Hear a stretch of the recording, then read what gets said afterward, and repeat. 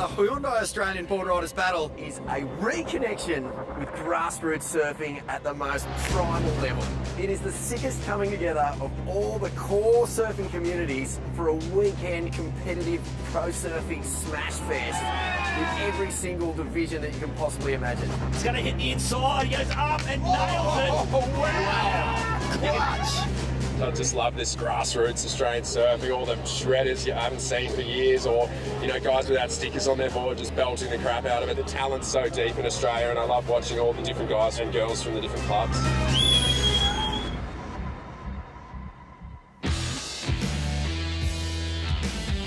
Welcome to Newcastle Beach for the 2023 Hyundai Australia Boardriders Battle. This is it, surfing's biggest day. 24 clubs from all around the country coming here to earn the right to be number one. Jess Grimwood, Vaughan Blakey, we're in the sand. We're ready for a huge day of action. Some big stories out of the seeding rounds yesterday, Jess. None bigger than Scarborough Boardriders and Torquay taking out the seeding round. Yeah, they were some big upsets, especially for such smaller clubs, and the froth levels were so high. Of course, the top 8 clubs from yesterday moved straight on through to round 2, so they skipped this morning, but I wouldn't want to be skipping conditions like this. If you have a look, Vaughan is absolutely pumping out there this morning for the finals day of the Boardriders Battle, and it's beautiful, glassy and perfect Newcastle Beach. Well, no club has ever won the Boardriders Battle finals from round 1 or the seeding rounds that skip that round into round 2.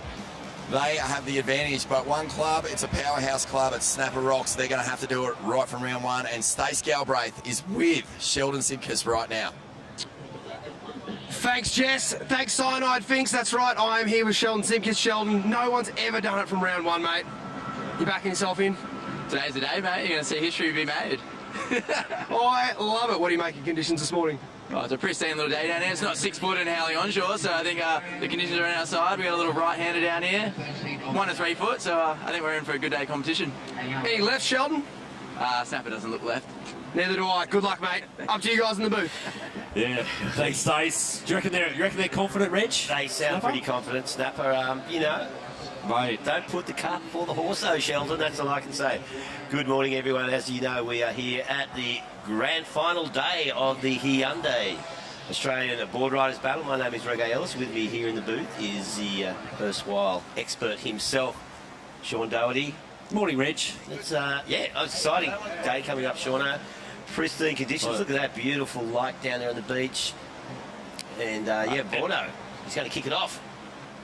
Yeah, mate, I'm down here. We're just about ready to kick things off this morning. Jago, he's from Snapper. We got Dane Henry here from Kingy. Trick Point also in this one. Oh, I'm in this. I've got to feel it, boys.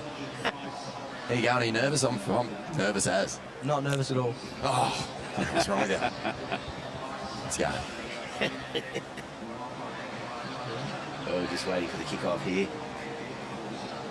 No, so Borno, you're psyched up, mate. You're going to outrun Jagger there. Don't trip him over, that's all I can say. Yeah, well, I mean, it's a big danger here. The leg rope factor does come into play. We've seen some horrible stacks over the years, but this is it, boys. Here we go. Feeling it. Doing this for New Brighton Boardriders who haven't qualified ever for the ABB, but my old club. Come on, boys. Yeah, I can see a pulled hammy coming here, Reg. Yeah, that's right. He could be out for the rest of the day. Now, To tell you what, though, you wouldn't want to fall down in front of Jagger Bartholomew. No, he's a big unit. He's a big unit, mate. Have him trample you. Because Vorno's like 6'18" tall. Yeah. And, there you go. As he stands up, he stands up. What's going on? Yeah. We've got a bit of a false start going on down there. But the boys are psyched. This could build the nerves up a little bit there, Vorno. Just shaking it off. Yeah. I can tell, well, you guys know, there's $100,000 over, the entire course of this event up for grabs, but it's the bragging rights. To be number 1, it just changes the culture of your whole club. That's right. And these guys know exactly what it means, not just for their club, but for their local community. So it's a big one. It is a big one. And look at that beautiful shot. We'll see Blakey make his way into the water. We've got the waterproof microphones. It's sort of like going to be... There he goes. There's the run, like, in there. What's it like? Go on, what's it like? Oh, look at that, paced him. Oh, no, he's doing all right. Oh, Borno just holding. He's giving up. Call the ambulance. Another fail. Fail indeed. Right, well, that is the start of our first heat, of course, and yeah, it is a good one. And Hey, you all right down there, Bono? Mate, that's the fastest I've run in the last 5 years for sure. Yeah. Jay, club president of Snapper Rocks, we know you got a mountain to climb today, mate. Yeah, we do. We really do. You know, we've come together this morning with good vibes. It's been this Sunday into us all. I think that was probably one of those best opening mornings ever, and we got to witness it by the Blakey himself. And I've done it before. The camera wasn't on me, and I tell you what it was. I tell you, I know it was funny, but man, you guys are doing such a good job with this event, and I'm just stoked here to be blessed in this beautiful morning, not looking at 8 and 10 foot closeouts. Well, mate, I know it didn't pan out how you hoped yesterday into round one. You didn't get that advantage of skipping round one, but if any club can do it, it's Snapper. Yeah, that's right, mate. You know, I think the ocean just didn't give us any love yesterday, but hopefully today's a new day, and we're just going to bring it. And we're all humble and feeling like good, and we're all good together. And yeah, at least I'm not pulling out people out of the pub early hours of the morning. We've got a team of go-getters this day. Well, that's good to hear, mate. Yeah, Newcastle can be vortex, but it's got to be one of the most beautiful surf cities in the world, and it's great to have you guys down here. Mate, it's beautiful. It's a surfing auditorium, and I hope it's here every year. We love it. Love Newcastle. Back to you, boys. all right, Yeah. well, thank you, Vorno. And yeah, of course, Jake Phillips. Yeah, he's been a stalwart of Snapper Rocks for as long as I can remember. Mate. And yeah, when he was in the team, now he just sort of runs the whole club. And yeah, awesome surfer. So, Vorno, before you run away, how did you hurt yourself? Did you do a hammy? Someone told me you just collapsed in the sand. Oh, mate, I'm telling you, reggae, exercise, it's not in my wheelhouse. No, I was actually thinking, Reg, that in the... Oh, he goes down. Well, I was thinking, mate, in the 35 years of knowing Vaughan Blakey, I can't ever recall him having seen him run, ever. No. I've seen. The hammies are that tight. Well, you know, it's yeah. Hey, we've got a special guest over here, guys. Just while we're live, Sierra Kerr, welcome to Newcastle. A lot of pressure on Snapper Rocks today. You had a breakout year last year. Congratulations on being nominated by your peers worldwide as one of the top 5 surfers in the world. Tell us what it's like to surf for your club. Yeah, it's so sick. This is my first ABB, and I'm frothing to be here, and it's so cool being with Snapper, and we're just all pushing and motivating each other, and yeah, we're super excited for this heat. So often in this event, we see the women really pulling their teams through. Hopefully that doesn't happen to you today, and you can just be part of a big push. Yeah, hopefully we're just doing good, getting some starts, and wow, that is a gnarly paddle battle right now. But yeah, hopefully we just get some good waves and surf them. Yeah, we're all super excited to even be at this first round. We're just ready to get the ball rolling, and yeah, let's get it.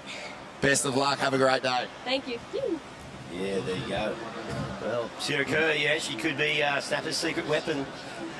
Yeah, Awesome well, surfer. mate, if you go off what we saw yesterday, she was in sizzling form. Yeah, and her old man, Josh Kerr, was Josh Kerr, one of the few guys in the Masters doing backside airs into that win. So, yeah, a good, solid team. Now, Snapper Rocks, they are in the red. We've got Tree Point from WA in the white. Kingscliff, far north coast of New South Wales, of course, they wearing the yellow. And South Arm Boardriding Club from Hobart, Tassie, in the blue. So, this is the first heat of the day, of course. They are 1 hour long. We've got 5 surfers, one of whom is a power surfer, and he gets to surf, he or she, they surf twice. And yeah, so the big thing here, of course, with these this format is managing your time. So it works out, on average, each surfer has about 12 minutes out there in the surf, but anyone, of course, the idea is to build up that time. Don't leave your last 2 surfers with like 10 minutes between them. No, it doesn't always work out that way, Reg. No, it 12 doesn't. minutes for a wave.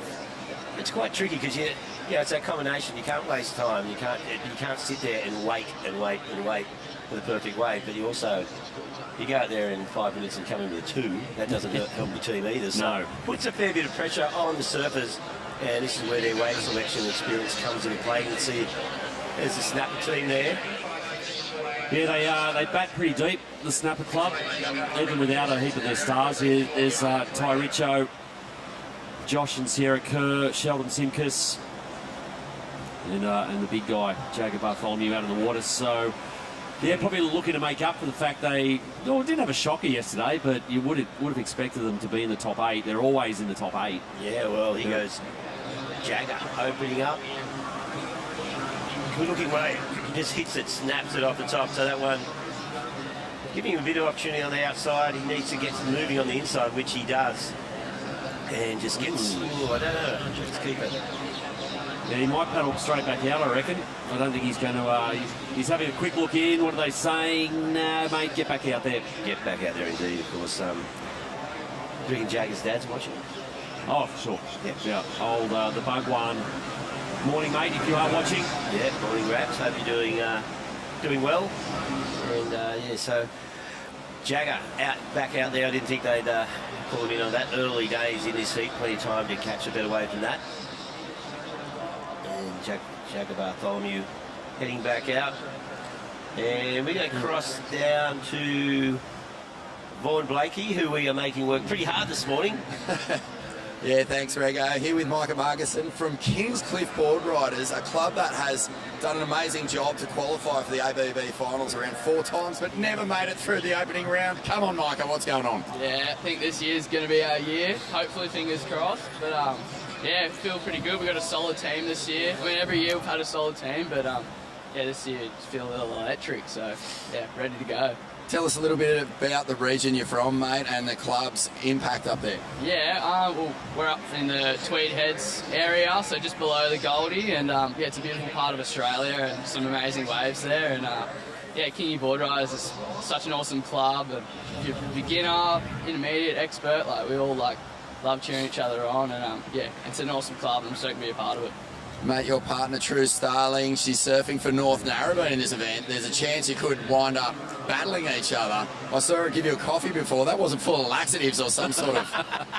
I didn't drink it. I was too scared. Nothing. Game day, hey? No, it's... no, last year we had like a bet. I was like, oh, I bet you we'll beat yous. And I think they made the semis or something. I think they've won like 1 or 2 times. So, yeah, we got a lot to live up to. But, yeah. I remember that. Was the loser of that bet had to mow the lawn for the whole year until this year's event? I think it was like washing the dishes, and I've been the Uber driver for about a year, I reckon. Oh, mate, well, best of luck for Kingscliff. Great to see you, and a shout out to your dad on your Brendan. Yeah, Dad. Yeah, Marks. Yeah, he'd be a good master. Yeah, he would be. Yeah, I was chatting to Micah yesterday. He said he was actually contemplating doing a little strike run down to Bells and Wikipop. Said he had a couple of his dad's old boards. Oh. He wanted to ride it, 6-8 foot Wikipop. Of course, his dad's old boards were 6'8" by about 14 inches wide. Yeah, exactly. As we see Jagger Bartholomew up and riding on his second wave. So we can improve on a... Oh, nice snap. Has a look back to the beach. They called him in. Yep, he's been out there for just under 9 minutes. So Jagger looking to lock in a decent score. The boys expecting that to be obviously better than 3.63. Yeah, mate. I'll tell you what, if Jagger's surfing career doesn't go anywhere, Reg, he'd probably have a decent footy career. He's solid as. Look at the size of you. Wouldn't want him running at you, would you? Yeah, no, great surfer. Yeah. There we go, Sheldon Simkus, who will, I haven't looked at the team sheet, but I imagine they'll send Sheldon back out as a power surfer later. He really has, in the last couple of years, Red's become their #1 guy in the club.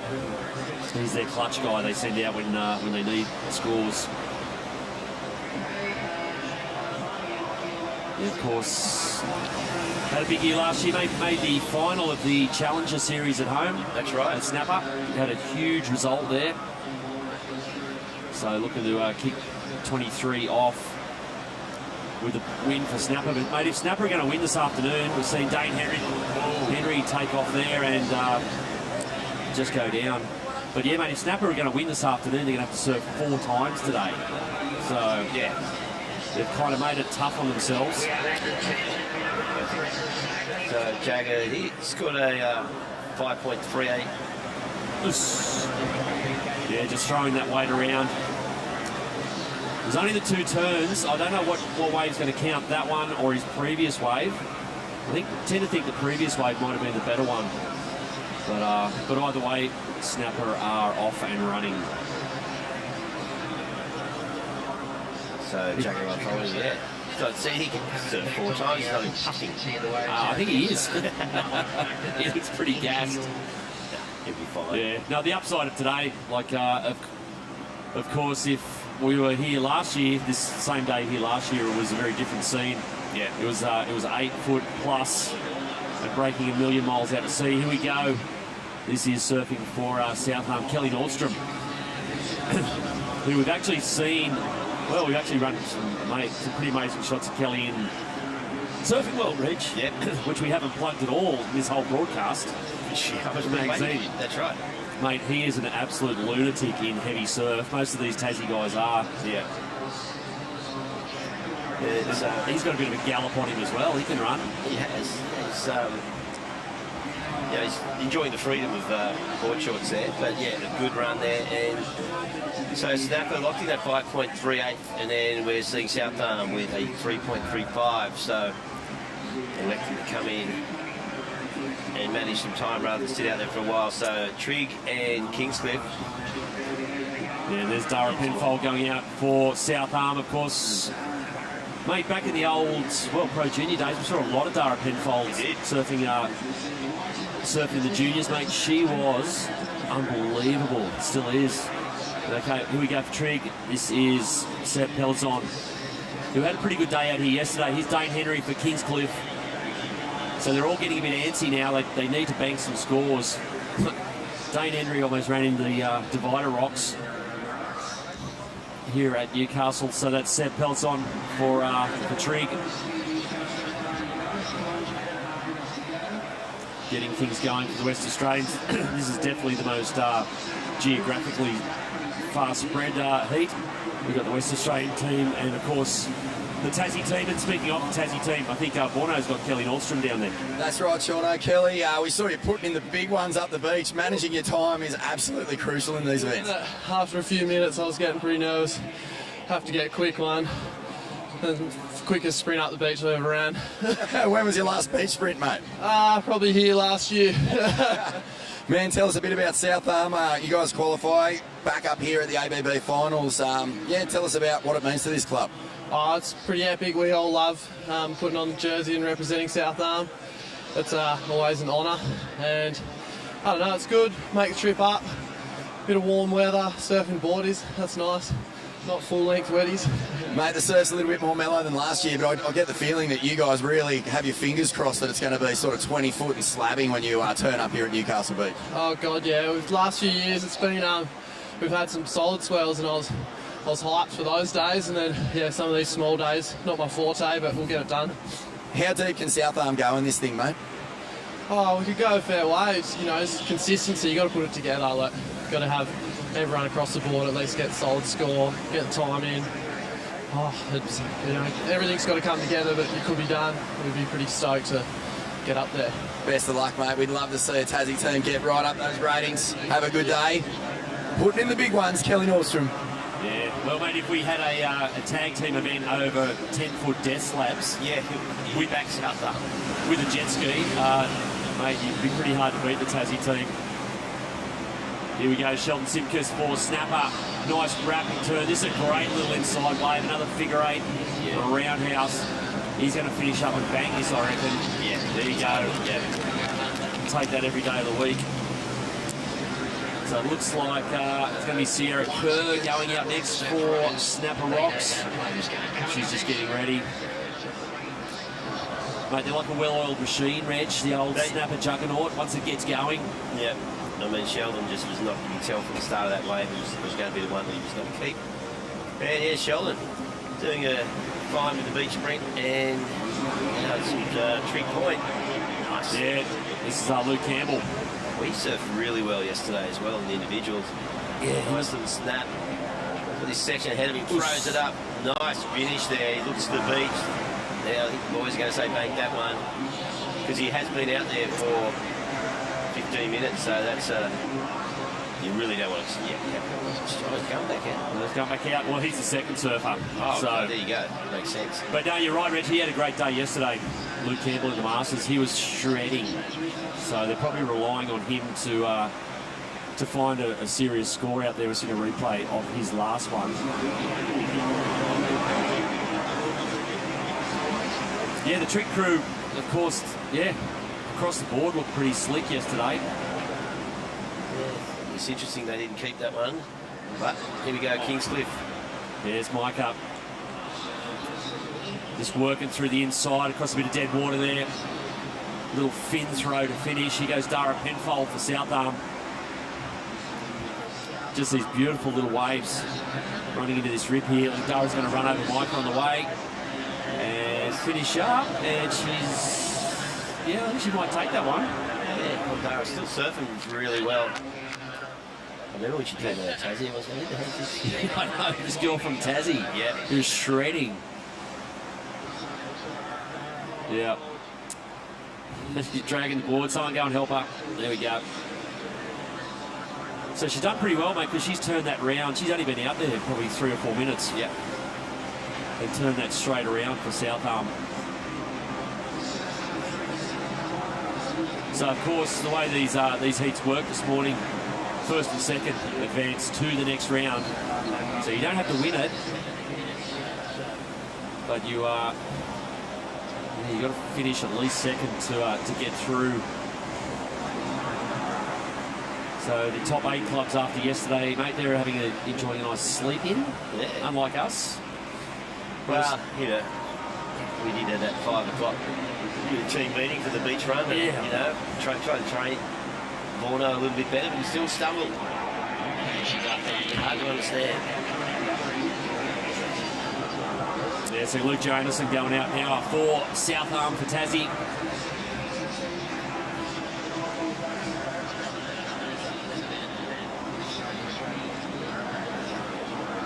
Yeah, so their team, they're going to have Hamish Renwick out next, then Toby Lawrence, and they're going to resend out Hamish Renwick as their power surfer. Of course, yeah, 5 surfers in each team. They nominate 1 surfer who's going to surf twice. And that's the power surfer. They'll send them out last. Yeah, we've had some variations on the power surfer.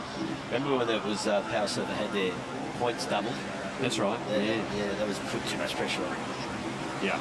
But you only get one wave. That's the pressure. That was the pressure, that's right. So this is a much fairer way to do it, I think. And, but still does put added pressure onto the power surfer. But, you know, they can swan around whatever beach go. Well, I'm obviously the best surfer at this beach because I was a power surfer. Clearly. Even though I haven't got the A-grade final for years. Well, we said oh, here we go. Sarah Kerr's going to grab a hold of this thing. Here we go, off the bottom, up through the lip. Great first turn. Another one there. Oh, she's going to finish here. Look at this thing on the inside, and a great little tagging turn to finish. You'll take that every day of the week. Man, look at this snap. You got Mike Bright down there, just sly smile. What a bonus having Sarah Kerr in there as your female surfer. Well, you know, like Sarah, of course, renowned for an aerial display, but how it's just, look at the beach strip. She's got some toe on it too as well. Maybe she does some Iron Man. Well, it helps on the side. Yeah, she just floats over the sand there. She comes in and sends her dad out. Well, she's a lot faster than her dad on the soft sand. Yeah. Because Josh, yeah, well, that's a pretty interesting tag. The Kersey on the 20. Yeah. And as we see, well, it looks like a paddle happening here. We'll just, yep, here it is from Kingscliff. Nice little snap. And again, rebounding off the whiteboard. A good little runner. These waves look so much fun shot. And heavy snap to finish. Looking good. And we just go, as Micah comes in, we're just going to cross down to Jess, who's there with Sierra Kerr. Sierra, you just probably banked a massive score for your team. You've got to be feeling pretty good this early in the morning. Yeah, it was good. It didn't take long to get a wave. I just sat wider than everyone and got a little double up. So stoked. It was good team, good timing for the team. So give the power surfer some time. So. And Snapper's one of the biggest clubs in this draw. How does it feel being in round one? Do you get nervous, or are you guys just solid as a rock for the rest of the event? Oh, I think we almost kind of liked it. We're like, it's good, get some momentum going, and yeah, just rolling. We heard this morning that no one's won from round one, so we're just trying to get something done. And what would it mean to get another title for Snapper Rocks? Yeah, it's my first ABB, but I've watched for the past few years, and we've come second like past 2 years, and I know everyone wants a title really bad, so we're gonna go get it. All right, we'll let you catch your breath. Congratulations, and yeah, good luck for the rest of the event. Thank you. Yeah, good on Jess, and well done, Sierra. Of course, if you're wondering why Sierra's accent doesn't sound like a Snapper Rocks accent, Rich, it's because Kerr's live in California. That's right, yeah. But, here's the replay of Sierra Kerr's wave. And a great finish here. So that score, a 5.38 that came in at. So that has put Snapper well and truly out in front. Yeah, like Sierra renowned for her airs, of course, but she's got the full combo going on. Just look at her eye this off there, just gave that some stick as well.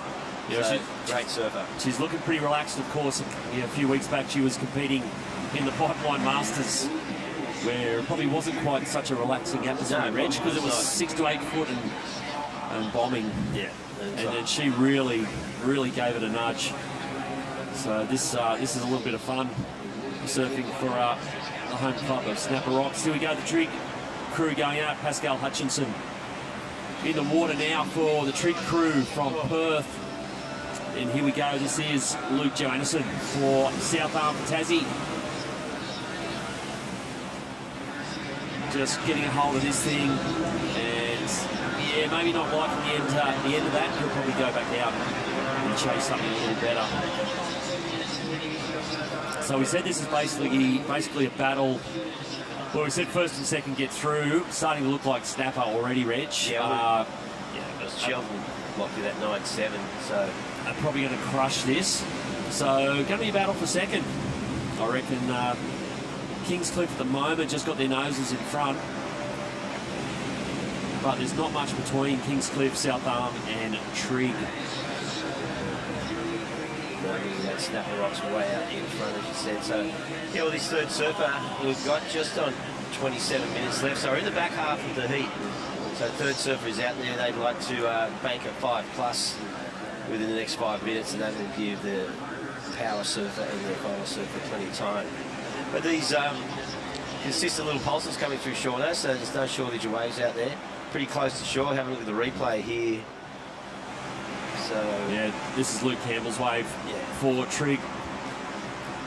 He's a good surfer. Really good surfer. That was a good wave. Yeah, we saw him yesterday absolutely light it up in the Masters. Yeah. So. And he's flying the flag for Trig.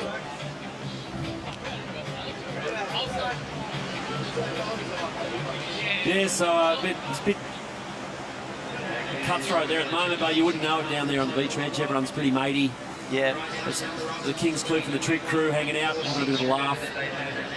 Camaraderie there. But that's the beauty of this, these club events. You do mix with clubs from all around Australia, and Trig guys probably haven't met the Kingy boys before, No, no, opposite sides of the country. Yeah, no, it's the beauty, mate. You just throw them all together for a weekend, and it's a good catch-up because a lot of these crew do know each other from, from the junior days. If they've surfed Aussie titles, surfed other events, or they've travelled and hung out. So it is a good catch-up for a lot of crew. So Snapper, as you can see, starting to pull away here, particularly now that they've got Josh Kerr. Josh Kerr, I reckon today, Reg, will be well, they've got a few secret weapons, but he probably is we saw him here last year as the master surfer. He really aced it. Out there on a twin fin, which I don't think we've seen anyone paddle out on a 20. Kersey rode his 20 last year. Yeah, he did too. In that big stuff. Yep. So incredible surf. I mean, like we were saying, the Kerrs live in California, but they really, they're home here in Coolangatta for 3 or 4 months a year. Yep. Of course, Kersey's lifelong member of Snapper Rocks. And when the phone rings, mate, when you know, Jay Phillips gets on the phone and says, "Mate, we need you." Yeah. He's always there. And looking really well. He's a man that they're going to rely on now. Like these Masters, you know, before many years ago, the Masters may have been seen as someone, oh, okay, Happy Gap makes it out back all right. Not these days. Masters surfing at a top level all the way through. Yeah. Yeah, I think, well, talking off Sarah Kerr, I think Jess Grimwood's. Well, Jess Starling has got her down there on the beach. Too many Jesses. Jesses everywhere. That's right. The boys in the booth went back over your wave a 9.7. Talk us through it. Yeah, I mean, it was like a wide one, and I saw it had some walls, so gave it a chance, and actually ended up having like 4 sections on it, even though I was like a little late to the third, so I didn't even hit it. But yeah, it was such a good wave, and just a couple lip lines, and a couple turns, and yeah, it was fun. And how's Dad going out there? I mean, there hasn't really been much wave since he's gone out, but I'm waiting.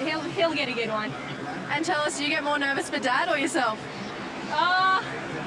Probably no one. I got trust in everyone that's here. Amazing. Thanks, Sierra. Good luck for the rest. Thank you. Josh Kerr out there. Remember taking Josh on a Surfing World Grand Bash road trip down the south coast. Had good barrels at Wreck Bay.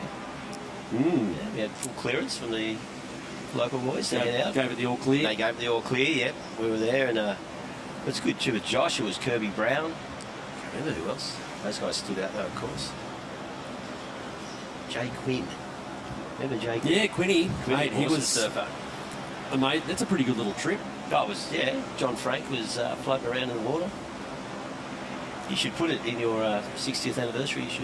Maybe. Here we go. Speaking of Josh Kerr, here we go. Kerr's your little high line run to set it up. He's racing to get to this section on the inside. Little fin flare. This thing bowling out of the inside. Floats to finish.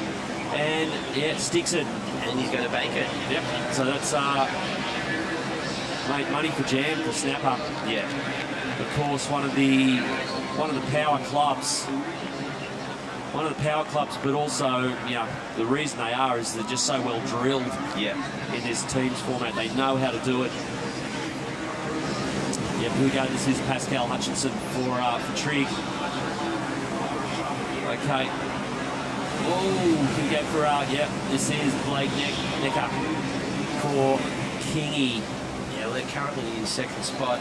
So you'd reckon on form, Reg, you'd kind of favour Kingy to get this second spot, but they're putting a bit of pressure on themselves. I reckon Trig are shaping as a real threat. Yeah. We're seeing Ty Richardson there running out. He's the junior surfer for Snapper Rocks. Oh, Kersey, look, mate, he wouldn't blow out a candle at the moment. That was just a walk in the park. So Snapper Rocks starting to put the foot down. Here goes Josh Kerr. Just great style. He's racing to get to this section at the end here. Just a nice little snap and straight into a big float finish. And that'll do it for Snapper. Of course, the three-time ABB champions. Yeah, 3 times. They won the first 2 years. Of course, this is our 10th year of running the Australian Boardriders battle. Snapper won year 1 and year 2. And then everyone was pretty glad that they lost. That's right. Yeah, once you win a couple of times, everyone wants to see you lose. Mate, they figured they could keep winning forever. Which, because you go back to those early years, you know, like the Snapper team was Joel Parkinson, Steph Gilmore. I think Jay Phillips was in the team as the master. Yeah. Mate, they go so deep, this club. I think Sheldon was probably the junior surfer at that point. Well, this could be... Oh, left-hander here. Trig. Not much wall, but managed to get a couple of little whips in there. Just looking to finish this one. Yeah, so it's running straight down the other side of the rocks. Oh, nice one. So we haven't seen anyone take a left. So Pascal Hutchinson for Trig. getting a hold of this. We'll see how the judges look at this.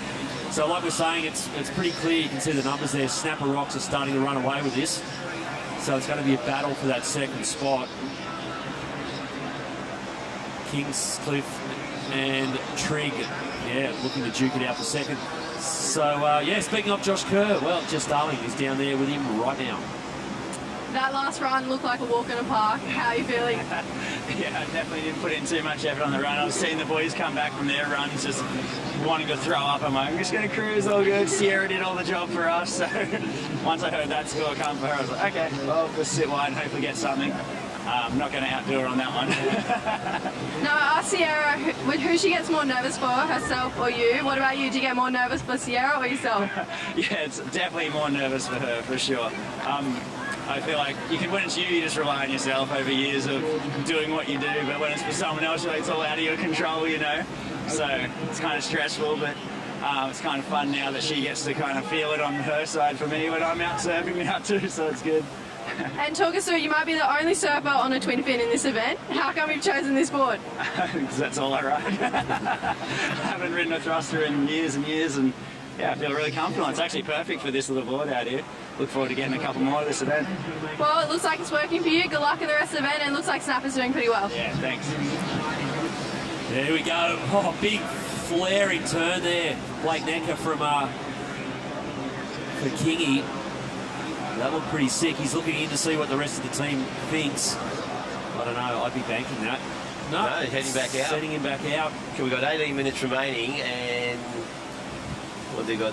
Well, there's still another three surfers to go. Yeah. They've got their female surfer, Ava Aguirre, and then Samba Man, and then they've got to send Mike Markinson back out again.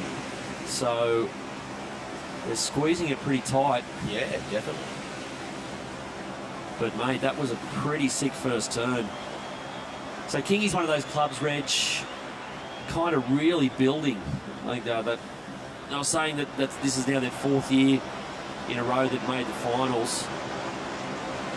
Which is a good. It's not an easy region to get through. No, and it's a big big surfing growth area up there. My brothers and his kids are in Kingy.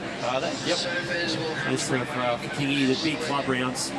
There are a lot of surfers in that area now. Oh, there's heaps. There's a Cabarita has a board riders too, doesn't it? Yep. There is Cabba board riders, definitely.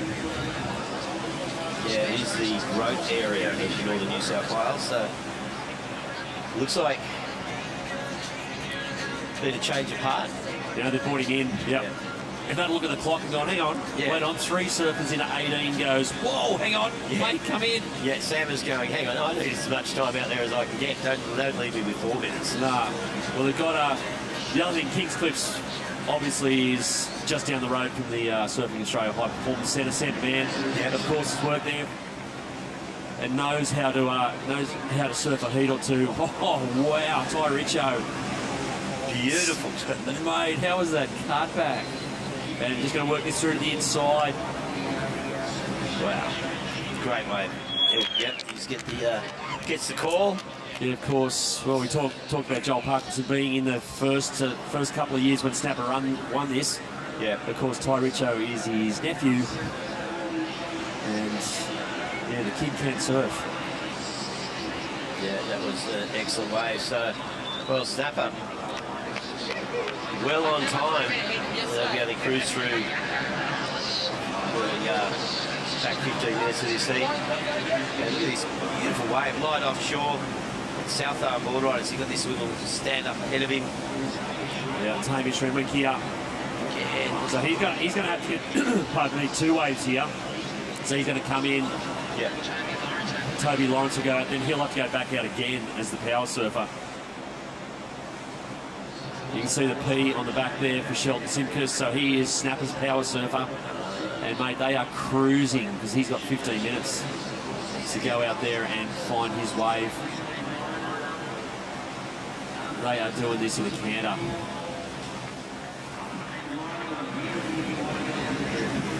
Okay, here we go. This is Izzy Campbell for Trigg. Really good wave. This is a great wave. Oh, yeah. Excellent wave. You can hear the Trig crew, they are stoked on this. This is going to be their best wave. Yeah. She is absolutely Well, Trig, are they going to...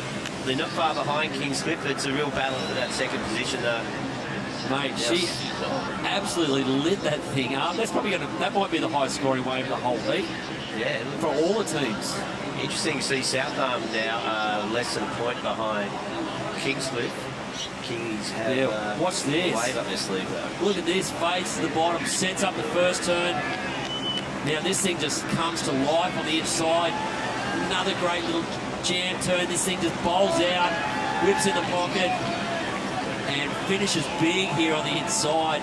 That is going to be a huge number for Trig Point. Izzy Campbell. You can see how stoked they are. Yeah, well, she did the job.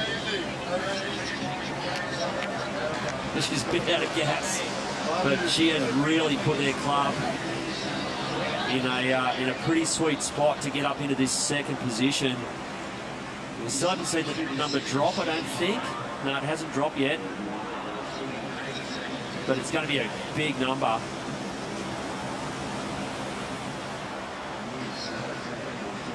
Yeah, she just found herself out alone on the peak, and that's probably the best looking wave we've seen come through all morning. And she has just lit it up. So game on now. So it makes life a bit interesting for the Kingy crew, because Kingscliff are probably liking their chances of sneaking through in second, but they're really going to have to earn it now. So that's Avery Giros there in the yellow for Kingy. There she is on a backhand. So another nice looking wave here for Ava, working it over. This is a good wave too. And a nice finishing turn. Now Kingy were really running behind on time, so she's really helped him out there. I think she's only been in the water about 2 or 3 minutes. Yeah, so Sam Mann will be the next surfer out there for Kingscliff, and of course then they still have Micah Knightson should come out for his power wave. Look at this wave on the outside. Sheldon Simpson just boom. Mate. This perfect little wave. It's just right offshore, pristine conditions, water temps 23 degrees. They'll be having a good time out there. Yeah. And Sheldon, is he going to bake that one or not? Well, he's the power surfer. He has to. Oh, of course, he had no choice, yeah. And that's his thing. So, Snapper, there's no need for Sheldon to run, no one to tag, and there's 12 minutes to go as we see Sampa Man heading out now for Kingscliff, their master surfer. Yeah, so this is really game on here for Kingscliff. They're probably going to really need. You see, there's that scores in. Look how tight Trig. Yeah, Trig. It was an 8.08 for Izzy Campbell from Trig, so that put them up into second. Here's a replay of Sheldon Simkers for Snapper. They are home and hosed in first place. They'll progress, no worries. So this has just turned into a training drill now. Yep. For Snapper. Imagine a few of the clubs that have already seeded their way through to the second round, they'll be watching this going. Kind of thought this might happen. Don't poke the bear, mate. Don't poke the bear. Yeah, Snapper didn't finish in the top 8 yesterday, so they've had to go the long way around today. But they are looking pretty good. So look, we go to 10 in the morning.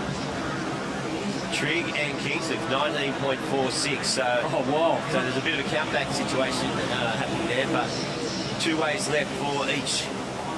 There you go. Each team, and we've got South Arm about 5.5 points behind them. Yeah, we thought it was close for second. We didn't think it was that close. They're actually tied. It's going to come. This is crucial. So yeah, both got 2. So both got 2 surfers to go. Yeah, Nick Muntz and Sam Man out there at the moment. Then it's up to the power surfers. We've got 10 minutes remaining. So well, Nick and Samba will be looking to lock it away as soon as they can. Looks here goes the paddle. Looks like blue.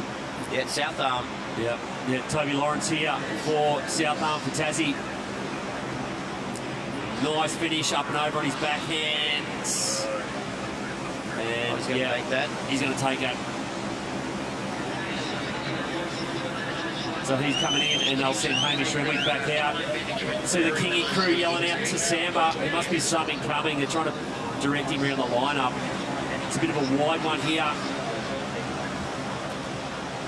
Samba looking at it. He's not going to get it. So you can see that thing standing up deep. It looks like Nick Muntz for Trigg is going to get it. Oh, this is a good-looking wave. Here we go. Nick Muntz for Trigg. Great swooping cutting to start. Now he needs this thing to stand up and bowl on the inside. A little back foot jam. Got to race it through this thing standing up in the shorey. Needs a finishing turn and does it. Yep, they'll count that. So with 9.5 to go, I reckon he's going to come in. Oh, look. Go, don't. Yeah, the pressure is on the beach. They can feel it. Okay, so Luke Campbell will be heading out for Trigg as their power surfer. Interesting. We'll wait and see what that score is, and Sam will know exactly what he needs to do. Yeah, they're sending Nick Muntz back out for Trigg with 9.5 to go. They reckon he can find something else. Bit of a roll of the dice. It is. I'd like to see what they... Because it's locked in there. Of course, with the rules, Reg, you've got to get your last surfer back in, otherwise you get penalised. No, I think they wanted to come in. No, they're dragging him back in. Oh, this might end in tears, Reg. This could end in tears. Well, Nick Muntz, he's decided to head back out. Looks like his teammates wanted him to bank it. Maybe a bit of confusion there. So they've got 8.5 minutes, and they've got to get these two surfers in and out, because if you don't, you get a 5-point penalty. Here we go, Samba Man looking at this. Taking off here on his backhand. Little set-up turn. It's not a big wave.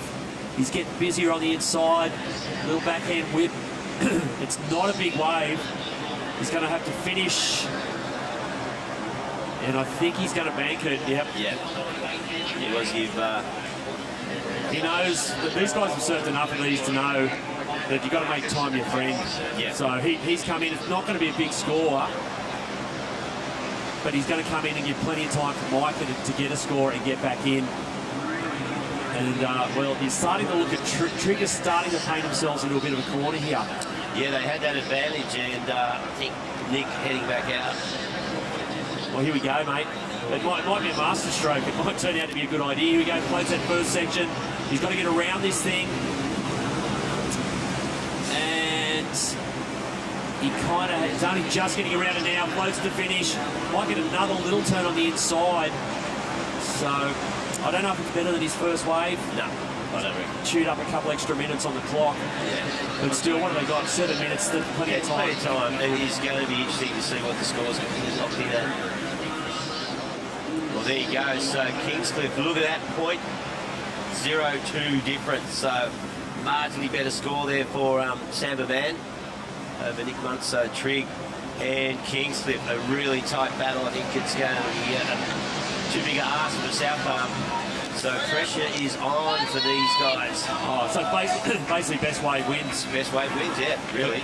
Between Micah Margison and Luke Campbell. Yeah, exciting stuff. So, mate, this is heavy. Yeah, heavy. You got to wonder. Look at it, like there's literally 0.02 of a point between Kingscliff and Trigg for this second spot. So down to 6.5 minutes. So Micah Margison up against Luke Campbell. Best wave wins. Okay, just seen Samba Man get a wave. He's down there with Jess. Take it away, guys. All right, you guys are ahead by 0.02. You got to be feeling a bit nervous right now. Well, it's pretty interesting. We actually haven't made a heat out of the first round the past 2 years, and it's happening all over again. It's like, oh, no, we're here again, but I've got faith in the club, and we've got great team members, and Mike is out there now. He's surfing really good, so fingers crossed. Yeah. And Micah being the power surfer, what little words of wisdom did you give him before he went out, or the team?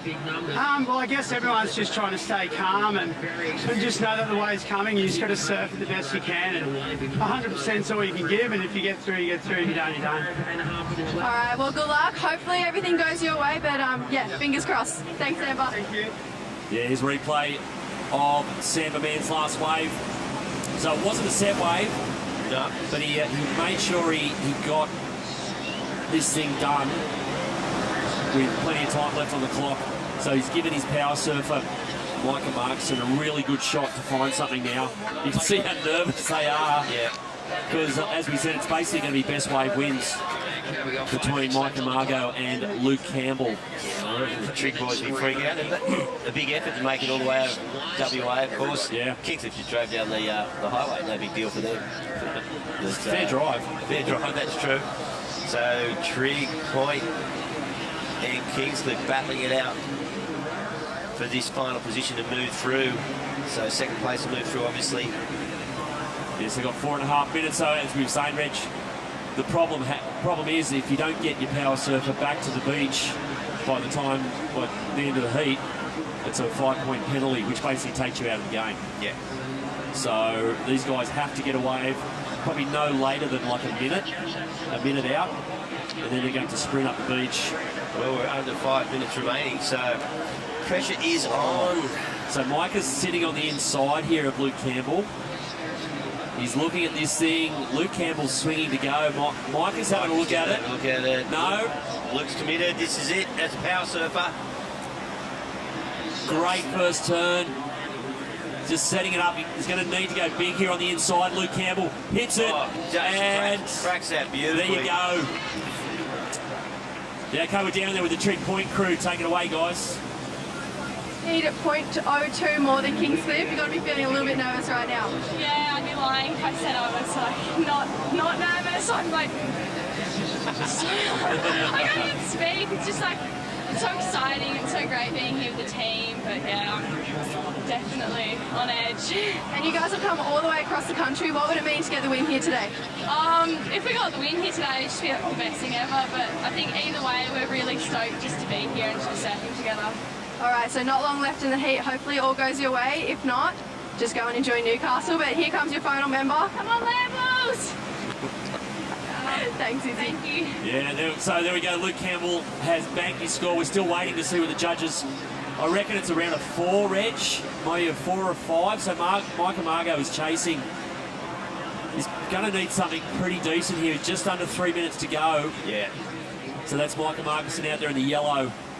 Well, he's having a look at here we go. Oh, there it is. So it's, I thought the South Arm surfer's going to take that, but this is it. Last throw of the dice for Kingscliff. He needs a 4.95. Here we go. One turn. He's got to go big here. Micah Margot and sticks it. Yeah. Oh, well, is it going to be a 4.95? Two big solid turns. So Trig, 28.04 at the moment. So that last wave, May for Toby. For Luke Campbell. Luke just locked in at that 4.95. It was a good wave too. So he's done the time thing. So Kingscliff wins it pretty they've got it, yeah. Mate, it's the judges will probably have a good look at this because Luke Campbell's wave had a big finish and 2 turns. 2 turns, yeah. Micah Margot's wave had 2 turns, but they were 2 big bangers. Yeah. I tend to reckon they'll go with Micah. Yeah, obviously the Kingy crew think he's got it. Yeah, well. Huge start to the day here. Massive start to the day. What an awesome heat this has been. And yeah, just excitement between Trig and Kingscliff going neck and neck for that second place. Of course, we saw Snap just run away for it, sort of via a warning shot across the bows of clubs like, who fancied themselves. Yep. You know. Okay, Jess Starling down there with Micah. Take it away, guys. Micah, you needed a 4.94. What are you thinking? Oh, I don't know. I knew it was like 6.05. Woo! That's the first time Kingscliff has ever made it out of the first round. You're going to be pretty stoked. Yeah, it's pretty epic. Oh, sorry. It was so close, and the last few years I've lost by like, I don't know, half a point and all that, but yeah, I knew the guy in white from Trig, and Izzy got that stick aim. Like, we're going to have to step it up a little, and yeah, stoked we got that last one. And, yeah, I don't know why I claimed it, but it's just the moment. You got to be stoked. On to the next round. What's the plan?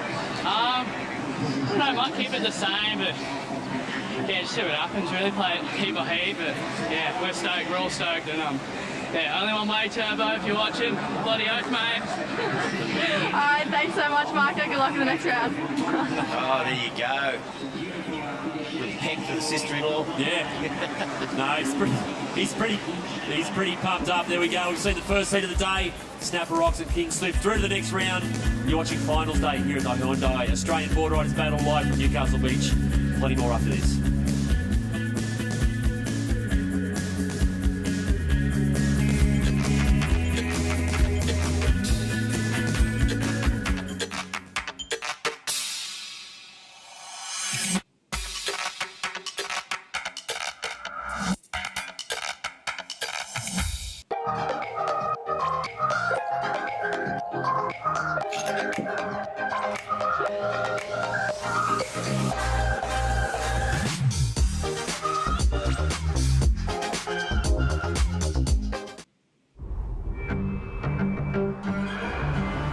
There was this guy, farmer's son, a mechanic, a dreamer who was determined to build a legacy. When everyone told him it was impossible, he replied, "How do you know if you haven't tried it?" This spirit still lives on in Hyundai, the company he founded all those years ago. So don't say you can't change the world. Have you tried it?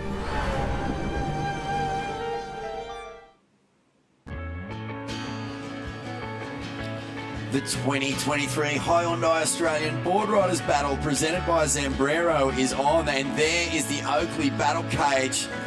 And that is an important and unique aspect to this event, Teams Challenge. You've got to get all your team riders back in that box to avoid a 5-point penalty. And 5 points in this format is huge. We've just seen an absolute nail-biter in the first heat of the morning. Vaughan Blakey and Jess Grimwood in the commentary booth to take you through this one. Those guys there, that is the Allura Beach Board Riders Club. And always huge support network here at Newcastle. They come up from the Shire, flags flying, pots and pans getting ready to be hammered. And Jess, it's been such a great morning, beautiful conditions down here at Newcastle, and I can see you're fizzy. I can see you chomping. Yeah, I'm really excited today. Finals Day is the best day of the year for us, and for a Board Riders Club, it's, for me, the best day in Australian surfing, because it really brings about what we're about with the culture. And also the start this morning, I mean, watching that start gate, did it bring back memories for you earlier on this morning? Oh, yeah, look, I'm not the fittest I've ever been at the moment, so big beach sprints are not really in my wheelhouse. Nearly coughed up a lung, but here's the matchup. Allura Board Riders from the Shire, Cronulla down there on the south side of Sydney, Avoca Board Riders from Central Coast, Yallingup, one of our West Oz competitors. In this one, we just saw Trig Point bow out, but Yallingup will be flying the flag for WA, and NASA, the North Ave Surf Riding Association. Great logo, isn't it? It's a beautiful logo, but you know what? One of the most, I think, nerve-wracking parts of the Board Riders Battle is making that exit, or that full off the starter gun, out the gates, off that little line in the stand. There's a replay of you right there. Oh, no. Look, what happened in that moment? You just go down and concede defeat. The hammies were like violin strings. Look how... The Achilles weren't much better, and that sand was actually...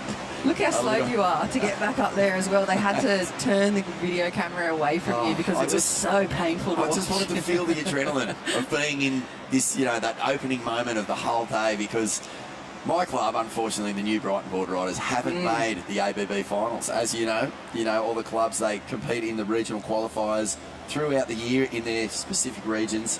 My club hasn't quite done it. I think Byron Bay, Kingscliff, and those clubs actually beat us, but we'll be there one year, and I'll be back in that battle box ready to go. Did you send them a little text this morning and just let them know, guys, this could be our little debut right now? Oh, yeah. I'm on screen and I'm representing. That's right, and then I just humiliated the club with a woeful performance. But look at this snap off the top, so straight into it is NASA. And a good finish here. Yeah, it looks like Van Whiteman is the #1 surfer in this round, opening round for them. Well, Van Whiteman is one of those guys, a real club man. He's an old man, great surfer as well, Dino. And he's played a huge role in Avalon actually qualifying for the ABB finals year after year after year. But then what happens is, because a lot of the clubs, their best surfers might be away, or maybe not even their best, just their sort of heavyweight names. And Van has, in a very dignified manner, just given up his spot to let other guys surf. Well, this year he's finally earned his place in the top tier. And he's off to a flyer here, putting Avalon into the leader. 4.25, and I think it looks like he might even paddle back out. So Van Whiteman. I love his style of surfing too. He's one of those bigger boys. I love when you see those, we call them clubmen a lot, but the guys like Holmesy and Van and Micah and those really big, heavy set dudes that really bring the power and kind of the core essence. And when I think back in, you know, the late 90s surfing in Australia and just big power gouges and totally overcoming like really gnarly sections that most other surfers would happily just shy away from. Yeah. That's like the essence of the Boardriders Battle Final for me. Like full body on the line, board on the line, everything on the line for the club. There he goes. Wow, beautiful off the top here. This looks like it'll probably go in around about the same scoreline. But solid start and slashing off the top. That is the beautiful silky smooth style there. Excuse me. Yeah, and I'm interested to see too. Lenny Shell, like Avoca have this vibe about them this year I haven't seen for a few years. So there's the big man Van. And my legs burn for them. I saw Dara up making the sprint up in the first round and I just thought, oh gosh, those thighs would be burning. Walk us through the format here, Jess, because it is unique to the team's challenge, and that run is absolutely massive. Not too many surf events really have a beach run aspect to it. Yeah, it's more like the Ironman or the Ironwoman series. As you see, Bodie Lee Jones for NASA making, I think it's probably a couple of 100 metres all the way to that little takeoff spot to the south. You can see the contest area there. You have to do a lot of sand work. I think it's smart. A lot of the competitors have been sticking right close to that hard packed sand. But then when you have to come up the top through the battle cage, it's so soft. It taxes the body, and this is first round. So there's a lot of running to do today. So 5 surfers and a power surfer. Scores obviously out of 10.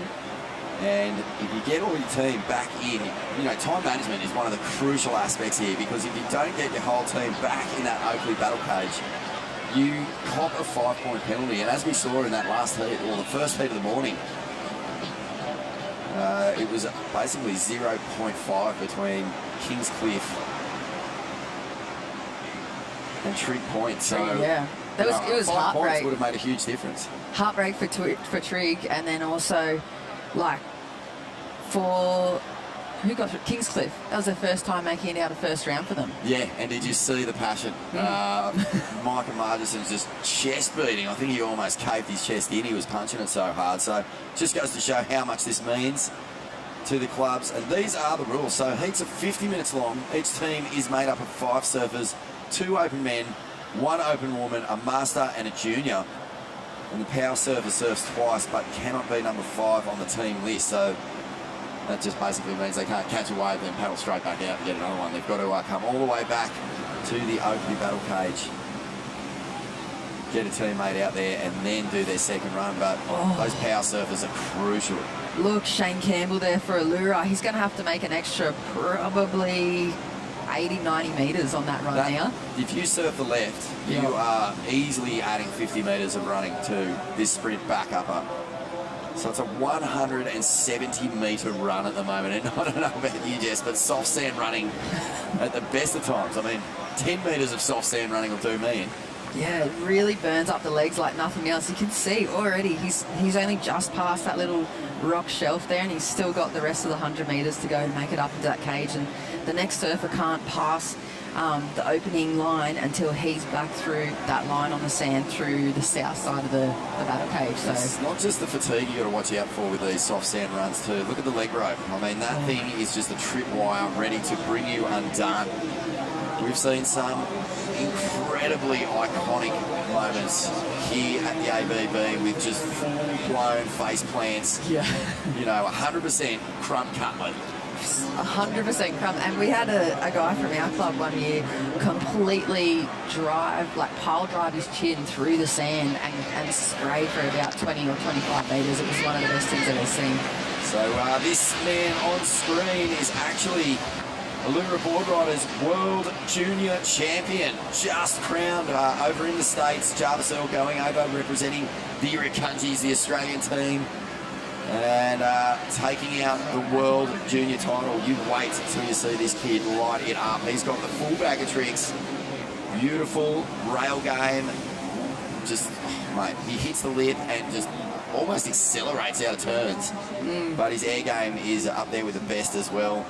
One of the real bright stars of Australian surfing, about to paddle out for Allura Boardriders Club. And, you know, it just calls to mind that every one of these teams is so deep with talent. I mean, to have a world junior champ, we're talking Andy Irons, Joel Parkinson, Ethan Ewing, Macy Callahan. These are all surfers who won that WSL World Junior title. Absolute talent on tap here at AVB, Vaughan. All right, well, 40 minutes remaining in this one. We're going to have a quick break and we'll be back with plenty more from the Hyundai Australia Boardriders Battle presented by Zambrero.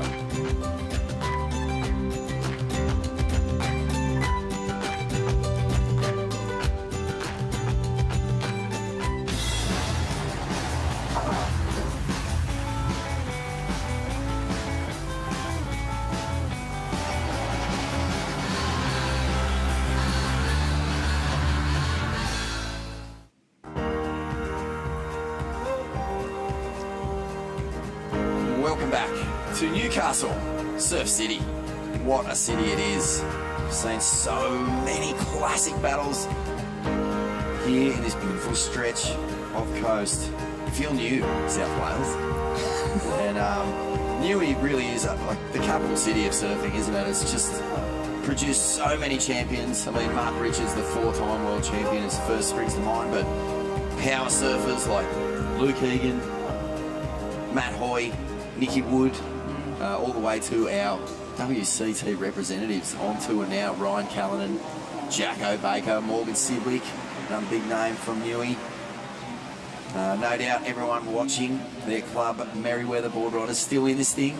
Yeah. In fact, we've only lost 2 clubs. South Arm Boardriders from Tassie and Trick Point, just so close. Out in the water right now, looking to get through this heat is Avoca Boardriders holding down the lead. The 5.88 North Avalon. And this is Bodie Lee Jones. And beautiful, smooth style. And Jess, you've watched this awesome young talent surf for a long time. She really knows how to get it done for the team. Oh yeah, she's ferocious. She's the ever competitor. True and Jessie were talking about it. She just wants to win at all costs. She's a real little secret weapon for them. Her and her sister have been competing so long. Look at those legs just pumped through.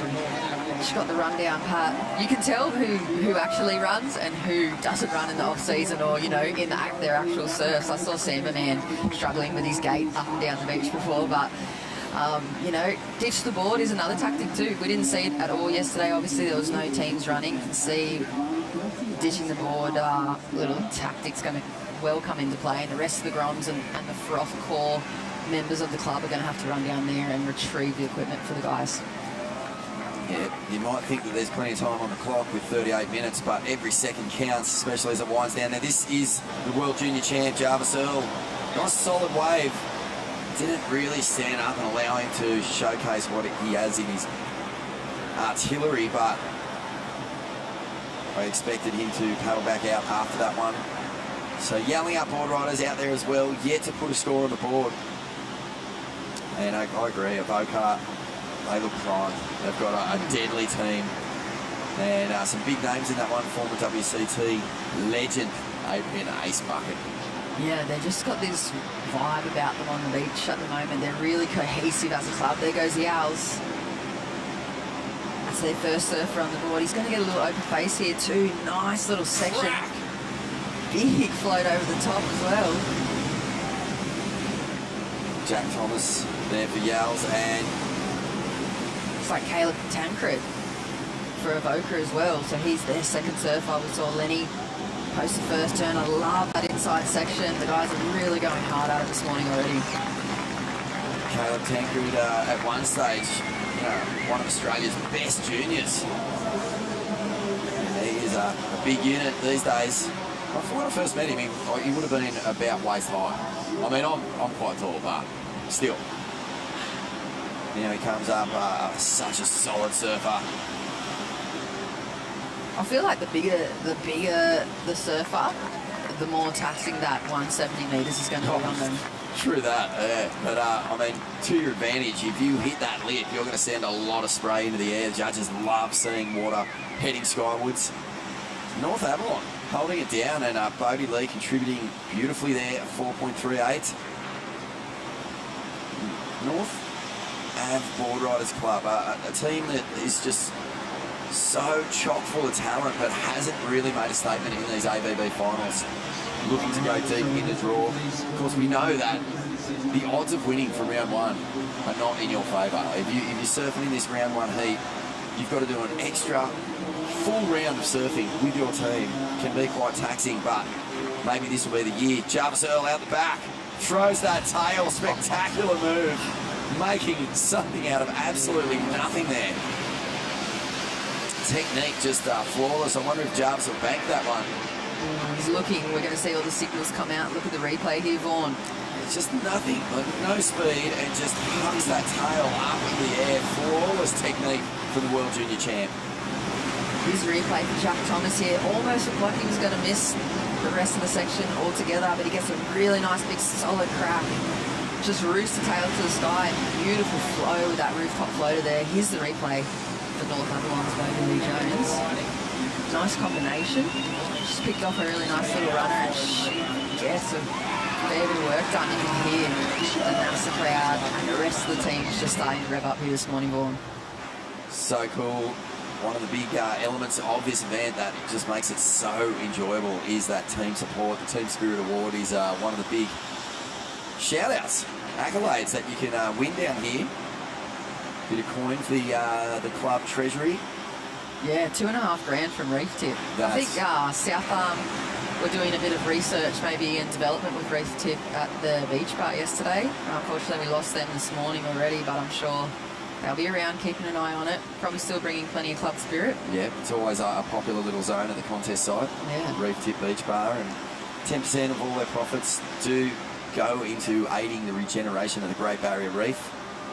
So wonderful supporter down here, contributing beautifully to one of our natural wonders. 34 minutes on the clock, a couple of scores locking in. Yelling up Boardriders putting a 5.4 after a really tricky late takeoff. That one big backside crack, just such a power move, and got the combo with a beautiful floater as well. And when we look at numbers too, Jack Thomas. Numbers, I feel like I've heard a lot of team managers, a lot of the coaches going through in a bit of a strategy way. You know, if you're sitting around that 30 points at the end of the heat, especially in the earlier rounds, you're pretty much guaranteed to get through. So each of your surfers is looking for a 5 or better. And slicing off the top for North Ave. Beautiful, expressive surfing there. That's Arch Whiteman. So the brothers. Yeah, plenty of brothers and sister combos in a lot of these teams. Whiteman brothers dropped a couple of mad clips from some of their surf adventures last year. Boys love big, heavy barrels. Yeah, and they've got a really solid junior crew as well, don't they? I know they won the National Junior Tag Team event in North Stain a couple of years ago. Here's the replay from Arch Whiteman there. Silky, smooth transitioning. Putting a lot of oomph, I feel like, into the rails as well. Not such a big wave, but would feel nice to get that under your belt. NASA not looking all that excited by that wave, sending Arch back into the lineup. It's often here, I was going to say, Jess, you often hear, the team managers, they watch these heats with basically no fingernails and just shoot them down to the bit. As we see Jarvis Earl again, he goes for a third turn. He's a little bit out of sorts here. He pulled off that one big spectacular air reverse. I just wondered whether he might try and come in on that. But sucking up a little bit of time here, Jarvis Earl. The Lura Boardriders, they know that even at a young age, this kid has, a top-level game. Incredible heat management. So he's backing himself to put his team in a better position. He's just got to watch this clock. Look at the technique off the bottom here, Jess. Look how deep he's drawn out that bottom turn. He kind of just projects a little bit too far over the back maybe and loses the footing, and the team just cringe as he goes down. I'm sure that's probably a regular landing for him, so it's kind of unusual to watch him go down. For me, he's kind of like the all-Australian surfer. He's like that. You have the all-American quarterback, and you've got Jarvis Earl for us. He's the all-Australian surfer. He can do it individually. He holds the world title in his division, and he's also a pure clubman. And it's classic, isn't it? Just that, you know, platinum blonde surf prodigy. We've had plenty. Shane Moran, Mick Fanning, Jarvis Earl. He kind of reminds me like if Julian Wilson and Ethan Ewing had a little hybrid. He's like a little hybrid of them.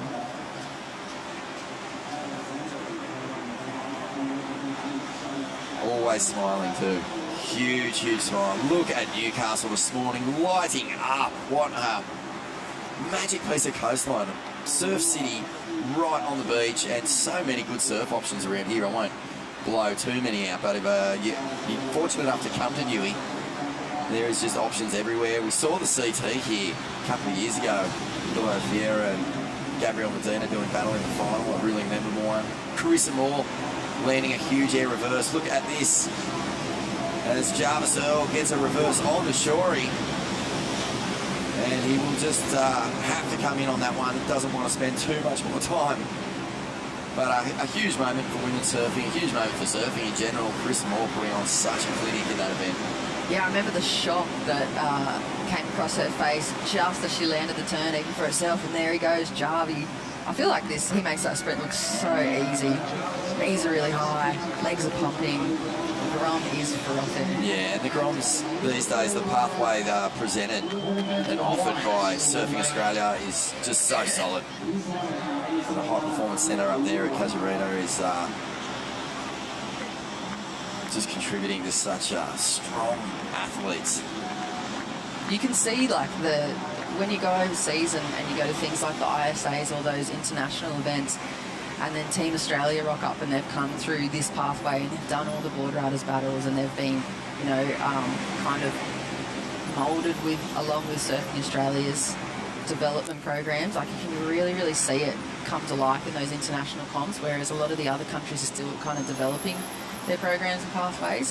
It's so noticeable from us, and not even in a biased way, especially when they do like a tag team style event overseas as well. And there's no other country that even has a little bit of any type of advantage over Australia. You put Australia in this situation in a tag team, wipe the floor.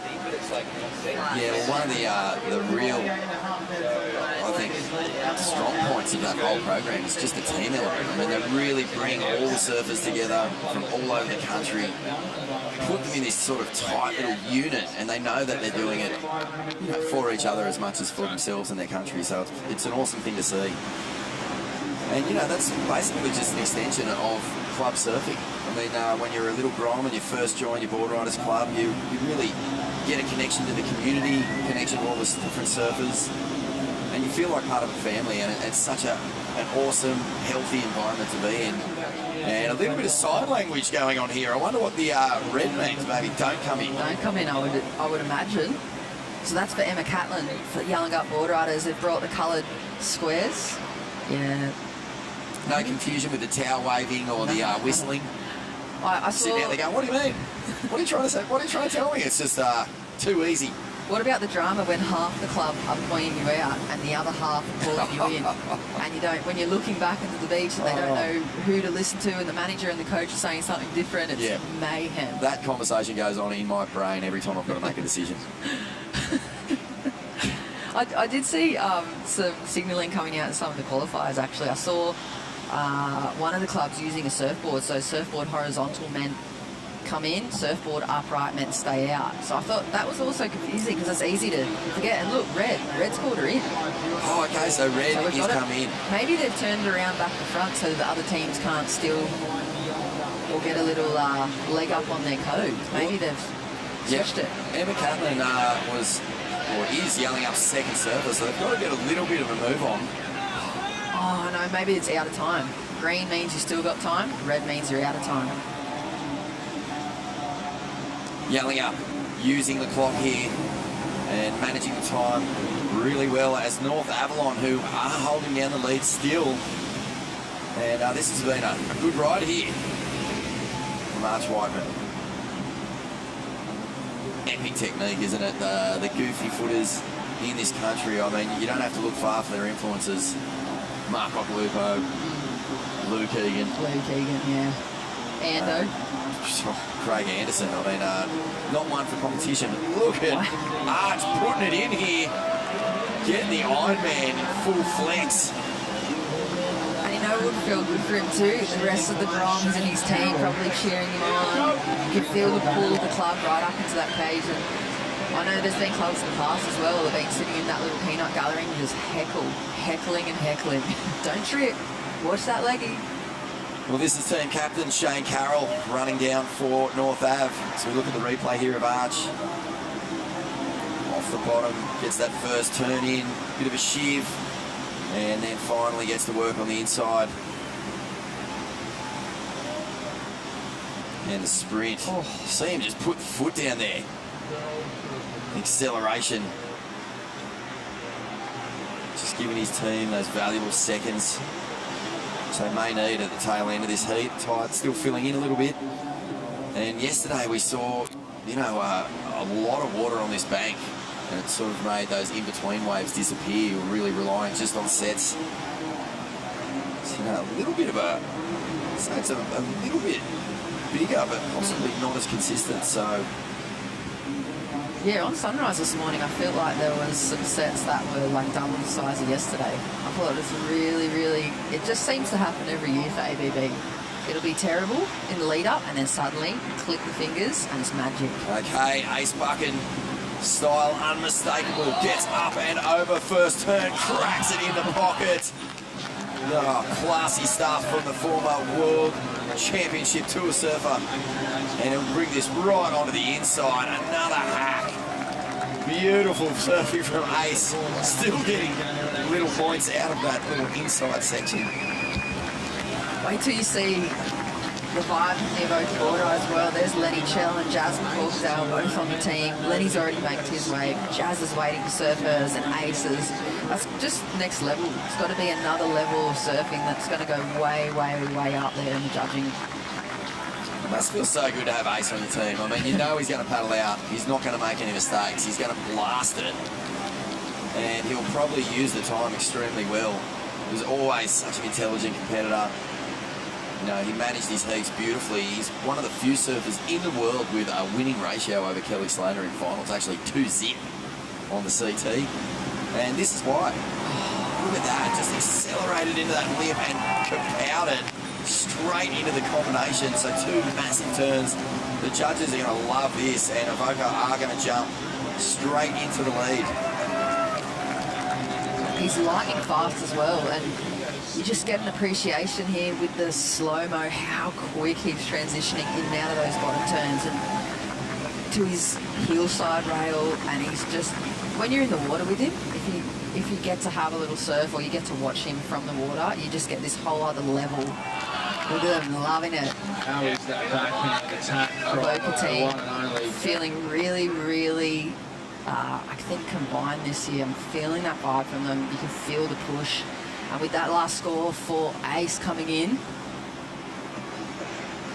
takes Evoca straight to the lead. 19.06 has them out in front with just over 20 minutes on the clock. Round one, heat two, Vaughan. Big morning of tag team surfing ahead of us. Oh, this is so good. And, you know, as the day goes on and the screws begin to tighten, you're just going to hear this beach beginning to erupt with team and club support.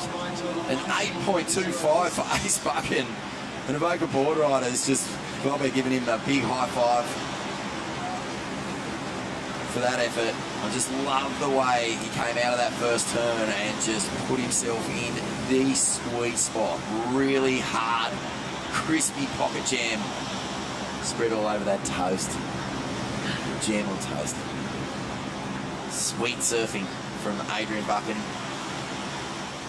I wonder, he must be the master for Evoca. Yeah, he's the master, and he's just tagged out Hugo Spindler, you know, the Super Grom from yesterday. We watched him surf. Had some good performances for the Evoca team, his individuals. The Lura Boardriders slipping down to third. And this is a strong wave on the inside, nice off the top. Yeah, Corbin White. Oh, he's found a bonus section here. And this one's bringing him right up the beach, so doing the running work for him. Smart move. Great shot from the drone there. You can really see just how much water was moving along that inside shorey.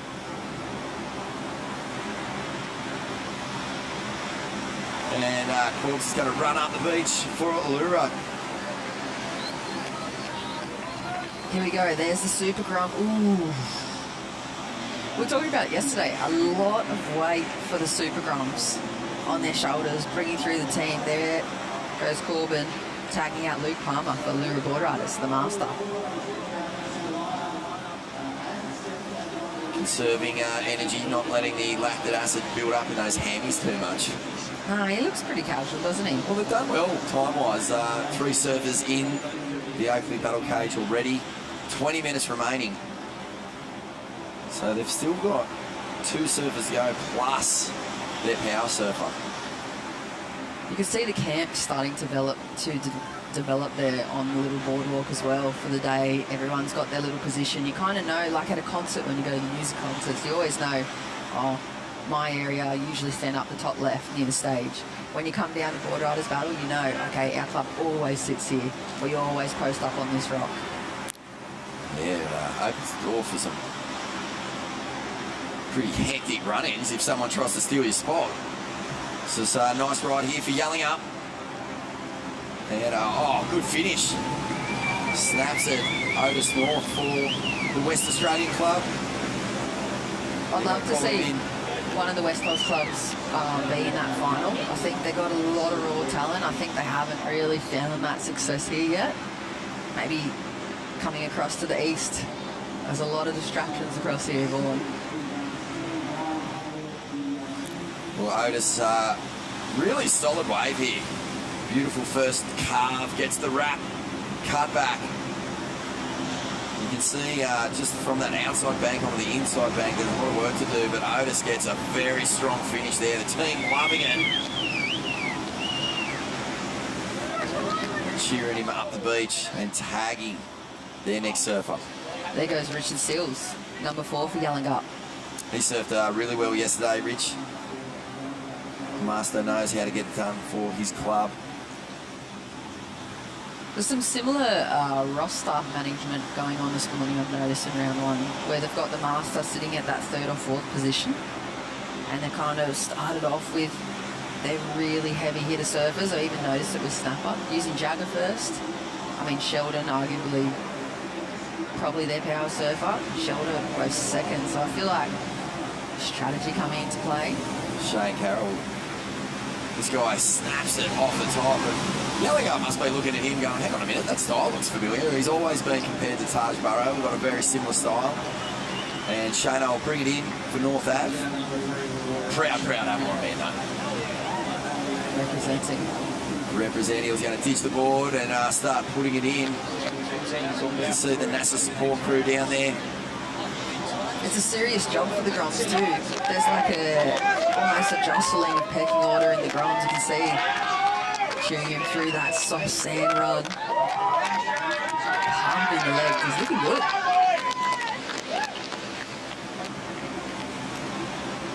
That's the tough bit right there. As you hit that soft sand, you know all too well, Vaughan. He didn't look like he was enjoying that last 10 metres. There goes Classic. Dane Dujic, the Super Grum. Look at the smile on his face.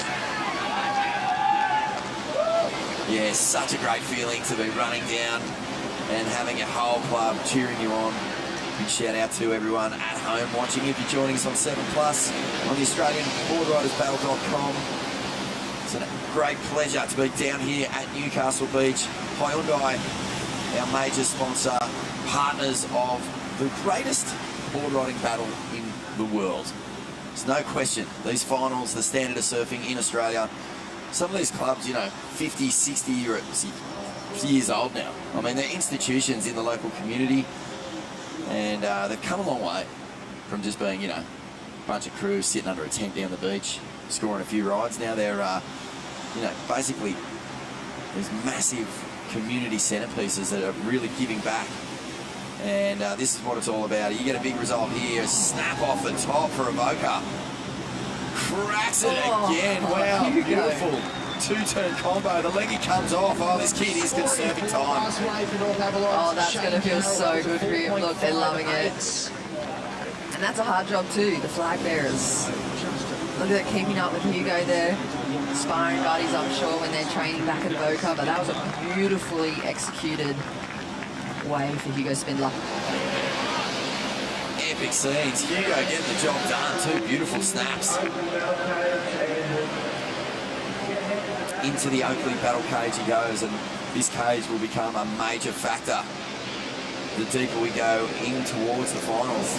That's Jasmine Hawkdale making the run for the women as well. Of course, she's been a participant in the Hyundai She's Electric leaderboard throughout the whole series. They've had each qualifying round the ability for the women to be scored individually on their own separate leaderboard, the Hyundai Electric leaderboard, and it kind of recognises and promotes that grassroots women's performance right from that qualifying level. So the club may not necessarily progress through to this national final round. Fortunately for Jazz, they're through, so she can still be a part of that. But they were, gifted with some development programs up at the HPC, and it's pretty incredible. Silsey, beautiful surfing there. Rapid fire backside attack from the yelling up master. Oh no, he's on the other side of the rock. So I can't stress enough just how far away from the Oakley battle cage that is. He has got a major run coming up. I think we were told before the drone measured it out. It's around about 175 metres, but that's just from the bank. I mean, if you finish on the left, where Richard Silsey is here, you've got an extra 50 metres on that for sure. Plus, you've got the pressure. You've got the previous wave that you just had under your belt, so that explosive energy. Just let go. And you have all the nervousness. Look, he's all the way. It's almost a cafe. Yeah, let's call an Uber from down there. No, you know what? One of the interesting rules as well, even if you're injured, I know in other tag teams you're allowed to have a runner for your team, but not in the Australian Boardriders battle. Even if you're injured, no nominated runners, you have to do the work yourself, and it brings it back to that battle attitude and mentality of getting it done for your club, regardless. I remember Bo Mitchell going down with injury last year on finals day for his club, for North Stain, so it was just crazy intensity, and they really do push it on to that point, right on the line there. Maybe we could get the Hyundai to let the top air out of the tyres of the electric down there. That could do a little back and forth along the sand. But maybe there could be some kind of novelty bonus points, and if you've got enough bonus points in the tank from the earlier rounds or the Club Spirit Award, you get to nominate one Uber ride only from the far bank straight back to the cage, and it can play like an advantage across the series. I like that. Yeah, we could implement our own little rules there. 13 minutes and 30 seconds remaining in this. Avoca out in front. Some really big scores. That 8.25 from Ace Buchan, the most notable. Let's have a look at this ride. This guy, Lennox Shell, he's another name that you're going to see a lot more of in Australian surfing. But wow, how snaky was that wave? Just linked it together beautifully. Bodie Lee Jones here for Avalon. Yeah, nice work for her as well. She's just really getting the job done for them out there. Didn't leave any opportunity left unsurfed. This was the wave, wasn't it? Off the bottom, showing all that World Tour class. Adrian Buchan. And it's exactly this kind of surfing that saw him beat Kelly Slater twice. John O'Shea there, just feeling the passion. Oh, look at him. He was almost about to just knock that grommet out. He didn't know where he was or what he was doing. But Avoca fielding a good team and looking very staunchy. I think you're right. There's a few clubs I've got an eye on. I mean, yesterday in the seeding rounds, Jess, we were frothing to see some surprise names at the top of that seeding list at the end of the day's action. Scarborough Boardriders, what about that? Topping out the day. And Torquay. These are two clubs that have been to the ABB finals a few times, and they really want to get that trophy and take it back to the hometown. Look at the split peak as well. Allura tracking with Luke Palmer, finding that left, putting the extra meters on those thighs there. Blue took the right-hander, and it looks like Jessie's just in the middle of it there with Jarvis. Jarvis, You know, you guys are currently in 4th place. You've got to be feeling the nerves right now. Yeah, there's a lot of pressure on power surfer and we definitely need to score, so hopefully I can go out and get it done in a short amount of time. And being power surfer, do you feel the weight of the world on your shoulders, or do you feel like you can rise above it? Yeah, there's definitely a lot of pressure, like whole club's hoping I can do it, but yeah, I love these moments, so hopefully I can get a good one. And you're the current World Junior Champion. Are you going to channel some of that energy when you go back out? Yeah, for sure. Hopefully I just paddle straight out into a good one. Alright, sounds good. Good luck for the rest of the event, Jarvis. Yeah, thank you. Thanks, guys. Thanks, Jess. Good to hear from Jarvis there, and you can see he's not even in the box getting ready to run out. So Allura they have got to get another surfer out there, get a wave, come back in, and then get Jarvis out. So time is a huge issue here for Allura if they want to get through this round. Do you know what stresses me out as a spectator of this greatest day in team surfing is when the surfers carry their leg rope on the opposite side of their body and you can see their free heel just clicking at every rotation on the sand. It makes me nervous. It's fingernails on a blackboard thing, isn't it? It's just squirmy. Makes me so nervous. I remember True Starling one year saying at one of the girls tag events, just whatever I do, I hope I make it out into the lineup without tripping over. And no joke, she like manifested it by accident for herself and face planted in front of everybody. It was so incredible, and I swear it would never have happened if she never thought about it. And then face plant straight over that leg rope and into the sand. Yep, reverse affirmation, that one. So waves coming here, and we are all eyes on this lineup because things are starting to get tense. This is Josh Catlin, and he just can't find an opportunity to get a wave. I think Yellingup, they are going to have to come in soon so that they give their power surfer enough time. There is 9.5 minutes remaining, or just over, and it looks like North Ave are the only team up to their power surfer. So 5 waves booked in there. I think Josh Catlin has locked in a score, but he's staying out there to try and improve on it. And you've got to say as well, I mean, there's so many like strategies going into play, and the managers and team captains would be working out and calculating the number of minutes that each surfer can have, and you know, the nice comfortable amount of minutes, and then what you could absolutely push it through to the max. So around that 8-minute mark is generally what we see in this type of board riders battle. But yeah, you're pushing out to 9 minutes and 10 minutes, it's safe to say the pressure's on. You might be blowing it for the team. That's right, it's hectic, and time management is crucial. As we say, there's a 5-point penalty if you don't get your team back into that Oakley battle cage at the end of the heat. Now, to put that in perspective, right now, Allura Boardriders is only 4.5 points away from progressing. So even though they're down in 4th and they need to get 2 surfers back in that box, if one of the other teams doesn't get that 5 or cops a 5-point penalty, they're all of a sudden back in the box seat.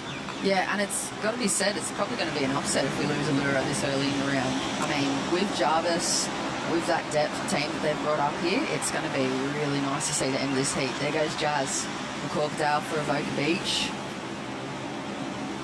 Looks like she's well within time as well. I think she's just getting it done. I reckon we're going to see her rip off the leggy and come on in, and they're going to send Lenny Schell straight back out, power surfer for Avoca.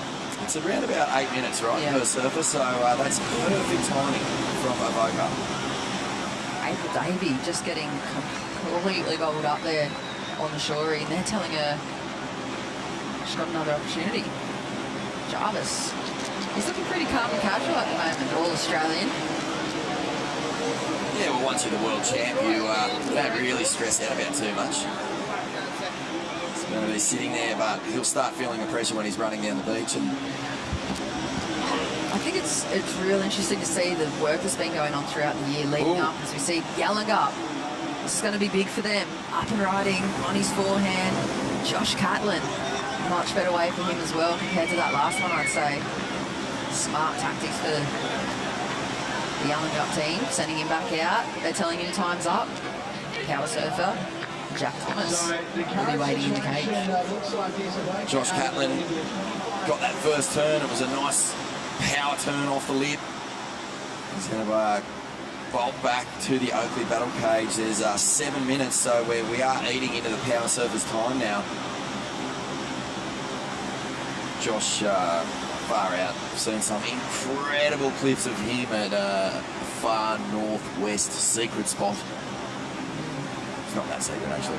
But far out. It is a scary wave called Tombstones. And if you think it sounds scary, wait till you actually lock eyes on it. It has ledges and lips mid-barrel. And this guy just, one of the few exponents who just can thread it, no matter how ugly it looks. So not quite those conditions here at Newcastle this morning. A little more friendly. But Josh is definitely getting it done here.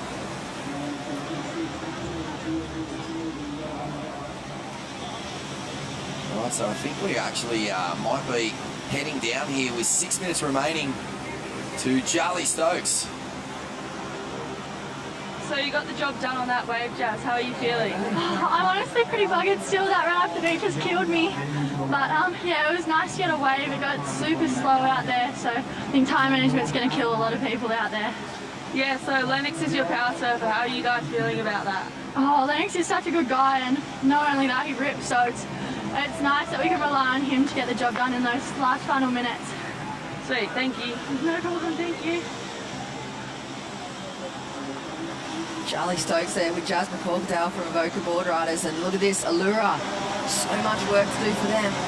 April Davey unfortunately goes down on the shore. Are they going to call her in? Yes. They have to. They have to at this point, yep.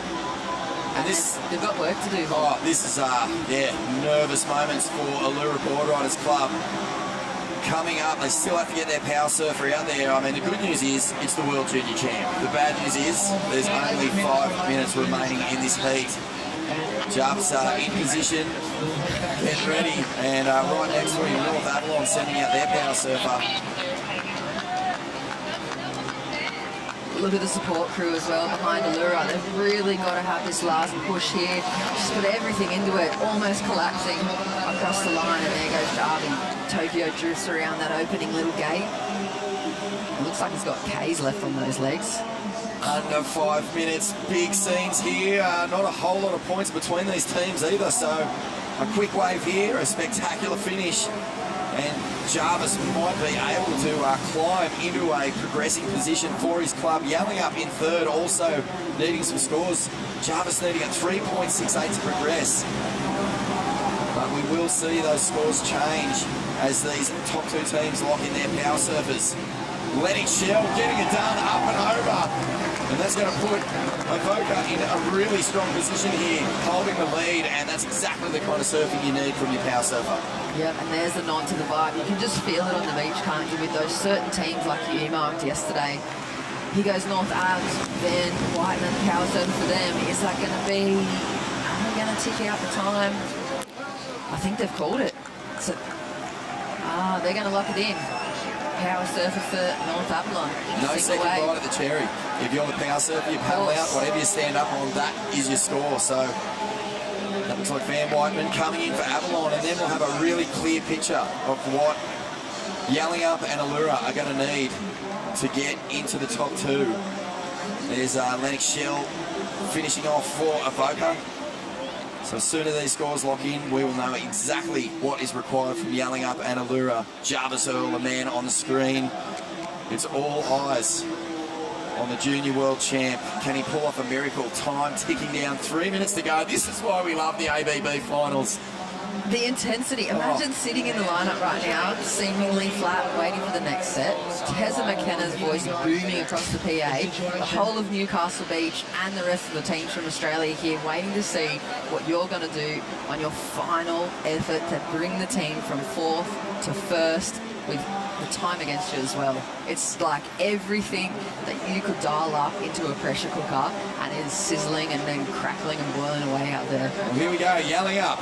This is a huge ride, and looks like a couple of good turns to start off with. Jack gets a good snap here. The third, 5 turns. You can't ask for much more than that. He's going to bring it in and race up the beach. 2 minutes to get back to that opening battle cage. And that must mean that the entire lineup is just sitting there for Jarvis Earl. So it's hard right now because North have already locked in their overall score at 24.82.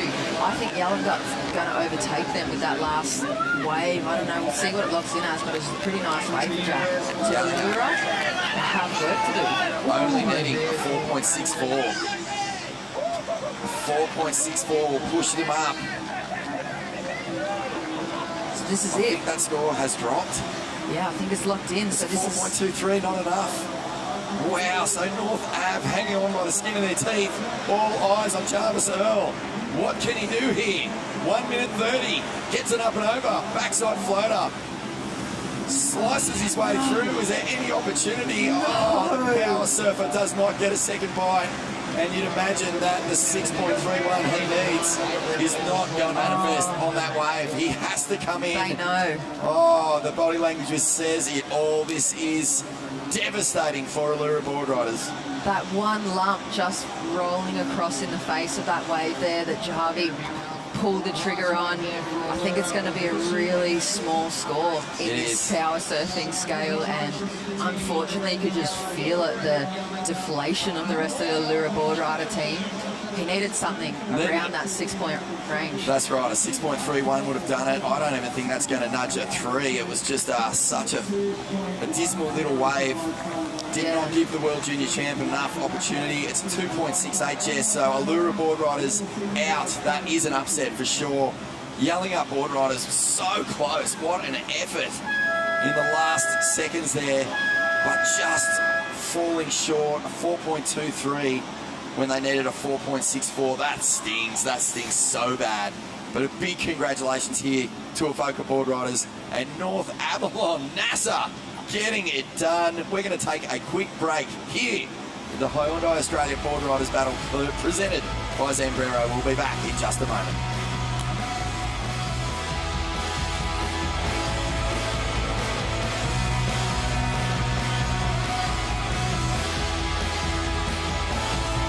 Introducing the next generation of champions. Hyundai She's Electric is the first all-women's leaderboard connecting ABB performance data around the country to unearth breakout talent, giving female riders a pathway to the top. Meet this season's Team Electric: Ava Holland, Charlie Stokes, Taylor Hannock, Ruby Rentz, and Imogen Enfield. In 2023, will you be next?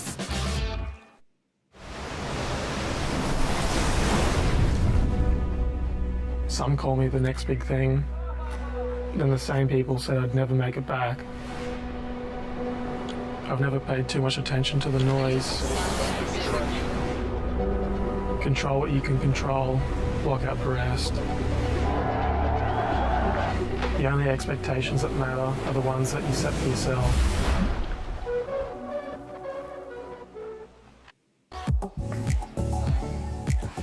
Welcome back to Newcastle Beach as the Hyundai Australian Boardriders battles continue. We're into the big day, Shauno.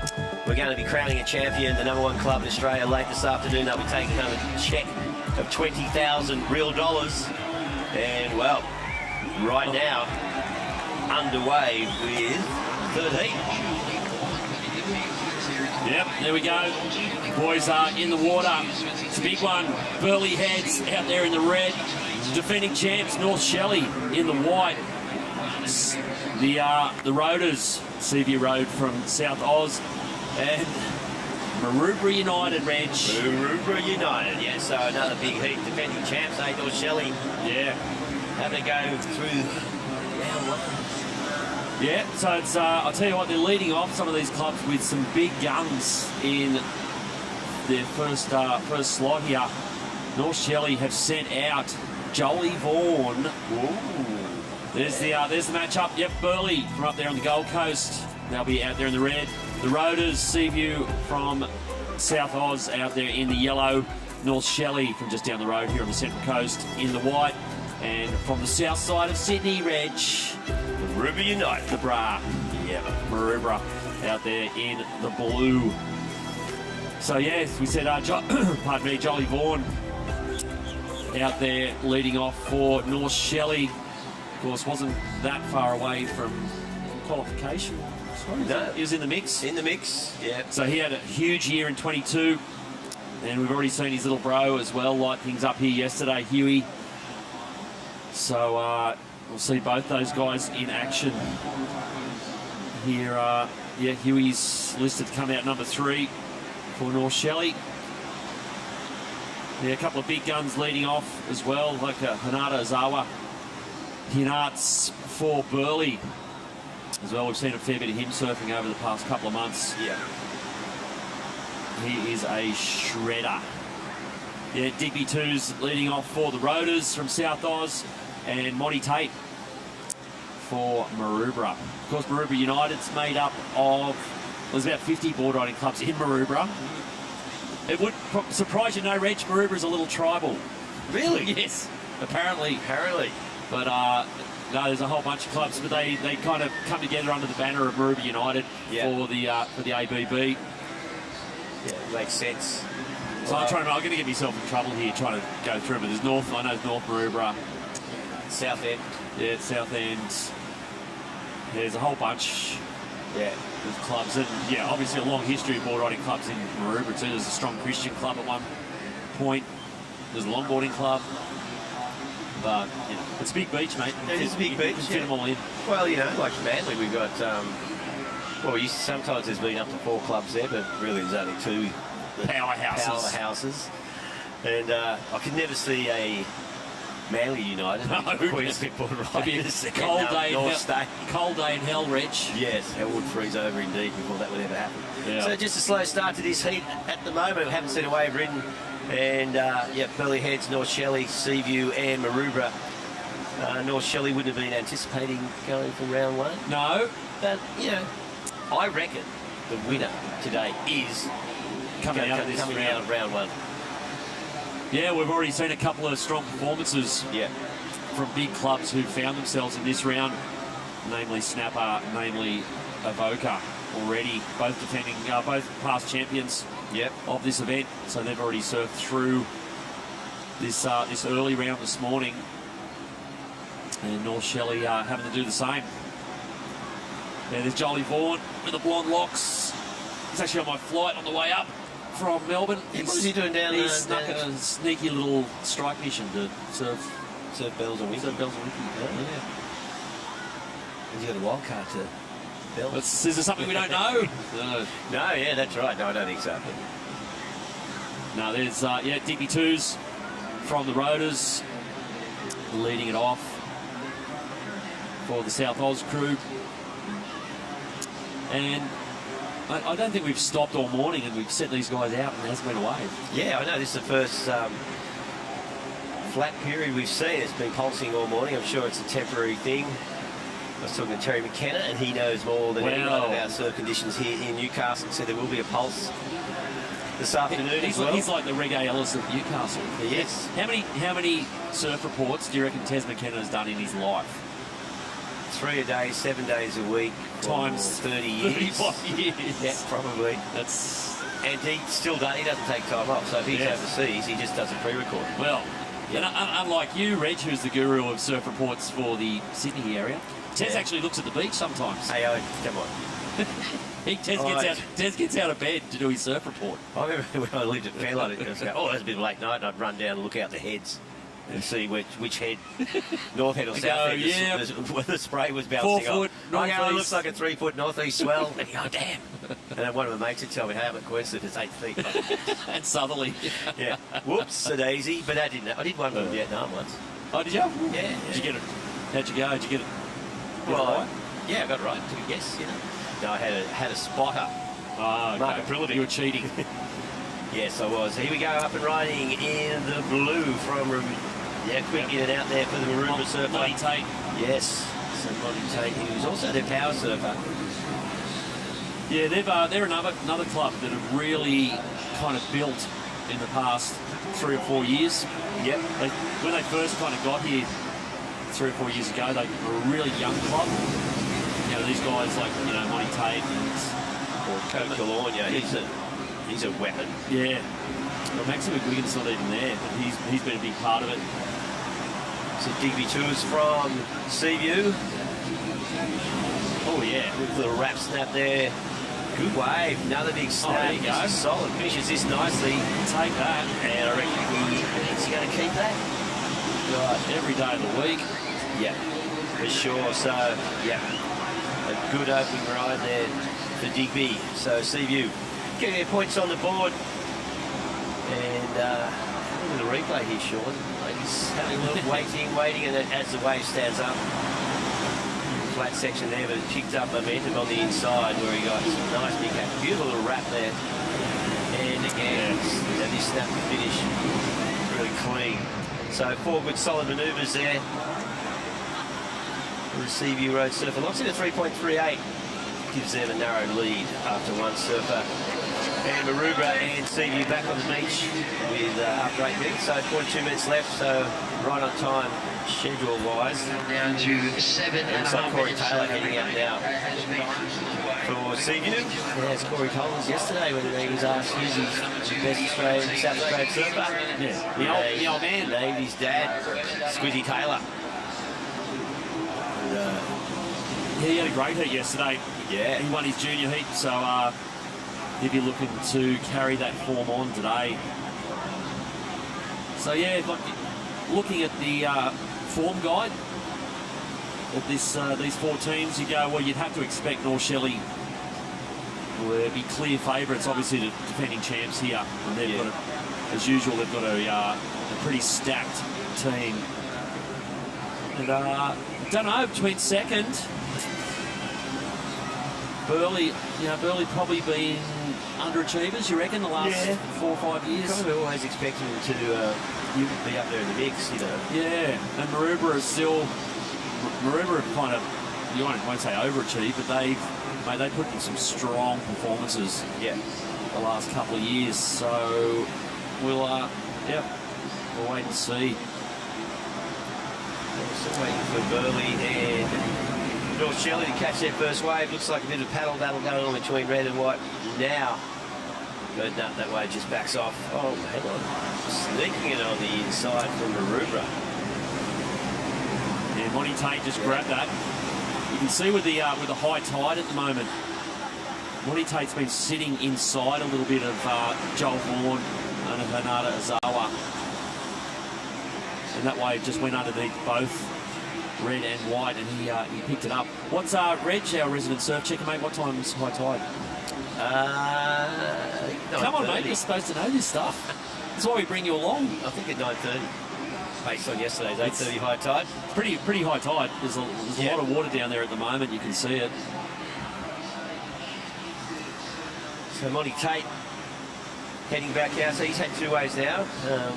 Not keen to keep that 2-1-3. So let's see you are the only team with their second surfer in the water. Yep, true. Yeah, it's been a slow start, and it's probably starting to eat away at both North Shelley and Burleigh. They're probably starting to think, oh, we haven't had a wave. It's 10 minutes now. Yep. This is when the panic starts settling in, you know, on the teammates on the beach, start freaking out a bit. Do I have to just grovel here and find something? The problem, of course, is if you sit inside looking for a groveler, you're probably likely to get the set that you were waiting for on the head. Here we go. Joel Vaughan for North Shelley, straight up, nice little Rio. That wave flattening out, goes into nice little cutback. He's got to bounce through this section, tags that oncoming section. And here goes Hernada Azawa. This is the wave he was looking for. Hernada's just loading up here on his backhand. Third big blast. On the rocks at Burleigh. Yeah. There you go. Yeah. So both Joel and Hernada coming in there, locking in that wave, looking to build up some time for their teammates. Joel Vaughan just a big beach sprint there. So he's going to hit the Oakley battle area with 12 minutes remaining. Oh, sorry, 12 minutes gone, 38 minutes remaining as we see Joel is heading in there. Yeah, sending out Shane Holmes, I think. Yeah, Holmesy going out for North Shelley. Here goes Monty Tate for Maroubra. This is a replay. This is the third wave of the set, I think. Oh, sorry, this is live. And yeah, big finish here for Monty. Yeah. He needed to get that. Yeah. Because he's burnt 12 minutes.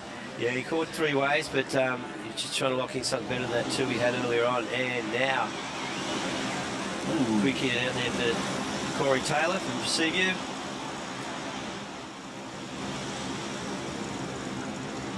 So it's going to be very tight after this first surfer. Yeah, so Burleigh heads.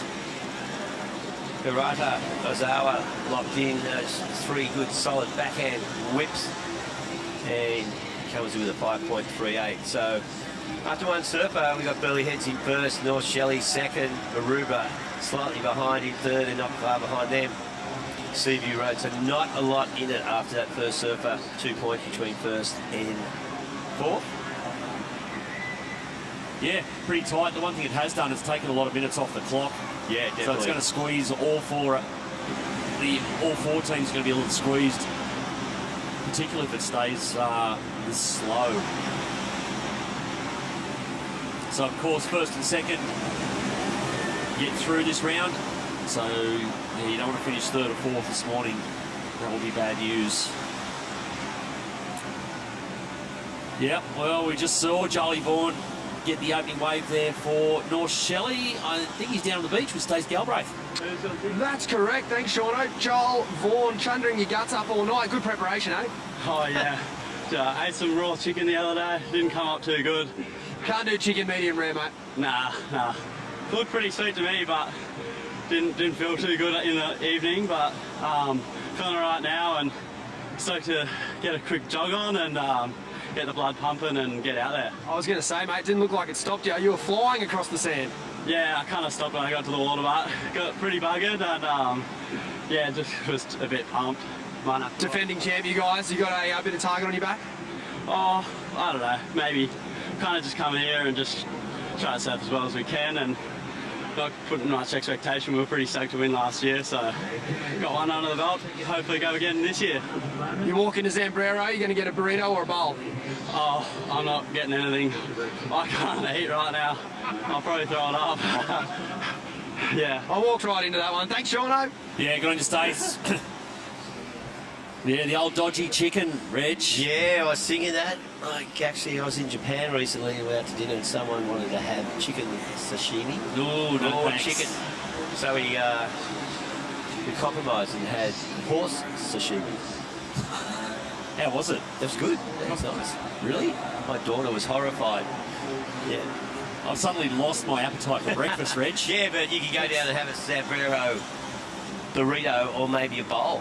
What would you do, Sean? You said burrito yesterday. You haven't been. I haven't changed in the last 24 hours, Reg. No. Brekkie burrito. No, burrito's way in front in the Zambrero taste off. And I think I don't know. I reckon, well, if you get the opportunity, if someone from Zambrero wants to come and bribe the... yes, the judging. Yes.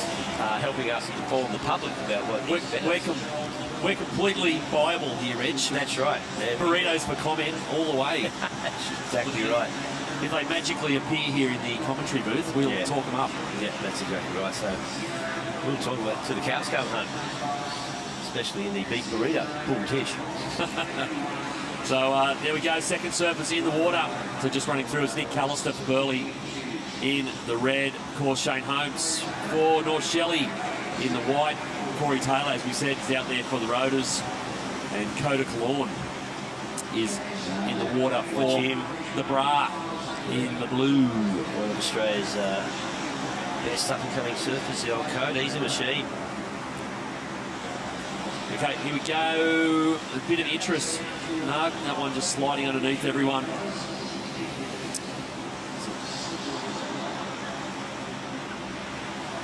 So it looks like, yeah, the high tide here is just shutting things down a little in the early stages of this heat. We might even take this chance to see what our old mate Vaughan Blakey is up to down there. Vaughno, what are you doing, mate?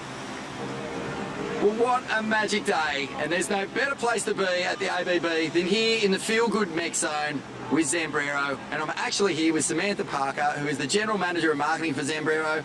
Tell us what activities you got going on today, Sam. We've got so much happening here at the ABB all weekend. So yesterday was a cracker, today just the same. We've got the spin and win wheel here where you can win loads of merch, product, including free burrito vouchers, and we've got a competition to win a surfboard too. Oh, magic. Everyone wants a new board. Tell me, it's called Feel Good Mechs. What makes it so feel good? You know what's so special about Feel Good? It does actually mean something different to everybody. So for us, Feel Good is the food, it's the people, and mostly it's our Plate for Plate initiative, where for every burrito and bowl you buy in one of our restaurants or online, goes to donating a meal to someone in need. That's awesome. And what does that actually mean? You're trying to make a big dent in world hunger? Yeah, we've got a mission to end world hunger at Zambrero, and it's so important. It's part of our DNA. It's why people work for us. It's why people are franchise partners at Zambrero, and it's why we work as part of the support office and head office team to be delivering that mission. That's awesome. And I mean, the Australian Board Riders Battle, it's all about community, it's all about club culture, and you guys have a beautiful community and club culture. It's a good fit, isn't it? It's absolutely a wonderful fit. So we love it so much because of that feel-good factor, but also because of the food, because what's better after a surf than a refuel with a burrito or a burrito bowl? Okay, I've got to ask you, if you're up the top of the chain, are you a burrito girl or a bowl girl? Burrito for me. I'm all about the pork burrito, and I go with chipotle sauce every time. Oh, I am so with you, especially that Verde one. Ooh, yeah, spicy. Likes it spicy, huh, Vaughn? Yeah, of course. Thanks, Sam. We'll come on down to the ABB and get stuck into the Zambrero, or if you're travelling around the country, get into a bowl or a burrito. Thank you very much for having us. We love being here. There you go. Spicy Vaughn down there. Yeah. Doing the job. Flirting with the manager and marketing director. Anything for a burrito, Borno. That's right. Well, Mate, Sean. we're going to finally had some action, mate. It was a little slow there for a while, but we've got going. Here's Corey Taylor for the Roaders. This is a sick one. It's his fourth turn. Wow. And he's going to get another one. We might get another 2 or 3 here on the inside. Whoa. This kid's on fire. I just buried. I know that will be harshly judged by our judges as we see Holmesy there. The big fellow going, what do you reckon? Yeah, nah, yeah. He's on Lewis Beach. All 4 surfers got waves. So I saw Nick Callister from Burley in the red. Yeah. He's already run back. So Corey Taylor from the Roaders, yellow. Old Holmesy there, North Shelley in the white. Yeah. We also saw Coda Kalorn, mate. Get a big sick left-hander. Yeah, so we'll talk about the high tide. Well, high tide was 2 minutes ago at 8:59. It's a 1.71 metre high tide. And so we're going to be big movement in the water. We're running out to a low of 0.26 and 3.43 this afternoon. So a lot of water on the bank with this dead high tide. Yeah, there we go. Third surfers making their way out. So it's Kai Williams for the Roaders in the yellow. That's Jake Fair in the blue from Maroubra. You can see Tommy Whitpayne for Burley in the red, and Huey Vaughan, little bro Joel Vaughan will be out there for North Shelley.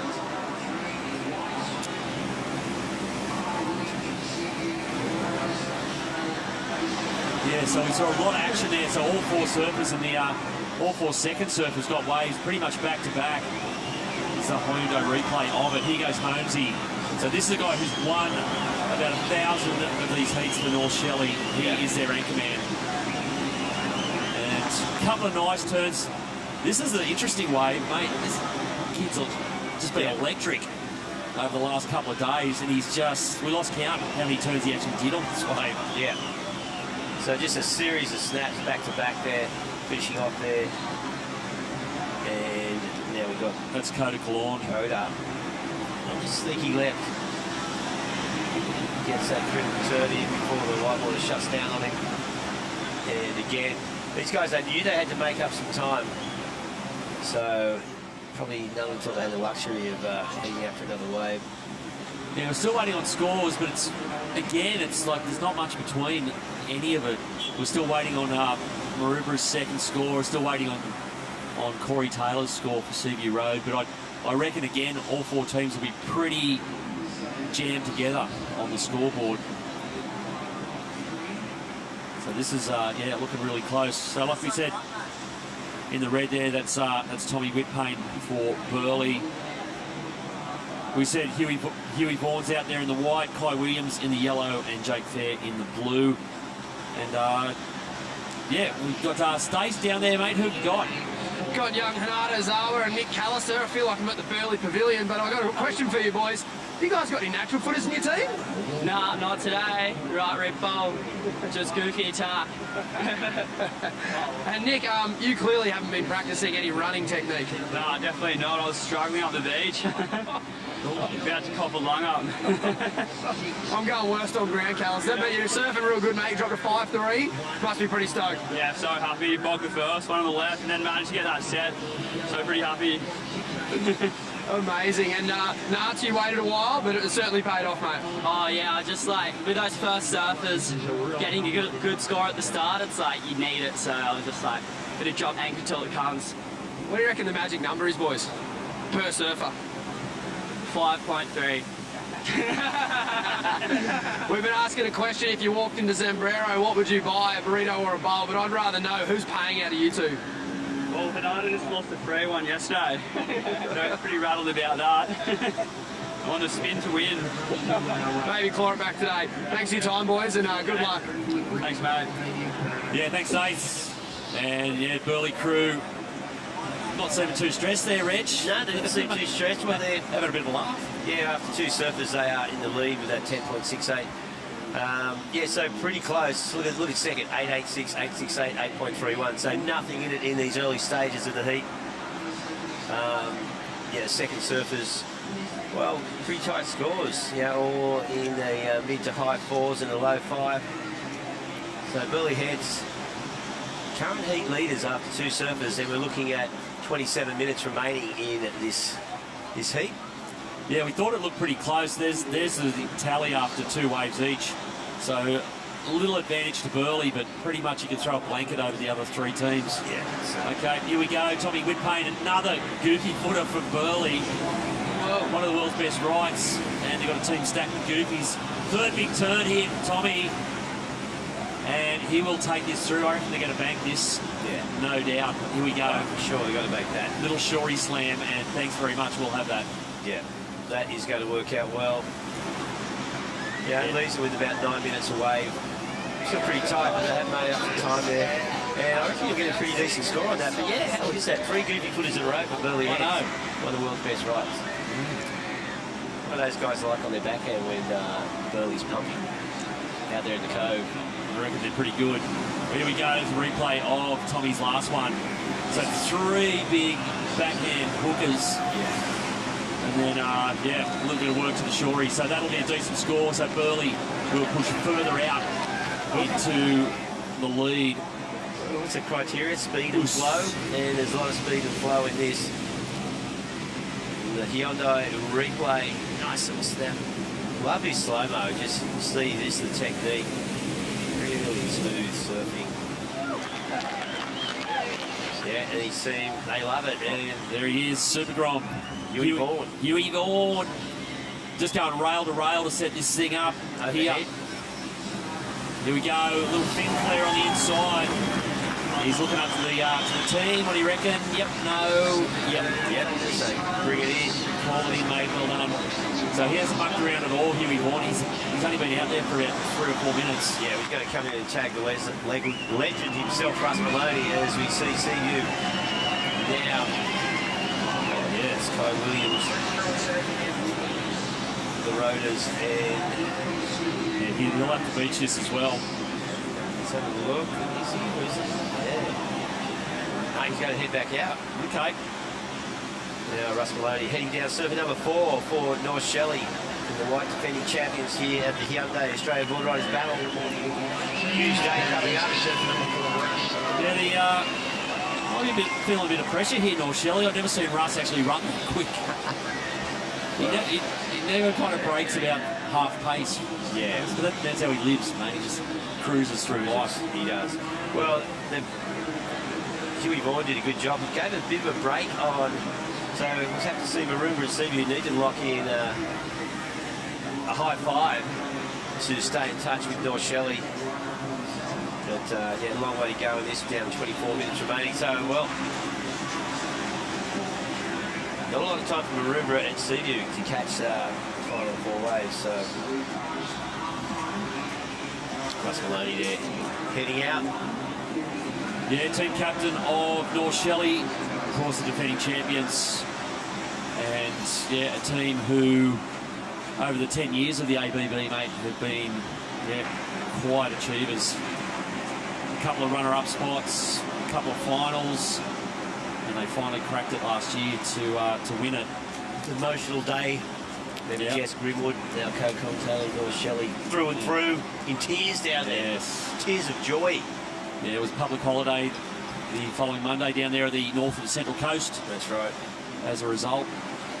Probably headed straight to Addo Bay Bowling Club. Could be, yep. For the North Shelley Golf Club. Yeah. What was there around there? Longjetty Towns, Longjetty, the entrance. The area. Yeah. Family holidays to the Central Coast, 17 years straight. Well, it's the working class end of the Central Coast, mate. North Shelley will tell you that. Not that toppy bloody okay area. No. Yeah, exactly. From Wombrel, where they expect the general public to pay for their seawall, keep their houses intact. Yeah, no, it's the working class end of the Central Coast, mate. Blue collar, very much a blue collar team. Brotherly. Old North Shelley. Although it's starting to fill with superstars, mate. They're going to lose their working class cred. That's right. If they keep winning and producing superstar pro surfers. Yeah. You got Molly Pickler, Les Carr.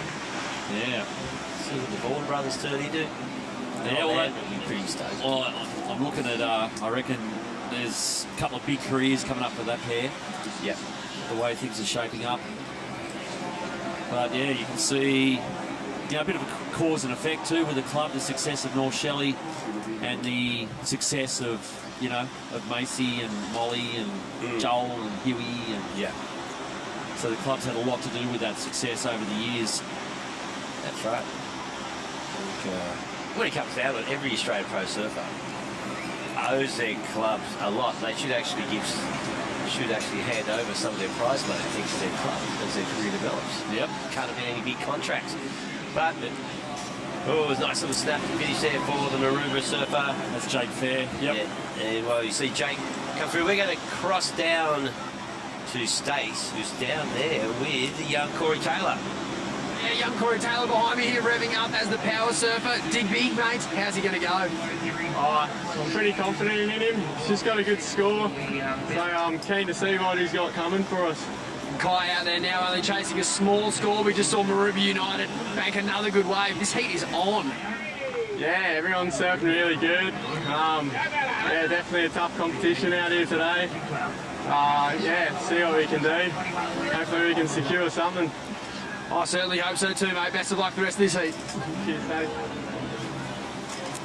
Yeah, there's Kai Williams. He got left all the way other side of the divider rock, so he's had the long run. Yeah, he's coming. Kira Hunt now heading out for the Roaders, CBU Road Boardriders from the South Oz. And looks like Bella Tawani heading out for Maroubra. So they're starting to pick up the pace. Got 20 minutes left in this heat. You're watching Heat 3, round 1 of the team's event here at the Hyundai Australian Boardriders Battle. The biggest day in surfing on the national calendar happening right now. Yes, that's it. No, don't worry about bells. Nah. Don't worry about snapper. Nah. Margaret River. No. This is it. Yeah, all those people on tour, they'd rather be here. They go, okay, I've got to surf Clyde Masters. They'll be what's called? The Billabong Pro. Billabong Pro. That's right. I'll get mixed up. Yeah, so, well, we got a few of the female surfers out there. We saw Bella Taviani from Maroubra on her way out. Kira Hunt from the Roaders. I think Isla Huppets is out there for Burley as well. And North Shelley done it the other way around. They put Russ out first. So they'll have Zoe Ifield coming up next. Speaking of Russ, here he goes. Mate, he was a machine on these left-handers yesterday. Well, 2 quick taps. He's heading back out. So Russ Maloney. They're a little vulnerable here at the moment. Oh, without North doubt, Shelley. I reckon. Russ is, you can see that with Russ there. He wasn't going to. He had 2 backhand turns there. He could have banked that quite easily. Yeah, but but instead figured, you know, that potentially that's a 4 or 5. Yeah. I think Russ is feeling he needs a 6 or a 7 here. Well, they've got 3 more waves to lock in, and we've got 18 and a half minutes remaining. So 6 minutes per rate. He can't really stay out there too long. No. But, you know, ideally, you know, if you can have your final surfer heading out in 10 minutes, you'd be pretty happy with that. Well, normally, in any other year, Russ would probably have taken that because the next surfer in the water would be Molly Picklum or Macy Callahan. Yeah. You know, World Tour surfers. But of course, both those girls are over at Pipeline at the moment, so they're not here at Newcastle. So they've had to step up Zoe Ifield. So here we go. This is Bella Taviani for Maroubra. So yeah, just a bit of pressure on North Shelley here. They've got the lead. Yeah. But that's a little deceptive there at the moment. Yeah, so Russ's last wave came in at a 5.2. So if he just came in now, he should, he could sit on that quite easily. Here we go, Kira Hunt from South Oz, and just couldn't get a last turn in there. Russell's going to bank that though. So see, they're looking to get Dippy Twos is their power surfer.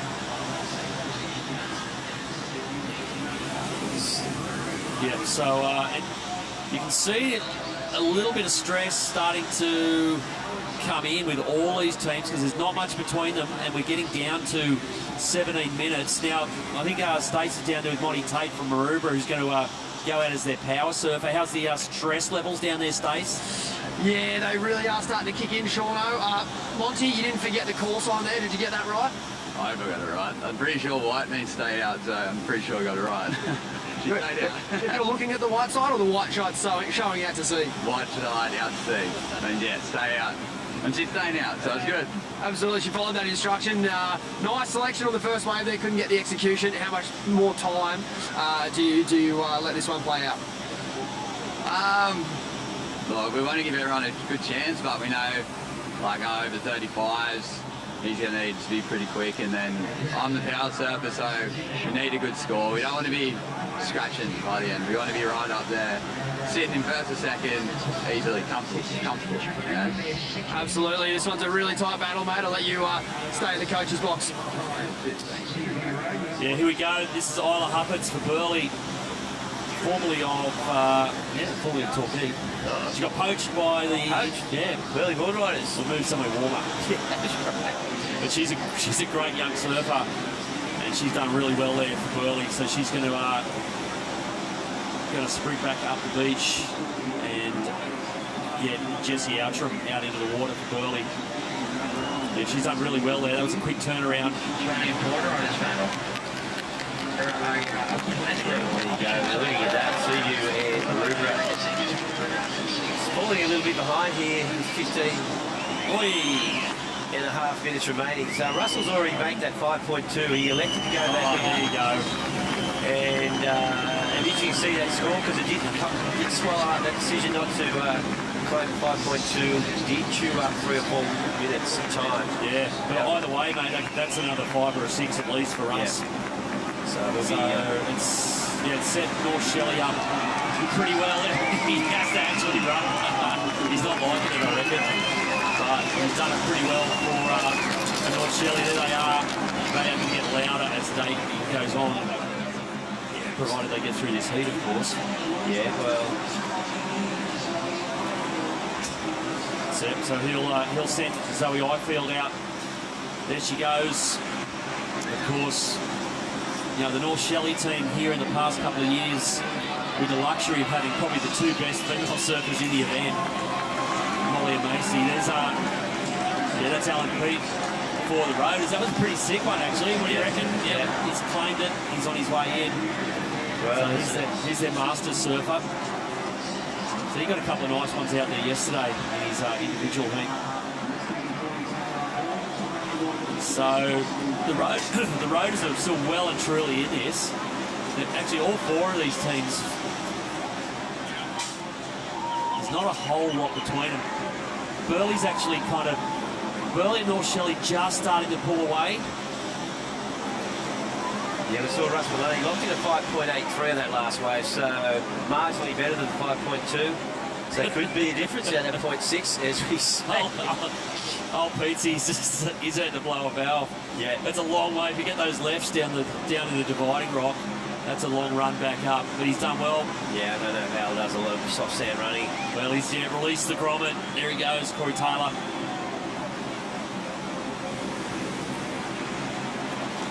Yeah, well, we've just seen a bit of a shift on the point score. North Shelley locking in a decent one. Russ Maloney, what's he thinking down there, Stace? How is he? He's looking for the O2, Shauno. Oh man, I'm buggered. It's the first year it hasn't been 10 foot on shore, but it's still hard work. Like that last run just killed me. It was fun. We've got the replay on screen now, mate. Beautiful style. That wave must have felt nice, particularly under pressure. Yeah, it was hard. I knew I had to come in on that wave, so I was kind of just holding on and kind of did what I had to do. But a fantastic club, mate. You guys are defending champions and still really, really young and enthusiastic. You must feel like you're a part of something pretty special at the moment. Yeah, the club's amazing. We've got so many good kids coming through, and all our kids are just striving to get in this team. So they're not chasing world titles; they want this team. So that's how that's how huge this comp is. So yeah, we're pumped, and hopefully we can sneak through this. Well done, Russ, leading from the front, mate. Best of luck for the rest of this heat. There you go. So yeah, Russ Maloney looking as sharp as ever as we see some Burley heads. Yeah, Jesse Outram. Another goofy, so that's 4 goofies. 4 goofies in one natural. The only natural is Jess. Oh, sorry, Isla, I should say. And yeah. So obviously they favoured their backhand. I wonder if they had a back up to natural footers if it was left. So yeah, he's done a quick turnaround there. So it's 11.5 minutes to go. So Burley've got a ton of time now to send out. Who's going to go back out? Bernardes. He's the power surfer, so he's got a ton of time to go back out and find his last wave. So Burley's starting to look pretty good, although that last wave only came in at 2.7. So yeah, a little bit of pressure here, particularly on North Shelley and Maroubra, just to get this 5th score in. Yeah. Well, look at that. Yeah, Seaview breathing down North Shelley's neck, but they do have 1 extra wave. So, yeah, for North Shelley, Zoe, I feel this score is going to be pretty crucial to the outcome of this heat. Yeah, it's a big heat for her, Reg, because, like we said, generally you'd have either Maisie Callaghan or Molly Picklum, 2 World Tour surfers to choose from. Yeah. But obviously they're over at Pipeline, so they're not here. Yeah, there we got the overview of Newcastle. Beautiful part of the world. And the peninsula there, as you see, well, that's Newcastle Harbour. Oh, yeah. Zoe, snapping, looking good here. He's got a nice little section coming up. We'll get around this whitewater. Is this wave going to stand up? He's only had 1 turning opportunity. Yeah, she finishes off while behind her. From Maroubra. Quick hitter down there. That's Damien Black, master surfer from Maroubra. So Zoe Ifield actually took that wave off him. You can see she was on the inside and she grabbed it. You can hear the North Shelley crew in the mics down there. They're pretty stoked with Zoe's wave. So she's done really well. We were just going to mention before how North Shelley had Maisie Callaghan and Molly Picklum in their team for the past 4 or 5 years here. Yeah. And they actually, they kind of tweaked them. Tactically, they pulled probably the biggest move I think we've ever seen at the ABB finals when they ran both of them in their team. So they essentially put one of their female surfers up against one of the male open surfers from the other teams. Yeah, it was the same bet with surfers in that ability. Mate, and it worked. But it was the year they finished second to North Shore, I think. But because no one. Basically, the way you structure your team is you've got to have at least 1 female in your team, but there's nothing that says you can't have 5. You can't have 5 if you really want it. Yeah. And they were the first team ever to put 2 females out. When you've got 2 female surfers like Molly Picklum and Maisie Callaghan, and why would you do it? And they did it, and they almost won the final on the back of it. This is a replay of Zoe Highfield's one. Yes. So nice little snap on the outside. Had this flat section to deal with, but she did finish you off on the short break. So one good turn on the outside. And yeah, has picked up some time. Definitely. So Zoe doing exactly what she needed. Joel Vaughan out there now as their power surfer. And well, he's got 8.5 minutes to catch a wave, which is plenty of time. Yeah. So at this stage, well, yeah, it's starting. We've put a bit of distance between Burleigh and North Shelley and the other two teams now. Yeah, well, looking at that, you got 6 points between third and second. So yeah, Burleigh and North Shelley really tight at the top. Only 0.1 between them, and then Seaview looking around 5.5 points behind North Shelley. So it's going to come down to this final wave. But at this stage, North Shelley with Joel Vaughan, they'd be pretty confident he's going to bring them home. Yeah, so basically what you're for the Roaders, Corey Taylor out there in the yellow and Monty Tate from Maroubra, they need, mate, they're going to need an 8, 7 or 8 at least. The point with this is you get one wave, right? Yep. So hands leave the rail, fall off, 0.05 for North Shelley. Yeah. And then boom, 6 for 6.5 for, you know, Seaview. It can happen. Yeah, stranger things have happened, mate. So, well, I saw it once when a certain member of Queensland Boardriders forgot knew he was a power surfer, forgot about it, took off, didn't like look at the wave, and just turned off the back, got half a point. You're going to come in, mate. And then he went like that, and I thought, oh, that's that brain explosion. I was having an aneurysm. Then I realised, oh no. Yes, wasn't happening. So we've got just under 7 minutes left in this heat. The final surfer out there for all 4 clubs. As we get down to the serious end of this heat, heat 3 of round 1. Yeah, coming up next, the last heat of this round. It's Byron Bay up against Longreef, Phillip Island and Port Macquarie. This is what we've seen so far, the Harvey Norman recap here. The big fella Shane Holmes opening up for North Shelley. He got the ball rolling. This is Tommy Whitpain for Burleigh. Yeah, this is sick. So this is really where momentum shifted for Burleigh. And Russ Maloney, look a bit wobbly there for a while, North Shelley. But as he usually does, Russ steadied the ship, came in with a 5. And here's Al Peets from the Roaders. He's been getting some nice waves the last couple of days. Yep. But the Roaders with a little bit of work to do at the end here, so does Maroubra. They're both chasing scores up around 7 and 8. So they've got to find something big here. Looks like Monty's having a look at this. No, can't get a hold of it. So yeah, just on 5 minutes.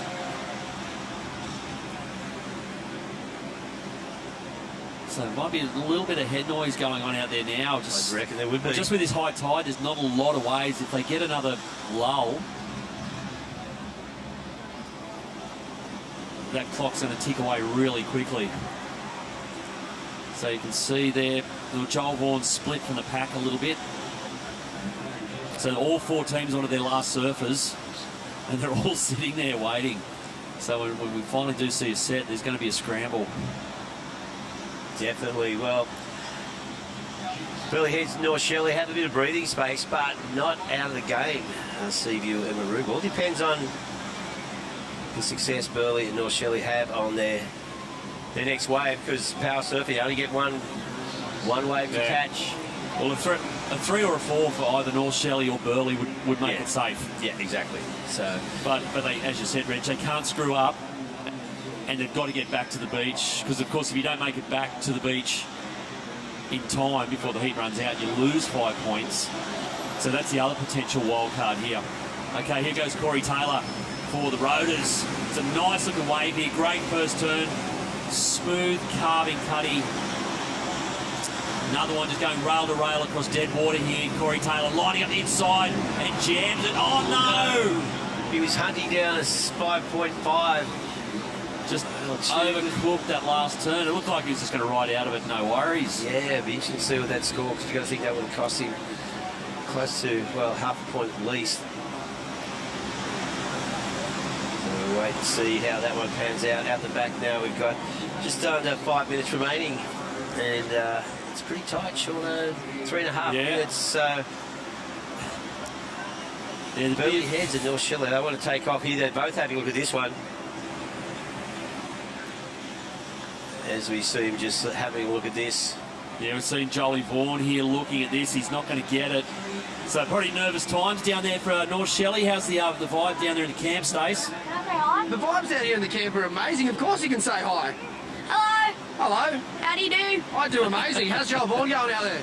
Good. Is he? He looks like he's lost at sea. Yeah. He's about to lose. He's waiting for his moment. It's tactical. The whole coast. The whole entire Central Coast. Oh, lovely. You are the champions. Yeah, we're gonna win. Well, the clock is counting down. What about who do you like better out of the Vaughan brothers? Huey. Oh, they all like Huey. Huey. Sorry, Joel. Threw him under the bus there. They're both pretty legendary. I'll say half as well. He did win Grom of the Year, absolutely, doing the town proud. Yeah. We've got a bit of a scrappy paddle battle here. The clock is counting down. Neither of these two teams want to lose that 5 points. Might leave it back to you guys in the booth. This is going to be an exciting fish. Yeah, thanks, Stace. Yeah, I reckon old Jolly Vaughan's getting a bit nervous out there right now. Panada's got his way for Burley, so they'll make it back and no worries in time. So Monty Tate's had his way for the bra. But look at that score, Shorto. Seaview, he locked in a 3.72, Corey, and they finished up just behind. He needed another 2 points in that way. Oh, here we go. Finally, Joel Vaughan's going to get his wave here. Here we go. Great searing first turn. Sets it up again. Tags that section. He's got a couple of minutes to get back. He'll be able to run backwards and do this. He's got 2 minutes. He'll do it easy. He doesn't know, though. He's not exactly sure how long he's got. Yeah. He's hoofing it. Mate, he can go. Look, he's got the afterburners on. Yeah, Jolie's going to make it easy. So I reckon, Reg, that's pretty much nailed it. As it turns out, you don't have to sprint if you're the power surfer. Because if your wave is caught within the allotted match time, the power surfer's wave will count towards the team total regardless of whether the power surfer has returned to the Oakley changeover area. Yeah, you still get the score, but you lose the points. You lose your 5 points. Wow. If you don't make it back in time. Yeah, it's before. But...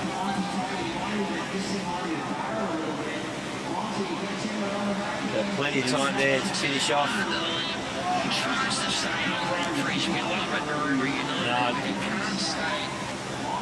So it's looking like bad news for the Roaders and Maroubra. It looks like they're going to go out here.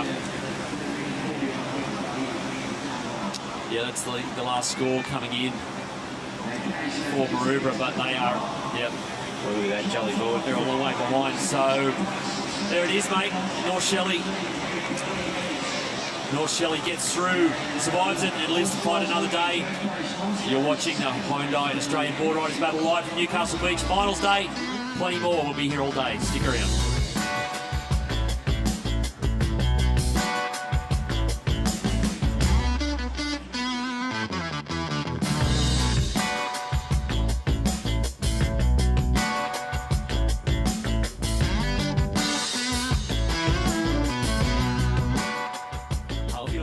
Destination for outdoor living with our huge range of outdoor furniture and barbecues. The latest trends in timber, stone, aluminium and wicker, lounges or dining, casual bar settings and settings to suit small spaces. A versatile collection for the ultimate in choice. Barbecues from all the big brands. Beefy to Everdure, Gasmate, Massport and Oklahoma Joe's, including smokers for slow cooking, charcoal grills, plus outdoor kitchens and fully customizable solutions. So much more to explore in our huge range. Now at Harvey Norman, your destination for outdoor living.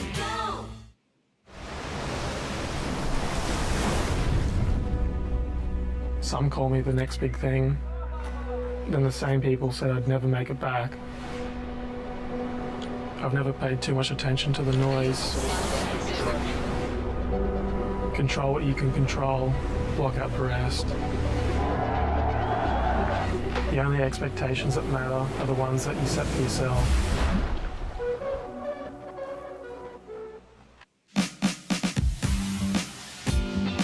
Welcome back. It is finals day here for the Hyundai Australian Boardriders battle, and we are in to round one, heat number 4.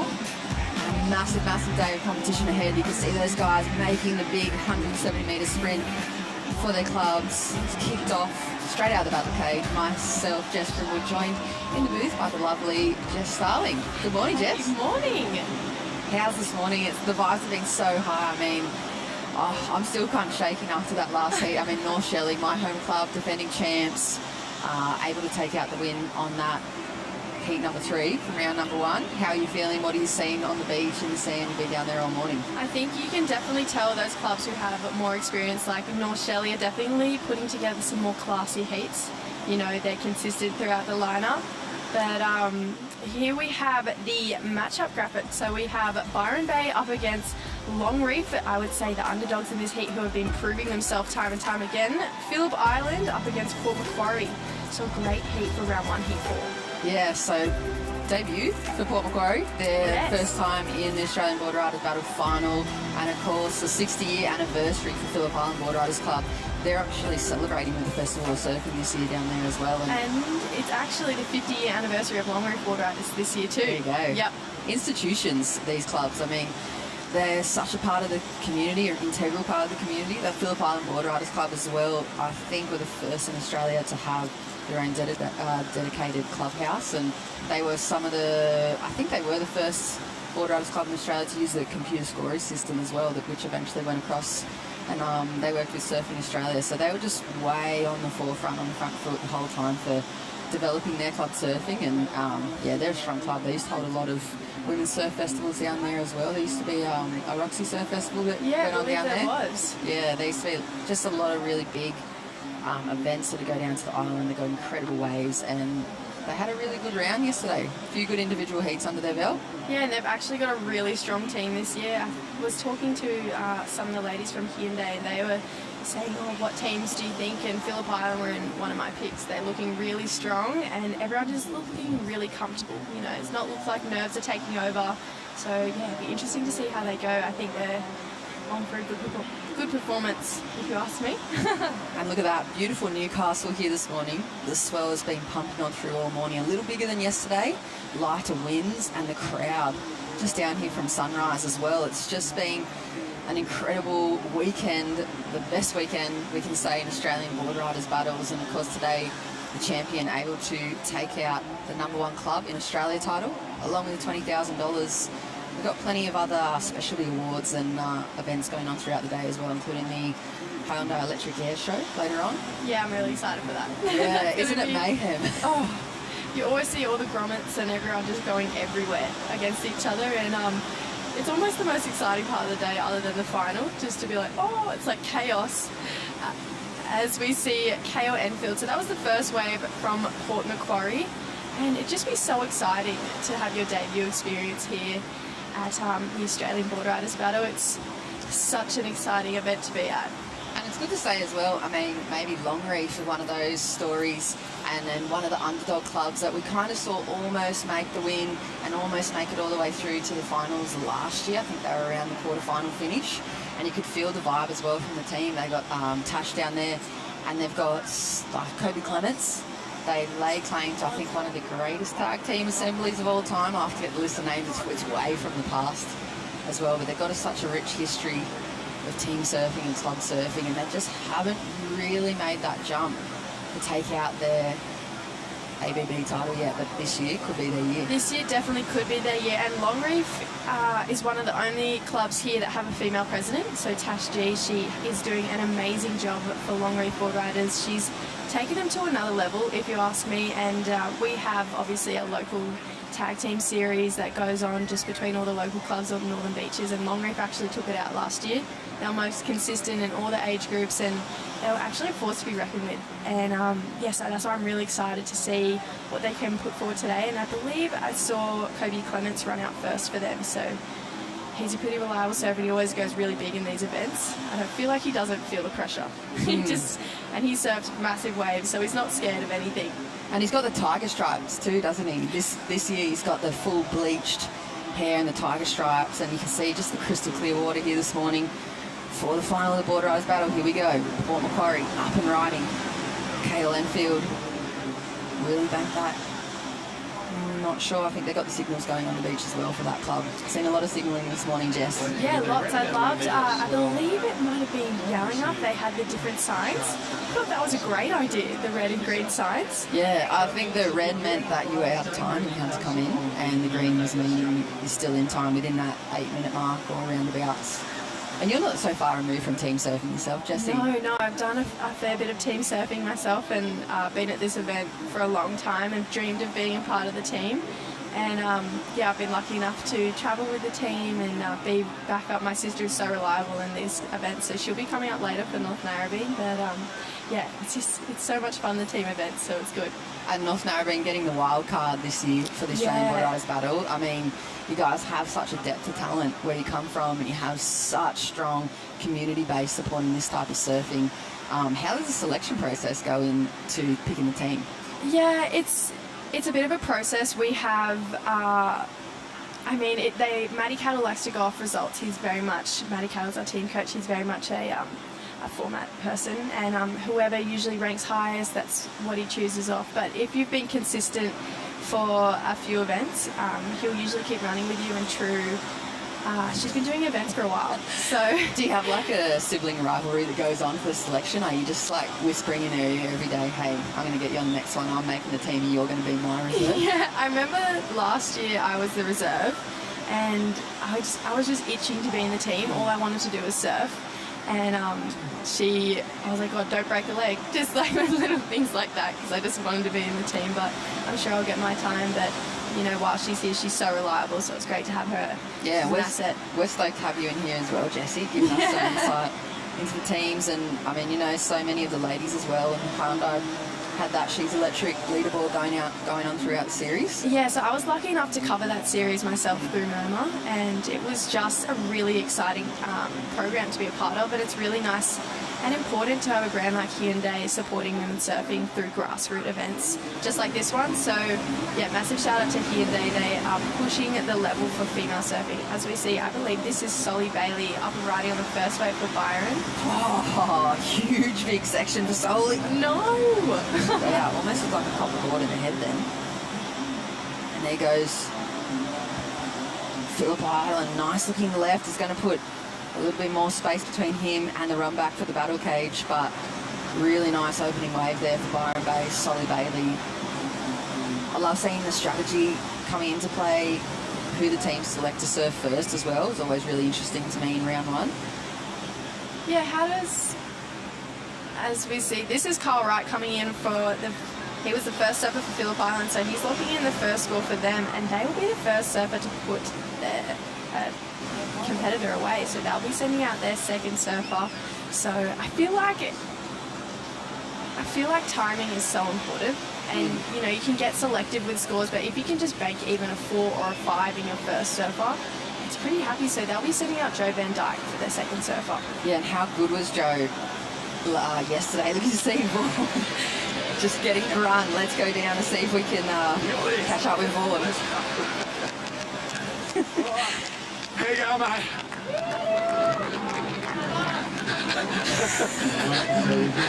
Got to get into that metal box. It's a long way. Carl from Phillip Island, he's leaving me in the dust. Oh, yeah. There you go. How was it? Tripping me up, is that a tactic? Not at all. Good to see you guys here on the morning of the finals. How deep can you guys go this year? We'd like to make a semi and maybe a final. So that's great, mate. I know the waves are cooking at home, but must be fun to be here at beautiful Newcastle on a morning like this. Absolutely. It's such a nice place. The waves are fun, small, but yeah. Sun's out, stormy at home, so. Mate, I'll tell you what, you did yourself no favours. You were about 4 Ks up the beach when you came in just then. Yeah. Didn't want to sit for too long out there, so just get the ball rolling and see how we go. And mate, Joe Van Dyke put on a great show yesterday. He's an important member of this club, isn't he? Oh, for sure. We all walk a bit taller when he's around, so surf's so good at home, and a bit like herding cats trying to get him up here sometimes. But yeah, it's amazing surf. I love watching him, so it's good. Yeah, you did well, mate. Good on you, Carl. Take a breather, mate. Well earned. Sorry to get in your way there. Thanks, Vaughan and Carl. I don't know who was more puffed then, or Carl, and even like, Carl didn't want to bar of it, did he? He's like, you're trying to trip me up. They're so intent on having a really good finish here, and you can see they've got the talent. And look at this, Vaughan, interception, starts getting the sprint on alongside Phillip Island Boardriders Club in full support, no doubt, of their performance here for finals day. That was a full Baywatch moment. The slow-mo running up the beach, that was like full Baywatch. I actually saw him, he was struggling towards the end of that sprint as well, right where you hit the soft sand, but interesting to hear, like herding cats, getting Joey into the water here, but when he's in here, he is lethal, pouncing on the opportunity to lay down some big numbers. There goes Byron Bay's Solly Bailey. First serve for them. He's picked off something a little nicer, a little more critical, a lot more room to work here. Jesse, he's going to end up on the south side of those rocks as well, so nice surfing from him. It looks like the lefts maybe offer that little bit more opportunity, but it is the gamble you take because it is so much of a longer run. But beautiful, beautiful. Here we go, live action. Joey Van Dyke, big hitter from Phillip Island. Nice, big layback snap. Drops the wallet, tees it up again for a second section on the sand. And again for the third bonus. So he just steps off into ankle deep water. Live action. Kobe Clements up and riding as well. There's that signature style flare and flick of the wrist. So light and so elastic, Jesse. Got so much in his repertoire.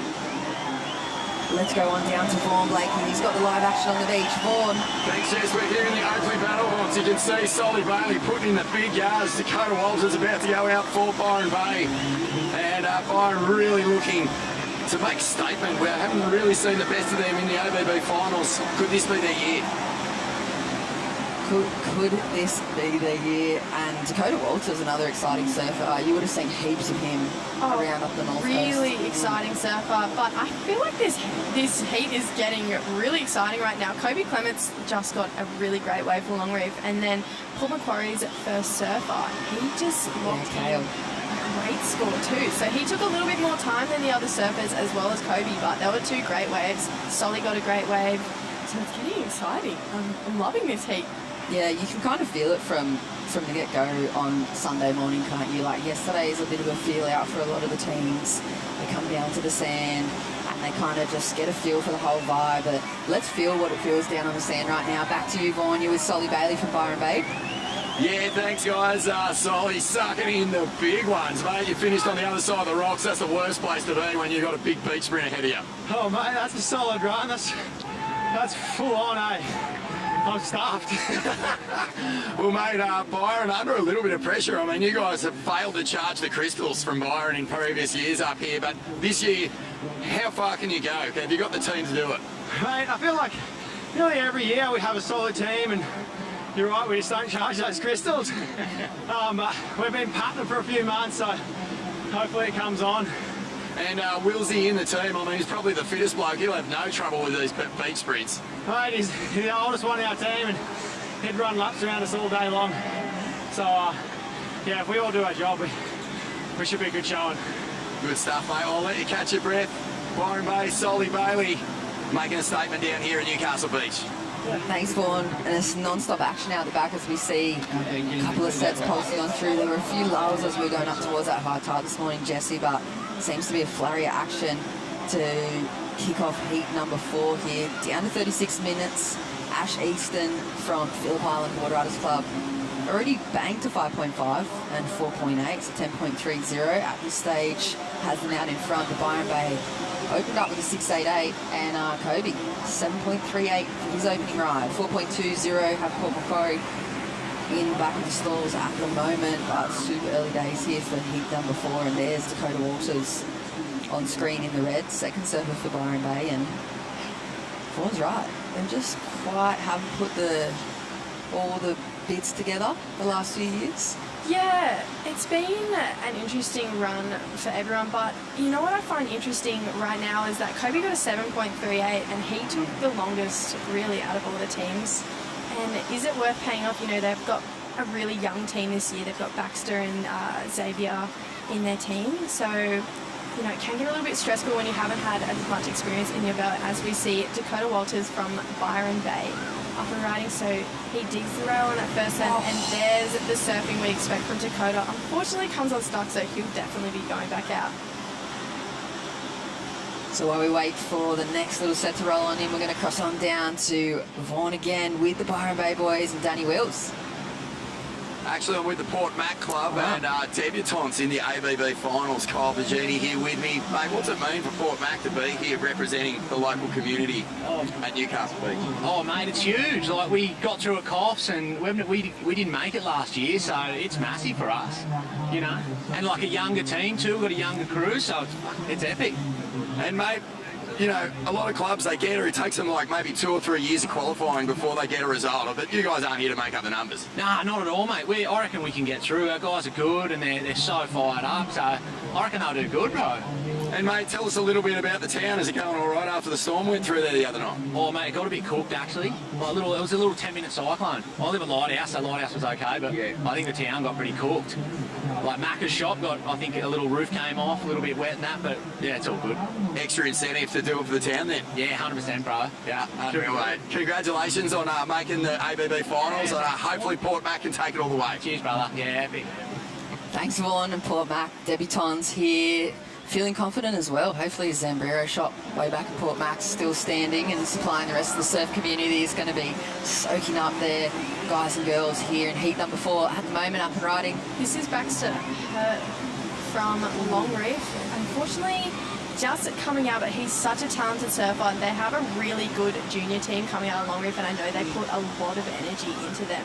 So they did. They won the junior. There was the national junior surf tag that was held in North Stain. Yep. Well, they final. I'm not sure if they actually won that year, but they're just always that team that's almost there, and everyone's just on the cusp of greatness, and then all of a sudden it's torn, ripped out from underneath them, and maybe this is their year. Maybe we're going to see the new champs. Maybe. They've definitely been on a roll and building momentum over the last few years, and there's such a, you know, you come down the beach, Longreef have a massive support crew for their club this year, and everyone's just passionate and everyone's eager to win, and I think it makes such a difference having members from your club down supporting you. Like North Shelley have such a massive support crew every year, and I see Avoca's got a massive one this year, so I feel like the biggest support crew is definitely between you and Avoca this year. Well, we'll see. There's plenty more members driving on up or down, depending on where they're coming from, just to support such a big part of our community, especially, and I know with everyone else, is just to get the Groms involved and let them see this lifestyle and, you know, the culture that comes behind club surfing. Here goes Dakota Walters looking for the launch, huge big tweaking, backhand reverse there, and I thought he was going to ride on out of that for Byron Bay. That would have been a huge score for the young man. Dakota's really reliable with throwing massive turns in hard sections, so I don't know, sometimes I just expect him to ride out of those personally, because you watch him stomp them all the time, you know, but he's definitely gone out there with a mindset to go big for his club, and I can really appreciate that. So Byron Bay down in 3rd, so he'll be looking to get a better number. I feel like they got like that kind of idea just to throw it all out in round number 1. They don't seem to be pacing themselves too much, but let's get a little insight with the Longreef crew. Vaughan, you're down there with LRS8. Thanks, Jess. Yep, I'm here with Murray and Oscar, and they're cheering on Baxter out in this heat. Boys, Longreef, shown up here a few times at the ABB Finals, haven't really taken it deep. How far can you go in this one? Oh, I reckon we can do pretty well today. Great conditions for the team. Yeah, I reckon we've definitely got a chance to do it. Who's your favourite surfer in the team there, Muzz? Either Kobe or Baxter, or maybe Dave. I don't know. They're all good. That's a lot to choose from. A lot of talent there at Longreef. Boys, lots of great surf clubs come from the Northern Beaches. What makes Longreef the best? Just like the community. Everyone's just one big family. Baxter's up right now. Yeah, it's just such a great vibe and down the beach, and just makes everyone happy and have a great time. Unreal, and you guys have the important job of being the flag bearers. Going off you go. There you go, the Longy crew. Bringing him back to you guys up there. Thanks, Vaughan. That is a huge flag to be running up and down the beach, but they're getting right behind their boy Baxter, posting a score for the Longreef crew. And we saw Dakota Walters as well up and riding for Byron Bay.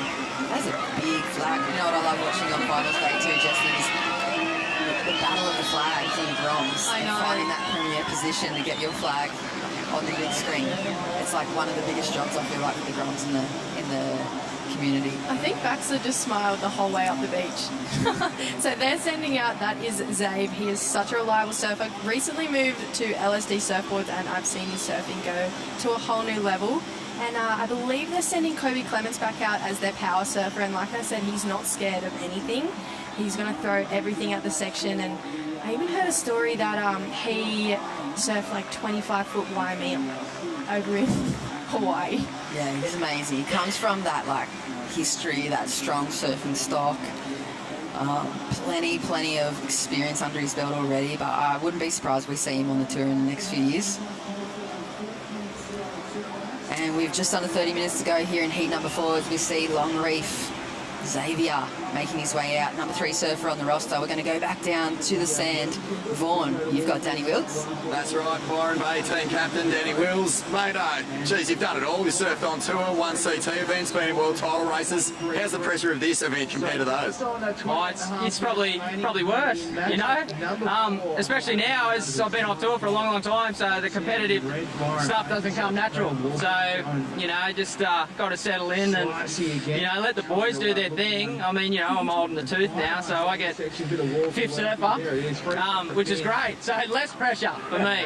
But look, it's, you know, pressure's a funny thing, isn't it? It makes you do stupid things and, you know, make silly decisions. But I think at the end of the day, you just got to breathe and relax and enjoy the whole process and enjoy what we're doing. That's right, mate. Now, I know that you're into a bit of triathlete stuff at home. Solly Bailey was absolutely exhausted by the time we got back in that Oakley battle prison. Did you did you give the boys any drills before you came down? Nah. You got to watch it. Too much lack. This is so soft, this stuff, it'll kill you. But nah, he's a beast, mate. He's such a great competitor. He's got so much club spirit and passion. It's awesome, you know? Yeah, good on him. It's such a great surfing region, Byron, and the club there has been, you know, a part of the community institution for a long time. Why haven't we seen you guys get up to the pointy end of this comp before? Yeah, interesting question. You know, we've had opportunities and we just haven't taken them. So we've got a great team. You know, I think we feel really confident. We didn't sort of blossom yesterday, which is kind of a good thing. So I feel like we've still got our aces up our sleeve, so to speak. But we're ready to fire up. We'll give it everything today. Good on you, Willsy. Best of luck, mate. Thanks, Vaughan. There you go, the insight into what goes into making the Byron Bay team so strong. There's Duke paddling out, number 3 surfer, and situation at the moment, Byron Bay momentarily in the lead on the strength of Dakota Walters' last wave, the 6.45, but last score locked in for Ash Easton. 5.45 for Phillip Island takes them back into the lead. So at the moment, Longreef sitting in 3rd position, needing a 1.93, 26 or just over 26 and a half minutes on the clock. Port Macquarie, their 2nd surfer Jack Swan, a 4.33 on the board. So I feel like at the moment, no one's really made that big stretch ahead of the clubs like we saw in that opening heat of the round this morning, Jesse. I mean, Snapper Rocks were on 30-something points, you know, with minutes and minutes to go and still another surfer. So I think it's getting trickier. I think it's sometimes a little bit slow in between the sets, and then you get this big pulse. And I saw in the previous heat a lot of the clubs were caught out running, changing over surfers during the pulse as well, and that really affects the outcome at the end of these heats. I think as well, like if you look at Byron Bay, they have 2 6s in the scoreline. However, they've only just got their 3rd surfer in the water, where Phillip Island have locked away 3 surfers. So this is where it comes down to time management. You know, you don't want to send your power surfer out with 2 minutes remaining. You want to give them the best opportunity they can get to increase your scoreline. So that's where I think maybe Phillip Island has a little ace up their sleeve, because they are on time as such, where everyone else is maybe running a little bit behind unless they can turn something around quickly. Beautiful, and welcome on board if you have just locked on in for Sunday morning here in Newcastle Beach. It is the national final of the Hyundai Australian Boardriders Battle, presented by Zambrero, and we've got plenty of action coming on this afternoon. The Hyundai Electric Air Show, there's an extra prize this year. Not only does the person winning the air show get the cash, also the club. There's a bit of cash that goes back to the winning club of the air show as well. So there's a few little additives this year that make it just one of the best kind of battles you'll see in surfing, especially in Australian surfing, and why wouldn't it be? Look at the names that have been coming across the board for the last 24 hours for the teams, ex-CT surfers, full powerhouse, local core lords, and then you see the hundreds of club members and the kids running up and down the beach. So we're just under 25 minutes. Let's chuck on down to Vaughan with Joey Van Dyke. Yeah, that's right. I think we got one of the contenders for that Wayne Rabbit Bartholomew high performance medals at the end of the comp. Putting it in, Joey. A great first result on your first wave out there. Yeah, it was good. I kind of lucked out. I just got one paddling out. And I don't think I was out there for very long, but I don't know, it's just good getting around the team. Everyone's firing up, so it's going to be a good day, eh? It's cool, man. Yesterday we saw you guys come out and really put in some strong performances. How different is it now that it's the team element is in play? Oh, I'm loving it way more. Yesterday was good. Good little warm-up, but today it's I don't know, everyone's just good to go. I don't know, we're all frothing. Yesterday we were nervous, but got that handled, and now yeah. Mate, how big a party would go down on Phillip Island if you guys managed to take the trophy home? Oh, it'd be insane, I reckon. We've never really had that much success, so we're after it. We're definitely we're hunting it. But it would pop off at home. All the old boys would love it, I reckon. They'd all fire up and get to the club rooms. Mate, are you going to make the airport if you get the win? I don't know. We'll see what happens. We might have to take a bus home or something. A little party bus. Best of luck, mate. We love seeing Phillip Island do well, and it'll be great to see you guys get a good result. Cheers for that. Thanks, Dawn. So that's the replay there for the 5.5 from Joey Van Dyke, and they are actually booked on tickets to fly out of Newcastle and back to Melbourne and the island tonight. So fairy tale ending for them. 60-year celebration for the club. Imagine taking home Australian Boardriders Battle Champions Trophy, and look at the support behind Paul Macquarie there. They're just wheeling everything as he dives through the gates for the club, and they tag out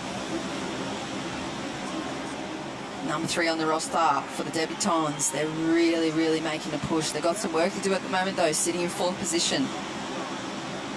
22 and a half minutes on the clock. Look at the hustle and jostle out there. Of course, traditional battle.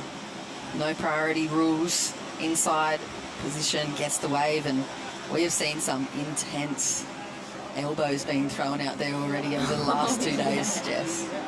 Absolutely, and I think even Duke yesterday, he got the jump on Dane Henry in his juniors heat right in the last minute, and I know Dane wasn't very stoked about it, so I'm sure he'd be looking for a bit of revenge today. But yeah, I'm just excited. I'm really excited, and I'd love to see Phillip Island pop off. As Joe said, he's like, yeah, pop off. I'd love to see Phillip Island pop off. That'd be so cool. It would be good to see, such a prestigious, long history of club be able to take that title this afternoon. Of course, I mean, $20,000. It goes so far towards club development and junior development. Here we go. And this is Duke Renshaw just coming unstuck off his first cup. But Duke is one of those surfers who he's a typical Byron surfer. He is so talented, but he's just really cruisy. He doesn't really mind whether, he does comps or not. He just surfs for the absolute pure enjoyment of surfing. And I think it speaks wonders when he connects on a wave. It's pretty impressive. He just throw a little up and out from the girl surfer for Quarry. Then we have Duke back up and riding. That's more like it for him. Just coming unstuck again, so maybe he's feeling the pressure a little bit. And here we go. This is Zave from LRSA, and he's popping out of that one too. I'm really feeling at the moment, at this midway, the heat that these 4 surfers in the lineup are kind of starting to force the situation or force the point for the clubs. They know nothing's locked or squared away at this point with score lines. I mean, Phillip Island 15.75. They can't be feeling safe in that first position at this point. And I think it's kind of translating at the moment. They're really hungry and they want the opportunity. They just haven't been able to snavel any of those little inside bowls that we've seen. And Joey's been one of the best people to be able to find them. Yesterday he found them in his individual heats. And today again he's just been able to identify those little bits of swell that have been wrapping in through that surgeon's table, I've been calling it, that little slab of rocks on the shore there, and he's just so powerful when it comes to the finishes there right on the seam. I think it's almost an art form to be able to do tag team surfing well. Like, maybe I'm biased, but I think Nathan Hedge is one of the best tag team surfers of all time. Like, the ability to run out, get a 6, like bag a 6 and come in within 5 minutes, that's an art form. And I think Joe Van Dyke, he looks like he has that little zest to him, kind of like Hoggy has too. You know, he's in it for the team and he's willing to do whatever. So, yeah, I'm excited for Phillip Island. I'm hoping that they can keep the ball rolling in this heat. And it looks like Sage on the inside of all the boys. That is so epic to see. Sage Goldsby from Phillip Island, straight up and just out of that one. Sage, a really impressive goofy footer. She's actually a second generation Roxy girl. Big hi to Amber if she's watching. Bit of a missed opportunity almost for Sage there. I mean, she's kept the rest of the teams off that one. That was the biggest wave we've seen so far come through in this bit of rotation of roster, but I feel like she kind of just went a little too hard on the outside and maybe was just overthinking that inside bowl section, didn't quite get to it, but she's been one of those surfers. Have a look at the replay here. Beautiful bottom turn with a bit of lump and bump as well. You see, just catches that hillside rail and goes down. Missed opportunity there for Phillip Island, but she'll wait for the next set to roll on through. Bit of hustle and jostle, and I love how she out-hassled all the boys. I almost prefer non-priority heats to priority heats. I love a bit of hassle. Yeah, it's way more dramatic to watch. Oh, it's so much more fun just to get a bit aggressive. But here we go. This is Duke on his third wave, but loses the fins a little bit, re-engages into his second carve. He'll be looking to finish this one off for Byron Bay, taking this one all the way through, hoping to get another section to secure a good-looking score for Byron, and he gets the finish. I would say they bring that in with only 18 minutes remaining, so they'll be on the same level of surfers as Phillip Island now. They'll be sending out their fourth surfer. Yeah, that was a lot of work as well. He got a lot of turns in, solid surfing, nothing crazy and explosive, but pretty much because of the wave, it didn't really offer him any critical section. Look at him. Foot to the floor there, pulsing his way up the beach as we see Paul Macquarie. That's a nice looking wave to her. And there we go, straight up behind them as well, Longreef. Yeah, he is Zabe from Longreef. He is tagging this one to the shore, and it looks like he's going to take that one in. There is the massive Longreef flag we're so used to seeing. Look at that grommet running it down and grabbing Zabe's board. It was always such a privilege to go and grab the surfer's board when you were grommet. It was, wasn't it? You kind of battle over that position as a grom. Look at him putting in the legwork there, just sprinting past Paul Macquarie, making up for some time lost during that rotation, but tags it in, Gabby Spade. A little bit of a powerhouse for the women there for Longreef. Yeah, and they've actually, so Gabby just recently surfed in the ISA World Juniors, and even their backup surfer, Sydney Chevalier, she is a real talent coming out of Longreef too. So yeah, they've, like I said, they've got a really strong junior division, and I'm excited to see what Gabby can do out there. Oh, Paul Macquarie hot on the tail as well, goes flying past. his legs were moving so fast, and this is the replay of Zabe. So he comes up, taps the foam, and this is where we see him get to work. So he throws the fins on that section and finishes so beautifully on that last section. So Zabe really putting it together for the Longreef team. That was their fourth surfer, I believe, or third surfer, I believe. So they're currently sitting on 12.15. So they'll be looking up to make a little bit more ground. They're still sitting in third place. Port Macquarie, the debutantes, as you called them, they are in fourth. Byron Bay, last wave that locked in for them was a 6.88 thanks to Duke. And Sage, just a quick up and out on that. Phillip Island still sitting in the lead, but it is pretty close between first and second now. Yeah, while we wait for those last scores to lock on in, just over 15 minutes on the clock. Vaughan, you're in the Harvey Norman chill-out zone. How's the vibe down there? Yep, that's absolutely right. Lots of action down here, but if you don't feel like getting in the thick of it, you can come down to the Harvey Norman chill-out zone and play a bit of pong. Mate, Harvey Norman, of course, big supporters of the Australian Boardriders Battle Finals. I'm here with Harvey, not the Harvey, but Harvey who works for Harvey Norman. Harvey Norman. Yeah, mate, great to have you guys down here and supporting grassroots surfing. Connection, obviously, a partnership with Surfing Australia that's yielding great stuff. But in particular, looking after the grommets in this with the Harvey Norman Juniors division. Yeah, so Harvey Norman's been a part of WSL for some time, so we've recently moved into Surfing Australia to really focus on the grassroots level of surfing, and being amongst this has just been absolutely awesome. So seeing all these kids come up, having fun here and just have a crack out in the surf, it's been great. Yeah, it makes sense, mate. I mean, great products from Harvey Norman and great ambassadors as well, but giving something back to Australian surfing is just a wonderful initiative. Absolutely. Yeah, we're happy to do it and happy to get amongst it. It's great. And what's the deal with the chill out zone today, mate? I mean, I actually worked up a bit of a sweat. I might have to hit one of these beanbags in a minute. Look, it's pretty hot today, not going to lie. So you can try and find a bit of shade under some of the umbrellas, but we've got a couple of games set up if you're keen for a bit of cornhole, get around some cornhole, a little table tennis. We've got a bit of spike ball, I think that's called. Yeah, so some spike ball. You can get some tats as well if you're after that. But yeah, come down, check it out, get amongst it. Mate, free tattoos and free corn. I'm in. Free Polaroid. Good to see you, mate. Thanks again for the continued support, and we'll catch up with you again soon. Sounds good. Cheers, mate. On you, Harvey. Yeah, massive thank you, Harvey Norman and Vaughan. I mean, such big supporters of grassroots surfing, Australia surfing. Here goes Sage, Phillip Island, huge big second turn, 3-turn combo on the backhand for her, and she's already locked in a score for the team, and that was the replay there. I think it was 5.45. Here goes Port Macquarie, have some work to do at the moment, sitting in full position, bigger looking wave. The young guy from Port. He almost got it pulled in for a shoot. Oh, that was sick. Yeah, fair bit of Finleys there too. He's going to be disappointed he wasn't able to ride out, and he's looking for the signal. 13, or just over 13 minutes on the clock. They're sitting in fourth position and needing only a small score at the moment. They've locked in some solid looking scores when we talk about progression and team surfing. 4.2, couple of 4s or 5s.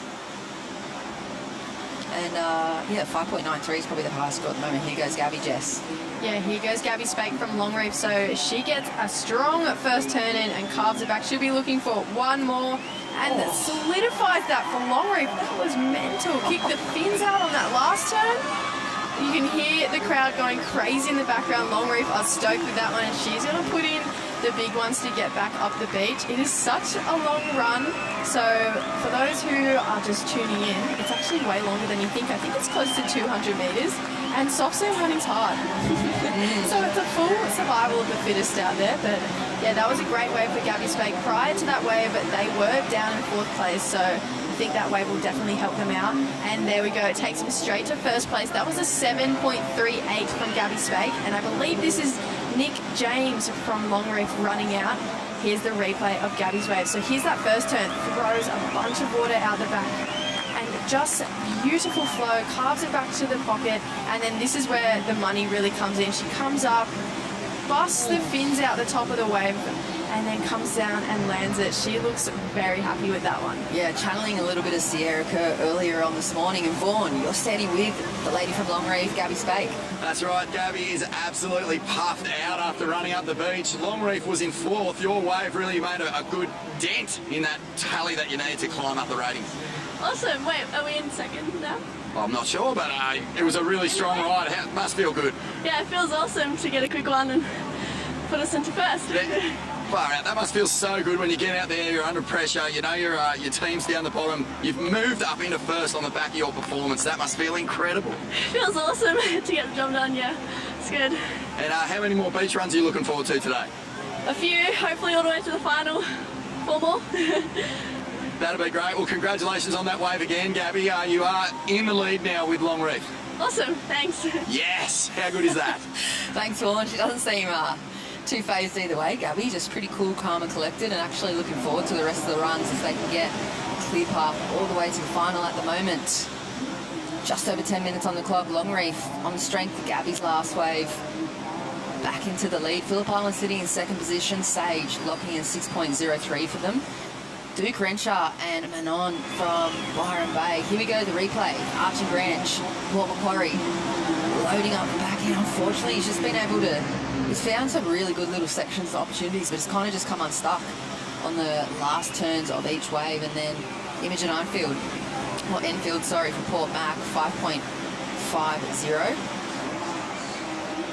for her last ride. Here we go, Phillip Island.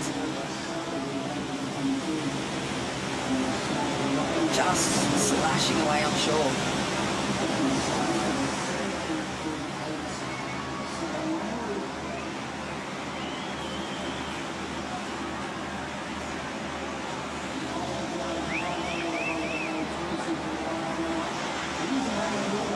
And as you have a look, Phillip Island back into the lead, pulsing up through the run pretty easily here this morning. Just over 9 minutes on the clock, 23.08 heat total.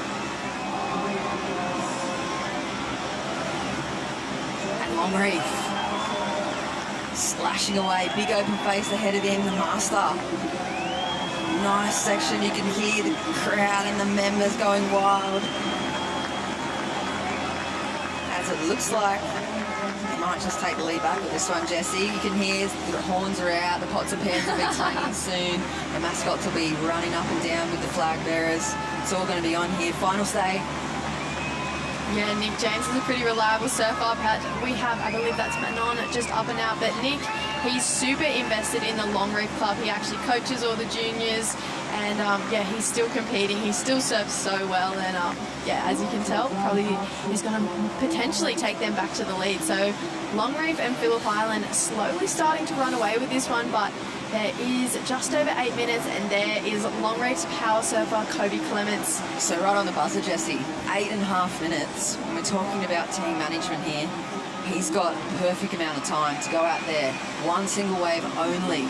So no matter if he falls off or he makes it, he's got to make it count for the Longreef guy to put them far clear of the rest of the teams. Here comes Port Macquarie, chasing down from behind at this point.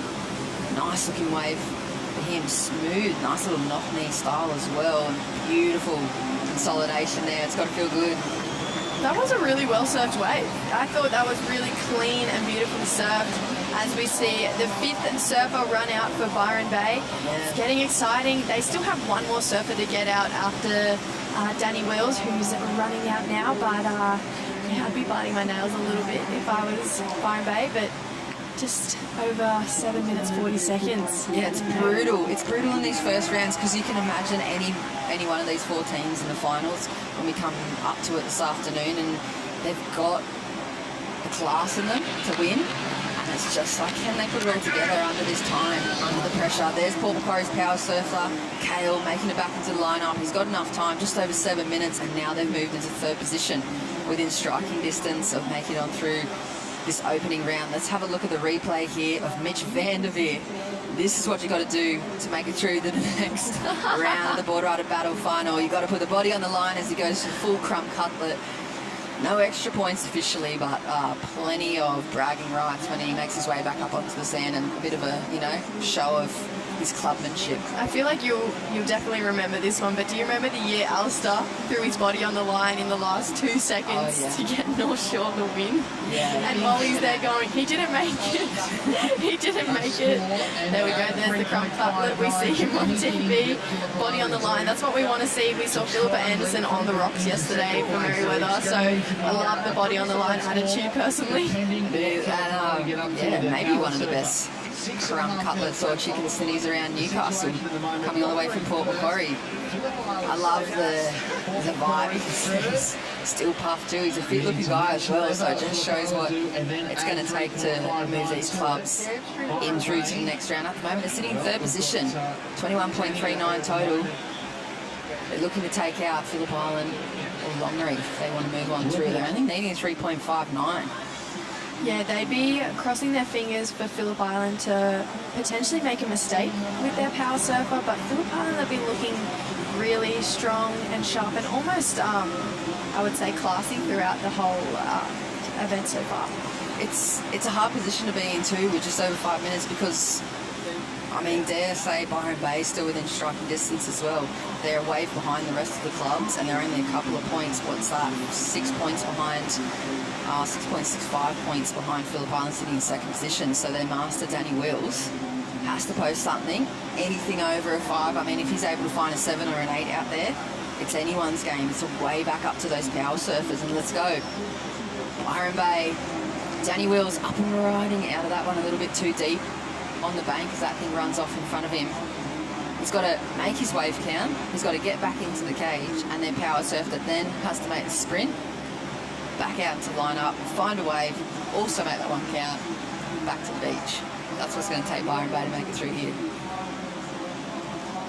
Is there enough time, Jessie? We've seen it. 5 minutes. We've seen it happen before. We've seen teams pull together and make it happen before. But this is where the team camaraderie really has to come into play. You have to feel the support from everyone, even though it's a high pressure situation.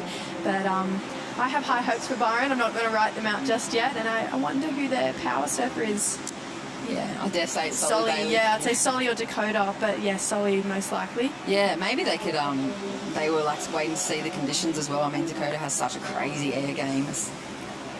Danny looks at that one, opting out of it. You can see that cross little lump as well. That's caused a bit of havoc throughout the morning.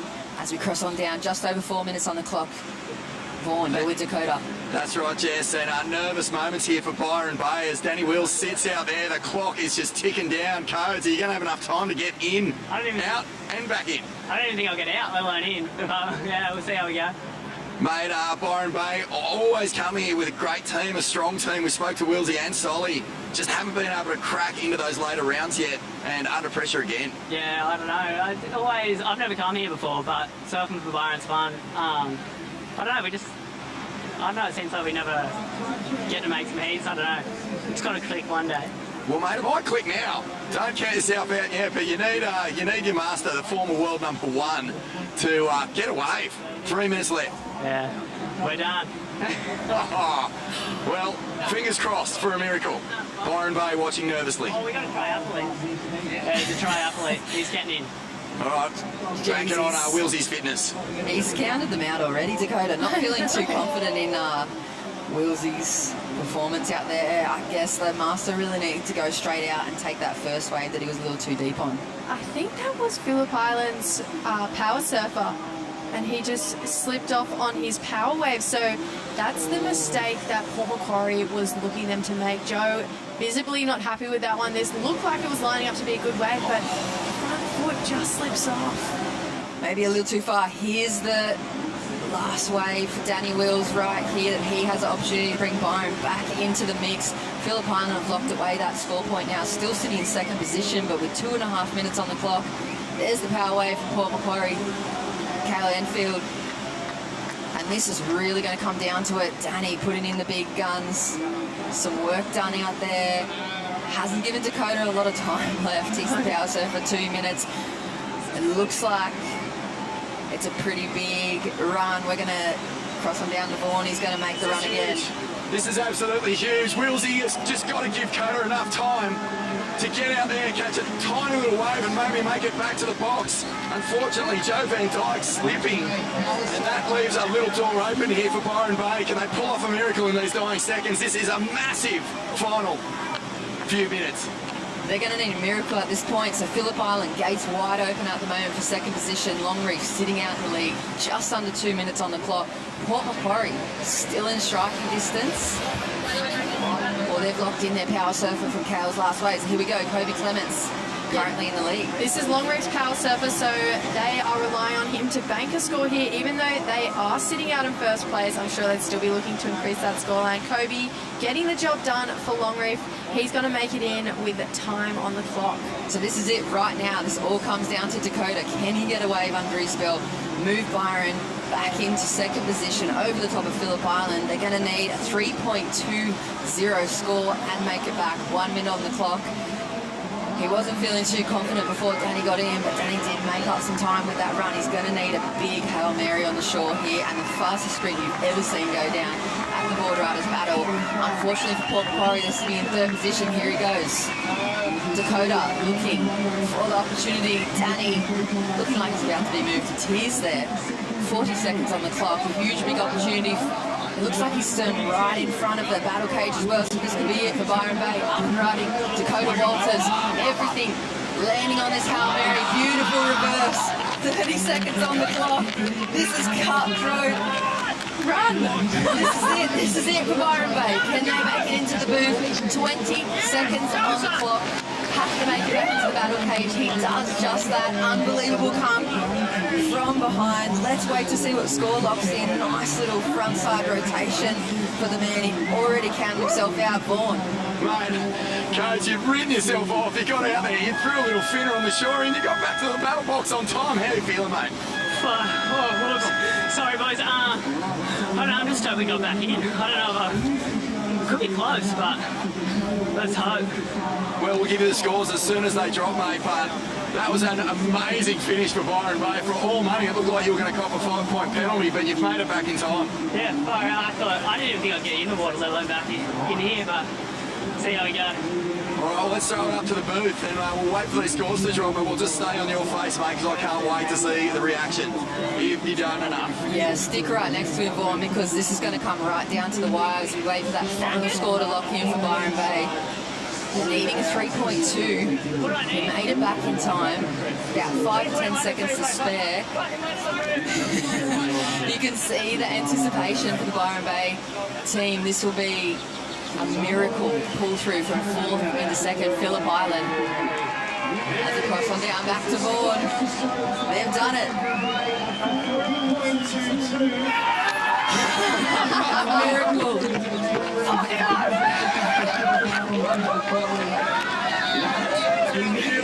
Actually pull off an ABB miracle. Wilsey, honestly, was sitting out there and I thought for all money you were cooked. And Coda was up here, we're done, but somehow you pulled it off. So stressful. I had no time and I was like, what do I do? I just kind of hunted the inside. I knew the kind of wave to get, but you just got to be so lucky. I think it was a bit of a heaper, but whatever. I just had to give him a shot, you know. So stoked. You did it, mate. And Coates took the option of just taking this little shorey out front for a second there. It looked like the couple lumps that were coming had fizzled, and he got that little wave. That's so heavy. When you scrape through like that, it's so good. So, mate, that soft sand's insane. Far out. My calves are cooked. Oh, that's from the triathlete himself, Byron Bay. A miracle breakthrough victory here. Could be the momentum you need. Totally. So sick, you know. Dig out of that, those guys. Awesome. So we're on now, mate. We're on. That's great news. Mate, this is why we're here. The Hyundai Australian Boardriders Battle presented by Zambrero. Miracles happen. Byron Bay into the next round. See you after the break. Bring it on. Woo.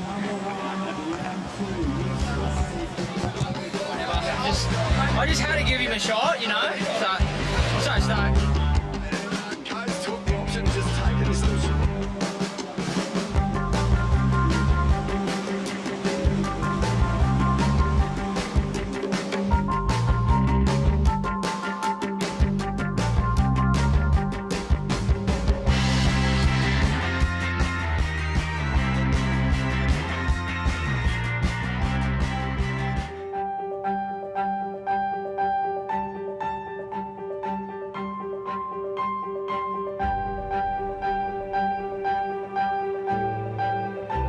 Us here in his Feeling Swole program is a program through the Surfing Australia where it's creating a better tomorrow by including women and men at any age, any ability, and bringing them together and showing them the love of the ocean and creating a happy, healthy environment.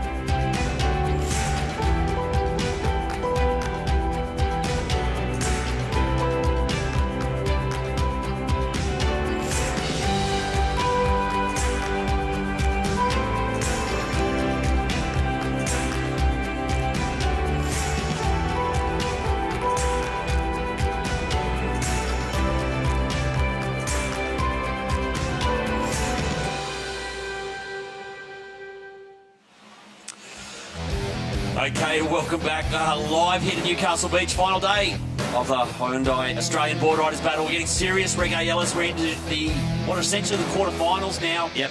And this is our first big matchup. Scarborough from down there on the Gold Coast. New South Wales. Noosa from up on the sunny coast. Snapper, the big dogs from the Gold Coast, of course. And, well, a bit of a new club, Kingscliff. Yep, new club, Kingscliff. First time they've made it through to the second round. Yeah, so Man, how's the finish of that last heat? That was gnarly. Psycho. Dakota Walters, like, seriously needed a 3.2, gets a 3.22. Got a feel for Joey Van Dyke. All he had to do was ride that wave in, come in, and they would have been safely in second position. Yeah, what a bummer, mate. He, but, you know... That's what it is. That's how the contest cookie crumbles. Yeah, that's the beauty of that power surfer. Slot right there at the end, mate. You can make a hero for yourself quite easily, but it can go the other way as well. Yeah, well, there's... if you fall, so, yeah, tough break for Phillip Island, who are celebrating their 60th anniversary. We'll give them a little plug, mate. They've got a big show on for their 60th down there at the end of the month. We wish them all the best down there, Phillip Island, for their 60th. But no dice here, unfortunately, at Newcastle. So, yeah, we're getting serious, mate. You can see, Reg, by the calibre of clubs we've got into this round, that we've just jumped another level. Well, we saw Scarborough, of course, over the highest scoring club yesterday in the individual rounds. They finished seeding at number 1. Noosa up the top as well. Snapper and Kingscliff, they just surfed this morning in the first round. Snapper probably put on one of the most near perfect displays this morning, and I don't think that fallacy of you can't win from the round 1 is a bit of a joke anyway. Yeah, well, we'll see by the end of the day, mate, I reckon. Well, they call this morning, saying the winner surfed this morning. Yeah, there you go, okay. I'm sure the Merriweather Narrabeen guys went, well, you don't know that. That is true. Yeah. Okay. So all the top-seeded teams from yesterday, we see them for the first time. Here we go, straight up. This looks like Dane Henry here for Kingy. Great first turn, but just overcooks it. And stuck with that one. So yeah, all 4 guys kind of dropped anchor here, waiting for a decent wave to start this off. So basically, if you win your first or second here, you go through to the last 8 clubs. So we're starting to get pretty serious. Yeah, we've got some solid surfers out here in the water right now. We've got Nick Squires out there for Scarborough, Connor Lyons for Noosa, Jagger Bartholomew, of course, for Snapper. And yeah, or did they change that? And Dane Henry for Kingy. Yeah, it looks like Jagger's splitting from the pack. Oh, sorry, it's Nick Squires in the red, splitting from the pack. Sitting a bit wide here. There's a couple of little lumps coming in. It might pay off straight away. He's looking at this thing. It's not going to stand up for him on the inside. Dane Henry again for Kingy. Nice little cutback to start. Going rail to rail here. Sets up this turn into the big air rev and sticks it for Kingscliff. And he might actually get a little bonus. Yeah, get a couple extra turns on the inside here. A little fade back, little backhand whack. And there you go, Kingscliff out of the gates. Out of the gates indeed, their first surfer. Locking his score, we've got just after 5.5 minutes, so that's a good job for Dane, for Kingscliff. Boardriders gets a little bit of a break on the opposition, sets a standard for what they need to catch to be in the lead after this first surfer. As you can see the replay. Yeah, wind's just started to go onshore. Got a bit of cheese breeze out there. And we're going to see plenty of that in the afternoon. Hicks and Jack Bartholomew on his backhand. For Snapper, fading left, looking in. What do you reckon, Skip? Nah, get back out, get another one. Yeah, I think Snapper had the simple flag. They hold the flag up, the beans come in. Yeah, pretty well drilled. The Snapper club in this team's format. So Nick Squires for Scarborough. He was one of the former surfers yesterday.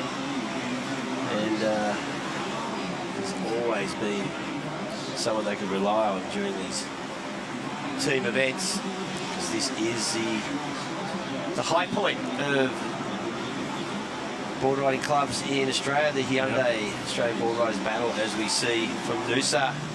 Yeah, it's got Lyons. Man, swooping turn, nice. Little section ahead of him again, quick jam. Sick little wave. Yeah. And he's absolutely milked it. got his leash off before he'd even hit the beach.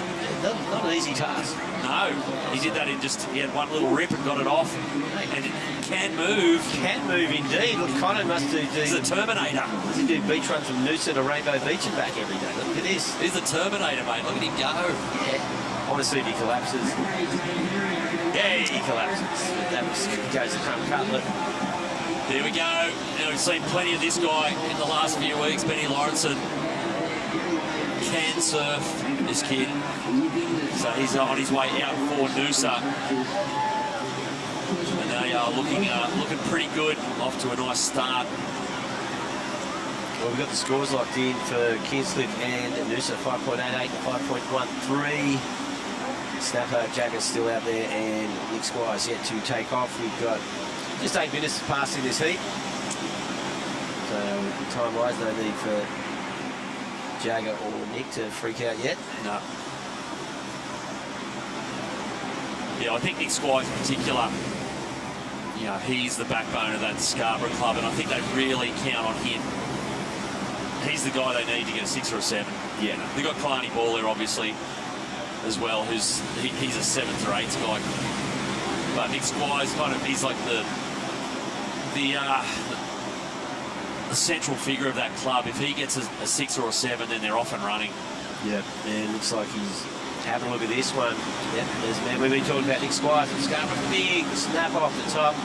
A little bit of bump in the face through this flat section. Does well to get across that and just close the tail out with that one. And he is calling that coming in. Yeah, it won't be a 6 or a 7.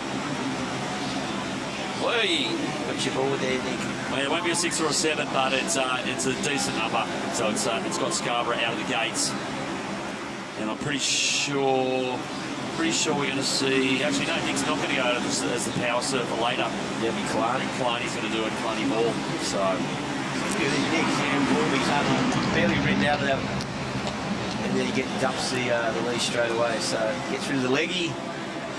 And Nick Squires just locked it in at 4.68. So within striking distance, probably not the score he was after, but in the upper fours, not. Kalani Ball, mate, he's about to run back through time. And now he's just going, well, it'll be interesting to see how quick he's going. Quickie using a lot of energy on the sprint down. Scarborough really going for it here. Here we go for Kingy. This is Mike Markison. Oh, sick turn and a nice finish. What a combo, mate. He's strong. He is quickly becoming made a bit of a team surfing gun. Yeah. He brought him home in the round this morning. Mate, he did that easy. He's only been out there a few minutes, no pressure, just went whack, whack, whack. Thanks very much. Well, 2 surfers back in the beach after 10 minutes. So have this on the replay. This combination. Yeah, he didn't nurse any of these turns. Really put them in. Pull, bang. Yeah, that was. He did too. That was a good one. He did a little claim. He's wondering why he claimed last time. Yeah, there he goes. There's Blake Necker going out for Kingy. Yeah, yesterday, Reg, we were having a chat about the team logos. We're going, what's your favourite team logo out of it? One, I can't remember who it was, we won't name them anyway, but they said, which one I really don't like? Kingscliff's. Oh. Yeah, so I don't like it. Oh. Because it looks like it's been done in kind of Microsoft Paint.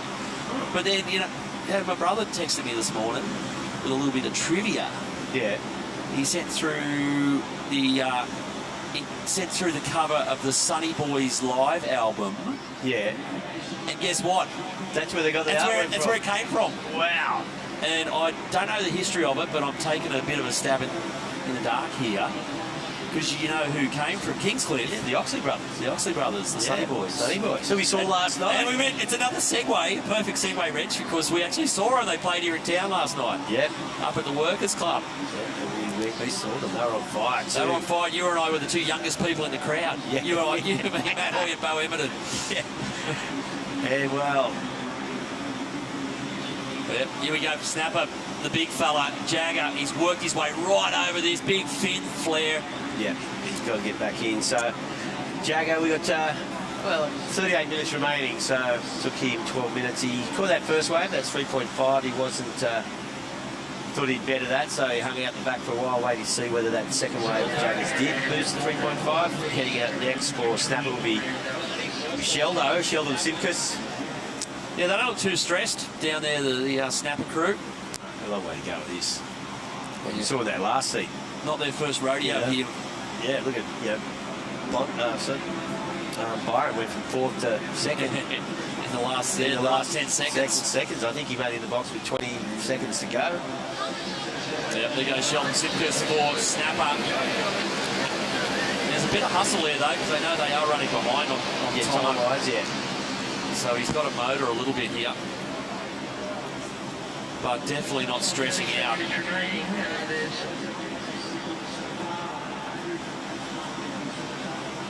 Yeah, so there's the scene looking down towards South Newey. So we're basically surfing more or less behind the divider rocks that you can see in the foreground there. That's been the bank. We've had a few crew late yesterday afternoon on the dropping tide come back and surf straight out in front towards the northern end. There's the Scarborough crew. It's all tight. Scarborough mascot. Wow. Well, we had a few Scarborough girl is the rescue. Well, we had a... wow. I think you said your favourite logo was the Scarborough logo because it's the old the Illawarra Steelers. The Illawarra Steelers, yeah. Tell them Merriweather Surfboard Club logo. Yeah. Is their original logo from 62, 61, 62, yeah. And Tim Ryan was telling me, I can't remember the guy who designed it, but he made him a life member. Oh, really? And he said, to Tim, Tim's going, yeah, so it's good. He said, I can't believe it. And he's going, Tim, well, it's not like you won the Order of Australia. I said, this is way better. Becoming a life member of Merriweather Surfboard Club. Don't call them Boardriders Club. No. Surfboard Club. No, that's a fair honour. Yep. Mate, I'll tell you what, well, speaking of fair honours, that last wave for Micah Markson, 8.38. Kingy are on fire. Yeah. They've got a 5.88 and an 8.38. Like, coming into this, you probably will Snapper clear favourites, but then you're probably looking at, you were probably looking then at, maybe between Noosa and Scarborough, but Kingy going to be hard to beat from here. Michael's just put in a really good position. Long time to go, of course, 35 minutes, but Snapper had a 3.65 for Jaggers, so Noosa on their first surf at 5.13, Scarborough 4.68. Here we go. This is Sheldo. In and out. He'll be looking for, he'll know about that 8 that Micah caught, so he'll be looking for something similar. So I think Snapper do need their second and third surfers to lock in something higher. You want to get in the 6s or above, as we see. Yeah, it's Benny Lawrenson for Noosa. Great backhand snap. And another one here. And he's looking in. Yeah, I reckon that Micah Markinson's 8-point ride has probably thrown a couple of spanners into the works of the other clubs. Yeah. Because it means now someone's going to have to counter it for the other clubs. Here we go, Sheldon Simkus for Snapper. Well, that's not going to be an 8, so he's really fishing around out there looking for it. Yeah. But I reckon Noosa are looking at Benny Lawrence and go, well, he's probably our 8 guy. Yeah. You know, he's a 7 or 8 guy. He could find it. So I reckon that's why they've kept him out there. Oh! Mate, that's Blake Necker from Kingston. They are cooking at the moment. Here we go. Kalani ball for... But he's an 8 guy. He's an 8 guy. Bang. And a little finish here. Yeah, and that'll big do finish. It. Yeah. Yep. That was nice surfing there from Kalani Ball. So there they go. Yeah, just quietly, like we fancied Scarborough's chances here. If these two guys can really get going, Kalani Ball and Nick Squires. Kalani can get going on the sand, that's for sure. Yeah, but they've got the Super Grom Manning Squires as well. That's right. So, but mate, this is looking like a tough heat suddenly, because Kingscliff were probably the complete underdogs going into this, and on this, mate, this form they're going to win it. Yeah. So it's only going to leave one other spot. Yeah, the big thing now is what Sheldon can do for snapper. Yeah, we've got 33 minutes left in this heat. Yeah, there's Mannix Squires running down. Mannix is faster than his dad. Yeah, totally. Yeah. So, the Grom's been, he's had a couple of good surfs. I think it's the only team with a father and son in their team. Yeah, yep. So Nick Squires, of course, there's his Grom. Mannix heading out. So the junior surfer. And also the third surfer for Scarborough Boardriders. Yep, Kalani. You know, be thirsty too if I ran that fast. Yeah, well, he's going to have to go back out as their power surf. Here's the replay of his last one. Has to float the first section. So this is where it really starts. Great snap. Another little fin flare there. And just tags the section on the inside. Yeah, scored a 6.7 for that, so yeah. Good solid score. Here's Micah's. This is the benchmark in this heat. There's the 838. Yeah, those two turns just snap those tail out. Looking so loose. Quick in and out there for Noosa. I didn't see the start of that heat, but looks like he may be coming. Well, he's already sitting on a decent score.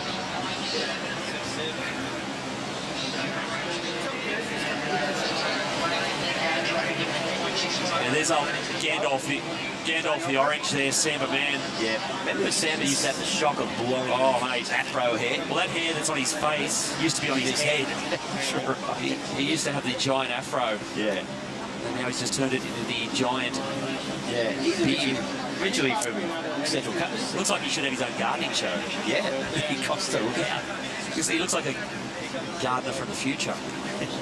But he's... I like the way he's shaved. He's shaved it to the point. He's cut it. He does, yeah, I know. Yep. Well, it's just that sort of constantly pulling on his beard. Or he's an extra off Vikings, but he's... mate, he is looking chipper because his team is looking pretty good. He's up. Is he up next? No, he's going at number 5 for Kingston. Yeah, he was solid this morning too. Yeah, so Noosa brought Benny Lawrenson in. He was already sitting on a 468. It's a small dot, but it's a lot better, mate. So they brought him in and sent out now Timmy Bain. So, yeah, Noosa got catch up to do, and so do Snapper. Yeah, well, Snapper actually really fallen behind now because Sheldon's still out there. Yeah, he needs to get away again soon. As we see, nice shot of the water clarity. Quick hit it out there for Scarborough.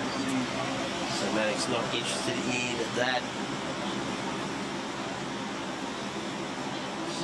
Beautiful drone shot of a pristine Sunday morning here at Newcastle Beach. You can see. Mate, I'll tell you what, after a couple of years of rain, Reg, I reckon this is about the cleanest water the East Coast has been.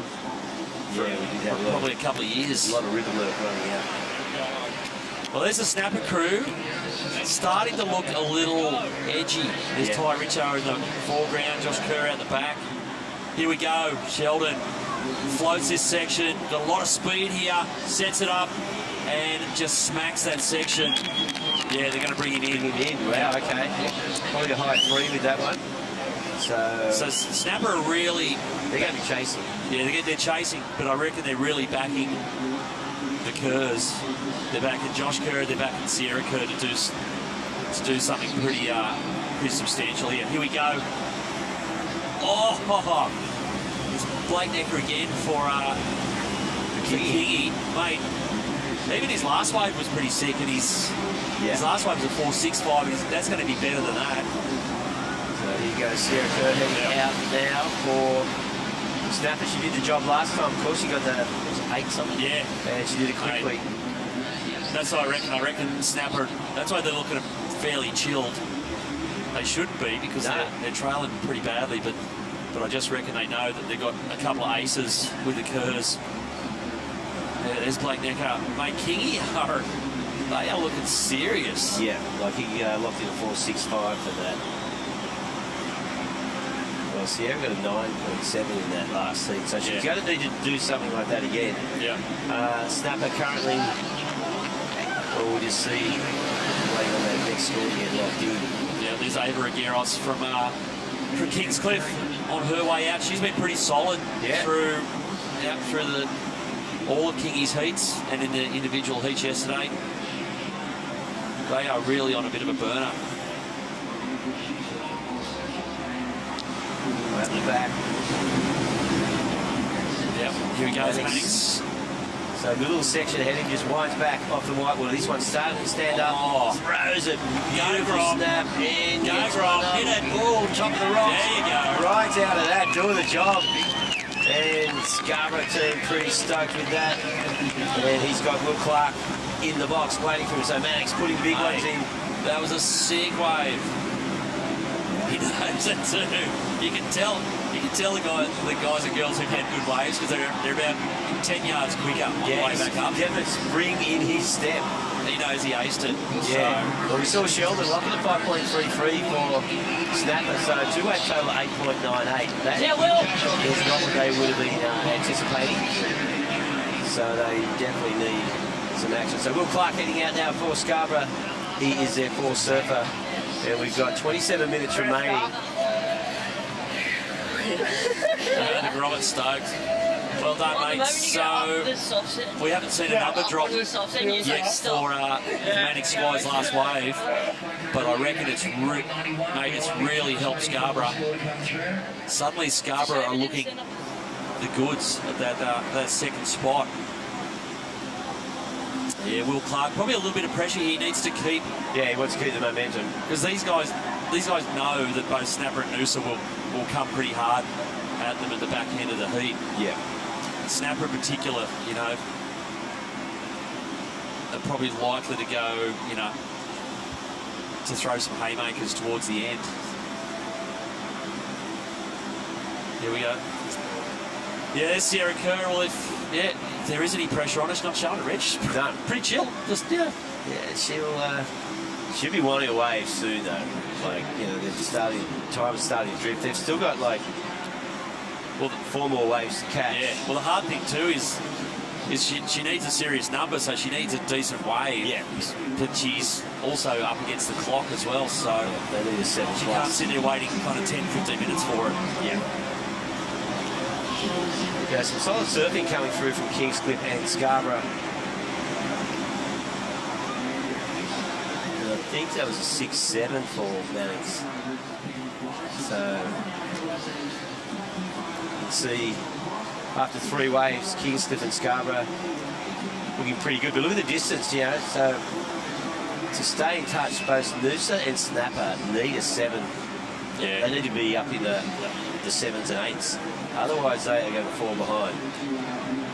Of course, things have changed dramatically. You can see time run out. Someone from the top 2 teams end up with a 2. But pressure is building as we hit the 25-minute mark. So a little bit of a paddle going out there between Red and... There's Timmy Bain. And after that, no one gets it. And Sarah Kerr goes, thanks very much. I'll have it. Here we go. Great first turn. Fades to the bottom. Look at this section. Just slams it. Slams it. There you go. And too short. What is?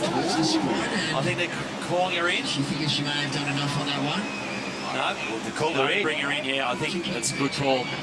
Because it's a solid turn. That's a score for sure. Yeah, well, keep them in touch. She wants to be.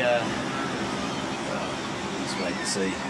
Have a look at the replay here, Shauno. So this first turn, beautiful little carving turn. Now this one, she really takes it on. Yeah. So critical surfing there. She wasn't sure about that. Yep. But then that is. We're taking that. Oh, yeah, we'll take it. Interesting. And Sierra putting in the big ones, of course. And you know, part of that mix, you know, her, Caitlin Summons, Erin Brooks is a big push of outstanding young surfers at the moment. Molly Picklum, we saw them. We saw the first round of pipe, mate, put the cat amongst the pigeons. Yeah, that's for sure. With some of those young female surfers on the tour. Here we go, Will Clark for Scarborough.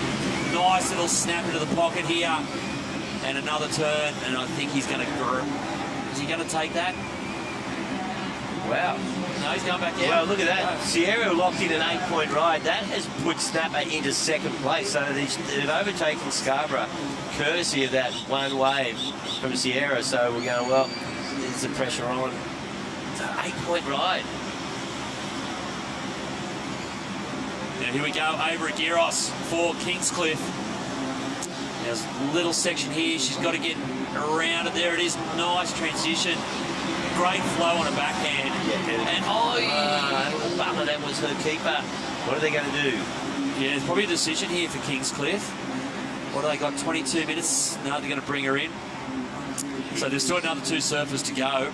Yeah, now Scarborough, Will Clark's wave is locked in. So after 4 waves, they are up on 20.26. So this is the 8-point ride that changed the situation dramatically. So Sierra, big swooping cutback. Yeah. And just the timing on this one, she's looking at the laser a little bit and just goes ball straight up into the lip. See the fins coming out. That was critical. Well, what I reckon the judges liked there was that the rail turns were seamless. So from the figure 8 roundhouse off the bottom straight up into the lip. There was no little check turns to get there. Just flowed the whole thing together really nicely, and they. Yeah, I think that's one thing. The judges dined out on it. Yeah, people tend to forget that. A lot of people at home, they judge the wave on their score of the manoeuvres. Yeah. And don't take into account the speed and flow. Yeah, well, the other thing to remember too is that the women in the heat are judged on their own scale. So it's not the men against the women in terms of the scale. Right. So that's interesting. So all the women in all the teams are judged on the one scale, and the guys are judged on the one scale. Right. So here we go, and he's backhand Will Clark. That's what Scarborough needed. Yeah, book it, mate. Yeah, he's trying to get rid of that. I think it's a 3.56. So yeah, he's done that for sure. Do that. So now Josh Kerr out there, he needs to emulate his daughter and lock in a 7 or above. And he'll no doubt take inspiration. You know, we're all inspired by our kids in one way or the other, sometimes more the other. So as we see Will doing the sprint, he's going to take Zalia short. Now Zalia, of course, she surfed really well yesterday, so they've got a good solid team, Scarborough. Now Snapper rocks. Kersey's got the place to himself out there. Yeah, he's made a break. Well, I think he's on the same bank, but everyone else is in transition. So he has drifted up to the north of it. And he's going further north. He spotted something here, swinging around. So Josh Kerr. Yeah, he's on it's a bit of a burgery one here. Needs this thing to really connect. He's sinking air on the inside here. Here we go. Oh, yeah, he's got north. And a little fin throw. And he's looking in. Yeah. Snapper will take it. Yeah, run around this way. Yeah, needed to buy back some time here as well. So, yeah, so he's coming from the north into the battle cage. And yeah, he took off just north of that, so he did make a big move. Yeah, as you can see. We're back on track, guys. We're back on track. It was easy to find, yeah. You can see where it's shallow out there. Much better waves than I thought. That was timing. That's timing. Was it pushing back at you at the start? I feel like you won a set that's been after a set. There was a lot of lump on that wave. The last shot was like, I'm going to go over there. 525. Yeah. 525, there it is. So, yeah, quick little mission, little strike mission there for Josh Kerr. He's only out there a few minutes, came in 5.25. He's got Snapper back on schedule. We're running behind in terms of time. But he didn't sacrifice any points. 5.25, looking pretty good. Sierra Kerr goes, yeah, nice work, Dad. Put it in, so suddenly, yeah, we said it before, Reg, the other teams, even though they were pretty strong at the opening half of the heat, they always knew at some point Snapper we're going to get pretty large in the revision mirror. Yeah. And here they come. So Kingy just quietly hanging on. So Ava Aguirre's last wave 3.45 kept them in first place. Yeah, let's see. Josh Kerr's twinnies down there. He exclusively rides twin pins, and he has been for a number of years now. And so he got a 5.25 and C. Not much in it, but Scarborough still in it, of course, obviously, with 20.88. Noosa one way behind, so they can lock in a high score here just to stay in touch. We've got Sam the Man out there now, fifth surfer for Kingscliff. And plenty of time, just under 18 minutes remaining. So Sam will want to do something, lock in a good score so they can maintain a bit of breathing space. Because it is going to tighten up. There's not much in it. Yeah, less than 2 points between first and third. So yeah, Noosa have been Timmy Bain here, been a little tardy. He's been out there a while. Well, we haven't heard much from him now. He's aced that one and come in. Yeah, that's a good wave. So you got to think, okay, superior wave to the last few we've seen from the other team. So this should put Noosa in a position where they will remain in touch. You see Noosa coming to the big sprint. Yeah, he's going to send Gia Lawrence out. Oh no, sorry. Dean Brady's going out next. Yeah, the big black. But they've got 3 surfers to get through. So yeah. So Dino is going to have to hustle here. They are running right behind. Yeah, Timmy Bain sat out there for a long time. Yeah, well, see Dean Brady heading down the beach was interesting. I saw because Josh Kerr did make the break up here to get that thing close to the Northern Rocks, but Ty Richardson has headed back down the bank, so all 4 surfers heading into the same part of the lineup, that southern end of Newcastle. There's the dividing rocks there, and now for Scarborough, Zalia short. Oh, yeah. Absolutely belted that section, but she's in the rip there, and the wave just doesn't connect. No, you've got to get 2 turns in. And Zalia, she knows, like, pressure's on her. She needs to get a bit of a break here if she can. She needs to claw back 3 or 4 points. Man, it's tough. Every surfer goes out and they go, oh, it's up to you now. It's up to you now. There we go, Ty Richo for snapper. Here we go. Just pumping a little bit of speed here. Nice little setup turn. Floats that section, gets around this thing. Needs it to kind of bowl out on the inside. It does a little bit here and tags that closeout. And I think they're going to bring him in. They're going to bring him in. So here we go. Well, Sheldon's going to have plenty of time, of course, but it's only one wave. So Sheldon's going to have 15 minutes to choose his one wave. Doesn't want to do as we saw earlier in the earlier heat where the power surfer fell as they stood up. 3 minutes left on the clock. Try Richardson. You see Sheldon. Yeah, here we go. Mate, old Sheldo eats pressure for breakfast, mate. Wow. There's a bit of milk on it. Yeah, well, they've got a narrow lead.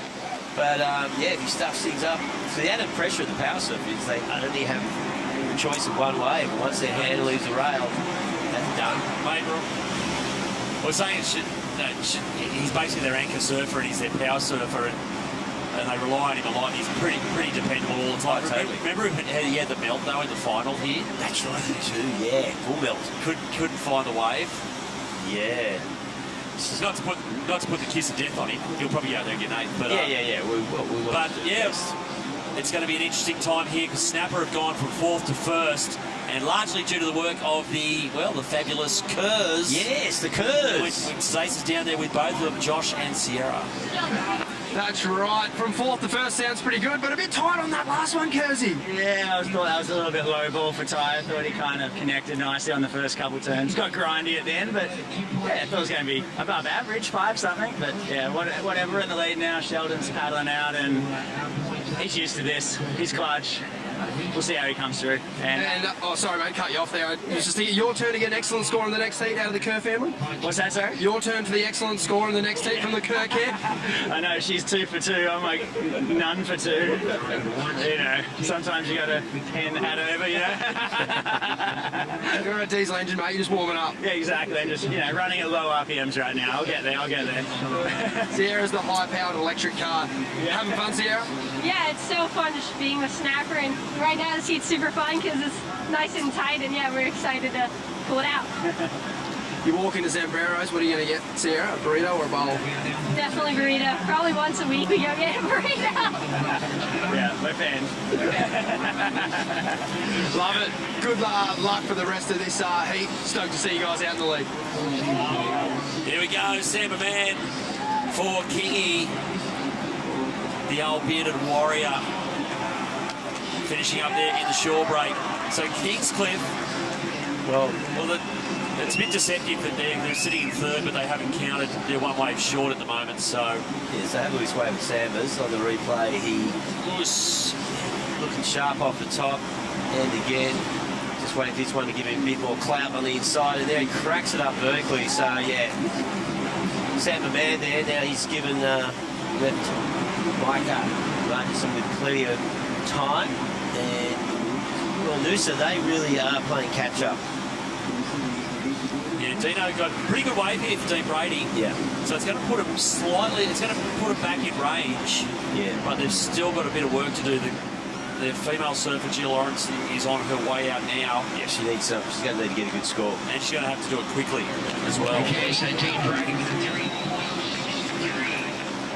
3. So yeah, there's Zalia Short coming in for Scarborough.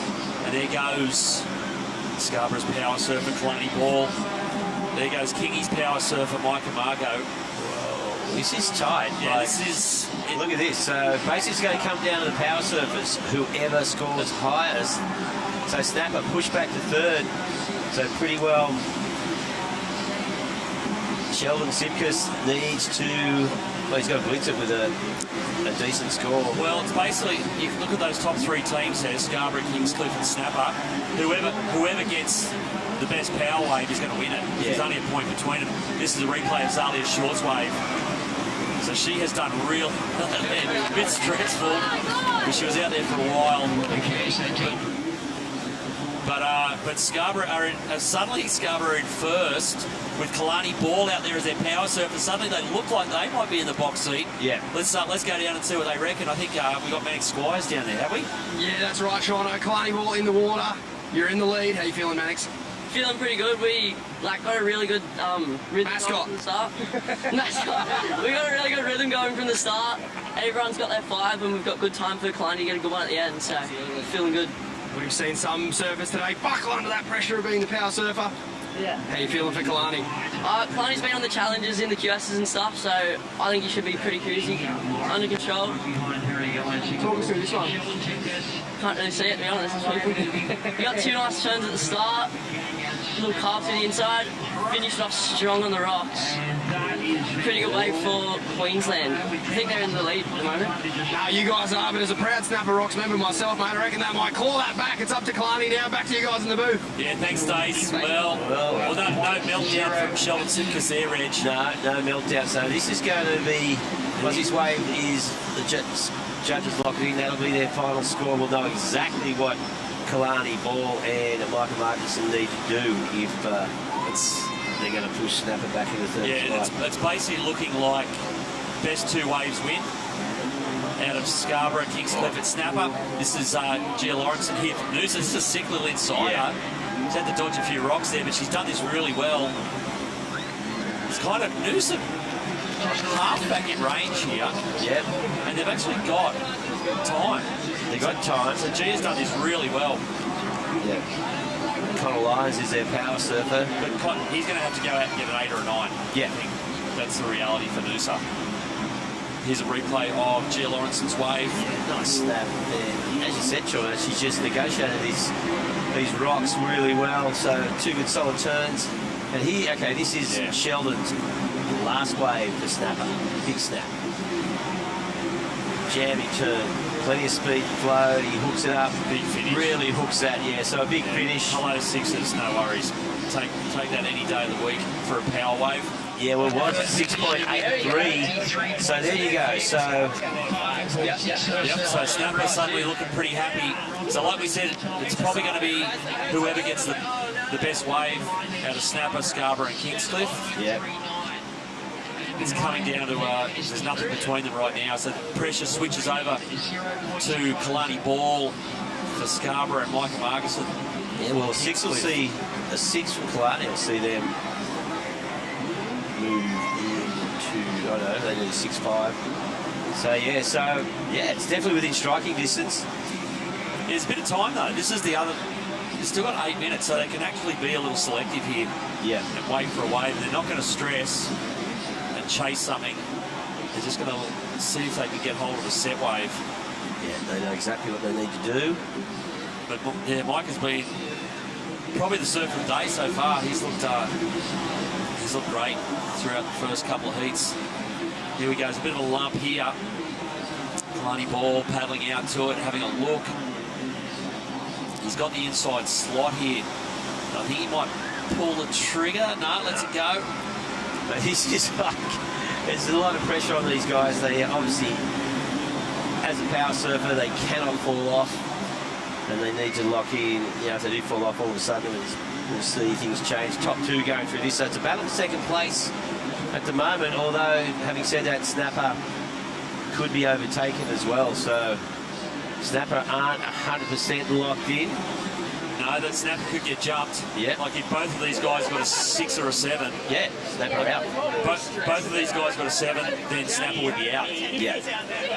So, but if I was, mate, if on the law of averages, I would rather be Snapper right now. Yeah. With us back on the beach with a 6 or a 7, 6 and a 7 point lead over the other 2 teams. So it's looking pretty good for Snapper, looking like a battle for second now. Between Scarborough, Kingscliff and, you know, on a long shot, maybe Noosa. Yeah, they're like, as far as the numbers go, they could do it. Like a 7 that takes them up to 31. So, yeah, definitely doable. Yeah, Noosa need both of Scarborough and Kingscliff to have a bit of a shocker here. Yeah, because the big thing with this is it's not like they have options of more than one wave, so that puts incredible pressure on the surfer. And here we go. Looks like commitment from Scarborough. Kalani Ball. He's got to get around this. He's trying to generate some speed. It's a pretty flat wave. Now it gets going. Nice little tag turn. He's got to finish big. He did. Yeah, he does. Okay. Makes it through the so I'm probably seeing, I reckon, about a 5 there, Reg. Yeah. So that's probably for Micah Margetson. So he's looking, Micah's probably going to need something better than a 5. Here we go. See the replay. Took off deep here, Kalani Ball. Had to cover a bit of ground here before he could get to some open face. So there's not much doing in terms of points to this spot. Little tap turn, sets it up, finishes. Yeah, sick finish. Yeah. Geez, it might be, it's around a 5. It might even be a little less than that. We'll so wait and see, but it's basically, yeah, you'd reckon that Micah Markeson's going to need probably a 5 or a 6 to get Kingscliff up into second. We'll wait and see the judges. Yeah, well, a crucial score comes in. There's 5 minutes left in this heat. Kingscliff and Noosa still with 1 wave to catch as their power surfers having a look at this. So we came in at 4.78. So Micah, a 5.01. Yeah, 5 basically. Yeah, a 5.5. So, yeah. Scarborough on 31.8. Yeah, so a flat 5 pretty much gets Kingscliff into the semi-finals. And we've got 4.5 minutes here for Micah Margeson. It's a bit tougher for Noosa. Well, yeah, Noosa, they need a 7.5, 7.6. Well, they need that as a minimum, and then they need to hope that Micah doesn't get his 5. So, yeah, Connor Lyons needs to swing for the fences. Micah Margot, geez, one of those situations when chasing a 5, it's like you'd almost rather be chasing a 7. Yeah, exactly. Like a 5 in the back of your mind going, I only need 2 turns. What is it? So you can see the stress on they're going, no. The Kingy team there. Well, there's not much they can do for the beach now. It's all up to Micah. He's been in outstanding form throughout this. So he needs a 5.03. Oh, he swings under. No, he doesn't go. Ooh. So time now. So just on, I think under 4 minutes remaining. Gee, look at the wheel nuts popping off in the King's. This is it. This is the one. He's got to get into it though. No. It goes under him. Well, now they're going to start stressing out about time. Because looking at, I think we've got just over 3 minutes remaining. So Micah leading a 5.03. Oh, here we go. They're calling him into this. No, that's close out. So Sam Van just stressing on the beach there as the Kingscliff crew. This is heavy. We only have 2 minutes and 50 seconds remaining. Now he's got to worry about losing the 5 points. So Micah Margison, pressure is in. And Connor needs a 7.62 for Noosa. And it looks like Micah's going to have a look. Committed. He needs a 5.03. Sets it up, little snap back to the white water. This one flattening out a little bit. He keeps some speed and flow going. Hooks it up. Big turn. And again. Oh, yeah, there's a 5.03. Oh, he takes a little head bow. He's done it again. That's 3 times. He said, I don't know why I'm claiming. He's just claiming every wave. He's claiming it now. Oh, he's stoked. Well, that is bad luck for Scarborough. Well, presuming it's more than a 5.03. Yeah, that is a 5 and then some. Yeah, looking forward to see the replay of that. But yeah, so Micah Margison, wow, pressure was on. We only had 2.5 minutes remaining. He needs to get. Oh, here we go. There he goes Noosa. He goes Connor Lyons. Oh no! He would have been chasing an 8 by then, I reckon, once we see this score come in. And Scarborough, well, they're about to have their heart broken.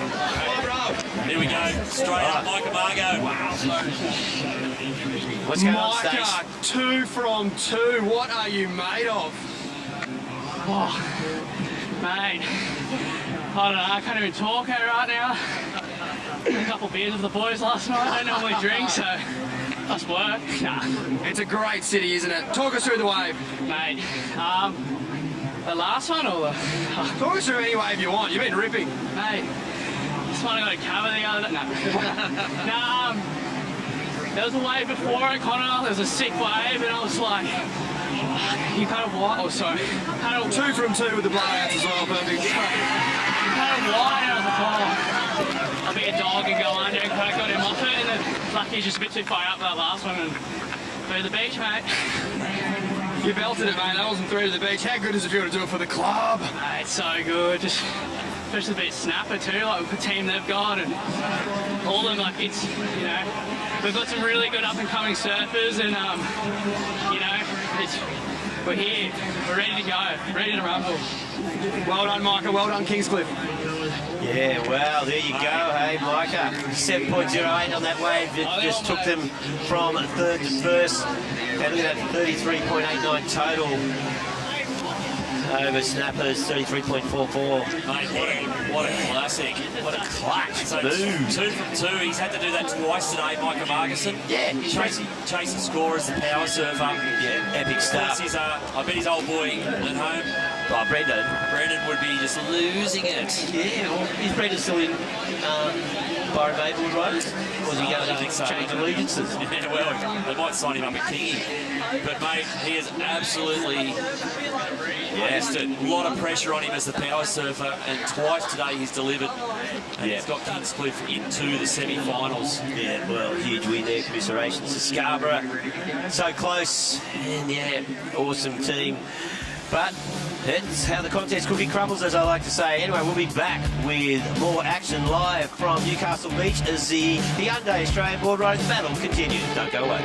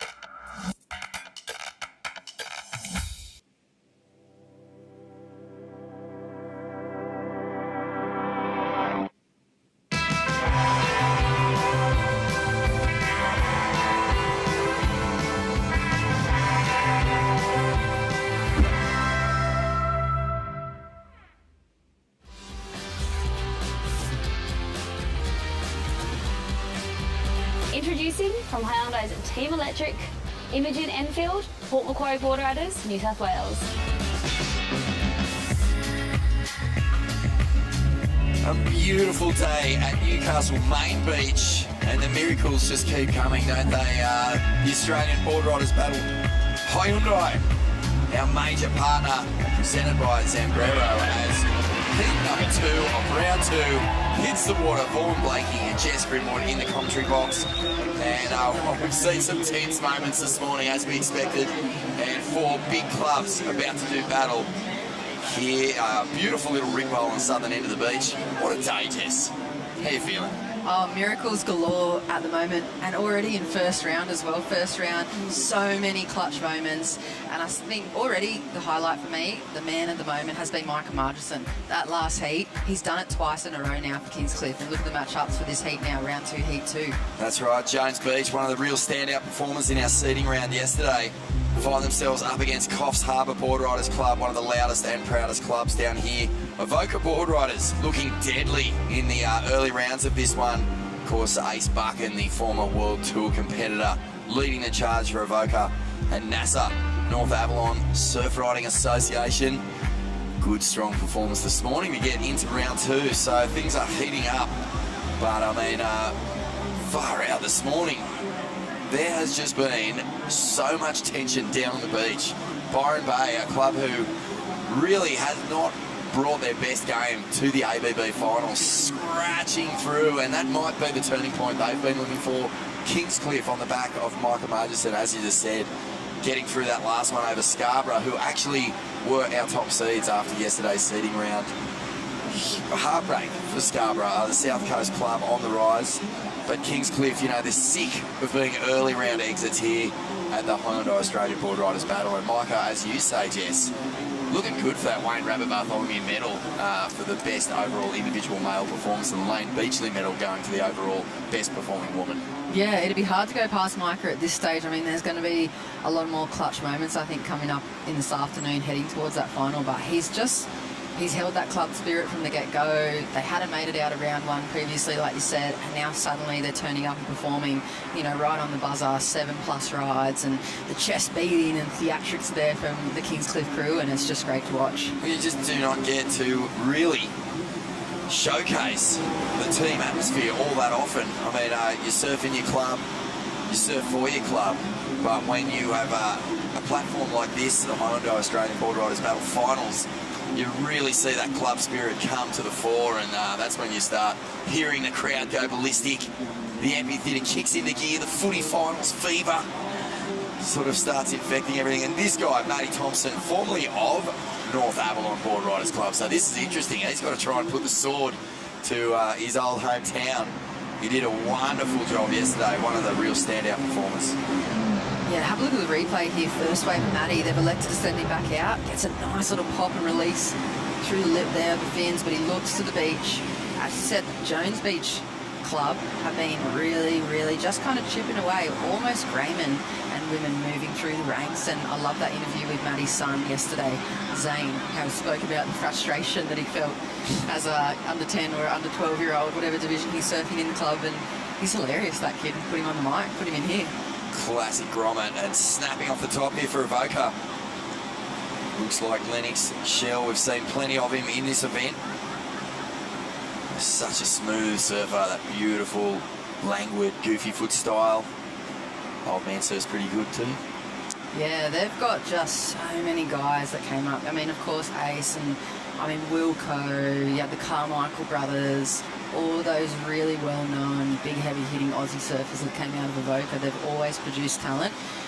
Even Ace's sister, Jessie, was someone we looked up to on the Central Coast surfing. They're just such a hot spot for talent, and they've always got a lot of support of the industry behind that group there too. So is this Avoca's time again this year? Could it be their time to take the Champs Trophy?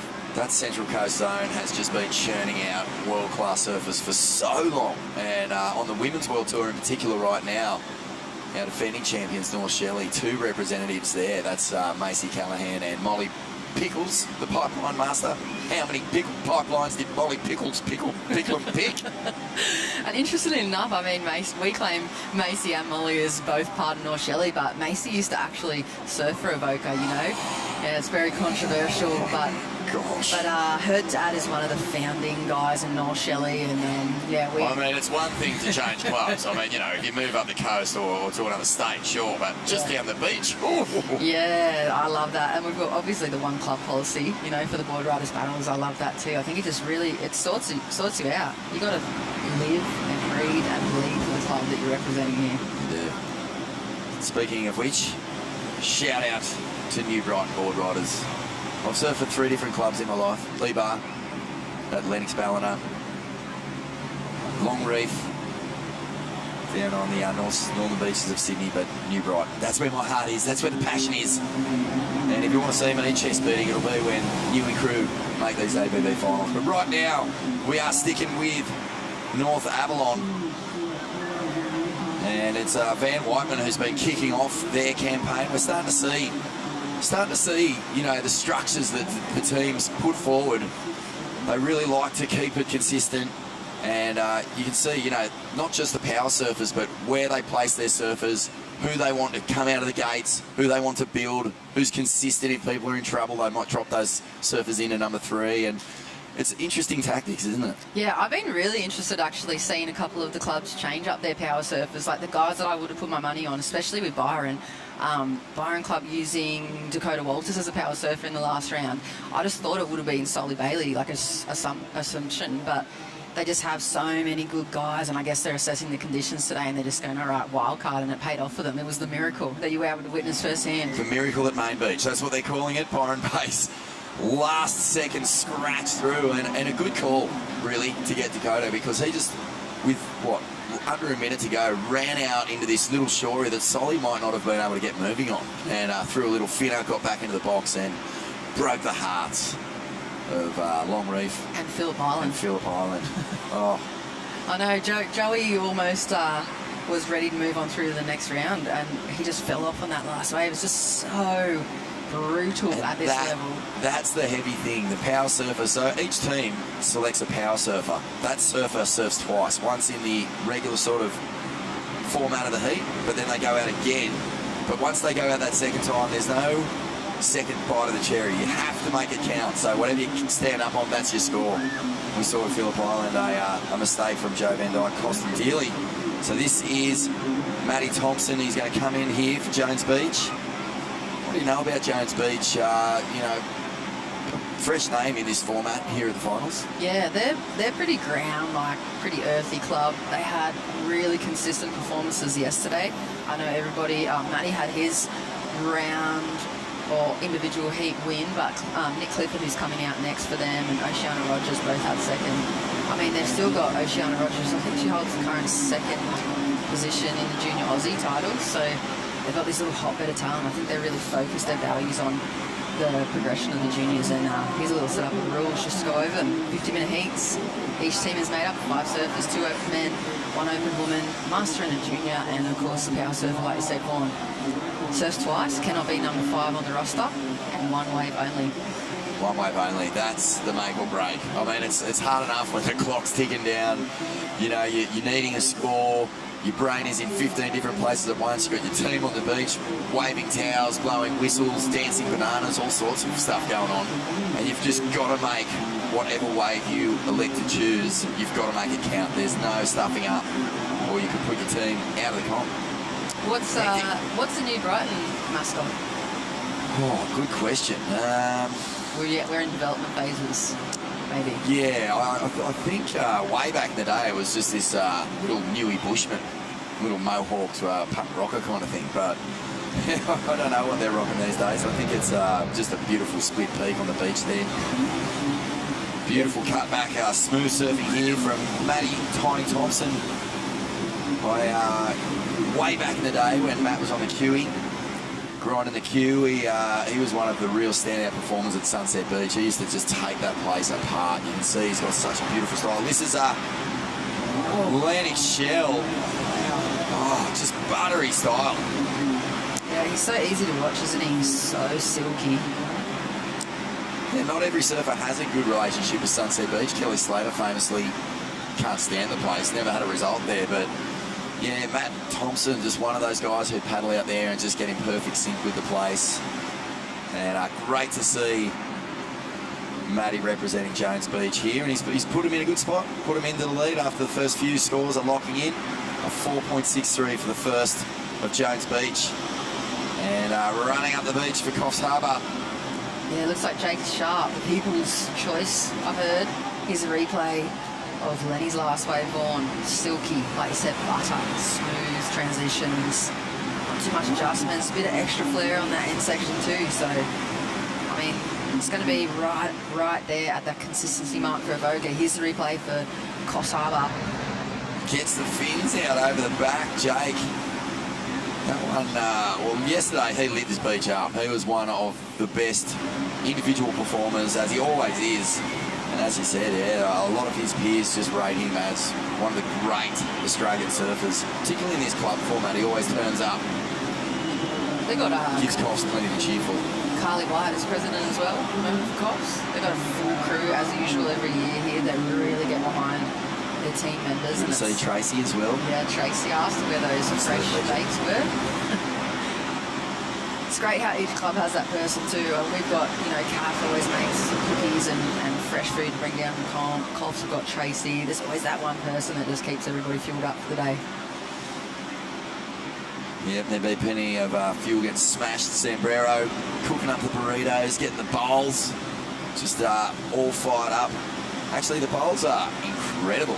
I'm a huge burrito man, but the Zambrero bowls that they've got down here at the comp are awesome. How's the burrito challenge going? We put it out to you yesterday. You almost threw yourself under the bus and challenged the chomp there with the burrito. I know, well, they only had the bowl, so I wasn't that keen to try and get my entire mouth around an entire Zambrero bowl. I think we've got the tally. We were actually checking in with a lot of the competitors yesterday to see whether they were burrito or bowl fiends, and holy smokes, the burrito has smashed the bowl. Well outweighed. There was a point yesterday where I thought the bowls were taking a really strong lead, but they did start off early, you know. Yeah, I think they had 3-0 at one stage, but too much too soon. The burritos came out. Zambrero, proud presenting partners here at the Hyundai Australian Boardriders Battle. There's the Coffs team. That's their banana mascot, part of the Banana Coast up there, mid-north coast, New South Wales. Surely they're in the consideration right now for the Reef Tip Club Spirit Award, $2.5 grand. They have been standout. Jones Beach, can hear the crowd flaring up, and ooh, a little fall from Nick Clifford. Nick impressed us yesterday, didn't he? Get a couple of real scorching lefts. He had a bit of a wobbly start to his heat. Then he just found these long winding lefts and just went ballistic. And who have we got here taking off? It is Avoca. Yeah, that's Caleb Tancred. Oh my huge, goodness, that was a massive snap. And he gets the completion through on the inside. Avoca will be frothing on that. The big fella gets a big old tail blast. And hacking it here for Coffs Harbour, it looks like Creed. I think there might be Little Will Martin. Sorry, Will. Yeah, Little Will Martin for Coffs there. Nice little one for him too. And there you go. Score in for the Caleb. Last of him, 5.75. So a beautiful start. Yeah, well, the beef on that burrito was all in that first turn.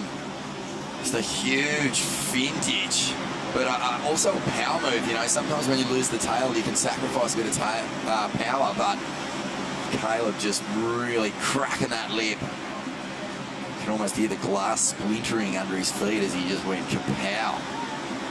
Let's check a replay of this turn. It was spectacular. He takes off. Look, it's not a whole lot there. So we've got to fight his way into this section and then just bam. Wow, power surfing from him too. He used to be about the size of the Little Will Martin that we just saw for Coffs Harbour as well, and then suddenly he comes back raging for Avoca. Big man turns and no, not even scared of the rocks there on the inside. Yeah, I used to actually been away on a couple of surfing trips with Caleb when he was very, very small. He was tiny. Dakota Walters also on that trip. We did a little surf trip around trying to expose a bit of new talent. And yeah, we were, you know, as you do, as you used to, you know, like the Groms would come in, you tackle him in the sand, crump cutlet, all that sort of stuff. Don't think I'd be trying to tackle Caleb anymore. Nah. He's huge, isn't he? It's fold me in half and flick me. He'd probably flip me down the bench press you first, do a couple of reps, and then flip you down the beach. So, sets approaching. It's interesting, Jess, you know, in the early stages of this heat, all you're really after is good, solid surfing, set the platform, and hopefully put yourself in a position where you're managing the time well, but you've also got a couple of good scores and not putting any extra pressure on the tail half of the team. Beautiful snap off the lip here. Bodie Lee Jones been a consistent performer for North Avalon. Ferocious competitor, you say, and bumped into her here and there. She was doing a bit of uni, I think, up the coast and surfing around the far north coast. Not that long ago, she had that runner-up finish to Sarah Baum at the Evoca QS, that really high-rated QE. So she's no stranger to a hard-hitting heat, and she's been a real weapon for NASA. Nick Clifford, wave selection there, not quite on point. Just need these waves to stand up. I mean, the steeper the face of the wave, the more power it has and the more potential for big scores. You can really launch into that lip, explode through it like we saw Caleb Tankred do for Evoca. Some good scores locking in here for Evoca. Look at this, there's a 5.75, 6.13. So that's a good start for Evoca Beach. Look how shallow it's getting on the inside there too. You can see Bodie just jumping off the rocks, kind of bubbling and occasionally popping up above the water there on that inside section. A lot of commitment having to be thrown into this round of the Boardriders battle. Well, I think we should get another tally going at some point today too, on how many beach sprints you've done versus whoever's... I think I've cashed in my chips with the beach sprints. Definitely need to do some training before next year's event. Yeah, not only do the clubs have to do training, maybe we're all going to have to do some type of commentary training physically out there. Not a bad idea, actually, Jess. Push-ups. All right, so Nick Clifford is going to bring this one in. Looking at this this heat, you know, I see a lot of clubs who far out, they've gone close, but really want to get this breakthrough win. It'd be nice to see Coffs really, really turn up in the final as well.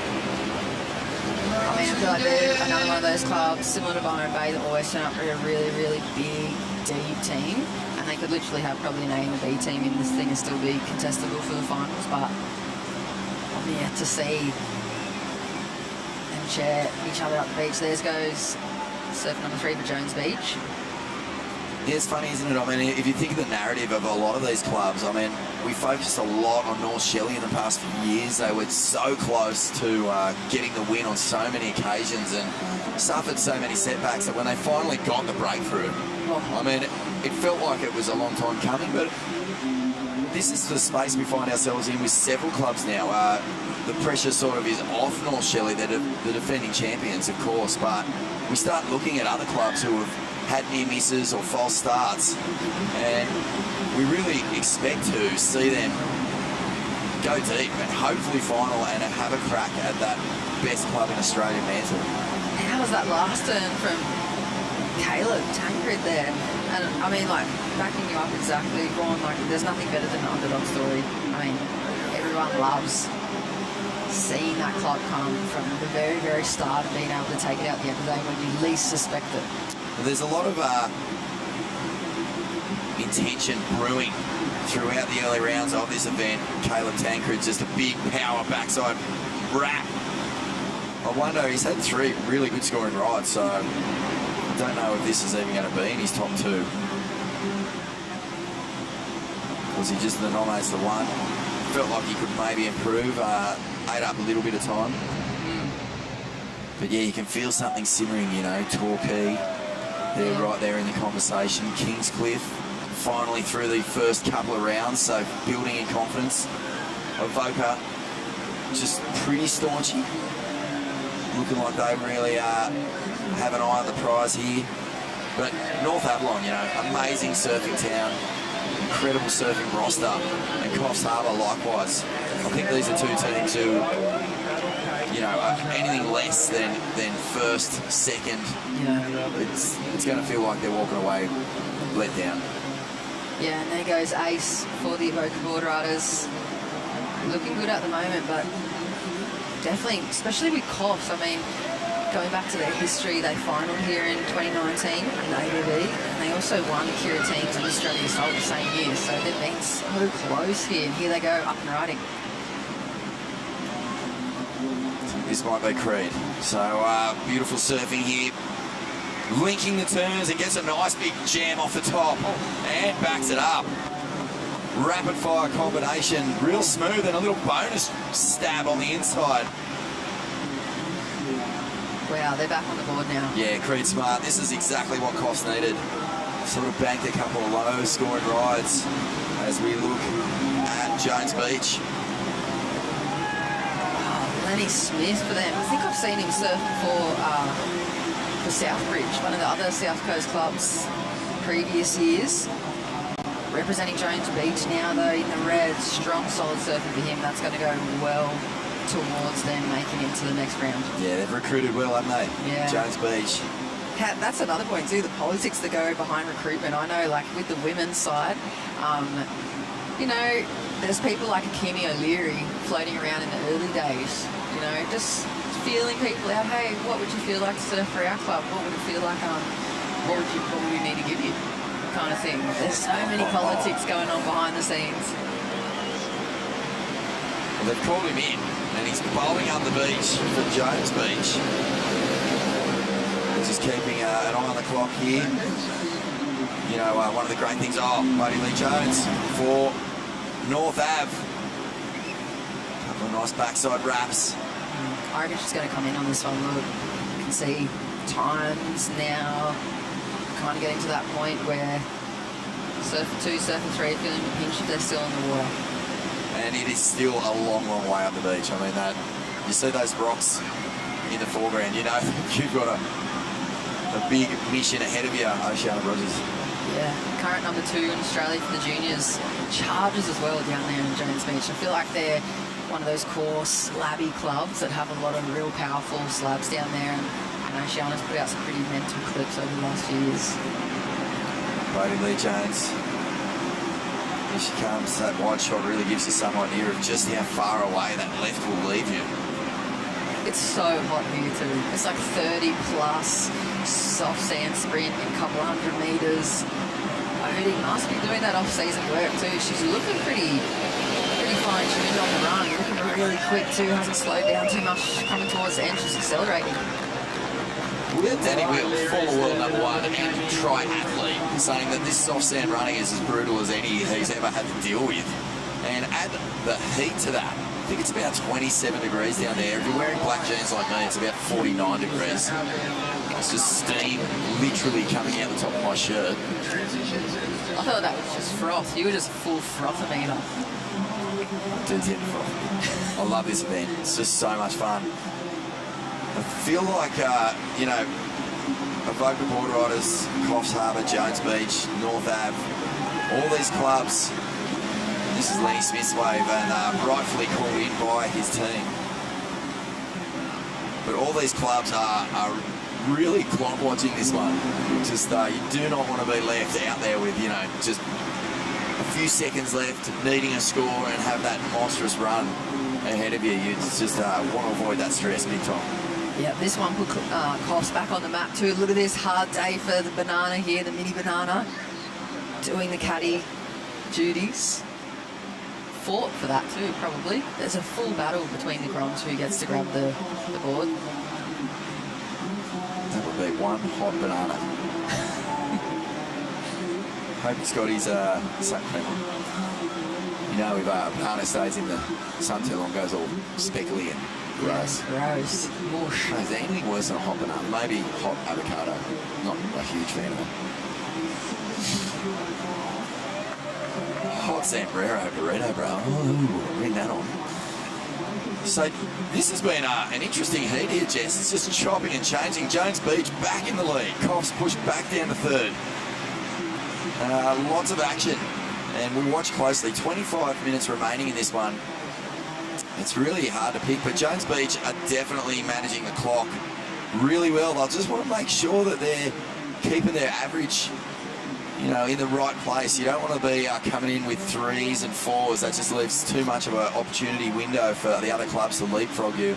Yeah, I think that's kind of what's happened with Nassau. I mean, Van clocked it and came in with that 3.6 for his opening wave, and that's kind of left them behind from the start. So Bodie locked in a 3.33, and then Cobbs last agreed was the 4.38. That's I feel right. like towards this end of the rounds, it's kind of like you need to be making those 6s at least across the board, and then you've got to make the space for the 8s and 9s. Otherwise, you're not going to be seeing it against clubs like Kingscliff or Snapper Rocks in the final. Yeah, it makes it so hard for the rest of your team if you know, the requirement that you're needing is just being pushed up by low scores. I mean, they've got 4 surfers to do it. 3 surfers still did log in scores, and it's going to be have a look at that last score. To really, you know, put something meaningful on the board here for North Ave. Look at the last score locking in for Lennox Smith as well. Jones Beach takes a pretty good lead at his halfway point, 7.05. Nice looking score for Lenny. Well, that's epic, because they do have a 2.68 locked in for Nick Clifford. So Lenny has taken a little bit of pressure off Jones Beach there. Yep, they were managing the clock well, but a 2.68. Let's just take 2 off that 7, chuck it on the other 2, and all of a sudden you're looking at a nice average. So Jones Beach in the lead, Avoca in second, Ace Bucket, the heavy hitter, is in the water. Another contender for the Rabbit medal. She's sniffing around. Wait till you see a little bit of Oceana on her backhand. It's the bottom turns, the depth of the bottom turns, and the top turn combos are just so nice. Whoa. A little bit of a slip up there for Jason White and Coffs. It's not going to cost him too deeply or dearly, but I think we're going to see another little flurry paddle battle on this next set. You see the wind starting to puff in as well across the surface of the waves. It's going to go pretty nicely into the Hyundai electric air show later on this afternoon. Always fun. It's a crazy heat. And 300 people go out. It's impossible to figure out who's who. He goes on the inside. Nice snap on the inside. Oceana getting it done. Jones Beach. Far out. It really feels like they're running their own race out here in this heat. Just, you know, manage things really well. Get some good scores. And Oceana just bashing that section, feeling confident. Has enough time to paddle back out, not put the team under pressure. So this is a really well-constructed heat from Jones Beach so far. Yeah, they've given her plenty of time as well. I feel like there's not a lot of pressure on her. Lennox has really been able to relax that for her, and she's just got time to find that 2-turn combo. 2 of those backhand snaps. It's going to be really, really good for Jones Beach. And then they've still got Dan Conti, is it? Number 5 surfer, and Lennox Smith back out there as his power surfer. Off the bottom, jams it into the top. This is Adrian Buchan for Avoca Boardriders Club. Slash!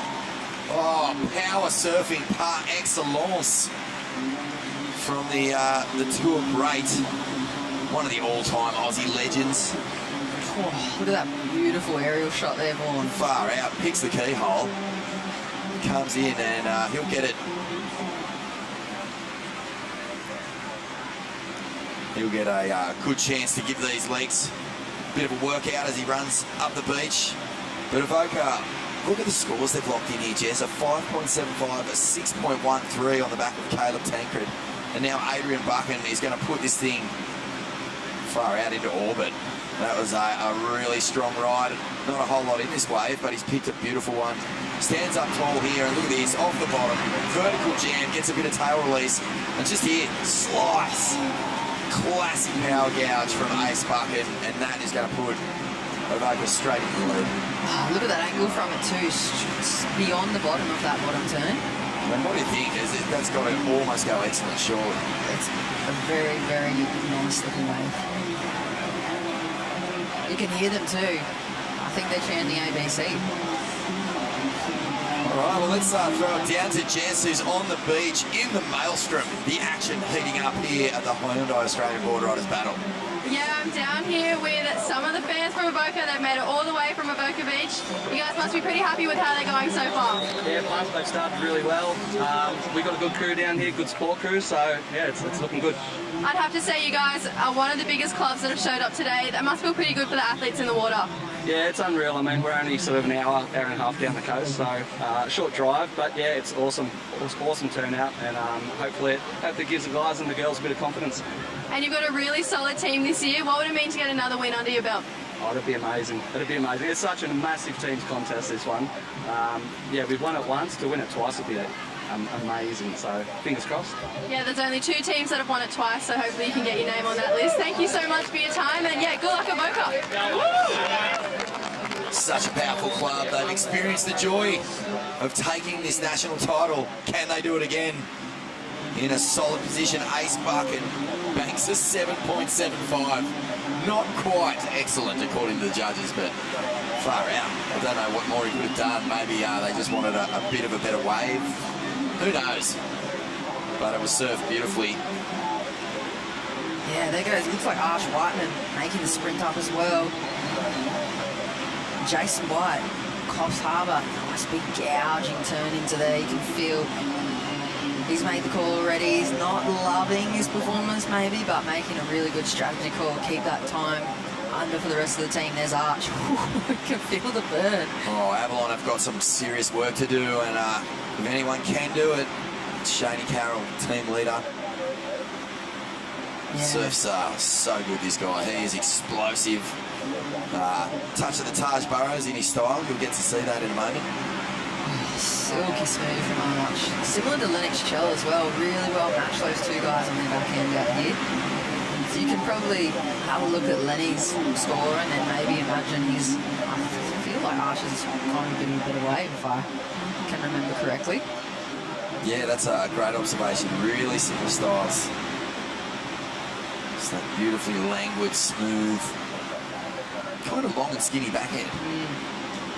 Long and skinny, and I've noticed too the whole of the Avoca Club that are here are wearing custom shirts for this year. It says 2023 Australian Boardriders Battle and Avoca Beach Boardriders Club. So that vibe that we were feeling and the simmering that we were picking up on over the last 24 hours is definitely there, and it's spread across the whole club, and they're here instilling confidence and the prowess to take the Champs Trophy again. Well, once you've tasted victory, you get greedy. You want to taste it again. I mean, look no further than Steph Gilmore. How many world titles has she got? 8. Come on, share it around, Steph. Yeah, she's got to do some work though as well. Got a little bit of work to do, but I just saw her drop a clip from Sunset Beach before, and whoo-wee, the goat, the fem goat, is looking incredible. But she'd be watching on for sure. Has played a role in some of the success that Snapper Rocks has enjoyed here at the ABB. But yeah, Avoca, you know, they've tasted it once. They're a powerful club. There it is. What do you reckon their team song is? I think they just chant ABC. Yeah, it's got to be Jackson 5. Could be. Has to be. Well, we'll have to put them on the spot and ask them for a rendition moving into the next round so they're able to get through here. Okay, so Avoca Beach, quick smart here, little up and over. That's Hugo. Huey Spindler. He's kind of been the man of the moment for Avoca. I know there's always Ace, but yesterday he really was a clutch performer for them. And again this morning, he's just so good. You can see he lives and breathes it for them. Well, what he's done here is he's just given them a huge time advantage. He paddled out, caught a wave within the first 15 seconds, and he's already back up the beach. So, you know, sometimes you might not get the opportunity to really cut loose, but you're doing your team a huge service if you can just get out there, get your wave as quickly as possible and get in, because they already have a lot of huge scores locked in. So consistent ride there from Hugh, and he's done a great service for Avoca Beach here. Still sitting in second, but with a score to lock in. Yeah, giving plenty of time to Jasmine Corkdale there. representing Avoca as well. She was another one of the younger Groms on the Central Coast, as was Macy, that kind of changed clubs and was finding her spot. You know, everyone's got a different vibe about them in each club, and she's found her spot in Avoca. What about this? This is Shani Carroll, 2 deep calves off the top. And this thing just keeps setting up for him. Another power carve and a section on the inside. Oh no, he's just pushed it too hard. The legs were burning. I think he's done the work. I think the work was done. I mean, it would have been great to get a completion there. But far out, how many big power gouges can you fit into a single little grovelly? I'm going to call him Shane Sure Thing Carroll. That was so well done. Two or 3 minutes, I think, since when he left the gates to bagging the score for NASA. And I reckon that's going to come close to getting him back in there. Big, powerful, big potato surfing. That's right, yeah. They're starting to put a few scores on board that they need. There's a 5.03 in there, a 4.2. So moving in the right direction, and it'll be interesting to see whether time and the Oakley battle cage plays a role in this one. Look at that. Looks like on the strength of Hugo's last efforts, Avoca straight back into the lead at the moment. Small lead, 22.96 over Jones Beach. Look at that. That's a pretty clear picture of how things are going in this heat. 4 surfers locked in. Scores Avoca way out in front. 3.33 from little Hugo, but as we said, just put Avoca out of that stress zone time-wise. Jones Beach in second, North Ave in third. And North Ave needing just a 3.58 to get up into a progressing situation. So they've hung in there, North Ave. They didn't let it get away from them. Coffs Harbour. These guys really need to put the foot down soon. 13.5 minutes remaining. Couldn't have asked for a better day either. Sunday, incredible weather, pulse in the swell, a little bit of light onshore for the air show later on this afternoon, and everybody in Newcastle down here along the promenade, they're just soaking it up. It's surf city here. Such a great city. It's just, you know, every year since I was 15, I've basically been coming here for one contest or another. The ABB's been here for quite a few years now. Every team loves coming here. It gets so much swell in Newcastle. That's one of the things, you know, if everywhere else is flat, there's usually still a few options here. But I mean, if anything, we've had to deal with some pretty solid conditions over the year. Victory at Sea a couple of years in a row. 10-footers storming around the point of the pool there. Yeah, I feel like some of the teams have been putting their teams together based on the fact they're expecting it to be maxing out here. I know a lot of the teams hope for it, like teams like South Arm and the South Australian surfers as well. They love it to be maxing along with the West Oz teams as well. But yeah, this year just fun, rippable, real perfect Australian January or February day. It's already February. Flown through. Beautiful summer day. Where did it go? Time flies when you're having fun. And this is as good as it gets. This is as fun as it gets, you know, coming to a giant, just a giant hang.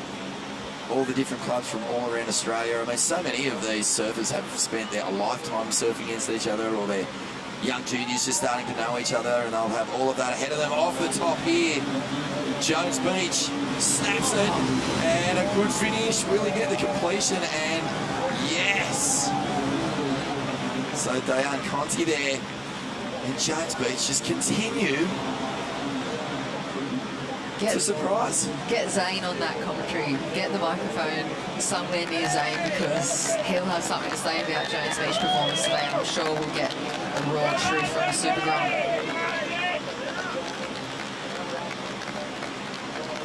You have to be impressed with the performance of Jones Beach.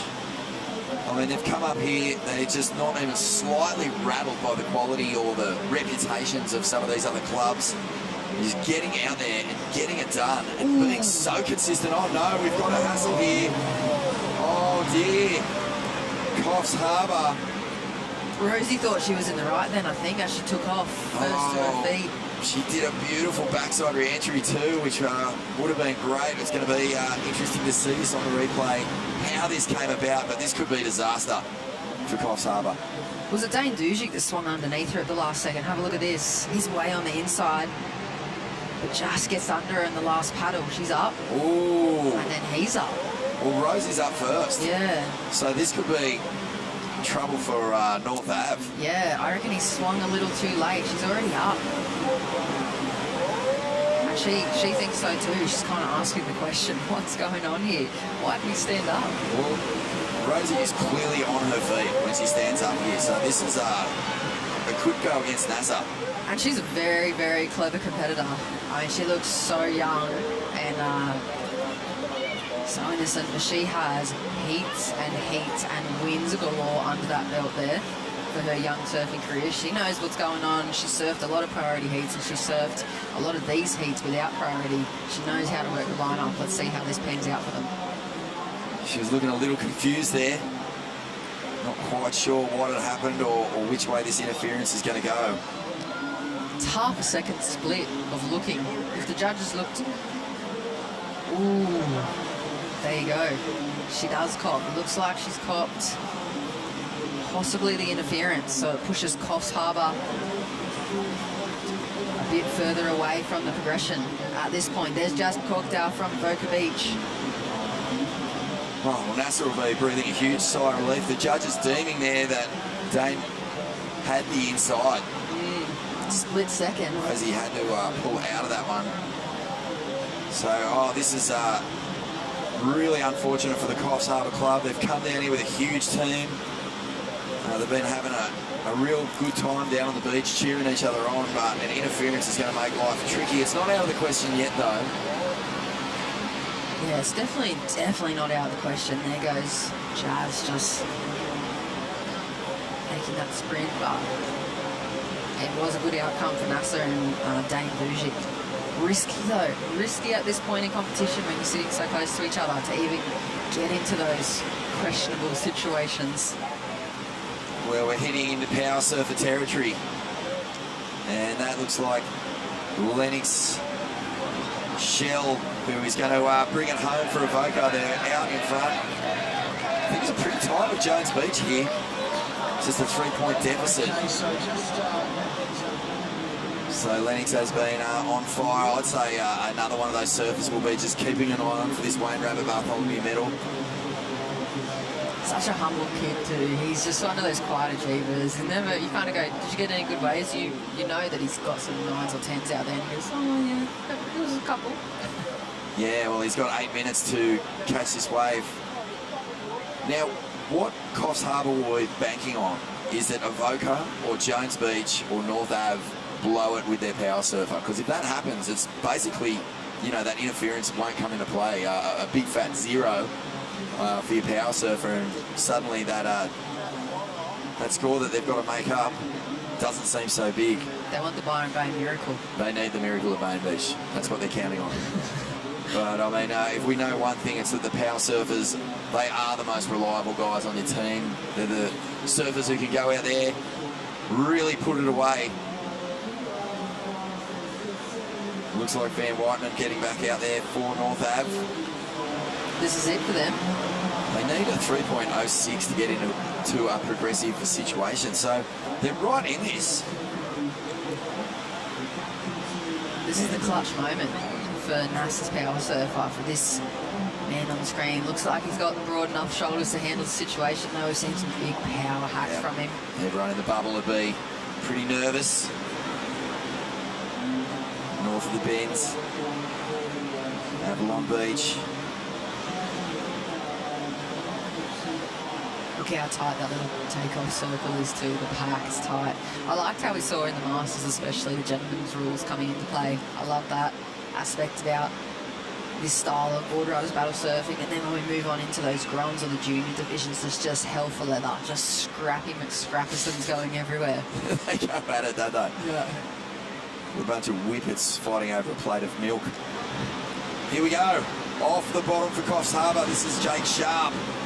They're completely comboed here. So what he's going to have to do is get a huge score, get back into the Oakley battle cage, and then hope that one of these clubs in the top 2 positions falters, but already Lennox Shell, whoa, nervous moments, but he cracks it at the end there to put the stamp on a really strong performance from Avoca Peach. That's going to put them a long way out in front. And the pressure now will be Jones Beach and North Avalon fighting it out for second place. I'm going to throw it down to Jess and get a feel for that energy on the beach. All right, I'm here with Oceana, who just locked in a pretty good score for Jones Beach. You're currently in second, but you are back-to-back with North Avalon. How are you feeling? I think we should do good. We've got Lennox's our priority surfer, and he's out there just waiting for a good one. And I know if he gets like a really good wave, he'll go down on it and probably get us the score that we need. And how do you deal with pressure situations like this? Like personally for me, I freak out. How are you feeling? Definitely really nervous. I always get nervous before tag teams, but it's also such a fun event to be a part of, and I just hope our team does well. Amazing. And does anyone want to say hi to you back home, or it's pretty much all the crew here? I just want to say hi to Mum and my siblings that are at home, and I hope everyone's enjoying their Sunday. Amazing. So here's the Jones Beach crew. Say a big hi to everyone. Thanks, guys. Thank you very much, Jess. And we're watching with great interest here as Lennox Shell makes it back to the Oakley battle cage. Banks a good score there. It's a 6.4, and they've really put the lead. Well, they've asked the big question of all the other competitors in this heat. Jones Beach now needing a 9.54 to get into first. So that's a huge near-perfect score.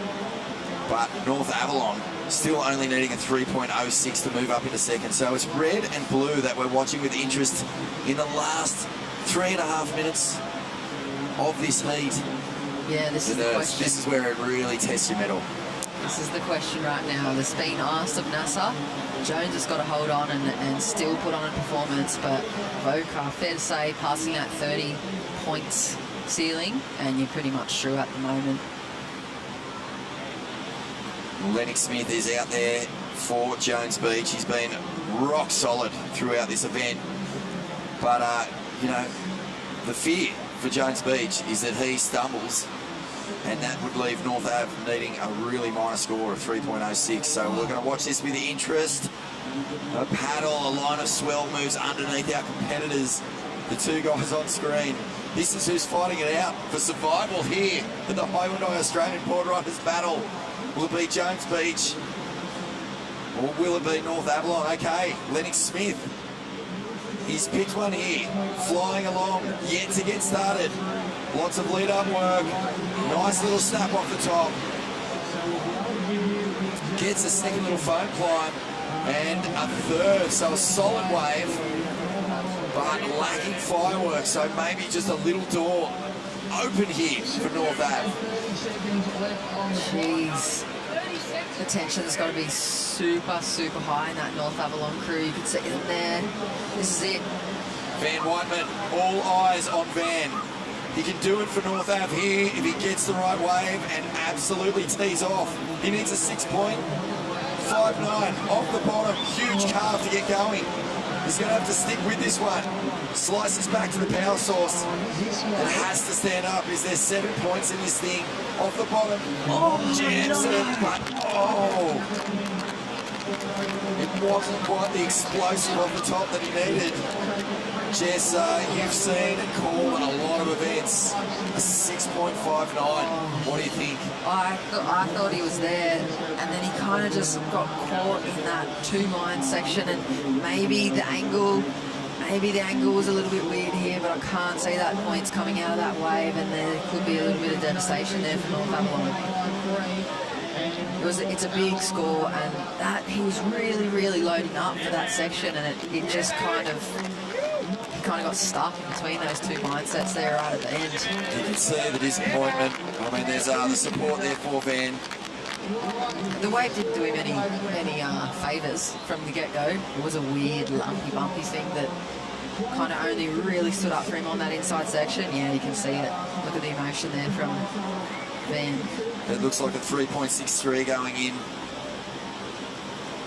And that means that Avoca Beach Boardriders have smashed this round 2, heat 2 with Jones Beach Far out, what a cool story. They're really working their way into our hearts, this Jones Beach club.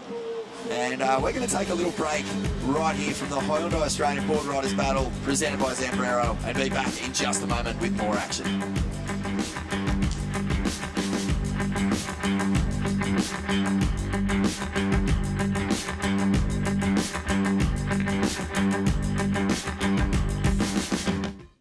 It's in all of us. That craving to feel new again.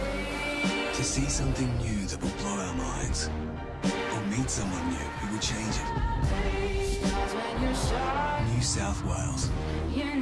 A place to feel free. To feel alive. And most of all, to feel new again.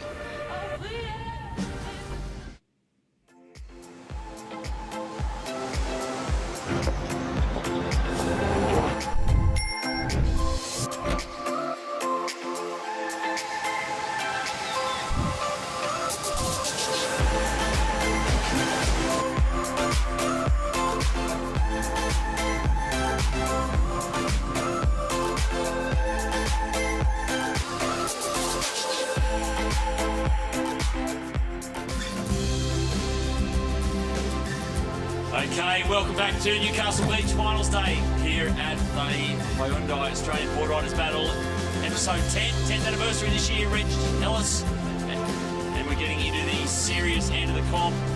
We're into the quarterfinals. This is quarterfinal number 3. Running down the beach, the opening surfers in the white, our old mate Mitchy Ross from Merriweather. In the red, Tashi Stokes from North Shore. In the yellow, Joel Vaughan from North Shelley Board Riders, and for Burleigh Heads, Matty Job. Wow. Out there in the blue. Stacked heat. Well, they all are, aren't they? Yeah, it's a pretty gnarly one. Yeah.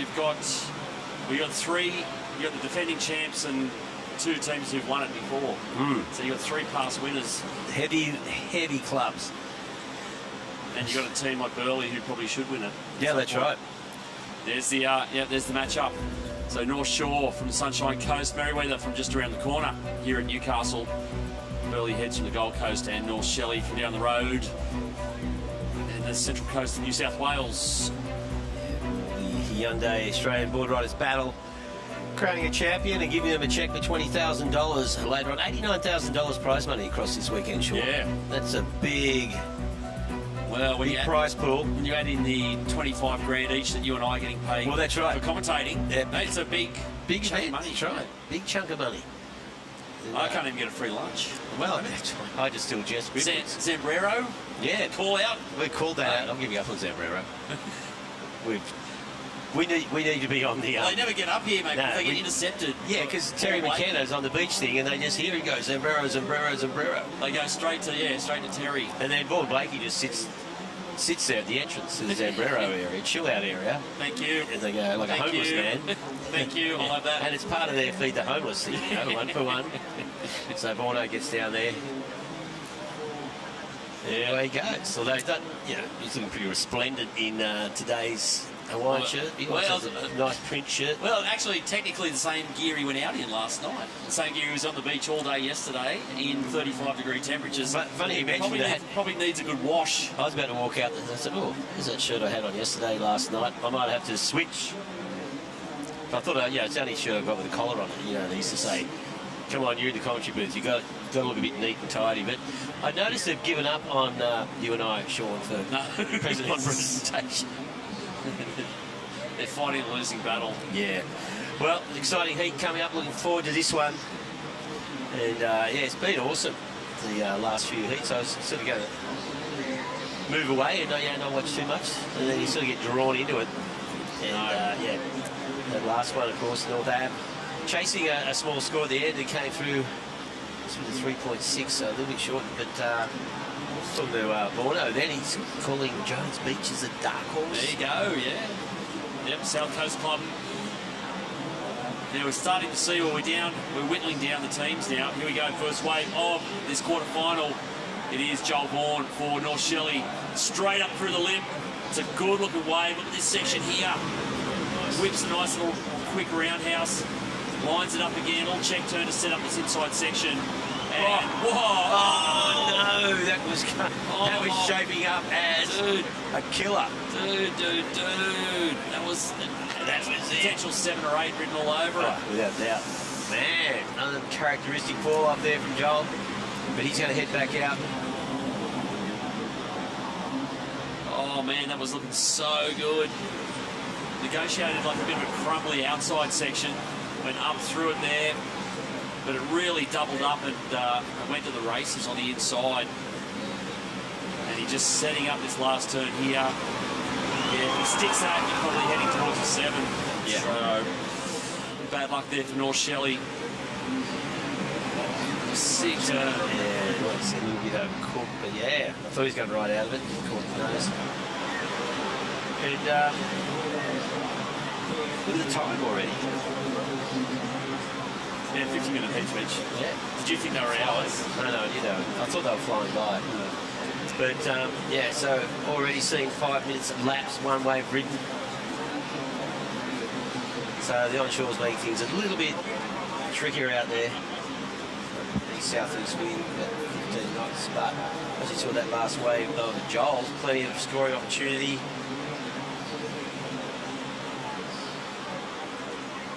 Yeah, so this is going on paper, although the next quarterfinal number 4, looks pretty heavy too. So the next one in the water is Torquay against North Narrabeen, against Longreef and Byron. Wow. So that's coming next. Yeah, well, I just saw Nathan Hedge. Yes, well, they chopper him in. Choppered him in the North Narrabeen chopper. Yep. So Damien Hartman down there. Tookie, all the big guns right on the team. Uh-oh, the heavyweights. That means it's serious when those guys start showing up. Yep, Stevie Reed's here. So all the old boys coming out of the woodwork. Yeah, of course, North Narrabeen, a 2-time winner of this event. Simon Anderson to turn up. And whoa, hello, Rich. Something very serious. Yeah, so not much doing out there in the early stages. We've had the one fall there for Joel Vaughan. There's Taji Stokes for North Shore. He's been a big part of their renaissance in the past 3 or 4 years. They have got, well, they've turned into one of the superpower clubs after winning here in 2019, which not a lot of people saw coming. No. And suddenly now, mate, they're winning everything. That's the whole thing, isn't it? You get that roll on. So, you know, once you got the title of Australia's best board riding club for at least 1 year, it sort of rolls on after that.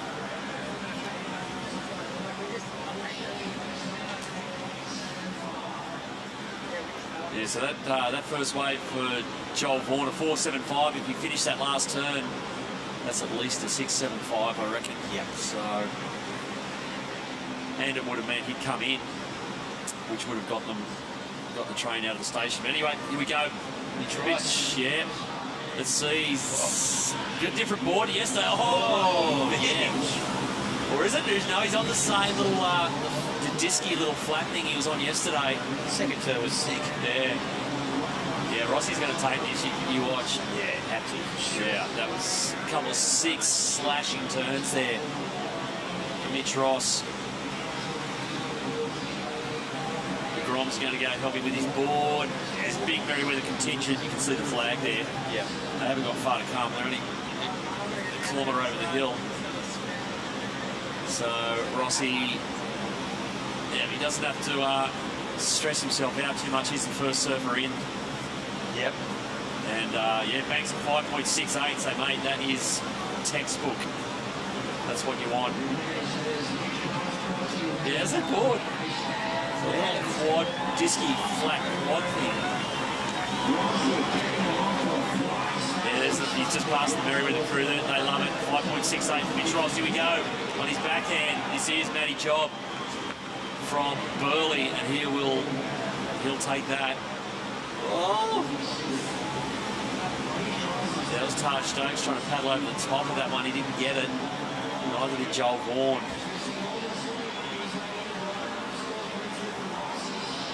Yep, here we go. This is Morgan. Morgs. Postcards for Morgs.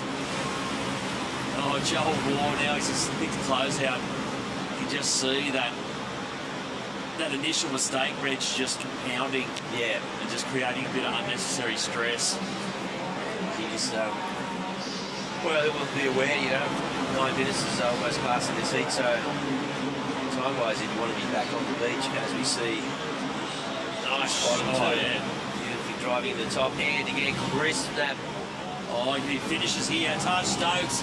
Oh, he might get another turn here through the inside. Bonus section on the inside, running through those rocks. Just negotiated so he doesn't lose a pin, and just the crew, and they're going, yeah, come on home. Yeah, that was the wave that kept on giving there. He looked a little unconvincing on one or two of the turns, but it was such a gift, that wave. Here we go, Joel Moore now. We've seen these lefts really starting to open up on the dropping tide. Going to tag this section, and that one's not going to happen for him either. No, so and a little bit weird out there for Joel's point of view. Whoa, on the inside. Who was that? Yeah, that's Morg straight up. He's picked that thing up on the way out. So, of course, former World Tour number 5, Morgan Siblick, is the gun for Merriweather. The chances of them winning today sit pretty squarely on his shoulders. But he'd only just got in the water, so he's picked that wave up coming out. Here we go. He's in the rib, and just goes blammo. Went for the huge tail-high air rev. And this replay here, Reg, of Taj Stokes. He just had to nurse that one a little bit. That one was a little wobbly at the roller skates on, but it's 3 big outside turns. And it's definitely a keeper for North Shore. And this is the replay of Mitchie Ross. Man, he's just so fluid the way he surfs. Yeah. These pockety little rides, very reminiscent of what he surfs at home around the corner. Yeah, it's a bit like the rocks at Ladies there. So Mitch, he got a 5.68 for that, so that's a good opening score for Merriweather.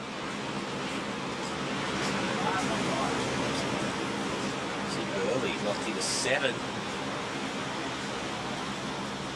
There's the scores. North Shore, because for North Shelley, he's still out there. And well, we just saw that replay of Mitch Ross, and Mitch is down there with Stace. Give us a rundown what's happening. Thanks, Reggae. Callanan out. Baker out. Ross in. Huge. Nah, gosh. Well, they can't go in it. But yeah, I just didn't. You know, I didn't have a good day yesterday. I didn't want to let them down today, because kind of this is where it counts. So to get a 5, 6, whatever. Perfect start for me. In the time that I'm sort of allocated, they give me about 7 minutes or something. I think I did at that time. You were radiating happiness at the end of that wave. I could feel it. Oh, there's Morgan. Get up there, son. Yeah, you with our team, a lot of it comes down to Morgan, and he did his job there. He'll come in. But yeah, great to be down here. All our sort of Merriweather area, East End, they're all sort of getting behind us now. It's really cool. Go, Mikey. Yeah, we're thrilled, mate. On you, Rossi. Good luck, mate. Cheers. Thanks, love you. Yeah, he's a good club man, Mitchie Ross. Always there for the club.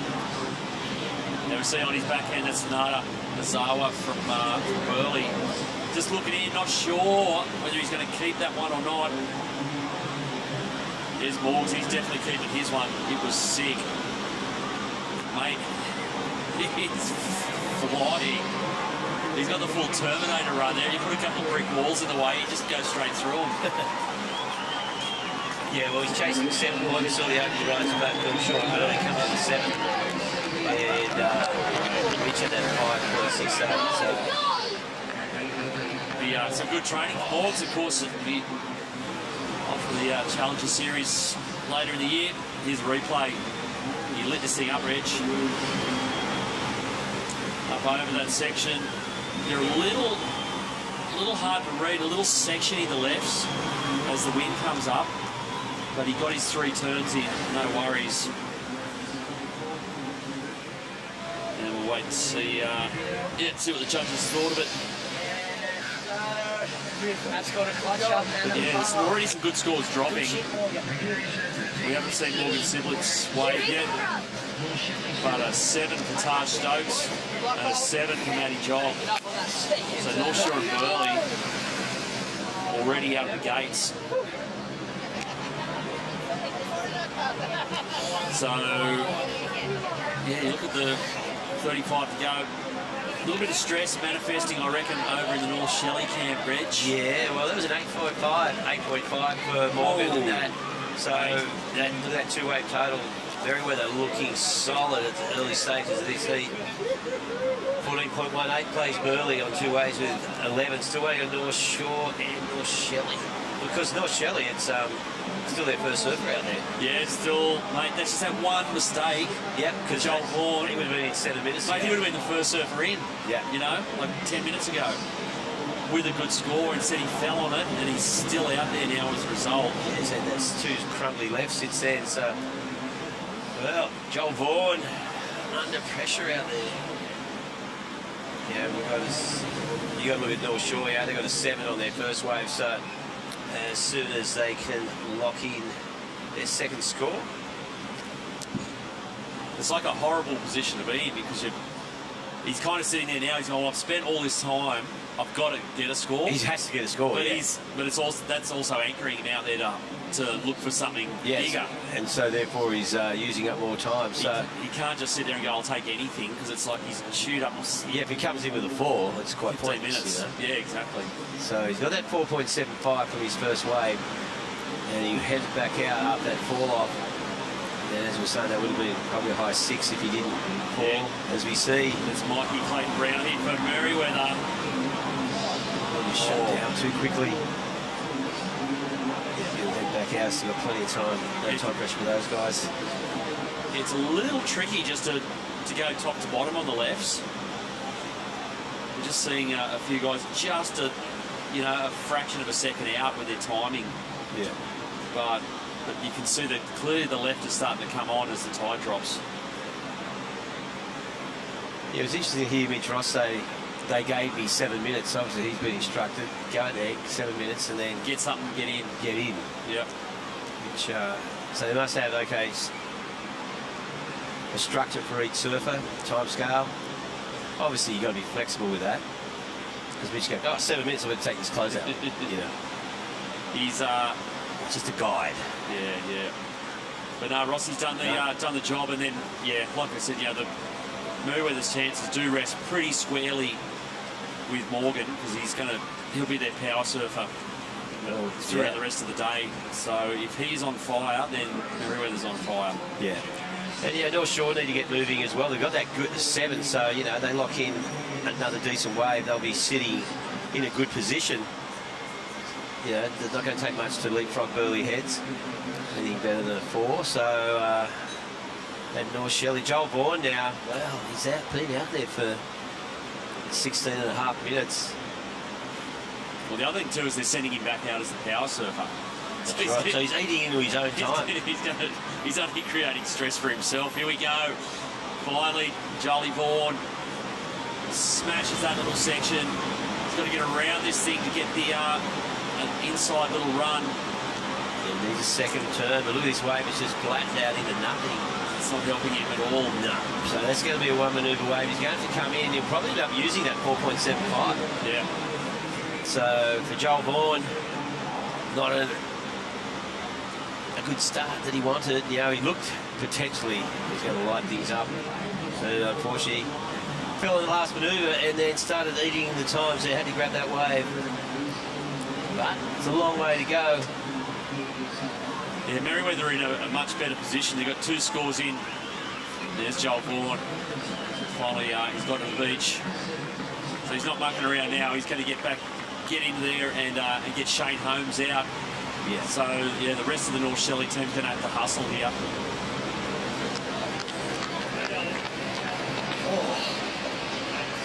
Yeah, he's good.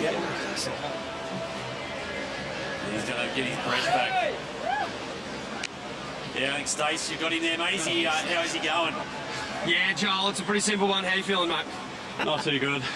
Just kind of fell on my first one and then just got into bad rhythm and just had to get in. How is that? You do it in a free surf, you have a wave not go your way on a turn that you would make every other day of the week. What's that? What's the pressure like? Is it like any other feeling when you're paddling back out knowing that you could be in here but you're going back out for round 2? Oh, it's pretty awful, especially when you're surfing for a team. I feel like you let everyone down, but hopefully I can just get a good wave on the power wave and hopefully make it up. I think you will, mate. You've done a fantastic job for this club in the past, and I'm looking forward to your bringing it home at the end, mate. Good luck. Yeah, thank you. Yeah, no, he's pretty hard to rattle, Jolie Vaughan. Like, very experienced contest surfer. There it is. Yeah. So that's the initial mistake. That was the first wave ridden in this whole heat. Yeah. And if he makes that last turn, he comes to the beach with tons of time on the clock. Instead, he paddles back. He falls. He paddles back out. Like he said, he got caught in a bad rhythm. So, and the score of that wave is what's been locked in. That was his high score. So, but he didn't have much choice. I expect he was anticipating to get away pretty quickly because it has been fairly consistent. But not up to Joel now until he gets back out there. So, yeah, North Shelley. Yeah, well, there was Hanada Azawa from Burley. He got all the way in, and they sent him back out again. So they might need to get their comms sorted out there early. Well, it could be that thing where there's too many people. Yeah, there's three sets of signals. Yeah. Yeah, you want it to be fairly concise. Just one person's job to communicate. And this paddle end, unfortunately, couldn't get into that one. Yeah, so Holly Williams is out for North Shore, and she was a bit of a weapon yesterday. Yeah, she needs to get in the way though as soon as she can. 30 minutes remaining. Yeah, she had a great day here yesterday. Here's a replay of Mikey Clayton Brown on his backhand. He's had a couple of these lefts.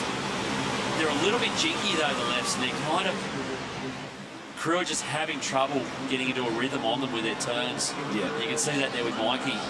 So he's had two of those and decided to head back out. He's sitting on a 4.95, so even if he came in, Merriweather is still looking pretty good. Yeah, he's trying to build on that, jump up into the fives at least on this next wave.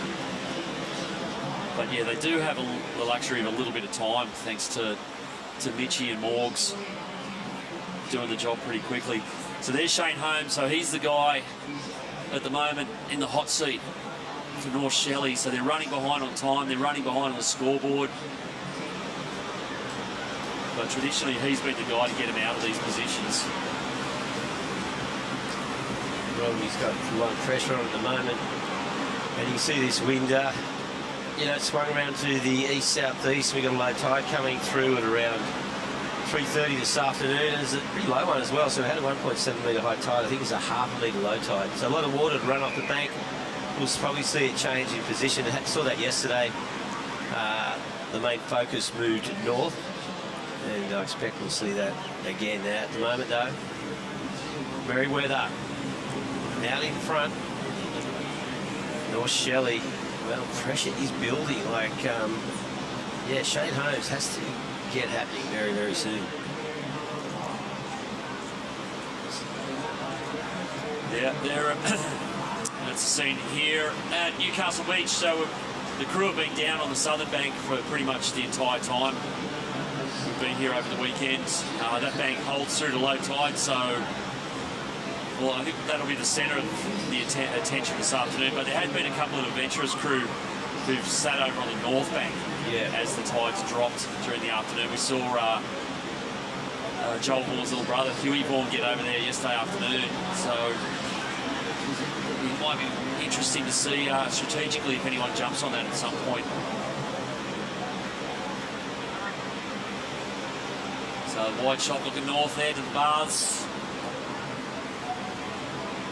Here at Newcastle Beach, mate, she's a bluebird day. It doesn't get much better than this one. Nah, picturesque. It's perfect Sunday here at Newey.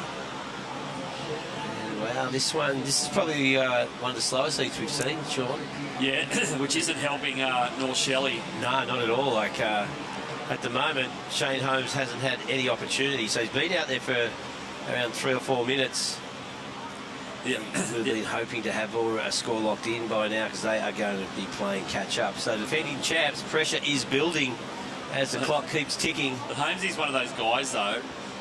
He won't grovel. He just can't grovel. It's not physically possible. Here's Holly Williams for North Shore, just joining the dots, getting a great little inside section, little pocket jam, follows it up with another one, and and she's going to come in. Yeah, that was well done, as you said. Nice linking of the turns, and Mikey taking ground here. I reckon this is going to nice. Yeah. So I reckon this will be a keeper, and definitely a keeper. Nice bloke to finish. Yeah, here by the sound down on the beach. Yeah. That half Merryweather's around here at the moment. Oh, look out. Holly's just going copies. Holly's got him. It's on. Holly, come on. Look, this is a sprint. Oh, I think he elbowed her out of the way. It is a little... Oh, nearly a stumble. Oh, no, that was Holly putting the pressure on. That would have been I believe he pushed me that hard. If he had to run past her and fallen over at the end. Well, Merryweather got their poor surfer heading out. Yeah, it's Ollie Risenbeek. Yeah, and who's heading out for... that's Al Reginato. Oh, right, Al. He was a star a couple of years ago, of course. Yeah, he's been the linchpin of the North Shore success. So, yeah, as you can see, look, they're one surfer behind Merryweather anyway. This is a sick wave here for Mikey. Yeah, really good wave. And opened up on the inside. Yeah, just that. Just did so well just to flood over those exposed rocks. And then I love even Holly having to watch this. He nearly goes, oh, nearly. He almost did a Travie Lynch. Yeah. A little bit unfair there. Mikey's about 6'2". Yeah. And Holly, she's got the beach sprint going. I was impressed. Yeah, I know. I definitely wouldn't want to be racing her on 100 metres on the sand. So, yep, second surfer in for North Shore. So both, kind of North Shore, North Shelley, both with a bit of work to do, but North Shelley in particular. Look, that's them down there. That's their crew in the black shirts. Pretty quiet down there at the moment, Reg. I can't believe what's going on out there. Oh, mate.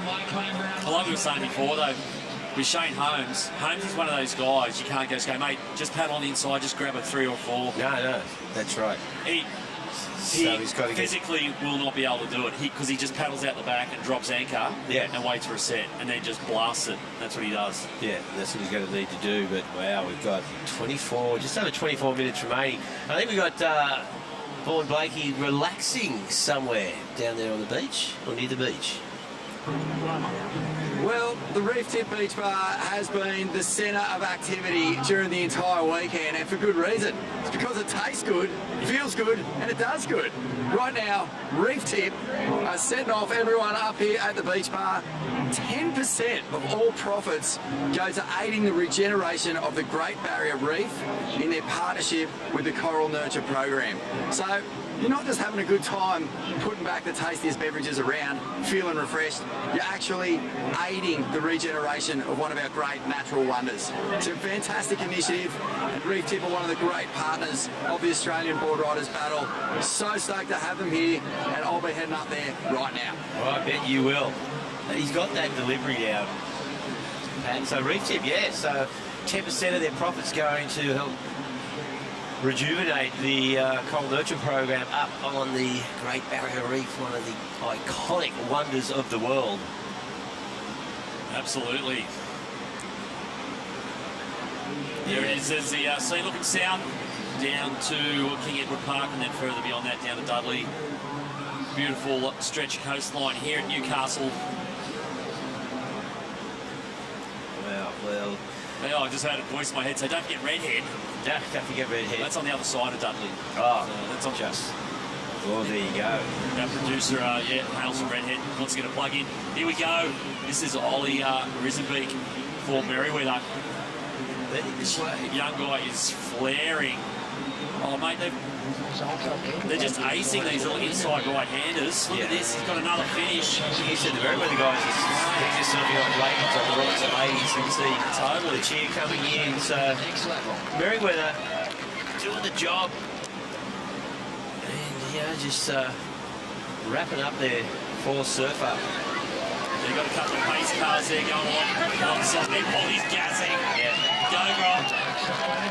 He's up really well, though. That's another good score for Merryweather. Yeah, look at that. They're just slowly building. And, wow, look at this. Philippa Anderson, of course. Big winner yesterday. She's always doing the job for Merriweather, and here she goes again. So Phil Anderson heading out there as their fifth surfer, and then their power surfer will have ample time to head back out. Yeah, they've set this up really nicely for Morgan. Philippa and Morgan. Yeah, the last two surfers for Merriweather. They've got a ton of time, got 10 minutes each. Yeah. They have set it up nicely. So, wow, you got to think North Shelley with one wave. And Holmesy cannot find that wave. As you said, Sean, he's just dropped anchor. He's out there with the coal boats, mate. He's a long way out waiting for a set, and it just hasn't come. Meanwhile, on the inside, he goes Al Reginato up and over. Oh, mate. Oh, he went big on that second turn and just about stuck. And finally, here goes Holmesy on his backhand. Nice little turn up through the lip. Yeah, this is it. Yeah, he's got to make the most of this. Going to ride this through the inside. Got to get another finishing turn in, which he does. Yeah, that's good mid-range score. So Shane Holmes coming in, but look at the time. 20 minutes remaining in this heat. Yeah, they've got 4 surfers, so you can do the maths. Yeah, so, well, 5 minutes away, basically. So they need someone to go out there. They can't be, even 8 minutes will just put so much pressure on the back end of for North Shelley. But we've seen it all before. You know, you're always tempted to ride them off, so they got no chance, and then boom. They get boom, boom, 2 sevens in a row in 6 minutes, and you go, oh, they're back in front. But Merriweather, I tell you, steady as. And here goes Philippa Anderson for Merriweather in the white. Jams it off the white water. This one's about to stand up for a nice little snap, bringing this through. Now, Philippa's got plenty of time. Will she head back out? I reckon she will. I think there were dry rocks, I think, in front of her there. Yeah. She was thinking about the final turn. Well, they got plenty of time, yeah. She knows what she needs to do. She locks in a high 5 into the mid-6s there. Yeah, home and hose. Yeah, over the home. Yep. So Holmesy back in there for the tag for North Shelley. Now Huey Vaughan. So they've got the Grom heading out. They need some mad Grom energy out there right now. Yeah, I think Holmesy needs some mad Grom energy now. Holmesy might need a defibrillator. He's pretty gassed. Here we go. This is Alistair Reginato here. Great serve. I really like his style. Just looking smooth all the way through. And again, what's he going to do? Is he happy with that? He is happy with that. So he'll come in. We've got Landon Smiles next for North Shore. So North Shore and Merriweather managing the time pretty well, particularly Merriweather. And just have a look at this replay. Yeah. Beautiful snap outside Shauna. Look at that off the bottom, top combination. This is a sick wave. 2 really nice sharp turns on the outside. And little snap to finish there. Now this is Holmesy's one now. I think this ended up being a 6.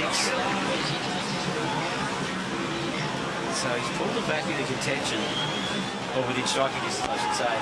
And there you go, Shane Holmes just finishing off there. So they've got the Grommet out there. And so down there on the beach, North Shelley are feeling the pressure. Stace, how's the atmosphere? Yeah, the atmosphere is, one side of the beach it's electric, and the other side it's a little more, I would say, thought out. Big discussions going on over there, but some fairly level-headed thinking coming from yourself, Saxon. What's the plan for Huey? Well, Huey right now, we're kind of not that far behind on points, I don't think. I think Holmesy just got a 6 maybe, so we're looking at the scores then, and it's only been 7s. I mean, Merriweather's gone, which we can forget about them, but here goes Huey now, mate. We only need a couple of 5s and a bit of quick time. Huey, maybe that wasn't it, but yeah, mate, if we can catch up on some time, I really think we got a shot here, because we've still got some good surfers in our back end as well, you know, so it's not too far gone yet, it's just the time thing. Mastermind strategist by night, lifeguard by day. What's the plan for patient Holmesy over there? Bit of O2? For Holmesy? Yeah, mate, he's cactus. No, he doesn't want Oxy, dude. He just wants nuggets. He wants some nuggets and he'll be back in action, mate. We don't need to worry about Oxy for him. He's all good. Thanks, Saxon. Good luck, mate. Cheers, mate. Yeah, well, there you go. So Saxon, the strategist there for North Shelley, and yeah, as you said, you guys, Young Huey out there, and here he goes now, trying to pick up some time. Good looking wave for the Grom, snaps it up into the lip, gets vertical. Nice section ahead of him, wraps it around. Now he's got to negotiate something through these rocks. He's got to go for it, but yeah, well, exposed rocks will intimidate you a little bit. And that sort of stole that final manoeuvre from him. So the big question now, Huey's got to get out there and build up some time. So look, he's got 16.5 minutes remaining.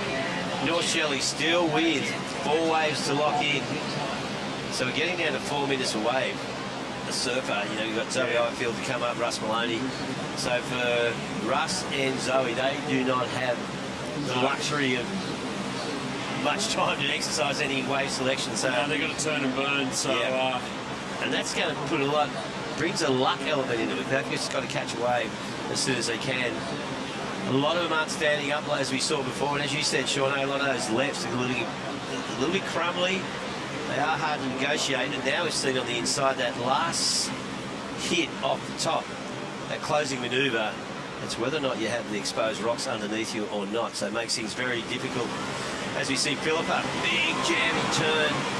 This one's shut down pretty quickly, and still 15.5 minutes remaining, so she's got plenty of time. I don't think she needs to freak out and lock that one in. And she did. She head back out.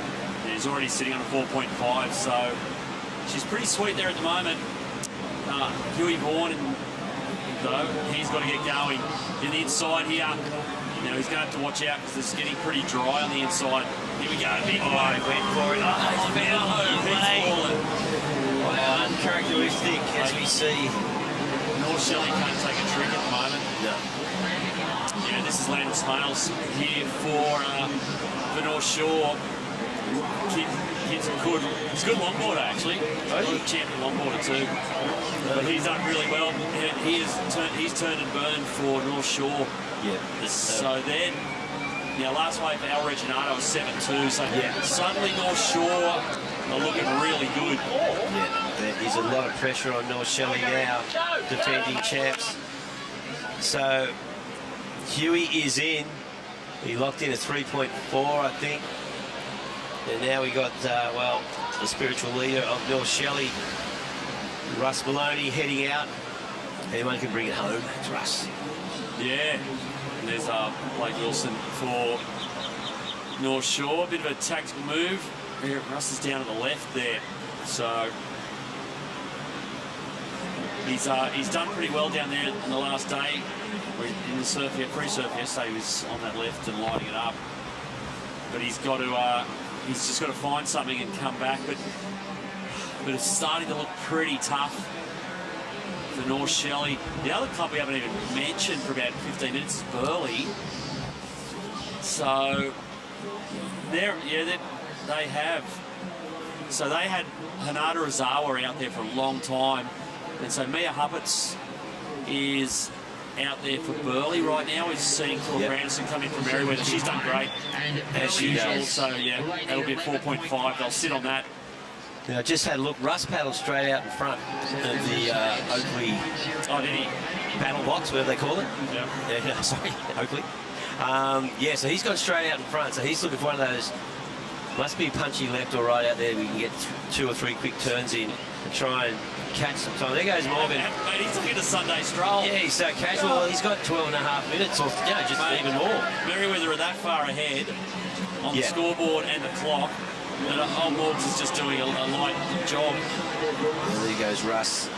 One quick turn is not going to do it. They need to move up some points. They're chasing big points. He needs the 8 points behind North Shore on 4 waves. North Shelley on 3. So yeah, it's Russ got to go okay. We've still got Zoe Ifield. He's got to give Zoe some time.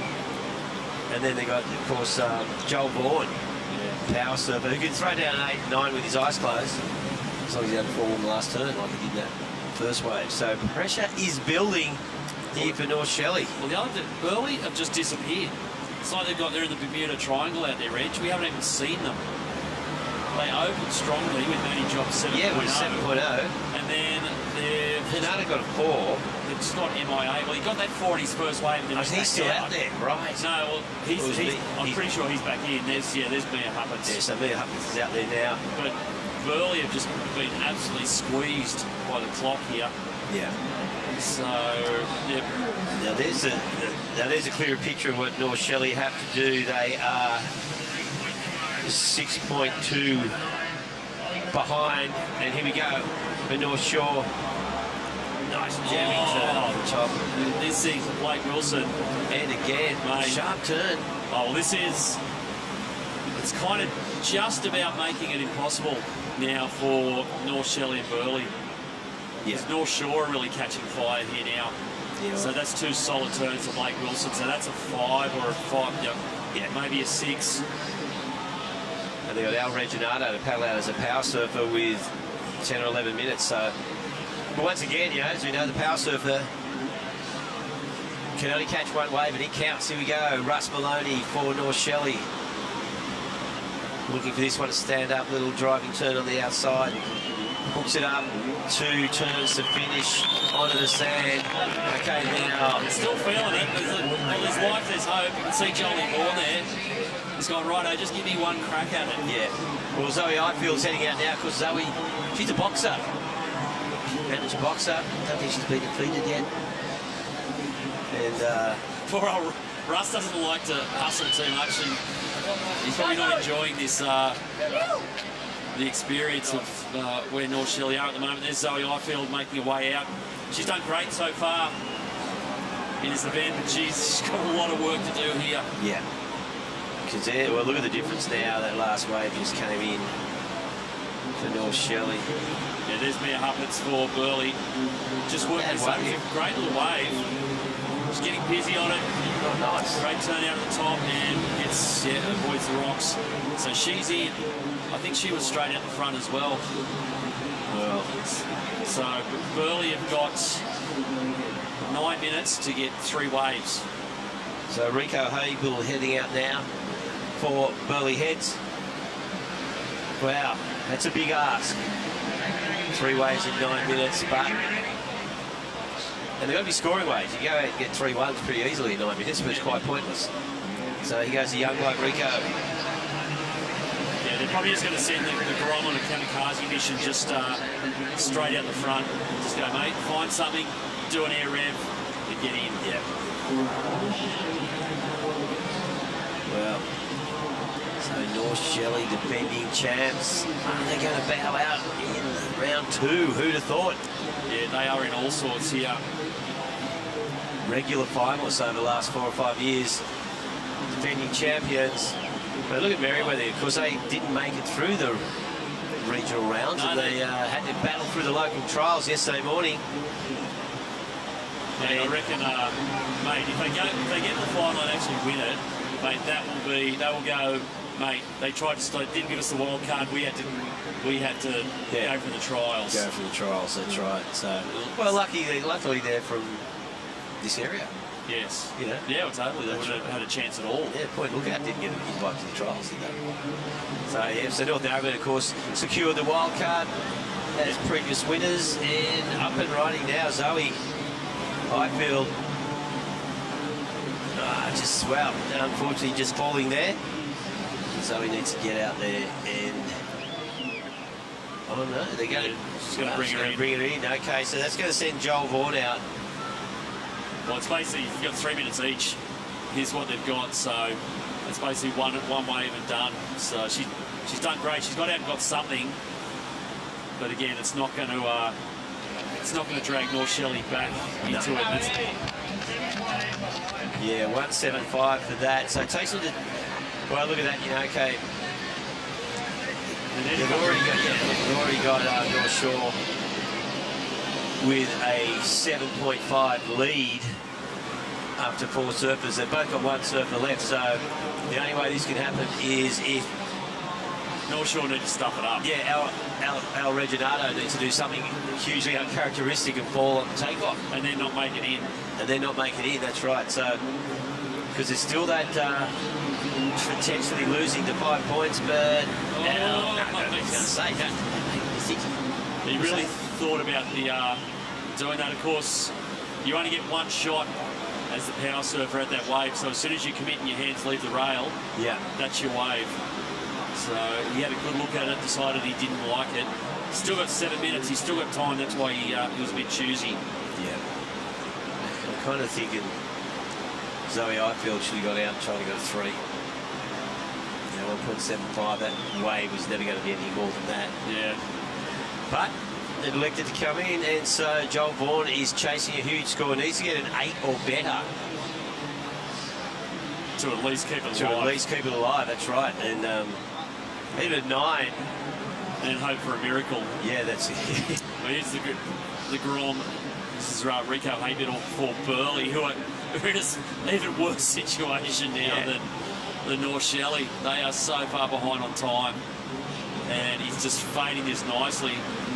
It's pretty surfing, but the wave not giving him much to get stuck into. And so Burleigh will be chasing even more of a miracle. Yeah, well, they've got 2 waves to catch in 5.5 minutes. So Jesse Outram's heading out there now, but like, look at the points. There's not much they can do. They'll need to get 2 10s. So yeah, tough break. Here we go for North Shore. Yeah, here's Al Reginato. It's a little running left, so this is his power wave. Hasn't really connected with it. A couple of outside hits and a little bit of a muck around time on the inside. It's not really going to matter, I don't think. It'll be a 4, probably a 4-ish, maybe north of that. It'll be enough to put them out of range. Yeah, if he gets anything above it, yeah. And he knew that too. Yeah. They're pretty smart with the way they manage these heats. He knew exactly what wave he was after. He just needed to safely surf it. Yeah. A 4 or a 5 and get to the beach, and they'll be pretty much home. Yeah, he was going to. Yeah, there you go. Yeah, well, there you go. Joel Vaughan can't do anything. A 10-point ride would come up short. So North Shore and Merriweather. Merriweather course still with 1 wave to catch. Morgan Sillick out there. And you got to expect he only needs a 0.2 or better to push north of North Shore. So North Shelley, yeah, defending champs, Gonski with the Bronski. And, well, a quick wave there for Jesse Outram for Burleigh Heads. Not sure what it was. They might be actually able to overtake North Shelley, which would be... it doesn't mean much. No, it doesn't mean much. Well, you earn more money. Oh, yeah. Prize money, if you want to come 3rd rather than 4th. A couple extra, a few $100 for your club. And so, there we go. So, heading out now. Well, there's probably a few. Yeah, that's Matty Job for the power surf for Burleigh. Probably a few clubs in the other side of the draw pretty happy to see the end of North Shelley. I'm sure. I tell you, mate, there would have been a few clubs this morning very happy if Snapper had a loss. Snapper was, at one point there, were looking in a lot of trouble. No, came back courtesy of the Sierra Kerr turning the tables. Yep. So, it's pretty much all she wrote here. It's going to be North Shore and Merriweather. Yeah. Through to the semi-finals. Yeah, impossible for either. Well, unless Merriweather don't get back in and lose 5 points. Yeah. But that's not going to happen because here goes Morgan right now. Whoa! Not a great wave. She's lucky they're ahead by a fair bit. Yeah, lucky, and he got time, but he does want to get back into the box. Didn't see that coming. He was lucky he didn't need a 3 on that one. Yeah, yes, he would have. Because he wouldn't have got it. No. So, Merriweather are cruising. They're out of range of the other clubs. So, unless Morgan disappears into a... just gets caught up in a crap hole and doesn't make it over the finish line. Yeah. What happened there? He just got caught up in the whitewater. He's just cruising. Yeah. Look at the guy saying, what's going on? They should know that they're safe. 1.28. So not exactly the way Morgs wanted to finish it, but it's not going to matter. Merriweather are home into the semi-finals. Yep. So Merriweather first, North Shore second. So they'll be up against the the first and second out of the next heat, which is going to feature Torquay and North Narrabeen, Longreef and Byron. Ooh. So North Narrabeen. Yeah, well, this is a pretty strong looking team. Yeah, totally. So there's Charlie Vaughan out there back where he started at the start of the heat. He's going, he's probably wishing he could have it all over again. Yep. But it hasn't gone way North Shelley at all. Not at all. And yeah, just got to think about getting a wave and getting back in. They might actually lose 5 points. Yeah, well, that's true. Yeah. Here we go. So, a little bit of consolation. Well, not even that. It didn't have a break. That's how North Shelley's heat's gone. So, I reckon there'll be some good vibes down there amongst the Merriweather faithful. Jess, you down there amongst them? I am down here right now in the midst of the Merriweather crew. Guys, Merriweather, we're looking like a pretty strong win for you guys. How's it feeling in the trenches here? Good. And what do you think of Morgan's performance right there to bring your club right to the top again? Good. He did really well. And what's been the best highlight of the Hyundai Australian Boardriders battle so far? That we're winning. And what do you reckon it's going to take for you guys to win the title here? Just keep getting good waves. There it is. That's the insight from the Merriweather trenches. Is looking pretty good. Have a look around. The crew are feeling good, guys. How's Merriweather feeling after that last heat? Pretty good. There you go, guys. Pretty calm and collected, if I may say so. Yes. I hope they're more excited. Cold if they actually reception. win. I know, Jess, they must have known you from North Shelley and felt sorry for you. I'll tell you what, they can tell us from a mile away. Yeah. You're not from Merriweather, they don't want to borrow you. I know. How do you feel? Yay! We can get excited for you. It's like one of those live crosses you go, oh, okay, that was happy. Well, that was, interesting results there, but yeah, doing the job, and we'll be back very soon with a big, solid heat. Don't go away as the Hyundai Australian Boardriders battle continues right after this.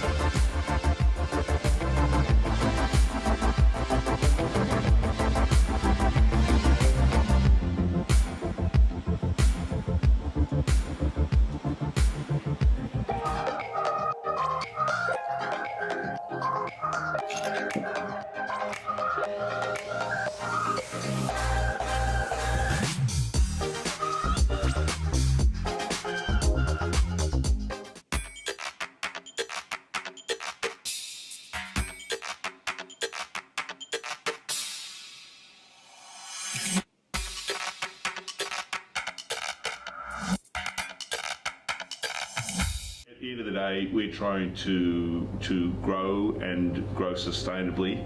We've got a good sized parcel of land here in Piangel. Piangel's as lean and green as we can get.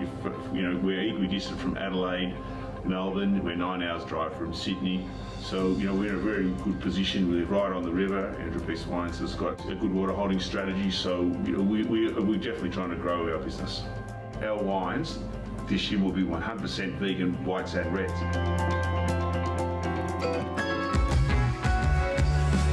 Newcastle Beach is absolutely firing today, and that is the Oakley Battle Box as competitors race out there to do battle at the Hyundai Australian Boardriders battle.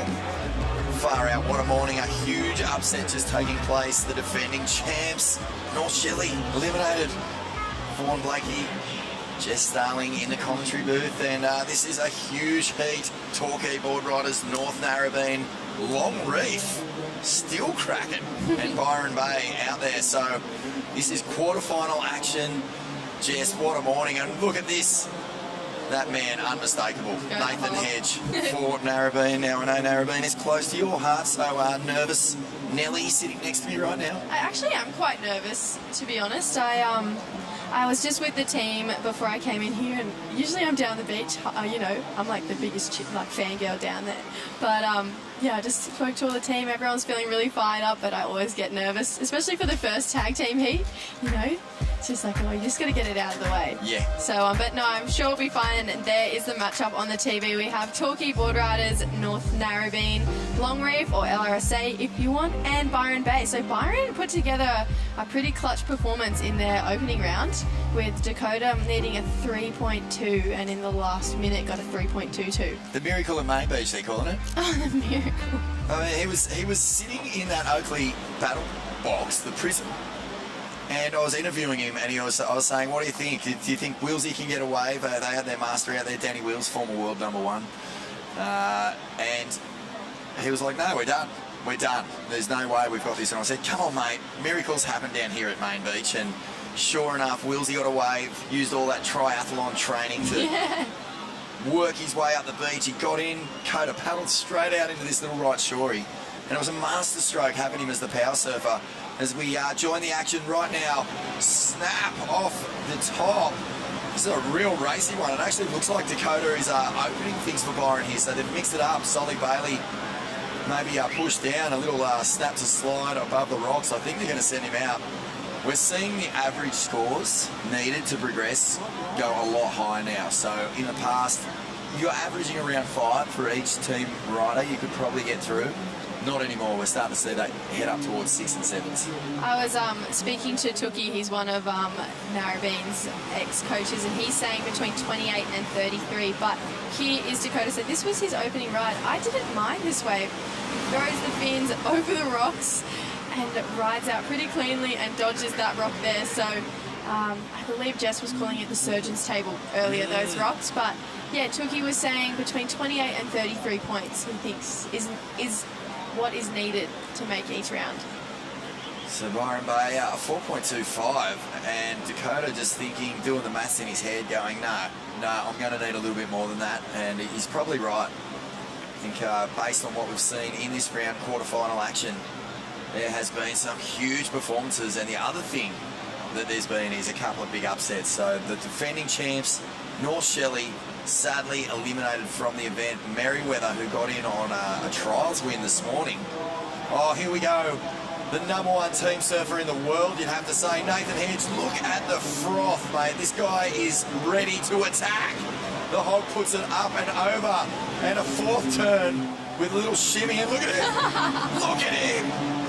He's looking to the beach and he's just saying, I dare you to throw anything less than something significant at that wave. He has to be the greatest tag team surfer of all time, no doubt about it. And this looks like Tully Wiley from Torquay Boardriders. Oh, wow. Huge first power gauge, straight into a second, and now he's going into a third.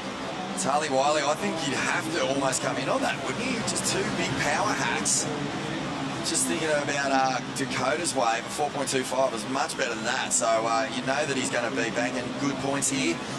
I think we're going to throw it down and let's get a feel for what Torquay made. Look at the hog. There are flames coming off his little trotters as he flies up the beach. Steam coming out of his nose.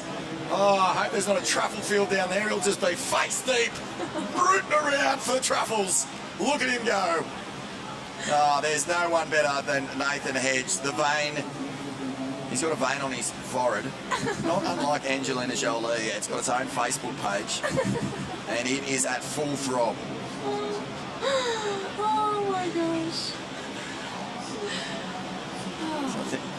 I think we're going to throw it down. Let's check in with the ultimate team player, Nathan Hog Hedge. Here he is, come out of nowhere, cool as a cucumber. Where did you just fly in from? I had some fun in Hawaii. Good luck, Dave. And the ever clubman coming back, putting the work in, smashing out those meters on the legs. How are you feeling? First wave under the belt for North Narra. Yeah, it's always good to just get the first one out of the way. Bit of anticipation, you know. Pretty long way down those left. You got to run back up the beach. Not going to lie, it takes a bit. Beautiful. We are so excited to have you here, Hog. You're such a clubman. You're a spirit of the Hyundai Australian Boardriders battle as well. What are you going to need to push it through all the way to the final and a win for Narrabeen today? Well, I think it's about, you know, like what's deep in the tank in the basement, what's really driving us, and the passion for your club, and to respect the pioneers and the legacy of all the ladies and gentlemen that have come before us in the club, just to pay respect to them, and that's what gets you through the tough times, you know. The club's given me so much for my surfing, and I just absolutely love Narrabeen, so it's pretty easy. You just do it. Well, there he is, a stalwart of Australian surfing and the Hyundai Boardriders battle. Nathan the Hog Hedge for North Narrabeen, incredible athlete and human, and clubman through and through. Far out, and he just keeps delivering entertainment for surf fans. I mean, we saw what he did at Chopu last year. He got a wild card into that event. It was absolutely monstrous. It was so deadly, and he was just getting absolutely barreled out of his mind. Had a great run through that event, but this is where he really excels. You can tell he was a little bit breathless, but plenty in the tank as Dakota Walters has, he's just gone so crazy on this wave. We were watching the replay and I was like, oh my goodness, yeah, this is just a full flare fest. Watch him just start to really tee off on the inside here, Jess. Beautiful snap. Gets the big Larry over through the rock. So this is a great start for Byron Bay. And right behind him was Tully Wiley, the big power man from down in Vico. Torquay Boardriders represent. And a 4.68. So yeah, it was better than Dakota's opening ride. But Dakota got a 7.83, I believe, for his last. So a huge score for Byron Bay. And I think, you know, this is a club that wants to go deep. They've been frustrated so many years in a row. Made it 4 down here to Newcastle Beach for the finals. As we stick now with Long Reef, Kobe Clements. Beautiful smooth style, second generation Long Reef surfer. And Cooper Chapman snapped the slide. The action is all on here. Hyundai Australian Boardriders battle. The gauntlet has been thrown here, Jess. Yeah, we always knew this was going to be a power heat. Cooper getting to that end section and stomping it. He is looking in. The flag has been dropped. He's coming in. I bet Narrabeen's pretty happy with that. Nathan Hedge has banked a 6-point ride for North Narrabeen, and Cooper, well, he's going to add to that tally with significance because that was a very strong ride. I love that little float on that shorey. It's such a chunky little shore break. You don't want to put your ankles or your board in the wrong position on those ones. Looks like Kobe just overtook Cooper, making every second count. Cooper with a little grin on his face. It's such a long run. It's honestly survival of the fittest today. And there's Baxter Hurt and Jamie Thompson running out for Long Reef and North Narrabeen. Bit of a young gun team for Long Reef, and this is the replay of Cooper's last wave. So beautiful first carve to slide straight into a second. This is where he kind of builds up a bit of flow to really get aggressive on that inside bowl. And he's just waiting for it to stand up. Just so reliable. I remember Cooper Chapman putting in many performances over a lot of years here. Look at this little inside grab rail float up and over. If we're going to have a guess on a score for Cooper, a huge first turn, a good finish, and some nice linking turns in between. As Kobe Clements replay, snap. Love the aggression out of the whitewash. Not always the easiest thing to ride out of, but it looks like a big score is about to drop here for Cooper Chapman. It looked like Dakota might have locked in an 8.5 for his first wave, and that's a huge score to get Byron Bay out in the lead. So 2.5 points ahead of anyone else's first surfer, and Tully actually went back out. He never came in. It looked like he was coming in. They must have heard the score and said, nah, give it another shot. There's plenty of time on the clock, 40 minutes to go. So Tully has not cost his team any valuable time here. Just waiting on scores to lock in. But Byron Bay have really done a good job here. As I said before, you know, they just don't know what it is, Jess. I don't know if it's that they're not charging their crystals enough or the chia smoothies up there aren't full of the nutrients that they normally have. I don't know what it is, but they haven't been able to find a way to win and get a good result here.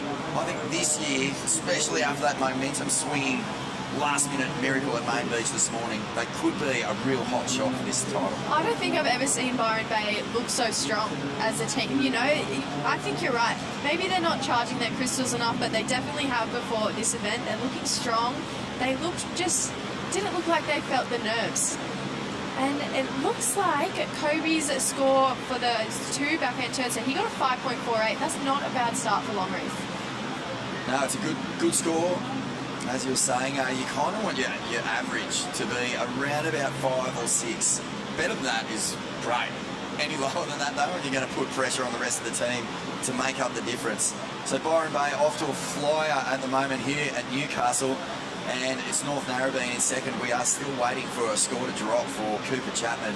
He lit up his wave, so we're expecting big numbers. And Narrabeen, they always know when to put the pedal to the metal, don't they? They kind of can cruise in the early rounds. They know they've got the talent. We didn't even see the hog surf in the seeding rounds. And he just turns up, gets out there, and basically drops the clutch. We're going to throw it down now to Jess Grimwood, who is with Cooper Chapman as he awaits his score for that last impressive ride. Thanks, Vaughan. Yesterday, Coops, I roasted you a little on your backhand, but you're ever the club man. You're such a reliable surfer for them. You have the hog flowing in. You guys are just bringing it North Narrabeen, strong club to beat today.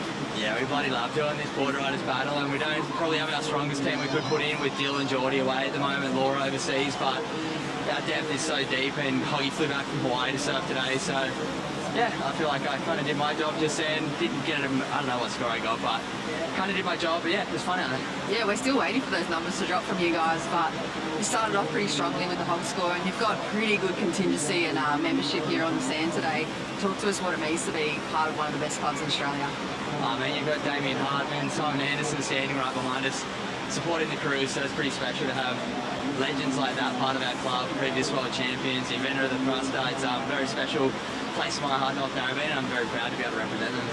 Beautiful. We'll stand by for the score, Coops. It's got to lock in, and we'll see how North Narrabeen goes. Thank you, Jen. Thanks, guys. Oh man, you guys are spoiled for legends, Hall of Famers. Simon Anderson, Damien Hardman, Cole Smith. I know. Terry Fitzgerald. Nathan Hogg. I mean, all the Fitzies. Honestly, I feel like I'm a part of like the cool club at school. Being a part of Narrabeen. You are. There's so many just great people in the industry in that one club. And then the Bannisters, like the Bannister brothers, they were epic. World Tour surfers. Here goes Xavier. Off the bottom, cracks it. Wow, the backhand is really flaring. A former Wayne Rabbit Bartholomew medal winner. And a good tag here from our Byron surfer. Up and over, Solly Bailey. Wow, this is aggressive surfing. And they've mixed it up a bit, Byron. Teams don't generally mess around with their the order of their surfers, but Solly is second now. And that was a really well-read wave, wasn't it? A big power punch off the lip. And then the left opened up. So Cooper Chapman's score looks like it has dropped in a 5.45. Yeah. Judges a bit stingy there, Jess. I know, I thought so too. I actually thought it would go above Hoggy's wave, personally. But that's okay, we're still in the lead. Solly, I believe Solly will lock in a pretty good score for that last wave, and it looked like Zabe opted to go back out. And we'll take a look at Solly's wave again, but it was really nice backhand surfing. So he actually goes right, fades right, goes back to the left, taps it on the foam, and this is that tail kick foam climb straight into one, and then here he gets a little bit of damage done on this inside section. Those little foam climbs where you push the tail out the back and turn it into almost like a re-entry are so difficult. They don't score huge, but they're really impressive, and this is Xavier Huxtable. Already won a QS 1000 this year at the Urban Surf Wave Pool, the first WSL event to be held in a pool other than Kelly's pool. And he also won the Phillip Island 1000 right at the end of last year. So he's got 2 wins under his belt. And Good with form. comp season starting next weekend, Here he goes this is again. the perfect way to set up. So Torquay Boardriders, they've come a long way. They've left pumping waves at home, and that was hard to do for Torquay because it hasn't been exactly cranking down there over the past couple of years. Yeah. But they mean business, and this guy, if they're going to have any hope of winning, has to fire. Xavier Huxtable, one of their real weapons. And it looks like he's going to come in on the back of that one.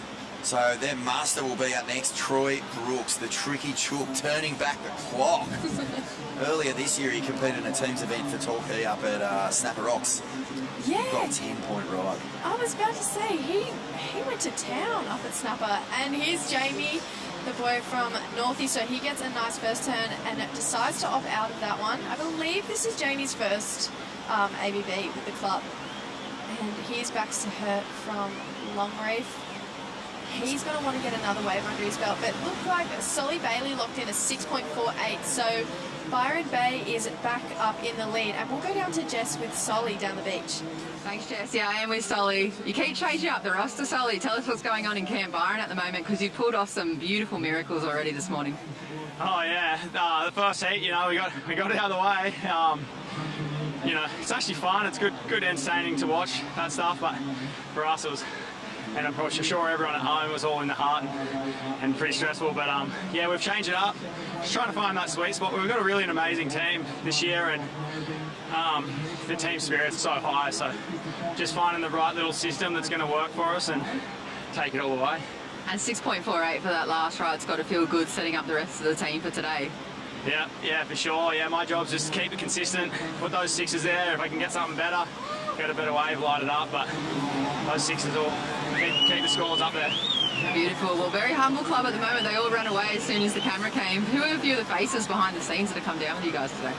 Yeah, we've got Dukey's older brother. He's driven us down, and then I got two really old local Colonel dudes that I haven't seen, or I barely even remember them. They remember hanging out with my old man, and you know, all been all the older boys. So, well, actually, still not sure what their names are, but they're legends. They're just sporting, and then we've got Wilsey and Fredo and Janice, the club presidents, and then the team. So Dakota and his lady, and they're ripping. So. Well, good luck, Byron Bay, the miracle makers at this point, Solly. Cheers, thanks, mate. Thanks. Great to see Byron Bay getting some momentum in the early stages of this heat, but what about the last ride of this kid in white? I will stick with action in the water. Crack off the top, gets the fins free. South surfer from Longreef, Baxter. He's got a lot of fans down on the beach. I noticed that the Longreef flag wavers very vocal when this guy would take off on a wave. Longy a little bit slower than the other teams, but a good score on the board from their first surfer, Cody Clements. And, well, needs no introduction here. A very familiar face for me. That's my big sister, True. And this is when I get really nervous. Well, yeah, what is your relationship like? Are you guys really close, or do you sort of just stink at each other across the dinner table and you know, wax up each other's boards with soap and all that sort of stuff? Yeah, absolutely. Stink eye across the table, wax up. No, I'm kidding. No, we're really close. She's been one of my best friends my whole life, and she's recently got a boyfriend, so now there's three of us. But yeah, no, we're really close. I actually get more nervous for True's heats than I do my own, especially in the ABB, but she's been really reliable the last few years, so hopefully she can put it together again today. Do we know if the bet from last year has carried over into this year? Because her boyfriend is still surfing in this event. And Micah's had two really clutch moments for Kingscliff, so I actually should ask that. Yeah. I'll get back to you. Well, last year it was dishes for the whole year. Whoever's club placed higher, they didn't have to do the dishes for a year. So I think there was one at Usher Cup, and whoever placed higher, the other one had to clean the other one's car. And I'm pretty sure Micah placed higher than Drew. Oh, sweet victory for Micah. Oh, goodness. So Micah Marguson surfing for Kingscliff must be a little bit tricky when your partner surfs for a different club. I know. I mean, you know what I mean? I can imagine just, you know, the conversations around the house getting a little bit testy. Yeah, as we see Troy Brooks from Torquay. And look at that. He is just in such a rich vein of form. Falls off, of course, the second I say that, but I think he might be happy with that. Torquay crew look like they might be calling him in, yes. No, they're pushing him back out. So the 10-point hero from the Usher Cup just a few weeks ago being sent back out. Not good enough. Not good enough, they say. Come on, Tricky Chook. You can do better than that. Looks like that last wave for Jamie Thompson, that left-hander, he got locked in at 5.73. And Solly's wave came in at 6.48, so Northie and Byron in first and second right now, but Torquay have had a pretty great run as well. Huge props for Jamie Thompson. We were talking about it before. You know, to have Simon Anderson, Damien Hardman on the beach, and you're representing the club for the first time, all the legends who have served for it. Oh man, he did such a great job. He just absolutely attacked that in typical Northie style. Here's our Harvey Norman chill zone on the beach. I've been spending a bit of time over there actually in between heats. Just pulling up the cabana, sitting on the beanbag, enjoying all the action. There's nice little shady spots there as well. It's great. And plenty of activities. I was trying to have a little snooze, but too much action going on. Too much action. I could hear Hoggy's forward vein throbbing away. Sounded like a bass drum at a doof. Oh my gosh. All right, so Longreef need to get a move on. This is Zave. And crack! Oh, this is a really strong ride, and this is going to put Longy right back in it. What a beautiful backside re-entry, really freeing up the tail. And this is Manon from Byron Bay Boardriders. And that was a nice first turn. She gets a second carve in. And we'll see what Byron want to do. They've got two pretty solid scores on the board so far. She's going to look in, and they're going to call her in. She's got the job done. Well, Byron, you know, it was the clock that nearly brought them undone last time, so they just want to stay well ahead of that. And we're talking tactics. Let's analyse why Byron would have called Manon in on that wave. Jess, what's the thinking behind that? I think with, you know, we're under 30 minutes, we're almost at the halfway mark, and there's 6 surfers. By halfway, you want to have 3 done. So the fact that they brought her in just over halfway means that the back end of the surfers get that little bit more time. And you know what? She got the job done on this last wave. She'll lock in the score. It'll improve Byron, and it actually pushed them up into first place. So they got a 3.58 for that last one. And then this happened just now while we were watching replays. This is Mr. 10-point ride from Torquay. Oh, no. Beautiful turn. It just comes unstuck. Brooko, he's probably going to paddle back out, and he is. So the TBC sending him back out. Not happy. I mean, that turn was epic, but just got the wobble and couldn't get a combination happening. But Byron Bay, I think we've got Duke Wrencher heading out there next. Wilsey, legend, such a legend, man. When I was 13, a film came out called All Down the Line, and it had Tom Carroll, Ross Clark-Jones, Bryce Ellis, the whole quickie team then, and a 13-year-old mega grom from Byron Bay called Danny Wills. And every single kid in this country wanted to be Danny Wills because he was hanging out with Tom Carroll. Now he's the old gent. He had an amazing career, battled out for the 98 world title, just missed. One bottom turn between him and the world crown, but an amazing year, and now he finds himself doing it for Byron Bay. He said this is much more nerve-wracking than surfing for world titles, so that goes to show just how much it means. I feel like Torquay Boardriders there, limbering up, getting ready. I feel like this event is almost as big as a world title in the Boardriders world. You know, this is kind of the world title for the Boardriders clubs. So maybe he'll get his hands on a world title this year for Byron Bay. True, haven't even looked at that one. I'm getting really nervous for True. Must be hard. You know, it's funny, you speak to the parents, particularly parents who have been surfers themselves, Josh Kerr, there's a bunch of them in this event. Okay, well here goes Sis. True Starling gets the first re-entry off, and a nice finish. Wonder if Narrabeen might call her in on that. We know she can surf a lot better, but again, the strategy will be to give plenty or leave plenty of time on the clock for their power surfer. And their last two was 2 nice turns, and you'd imagine that's going to be a mid-range fall, at least. I think, I definitely think she can surf a lot better than that, but maybe Northie are doing a time thing, so they're giving Hoggy more time. But yeah, Corey Lawson will go out next. I believe this is his first ABB as our junior, but yeah, I think they'll make maybe a mid-range fall for that last one.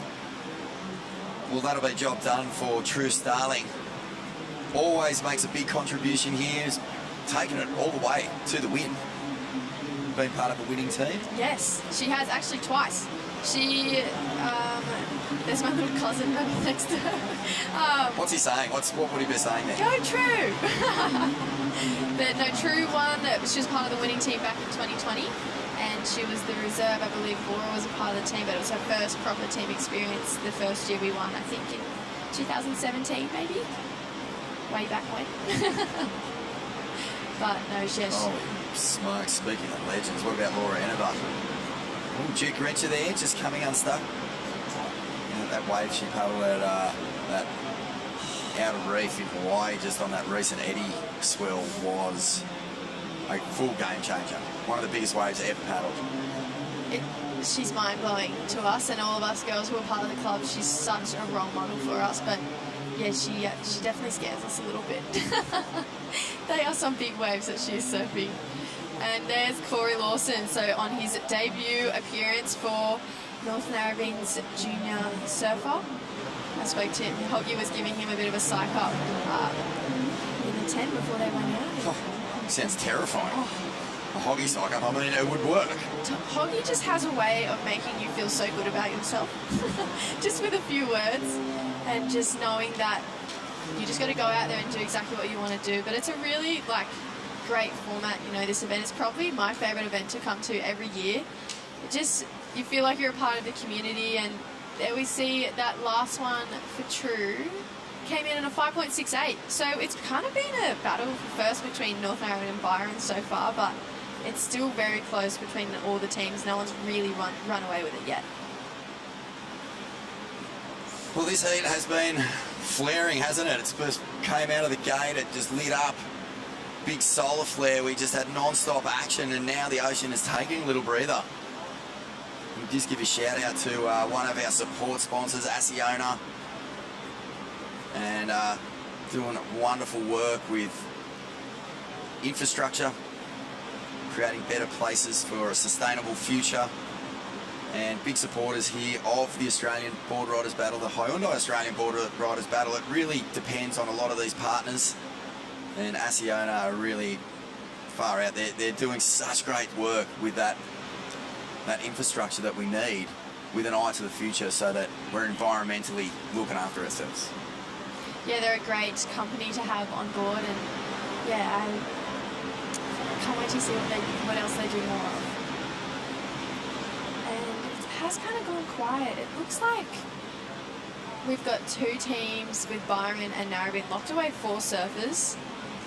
If you got to this point, there's pretty much 20 minutes remaining and you only have 3 surfers in the water, which is to be starting to bite your nails. You've got 3 more surfers to go out, or do you just go cool, calm and collected? Torquay are definitely flirting a little bit with the clock here. You just do not want to be feeling that pressure of needing scores, because they are in 3rd as well, and also managing the time. So Troy Brooks comes in. I think his first wave was his best. So you can see there the decision to send him back out has actually just cost them a lot of valuable seconds. Here he goes, putting in the big ones to get back up the beach. What did we say it was? About a 200-metre run? Yeah, it's about 200 metres from, I think, where the rocks are. So Brooko's done about 170 of that by the time he gets back to the Oakley battle box. You've done that run a few times today too. I did do a couple of laps this morning, and I'm going to say that it was very unenjoyable, especially in black jeans on a 27-degree day. Look, not a good idea or a good look. No, you'd be very warm. So Brooko gets in and hands over. This is Ellie Harrison running out, and here we go. This is the disaster from this morning. Yeah, it was... Face planted into the sand. That was great. Nothing happens. Oh, goodness. And this is Gabby Spake. This looks like a good-looking wave. Now, Gabby is definitely in the running for this Lane Beachling medal. She's been such a strong performer for Long Reef. And in that last round, Jess, actually was the big difference. Longy was in a real tricky spot. Gabby paddled out the pendulum swung on the back of her performance. They went from 4th to 1st, and it was a really strong performance. I think she's a real chance at getting this Lane Beachley medal if Longreef can keep going through this event. Should we head down to Jess, who is with the Longreef crew, and find out what they think of Gabby and her performance so far? Yeah, thanks guys. I am in the thick of it here with Longreef. Tash, the president. Hello Jess, how are you today? I'm good. You've got all the grums on the beach, and I believe Gabby's sister right here, and she only needs a 3.98 right now. What's the feels? You think she can do it? Yeah. Absolutely, Gabby can do it. If anyone can do it, Gabby can. And you guys have been pretty much earmarked for this trophy for a long time. You've missed out a few years, and you just can't quite get to that top of the podium. What's it going to take for today to take Longreef right to the top? Well, I think it's a team effort. Like this contest, it's all about being in a team. This is our 3rd year in a row here. I think last year we came 19th. We're really psyched to just go that extra mile. We've got all young kids in our team, so it's only going to be a matter of years. If it's not this year, it'll be next year or the year after. We're here to stay, so watch out. You've heard it here first, guys. The Longreef team, they've got victory vibes printed on the back of these Longreef Club shirts. And a word from you. Here we go for Gabby. You can use the horn if you like. Go Longreef! Let's go, Gabby! Let's go, Gabby. Well, Gabby doesn't need much. Just a 2.4. Thank you, Jess. Yep, Longie's starting to feel those winning vibes. And off the top, and wow, that's a beautiful turn. And I can just see Jess Starling starting to jump up and down and do a little jig here in the commentary box, because she wears that Narrabeen heart on her sleeve. Oh, Narrabeen through and through. Did you just start twerking then? No, twerking at the end of that, right? no. I was jumping up and down. I was so excited. This is, we call Corey the man-child. He's the man-child of North Narrabeen, and I think he's only 16, and if you look, he's already pretty built. But Corey put together a pretty great wave for Northie just then, but Gabby only needs a 2.4, and Longreef is sitting in 3rd, so right on the heels of Byron Bay. There's only... Looks like he's running with a bucket of wet cement in each arm. Look at the swinging going on there. Really getting the pecs and the upper body into it. Uh-oh. Here we go.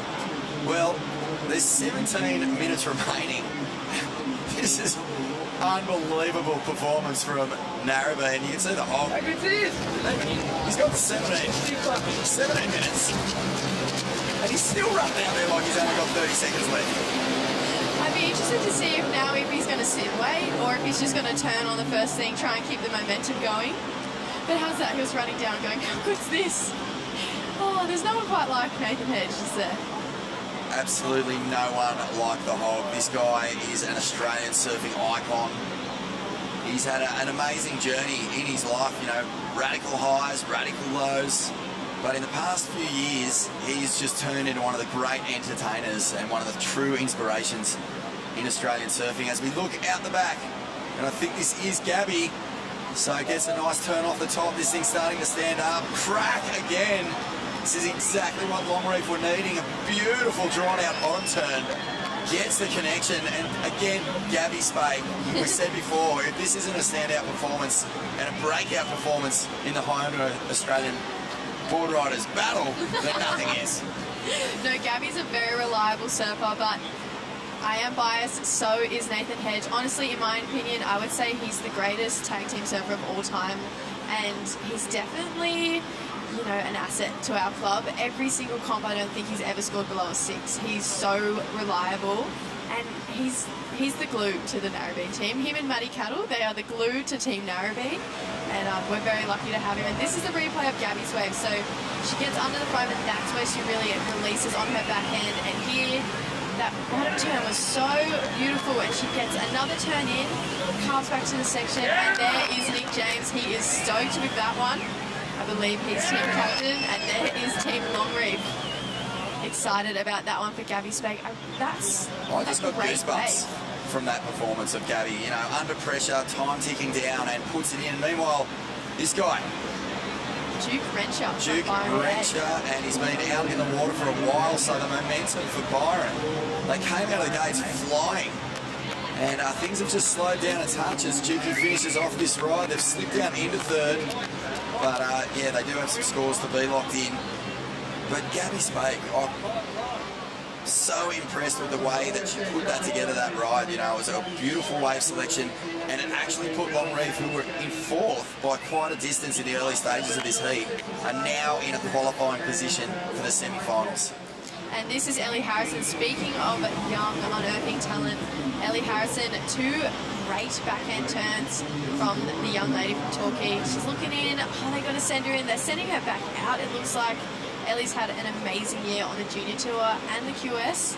And there we see 2 number 5 surfers. There's Danny Wills, your favourite, for the blue team, and for the yellow Longreef. Torquay are really taking a chance here, sending Ellie back out. And they've still got Willis Druma and their power surf to get out there. There's 13 and a half minutes remaining. Big shout out to our camera crew, taking us right into the thick of it. You can smell the surfers, you can smell the sun cream on them. And yeah, you can probably smell the cameraman as well, which I don't recommend. There he is. There's Jono. He has just been tireless. Hasn't sat down once, mate. I think he might have to move into that Harvey Norman chill-out zone after today. But, you know, incredible angles. I mean, everything covered here at the Hyundai Australian Board Riders Battle. And you just get such a feel. You're in the thick of it with the teams. You're running alongside these athletes as they desperately try to beat the clock. I mean, you can really feel the atmosphere down here at Newcastle. What a scene, what a day. It's not a cloud in the sky, 27 degrees. Isn't it such a change from last year's event? Yes. 10 foot, and it was really cold last year. It was freezing. It was, but you know what? It was still a great event. Every year, this is such a good event, and it's such a community event too. Everyone comes down from near and far. Even I saw Coral Durant this morning, and she wasn't even a part of the team, but she drove from WA to be here across the country. What a legend. This is our setup here. Contest zone. It's a real city beach. Of course, just over the back of the hill here, we've got the city. You just walk over. You're right there. There's hotels and restaurants and all sorts of fun activities, and then the beach right on your doorstep with quality waves. And as you can see further down the coast there's just so many great little setups, great beaches. And there's our wide shot. Wow. There's the harbour. Such a fantastic place. That's beautiful little peninsula there. There's not many other setups quite like it, is there? Nothing. The Steel City is one of a kind. Surf City. Long history and association with pro surfing. So many legends come from here. Jess, Mark Richards, Luke Egan, Matt Hoy, Nicky Just to Wood, name a few. Michelle O'Donoghue. I mean, and now Brian Callanan, Jackson Baker, Morgan Sidley. The list goes on. Let's throw it down to Jess, who I believe is with Kobe. I am with Kobe Clements. Longreef are right back in the mix for the last wave of Gabbies. Kobe, how are you feeling going out of this power surfer? The pressure is on for you guys. Yeah, I feel good, eh? Everyone's backing each other and yeah, stoked. There's a couple waves, pretty fun, and yeah. Tell us a bit about your hair. You look a bit like the chocolate and banana paddle pop at the moment, but it looks pretty good for the Boardriders battle. Oh, it looked sick like 2 weeks ago, so I should have probably done it a bit later for this comp, but yeah, it's kind of faded, but yeah, probably. Well, we'll let you get prep. Power surfer for Longreef right here. They've got some work to do, but they're way back in the mix, guys. That's true, and good scores on the board, so even though there is work to do, a good strong ride will do it. Snap, no!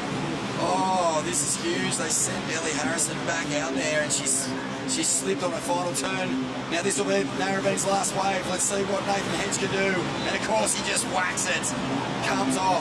Nice little speed tap. Up and over again. He won't let anything stay in the tank as he comes down the beach. Up and over, and a little foam bounce. And the hog will just feed off the energy coming from this North Narrabeen cheer squad. Woohoo! He's got so much time. Don't tell me he's thinking about going back out. Narrabeen have banked so many scores. Yeah, that's right. You're not allowed. You're not allowed. I just went, oh no. My heart just sunk. But Hogg, he just made something out of nothing. He is just an all-in person. If he's going to get a wave, he's going to tear it to pieces no matter what. You actually hear him like grunting on the waves, like through his What's it sound like? turns. Like through his turns. And my dad always says, you should do that. And that is Ellie Harrison running up the beach for Torquay. So they have 2 more surfers to go out. It is Willis Druma out next for Torquay Boardriders, and then their power surfer, Xavier Huxtable. 2 surfers. Well, Ellie Harrison has moved Torquay up into 3rd, so there is a score in there, a valuable one, but now Torquay in the position where they have 2 surfers left. As the Hoggy, he hasn't even made it back to the Oakley Battle Box yet. He's just Matty Cattle running in for a hug. cropping the accolades, getting the pats on the back. And now Narrabeen just sit and wait. Got a pretty good lead here, scores going in. I'm surprised he hasn't run back to the box. Usually that's a Hogg thing to do no matter what. Even though there's 8 minutes, he's a run back to the box. Well, he's just... There we go. He hurt me. No. Some competitive part of his brain was just saying, hang on a minute, there's work to be done here, and Hogg doesn't do anything in half, so if he didn't go back to the box, he would have got the 5-point penalty, so that would have been a big error from Nathan Hedge. Now Long Reef, and I think this might be Zahn Foxton, a lifetime member of Longy, been in the club since he was just a tiny little whippet. Really good surfer, loves the big, heavy, hollow barrels at Southie. And it looks like Nathan Hedge locking in a 5.85, so Narrabeen out in front. And they've comboed the field, so that's good news for you, Jess. Good news for Narrabeen. Yeah, I'm done. I'll see you later. Zahn Foxton makes his way in, so it'll be Kobe Clements with just under 8 minutes. So they've done a pretty good job running the clock. It's around about 8 minutes per surfer. If you can get that, then everyone's got around about the same time. Narrabeen blitzed that. Hoggy was already in well before the 8 minute mark. Yeah, they now, do very well with time management. what has happened to Byron Bay in this heat? It's crazy. Their first scores were an 8.5 and a 6.48. Since then, they've eaten so much time and only banked a couple of 3s, so they really need to get moving. And here is Torquay. And nice off the top. That's Willis Beautiful. Druma. He Willis Druma. actually won the ISA World Junior title. That's right. Last year in El Salvador. A few junior world champs in this thing. Jarvis Earl, Willis Druma. The good thing for Torquay is that Willis got out there, caught that wave fairly quickly, and now Xavier Huxtable will have a reasonable amount of time to somehow try and get Torquay back into this. I mean, it's really close between 2nd, 3rd and 4th. It's, it could come down to who can not blow it with the clock. It's definitely not over yet. Don't feel safe yet. There you go, Zave. Power surfer. I feel like that would be the most high pressure position to surf in. Oh, definitely. I mean, It takes a certain someone to surf as the power surfer. it does, yeah. You need a steely resolve.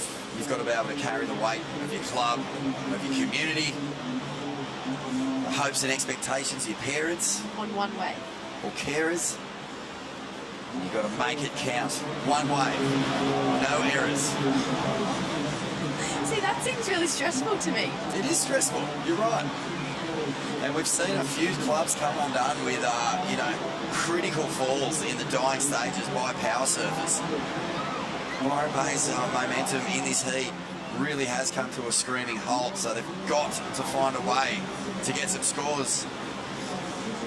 Let's throw it down to Jess, who is with the Boardriders Club from Torquay, who have pulled out a bit of a miracle run in the dying stage of this one and moved into 2nd.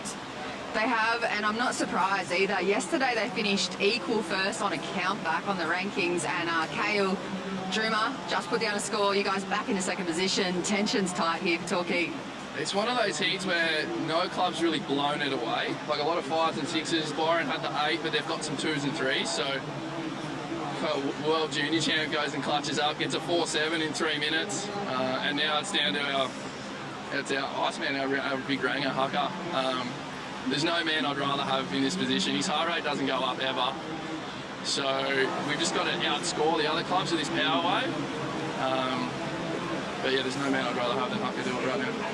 And Will, how was the pressure on the shoulders out there? You guys were in 4th position before you ran out for yours. Yeah, it was pretty tricky because we're pretty far behind and there's only like 10 minutes, so I need to get me done, Save done. And Save's a power, it's a priority, so I was just trying to get just get something, and lucky that it was like a half wave, got a couple little wiggles on. And we're just waiting to see if he's having a look at this one. Byron Bay's taking off. What would it feel like to take the championship trophy back to Torquay and the rest of the community back at home? It's sick, because I don't think we've ever won one before. So it'd be like, the whole town would be pretty pumped up, for sure. There you go, Torquay doing the math really quickly right now. This man right now has got them back into the mix. Danny Wills on the way in. Byron Bay desperately needed him to get away quickly. He's done it. And they're going to be right back into the thick of it. Hey, Narrabeen may not be safe here at all, Jess. You said you were feeling a bit nervous. They banked all their points. They ran down the clock, no drama. But everyone is in striking distance here. Torquay need a 7.17. Longreef, the power surfer. This is Kobe Clements. That first turn was nice. He wants this thing to open up a little bit, give him another opportunity. And down the beach, he's got to make this one count. Xavier Huxtable for Torquay, currently in 2nd. And looking for a steep face. Some good carving here.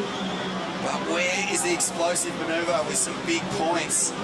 Oh, it's well surfed, but they could be in really tricky ground here if Byron and Longreef can somehow manufacture some scores in this last few seconds.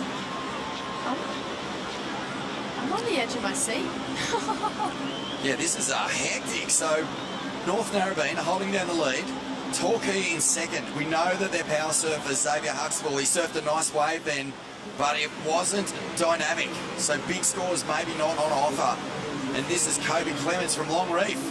Now they only need a 3.08 at first turn and a foam bounce. That's a 3.08. It's definitely 3 points in this one so far. And he links it right through. Does he get the reform? Look at this wave knowledge. That wave is not even breaking, and Kobe finds the S-bend right through into the shore. If he can get a finish, he can put that 3 points away, and he does right out of it. Wow! Clutch surfing from the Longreef surfer. Oh, Torquay, they will be watching this big time. You can see this wave never gave Xavier much of an opportunity. Jess, what is going to happen in these dying stages? It's going to be very close. If Kobe didn't get that inside section, I think Torquay would have been safe. But I don't know, it's going to be very interesting. All right, we're going to throw it down to Jess, who is with Danny Wills. Byron Bay currently in 3rd, needing a score, and it's exactly the same scenario. They need another miracle. Yeah, they do need a bit of a miracle to come through again, but it's really up in the air at the moment. Big push again, once again at the very end for Byron. We're not real good with our time towards the end, are we? Just got a bit lost out there, which is a bugger, but I mean, we had really good, strong scores at the start. Everyone down there great. Here we go. Here we go, power surfer for Byron. Yeah, I mean, I'm confident that Dakota will get one. Just a bugger. I just really want a good wave, you know. But anyway, as a team, we're going well. It's not much fun when you dive down to the wire like this, I tell you. The stress levels, my hair's already grey. Here we go. Here we go. Talk us through it, Dane. It's a good little one. Little cutty. It's going to be a good wave. Really good wave. You're going to nail this thing. Oh, yes. Yeah! Thank goodness for that, eh? Another miracle maybe for Byron Bay. I got goosebumps already. Thank you. Oh my goodness, this is huge. It's a race. 25 seconds to get back in that Oakley battle cage. Quick. Oh my goodness, you will never see these little legs run so fast in your life. And Byron Bay are giving themselves all sorts of heart palpitations down here at Newcastle Beach. They're safe, they're in. No 5-point penalty for missing out on the time. Torquay are very nervous. Let's send it back down to Jess, who's on the beach. Oh, yeah, I'm still on the Byron Bay, guys. I've got Danny. I got Dakota over here. Hold on, let's just get a couple of words from Dakota. Once again, the miracle man for the Byron Bay team, Dakota. Oh, I don't know what's happening. We can't seem to get out there with trying to catch a wave, but I don't know, being kissed on the arse today. Far out. And you've made it into the cage with 6.4 for that last ride. I'm hearing the calls early. And coming second, moving on through. Let's listen. Oh, sweet. You're in. There we go. Try to set my heat when I get tight. So you must have charged up those crystals, Dakota, and maybe said a couple of Hail Mary prayers this morning as well. Yeah, heaps of crystals in Byron. Bring it home. There you go, Dakota Walters, guys. Byron Bay, another little miracle into the semis. Well, they're doing it tough, but they're doing it in thrilling style. Byron Bay working the clock to the absolute limit there. And Dakota Walters, the hero again. North Narrabeen doing enough to take it out, much to your joy, Jess Starling. And bad luck there for Longreef and Torquay, two clubs that we really expected to see in the finals, unfortunately eliminated. We're going to be back with plenty more from the Hyundai Australia Boardriders battle presented by Zambrero in just a minute.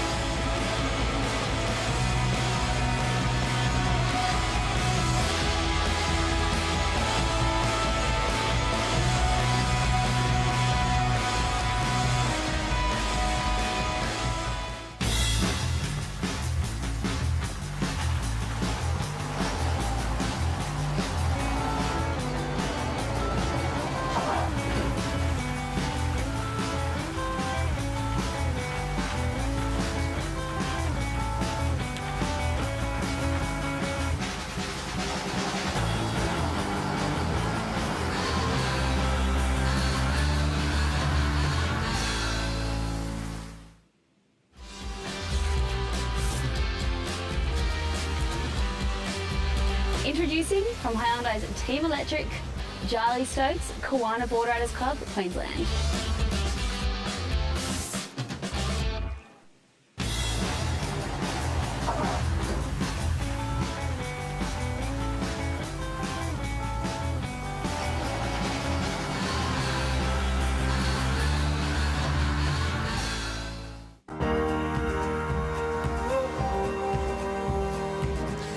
Welcome back to Newcastle Beach, and of course, big thank you destination New South Wales. What a jewel in the crown Newcastle is for regional New South Wales, and I love coming here.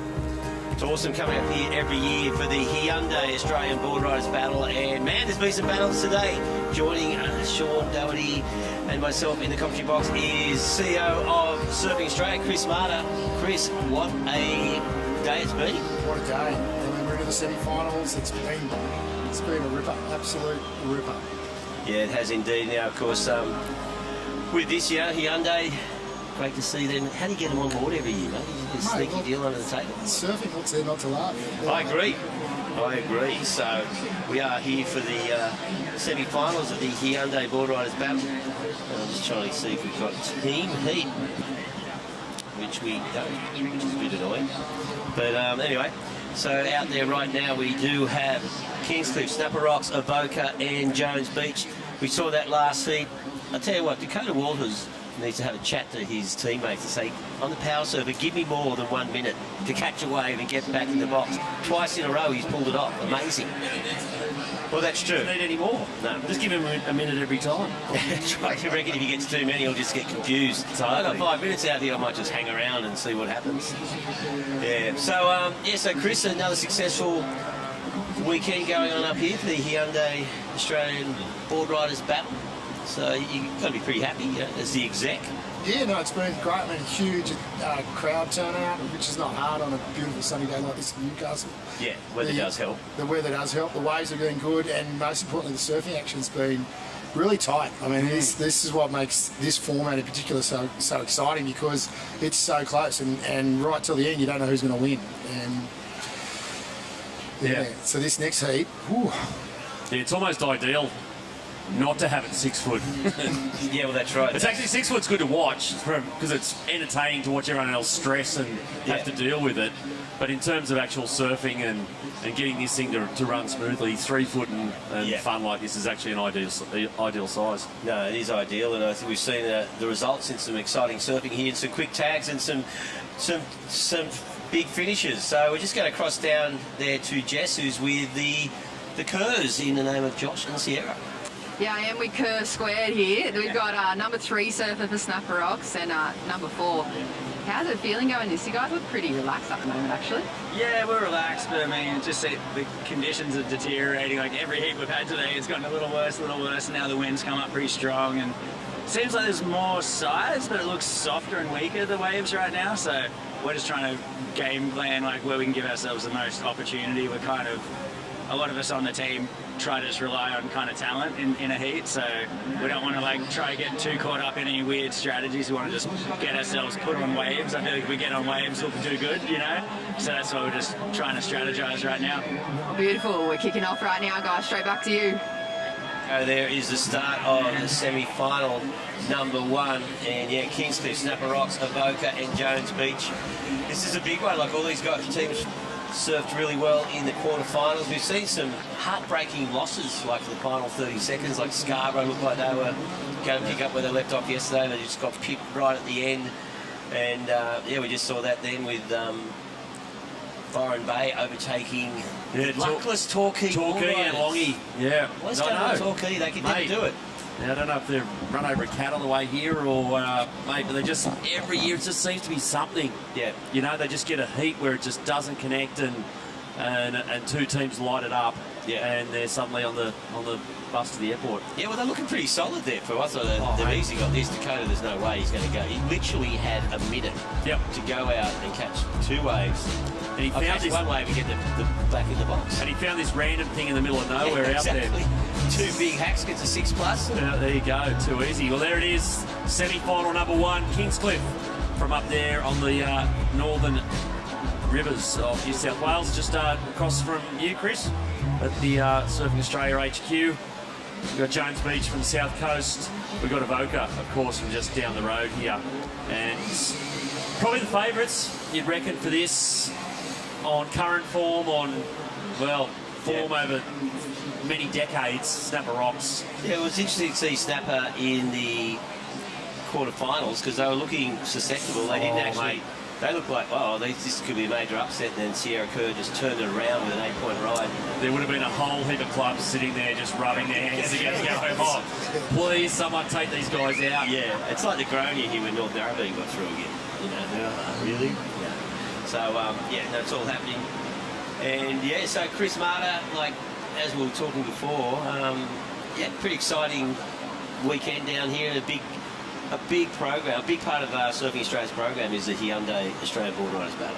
Yeah, so it's a big major weekend for us, and Hyundai are obviously our major partner, and they're powering the future of surfing, and particularly on the women's side as well. So we run the She's Electric program, which is shining a spotlight on female surfing in particular, and run that through the regionals and take the top 5. They're also involved in they're the naming rights for our centre, our Hyundai High Performance Centre as well. So 365 days a year trying to make people surf better.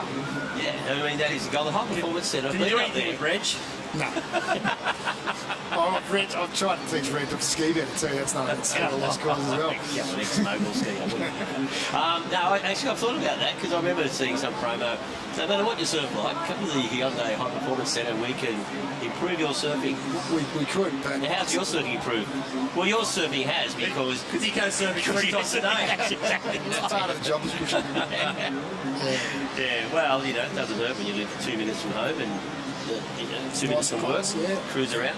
So with the Hyundai High Performance Centre, it's designed to improve surfing. Obviously, you bring in camps like juniors, female surfers from all around the world, and put them into a training facility. And so what you're trying, you got Kingy there as the head coach. You've got B. Durbidge, you've got all sorts of like legendary coaches. Yeah, so sure. what do? You just sort of cast the net out around Australia, or do the Surfing New South Wales, Surfing Victoria recommend people to these camps, or how does that all pan out? Oh, look at this. Yeah, here we go. This is Dane Henry opening up for Kingscliff. He was super solid in the quarterfinals this morning. Nice running left, tags it.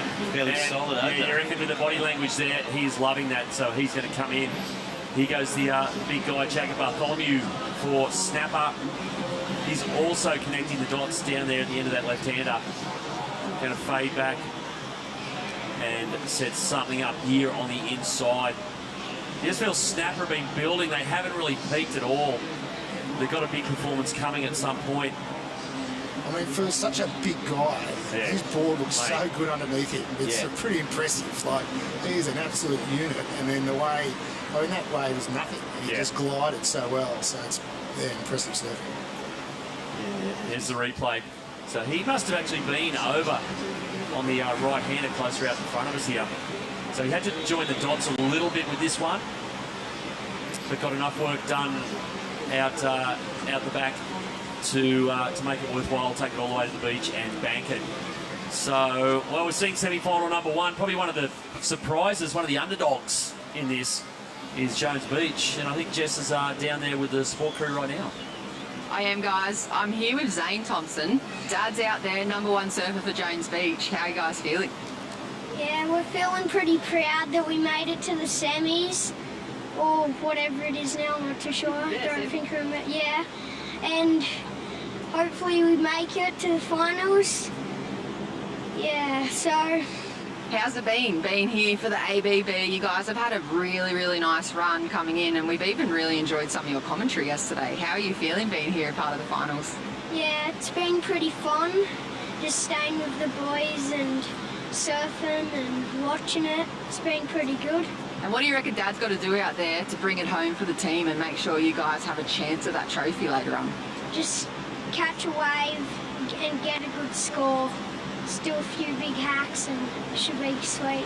And favourite moment so far that you've seen throughout yesterday and today? What's been the best bit for you? Going over the falls. All right, well, shout out here for the Jones Beach crew. Any last words for the rest of the community tuning in at home? Go JBB!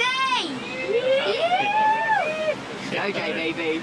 All right, go JBB. Well, that's good advice, Dad. Catch a wave, make a good one, and get a couple of big hacks. Big hacks and get a good score. Get a good score. It's too easy. Comments from the super coach. Yeah, that's exactly your coaches say. You know.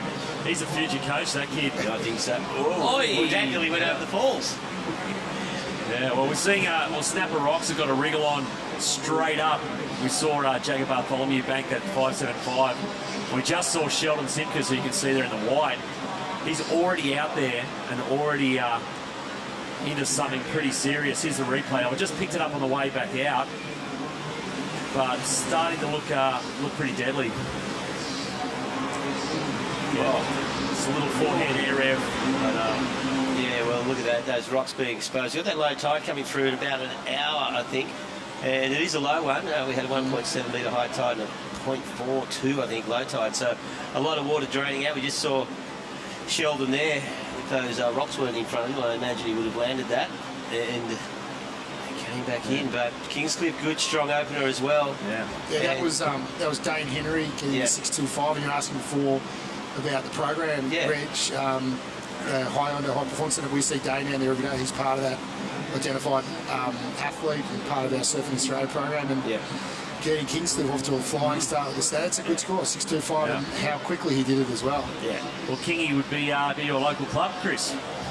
Could be. Yeah. Could be. Yeah. Oh, it's not though. Oh, you're on the border. I'm actually, my wife was down at Cabarita Boardriders today. She is head of sausages. Yeah, right. So I said that's good because your title and your job description's all in the same thing. So she was out banging out bacon and rolls for the club this morning. I suppose you've got to stay pretty neutral in this job. Yeah, we love them all. Love them all. Well, we just kick out short wave there for Kingsley Surfer, and here we go now from Jones Beach. Oh, yeah, Matty Thompson. Oh, he's got a ton of speed. Just big swooping turns. You got another one here. He's just connected this left up all the way. It's still running. And another turn to finish. There you go. Wow. Well done, Dad. Yeah, well done. So his cheer squad, we go to Psycho on the beach. Speaking of psychos on the beach, we're just going to cross down to Jess Greenwood. I don't know if you're referring to me, Reg, or you're referring to these kids here, but guys, being the flag bearer for the ABC, pretty serious job. Yeah, very serious. How's Lenny going out there? Oh, well, he hasn't really caught a wave yet, but hopefully he catches a good one. All right, and any screams and psychoness from the ABC crew watching at home? Yeah. Go ABC! Go ABC! The girls are going nuts. These guys are pretty cool, calm and collected, though. They're all wild before we put the camera on them. Yeah, well, they got a bit of stage fright. There you go, guys. ABC flag bearers. Yeah, well, they better do some cheering because their boy out there at the moment, Lenny Chell, been quiet. He's been a bit quiet. He banked a 1. You can see they're not exactly doing backflips down there at the moment. So they're a bit slow out of the gates of Oka. And a big support crew. I mean, it's there an hour and a half, hour and 15 minutes down the road, and they turned out in force. And there's a Club Spirit Award, and I think they're in the running to try and win it. Yeah, fair enough. So, that's second up there for Jones. That's going to be Lang Smith. So on that score. So it's a pretty solid wave there for Matt Thompson. So it's going to be pretty tight after the first circle. We saw the high score going to Kingston at 6.25. And Sheldon Simkins hasn't locked in his second wave. Well, he has locked in a second wave, but he's still out the back. Stories there. If the surfer, they get scored on all their waves, and if they like to go back out, try and better the 2, but it is their best score that is locked in once they are back on the beach.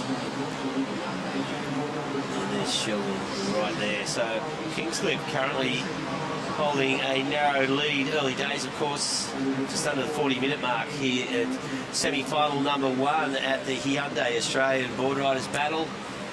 And as we see, Oka. Yep, here is Lex Chell. So getting going on this left, and hasn't really lined up. He's had to do a bit of work to get it to link, and it fades back, and I think he's just going to have to concede defeat here and take it. So not exactly the start of Oka wanted, but they've been running pretty hot in the last couple of heats. Yeah, definitely. So, I mean, we've seen it's changed so many times.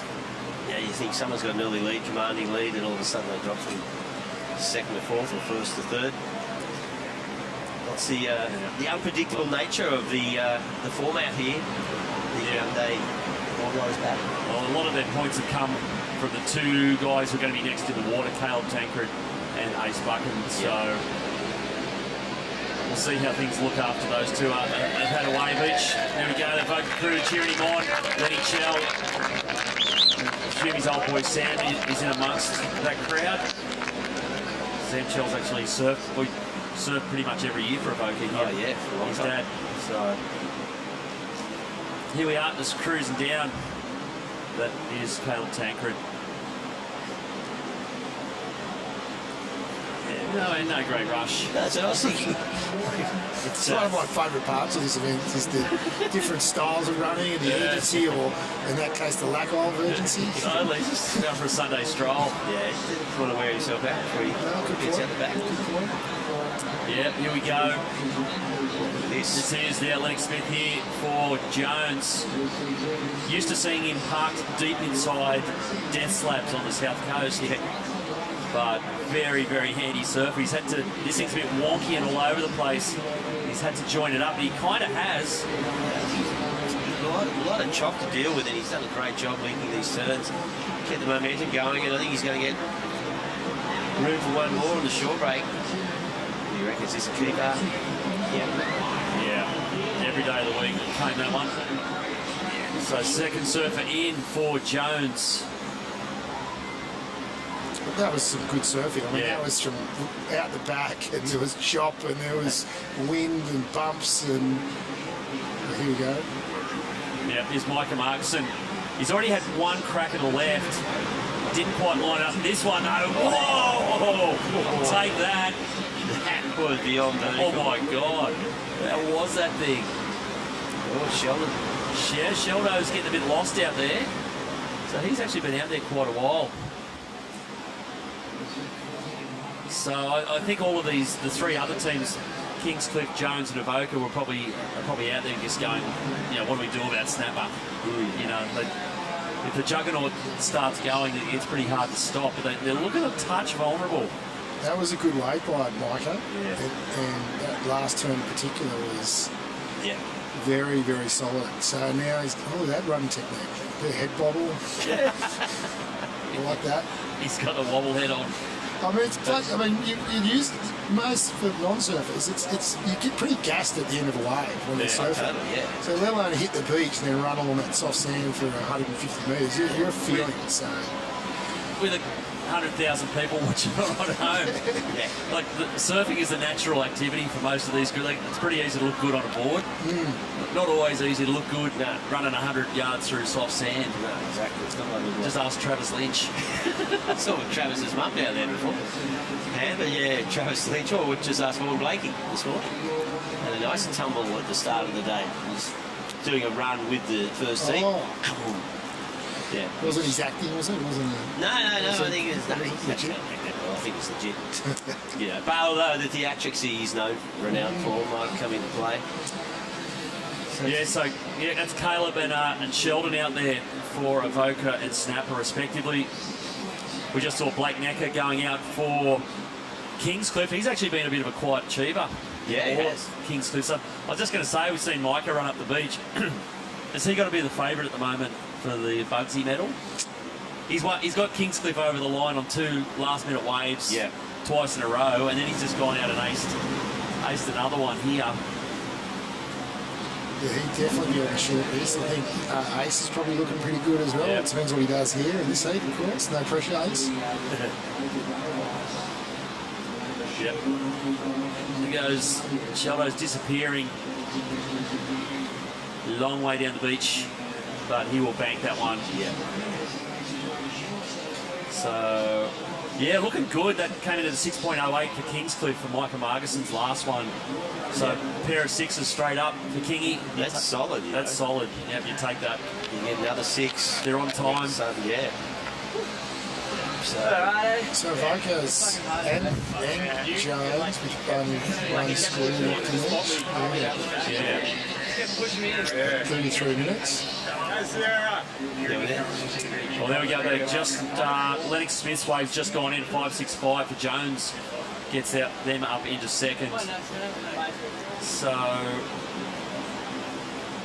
there is Sarah Kerr for Snapper. She hasn't missed yet in every heat. No. Pretty much 7 or an 8, I think, every heat. Yeah. So, well, she's, and when Snapper have been a bit wobbly at the top, which they are right now. They just send her out, and suddenly, whammo, we're back. We've gone from 4th to 2nd, and we're back on track. So I'm not sure if that 4.43 is Sheldon's last wave. I think it is. So that's Snapper's total after 2 waves. So Kingscliff looking pretty good with that pair of 6s. Jones Beach with that 4.75 and 5.65. Oh, hang on. No, it's a throwaway. So after 2 waves, Snapper in 3rd spot, Avoca. Just with 1 wave at the moment. So that's Nick Clifford out there for Jones in the blue. So he's just had a little up, 0.63. You can see the wind getting stuck into it a little bit. Yeah, it's more direct on shore now too. Which it's kind of lost that really dreamy quality it had earlier this morning, but still pretty rippable. There are chunks, and we're just going to find them. Yeah, chunks and bumps, and there's an outside, and then there's an inside. And yeah, look, that was a classic example. That wave just sort of looked like it's going to stand up and got all real weird. Here he goes, Caleb Tancred getting stuck into that. Hope there was a couple of turns out back for Caleb there. He seems pretty committed to take this to shore, so this might be the wave. He's kind of trying to get through that thing. And he must have done a little whack on the inside. Must have been some action on the outside that we missed, but Tancred now, and I think Ace Bucket up next. Yep.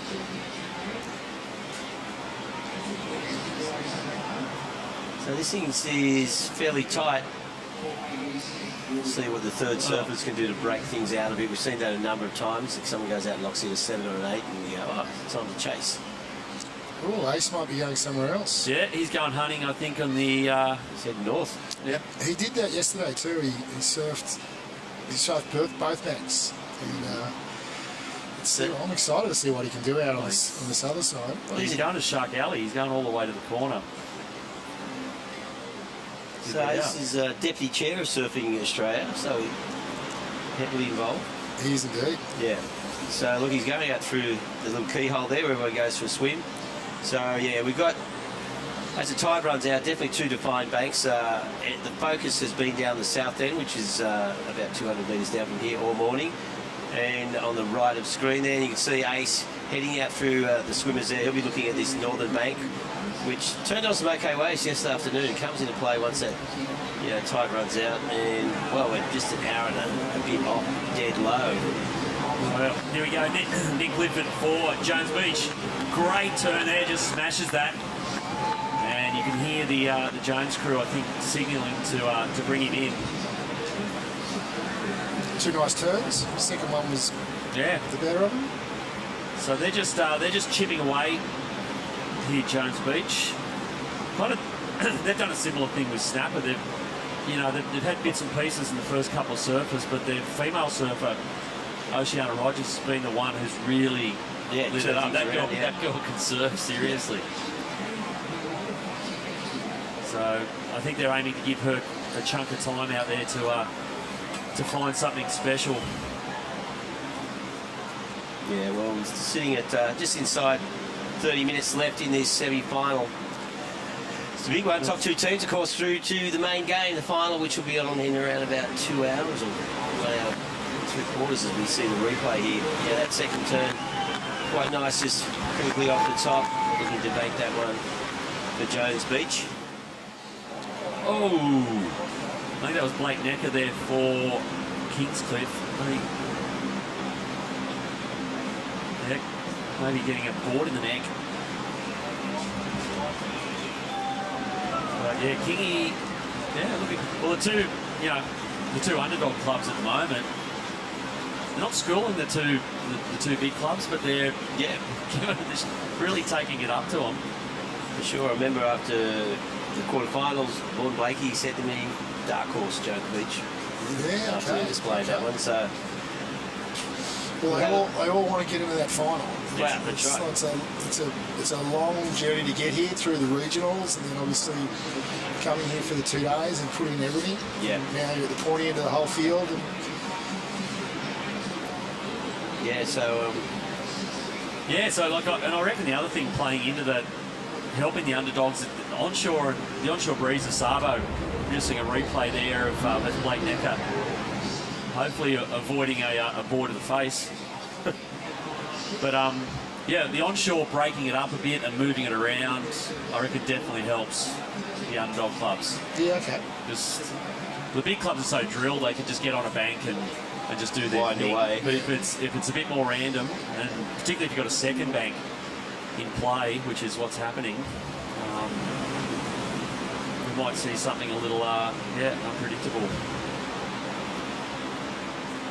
yeah, well, Ace Bucket on the northern end, trying to find a way. It looks like this is Kingsley having a good look at that one, couldn't get into it.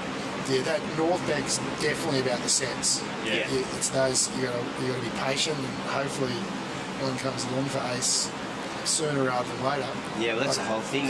Patience can only go so far. Yeah, agreed. In a 50-minute team heat. But Ace hasn't put a foot wrong so far. Experience comes into play.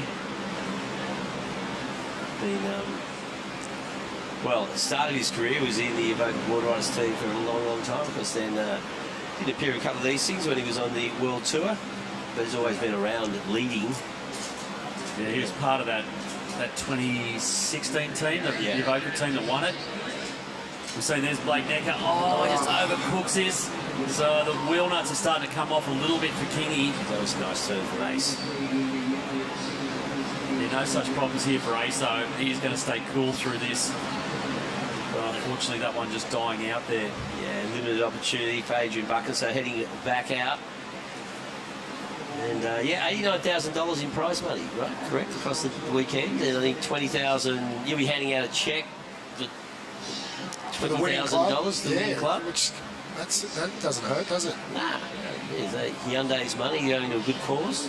Yeah, I mean, we're so grateful for Hyundai as being the name rights partner, and like I mentioned before, they're across, very ingrained across surfing across the board for us, and being able to put on this opportunity for all these clubs and communities is priceless, or $89,000.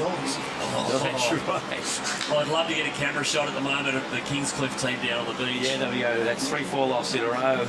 Yeah, he is looking pretty wobbly out there at the moment.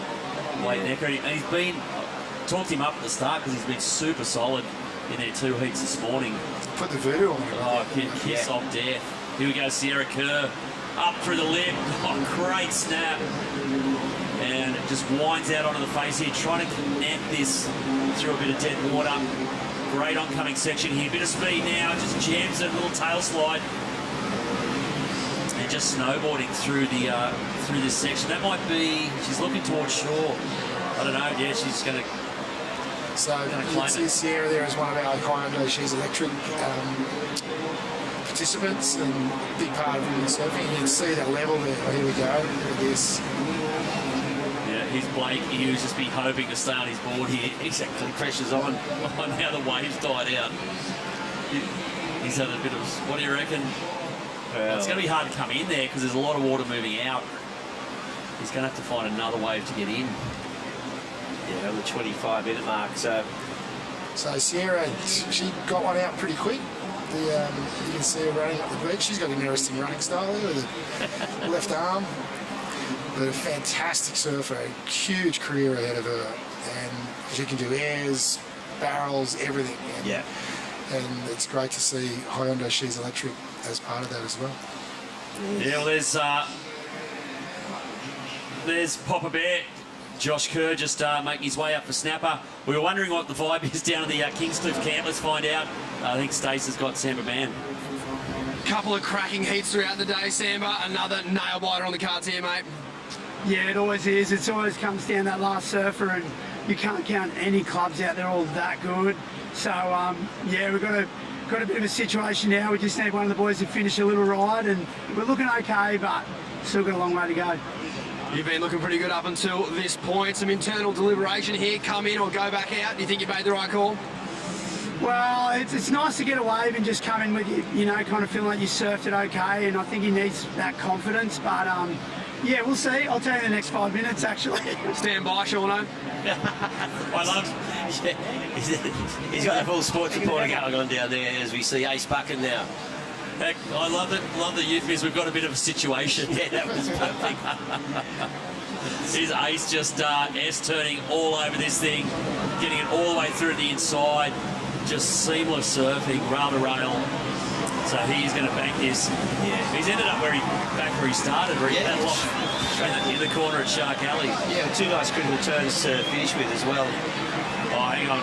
Finally, there's Blake Necker. Oh, no, he's falling on the inside. Oh, well. He hasn't fallen all weekend. But I think he had a... Yeah. So he's coming in now, finally. Yeah. But there's still, 2 sixes. Stace, yeah, what's the vibe down there, mate? What's going on? Score, Samba? Oh, I'm going to say mid-range, but good. We need it. I reckon round I'm going to say 5-8. But yeah, it was good. It was good. I like it. Spot on. A bit of a leg burner. Glad he didn't have to run too far. Well done, Necker. Thanks, Shauno. Yeah, thanks, Ace. Samba's losing his voice. Yeah, he's just been going psycho down there. He's losing his mind and losing his voice. Yeah. Well, so there's Ava Aguirre. Yeah, she's been really solid for Kingscliff through all the rounds. So, yeah, she'll make a bit of ground up for Samba to head out as their master, of course, and then we've got Micah. Yeah, so our surfer. Ava's part of our surfing. We have a Surfing Australia Academy for young people who go in high school, and Ava's part of that at Surfing Australia as the Miss Farm, and she's had a really good tournament here. So, and again, being the one female on the team, there's a lot of extra pressure as well. So yeah, it's interesting. Like we saw, Snapper was 7.5 there for Sierra Kerr, so she's turned them around again. So she's gone 8. Boys are bludging, and she's just gone 8-8-7. Yeah. She hasn't missed yet. No, so that is crucial turnaround for Snapper, see if they can maintain that throughout this, and that's the 4-surfer heading out for Hugo Spindler for Avoca. Yeah, Chris, you're talking about that academy, and you just mentioned it then, so it's like a combination of training and education.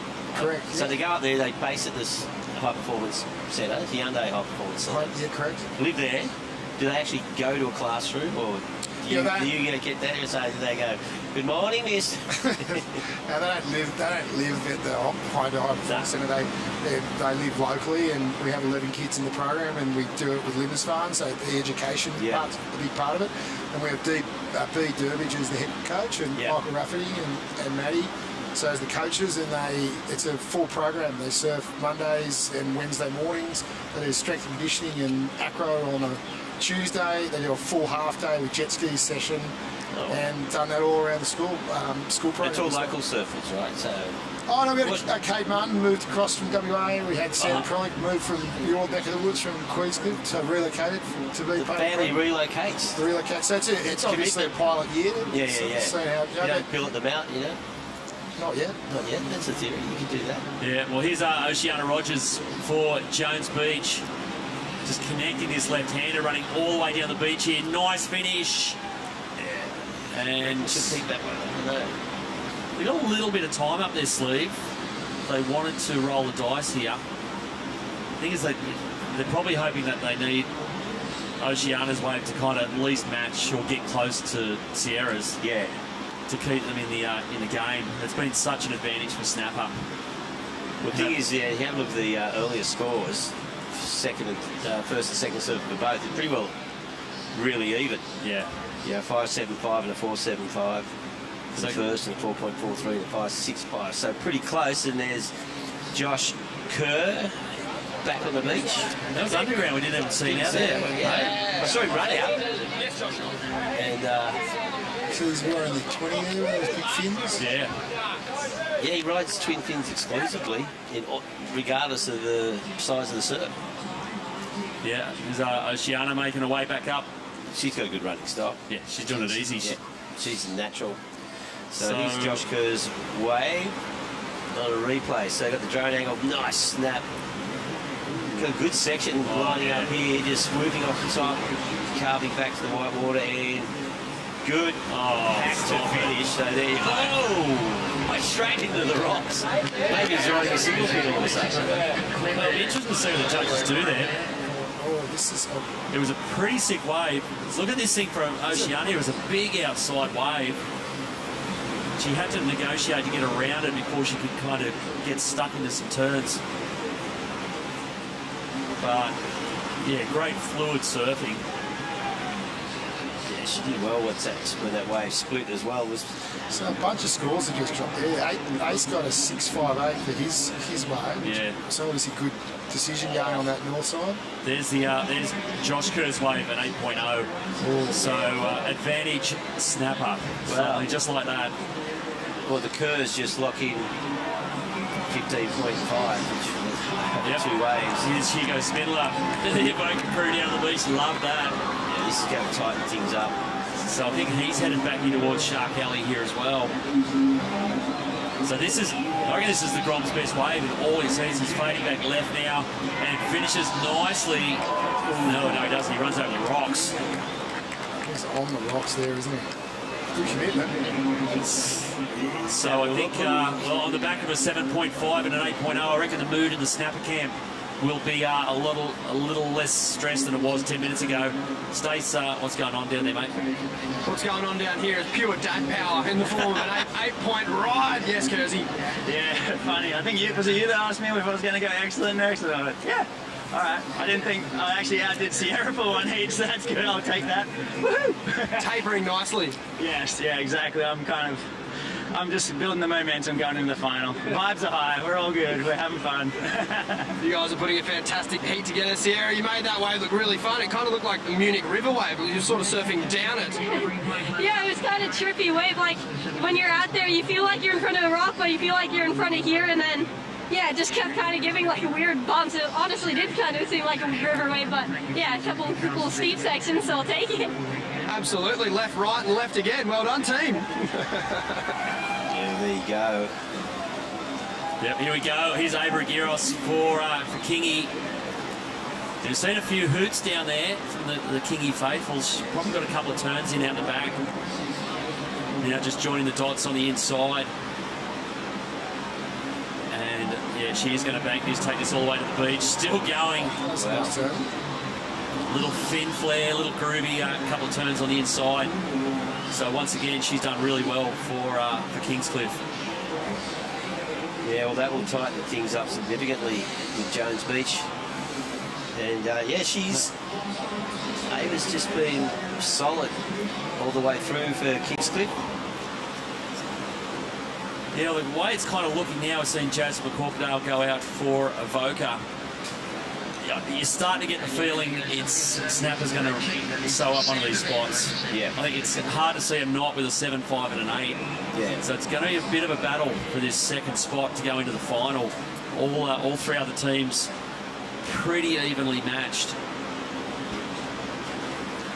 See, yeah, Jazz, well, all the Avoca crew are liking this this bank at the north of Newcastle Beach. They're all surfing on it. Jazz, of course, the Australian Indigenous champ as well this year. Took it out down at Bells. I think she won the longboards from memory too. Oh, really? Yeah. You can surf. Yeah. Ty Richardson. Oh, yeah. So, yeah, he's linking this thing up here. And, yeah, this is a keeper. Oh, look at it squaring up now. Just tags it. So Ty Richo, I reckon he's going to he'll bank that for Snapper, no worries. He's looking in. Yes, no. What do you reckon? Yeah. Yeah, they're called Come him on, in. Grom, get in. Yeah, well, that leaves plenty of time for Sheldon Simkus as their power surfer.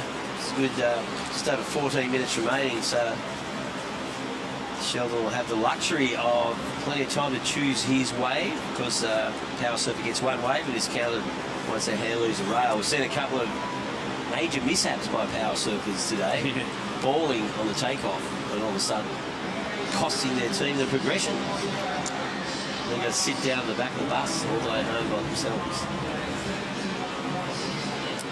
Yeah, Ty Richardson, he was a long way down the beach, so he's earned himself a couple of extra 100 metres. Yeah, but he's put the big ones on. He had time to just saunter, but he knows what it's all about. Yeah, but Snapper is starting to look pretty. Yeah, it's a 6-point ride for Ty Richo, so Snapper's starting to look the goods. The power surfer yet to go. It might be this battle for second place. And there goes Sheldon Simkus. Yeah, so once again, Snapper. All the talk was whether the team could win it from the first round. Obviously, you can. Yeah. It's a matter of putting it all together. Yeah, 3 heats in a row. This is Dayan Connie for Jones. He's a really good young surfer. He's trying to work his way out though. It's going to bowl out at some point. Little tag section. Now he's into the shorey and we've lost him.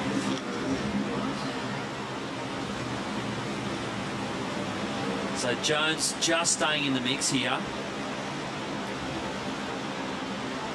But none of these other three teams have broken it open.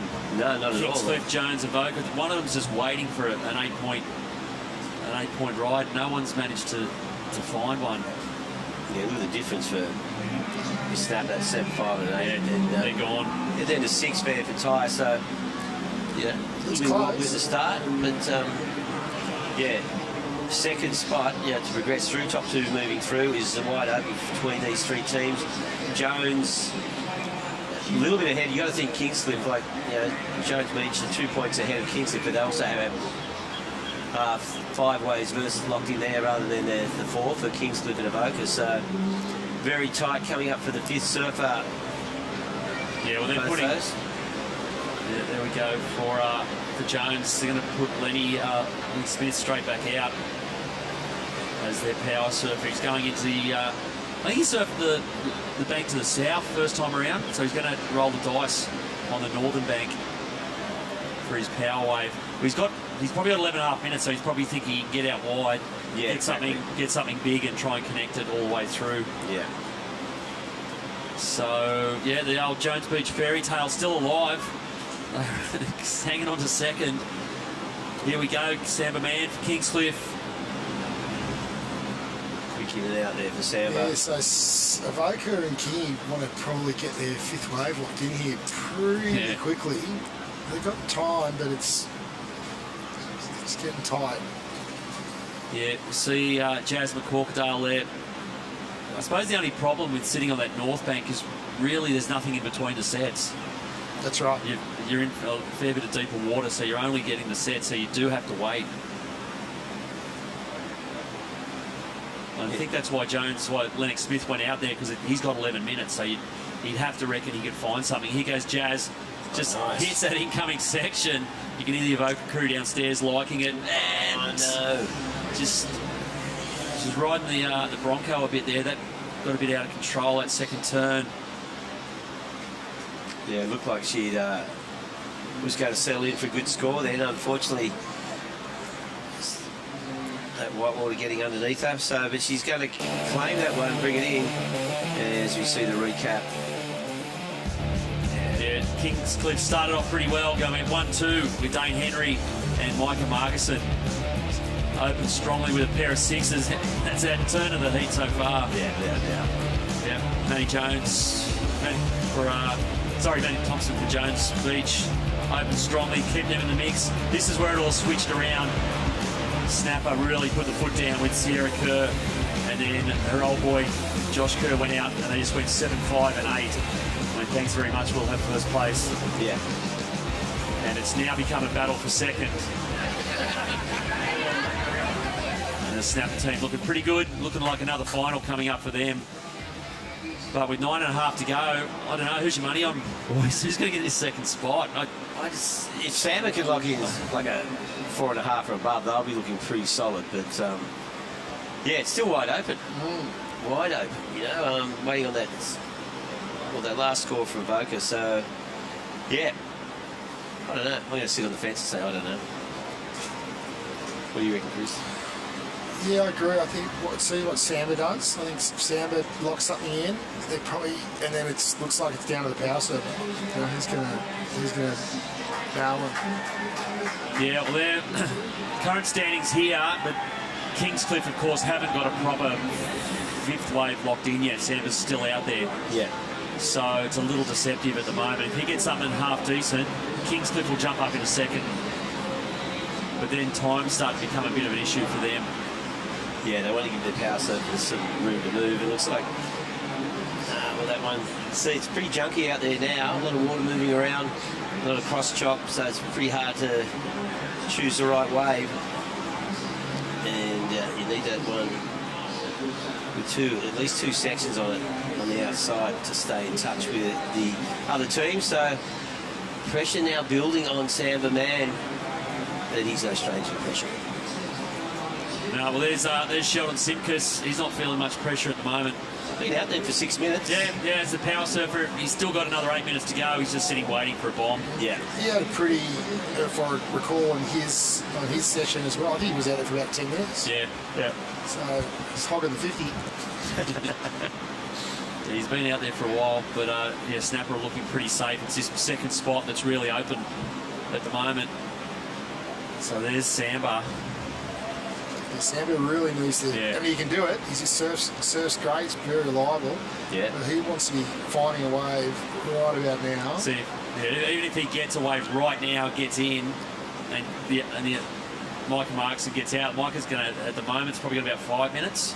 Oh, that's enough. You know, That's enough. Yeah. But it's tight. That's what it is right now, and it's ticking away pretty quick.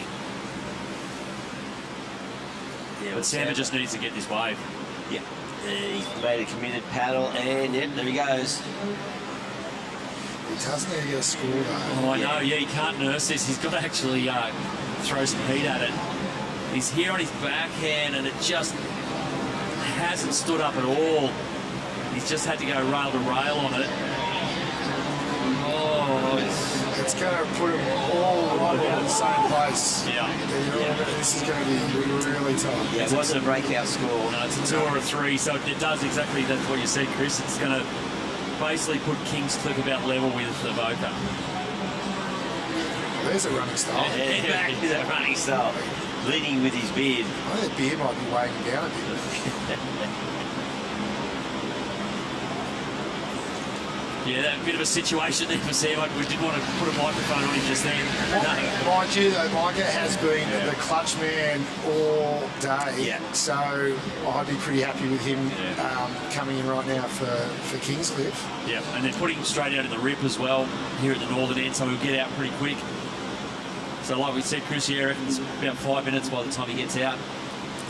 So 24.87, 24.13, that's tight. Yeah. So Samba pushed him up with 3.58, and that's about right. Yeah. Here we go. Well, this is Sheldon Simkis's power wave for snapper, and just drawing some nice lines over this. Going through some dead water. He may not connect it. Oh, he's struggling. Oh no, it's gone. Well, lucky he didn't need a 5 or anything. Yeah. So it's not really going to matter too much. Snapper are looking pretty comfortable. Yeah, look how tight it is for second spot. So just coming down to the power surfer. Yeah, this is the problem with the northern bank.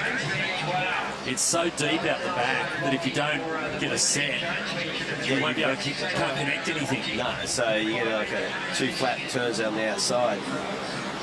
Okay, so snapper home and hose with a total of 35.71, another solid win. But the battle for second is ridiculously tight. We've got under 5 minutes remaining, so there's 3 surfers out there. Whoever gets the highest score, they'll move through. So pressure is on. Yeah, it's pretty much what it is, Reg. Yep, and so, one wave only. So Lennox Smith for Jones, Ace Buchan for Avoca, and Micah Margison for Kingscliff. Best wave wins, boys. Good luck. So you can see there. Where did they send Ace? No, they actually sent Lenny Chells out for Avoca. So sauntering back to the box. Yeah, there's. Yeah. They need to run when you've got 4 minutes on the clock. 4 minutes on the clock. Mate, they did it. That was a textbook training run there for snapper. So once again, they're going to find themselves in the final here at the ABB. Have they ever not made the final? A couple of times. Yep. There's another, like next heat, Merriweather, North Shore, North Narra and Byron Bay. So Good luck. Good luck in there. Yeah. So 3 minutes to go. Yeah, right. This is on here. Look at. See, now they're worried the 5 points could come into play. Deduction. Yeah. Well, Mike has been pretty icy all day. He's won two heats for Kingscliff on the last wave with clutch surfing. Well, here we go out the back from committed Jones Beach. No, it's not what he wanted. Might reform though. Let's see what. Can he resurrect this wave with a turn on the inside? Doesn't look like it, just flat white water. It's lost all its power. Oh no, Lennox Smith. There was a section there, just got a little. It is very bumpy. Yeah. Very tough. Yeah, he's just going, no. Cooked it. Yeah. Well, on the outside, it was a tough one. That'll get him in the second. And now he's just going to hope. Well, the clock, you know. Hope the clock, he's on their side. Exactly. That's what you got to do. Just get up in the second and then pray.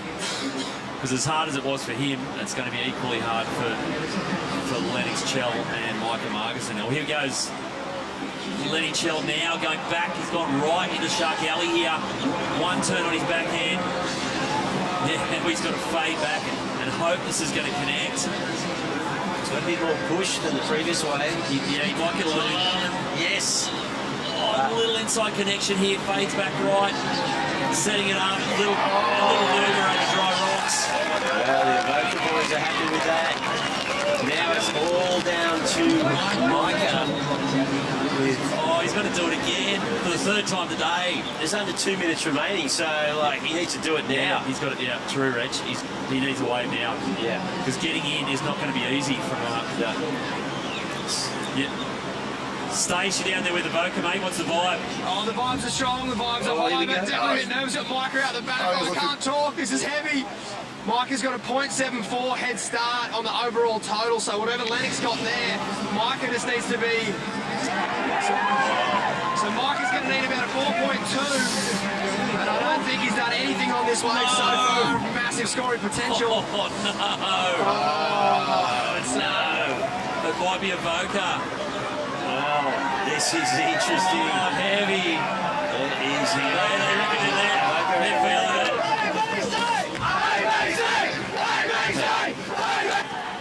Oh, wow. Oh, heavy. The Ocean deals Kingscliff a heavy blow.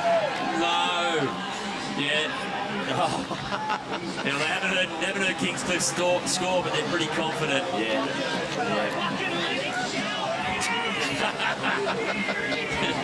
So what do you say? Needed a 4.2, right? 35 seconds to go. Is he back in the box? Yeah, he's just not back in there. I think the scores are in, and he's in there by the 27th. Oh, wow. Look at that. Yeah, Stacey, you're in the middle of all this. What's going on? Yeah, he went into the box. He went into the box in style. Got chaired through. Well done, Lendog. Cheers, Stace. I can't believe that. I was so much pressure after I kind of melted as the first serve, and then took over my time and only got a 3. But props to Hugo and Jazz got us back into it, and can't believe we're in the final now. I'm stoked. What a way to turn it around, mate. Pretty frustrated when you come in from that start. That's got to feel good. Yeah. Very frustrated. One to go. Awesome. Yeah, well, that's the highs and lows there right in front of us, because Kingscliff boys must be going, what if, you know? What a heartbreaker, mate. They just needed a 4 at the end. Yeah. And just couldn't find it. Yeah. So, Avoca and Snapper move through to the final. Yeah, well, there you go. Well, good effort from both James and Shem. Oh, yeah. And that was Kingscliff, that was the tightest finish we've seen in ages. So, pretty epic stuff. And, of course, the epic action is going to continue here from Newcastle Beach as we come back with semi-final number 2 of the Hyundai Battle of the Boardriders right after this.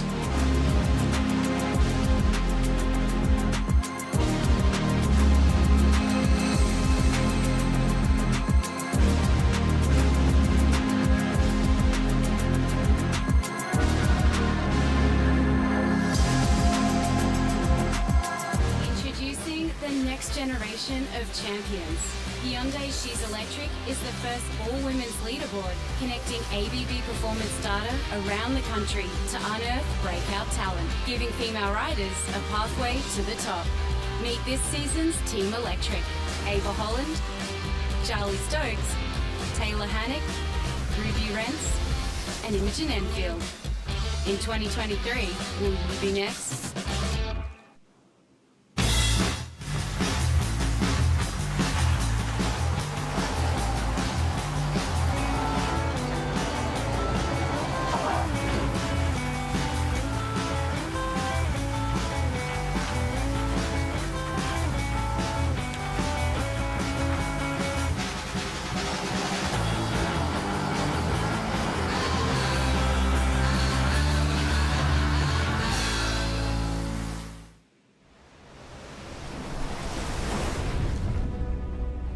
Some call me the next big thing.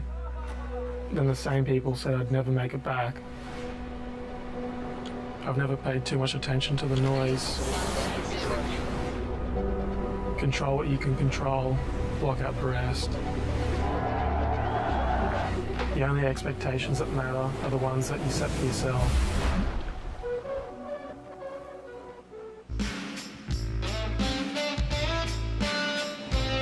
Beach as the Hyundai Australian Boardriders battle continues.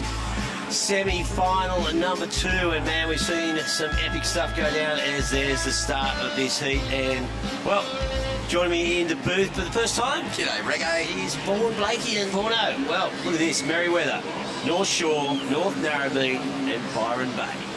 And look, they've gone different peaks. What's the story there? Well, the swill has kicked well and truly, mate, since this morning. It's a long way out, and there's a few different options on the table here, but, well, probably not a bad tactic to run in the opposite direction of Nathan Hedge. Well, that's right.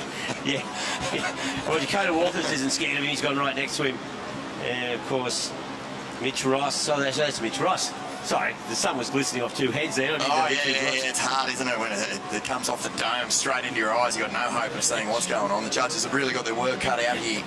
I think the big difference between Mitch and Hoggy, aside from their stance, one goofy, one regular, is the big throbbing vein that sticks out of Nathan Hedge. The hedge. Almost like a unicorn horn, isn't it? That's right.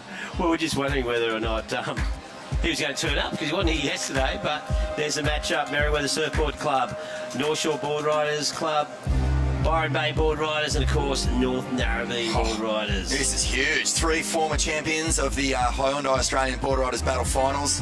Merriweather, North Shore and North Narrabeen have all tasted that sweet nectar, the victory. But Byron Bay, Reggae, calling their heats has been one of the most exhausting aspects of this whole event. How would you Dakota Walters feels? They give him like 1 minute and 10 seconds, 2 heats in a row to go out as a power surfer and get back in, and he was chasing a score both times. He's done an amazing job for Byron Bay, kept them in it.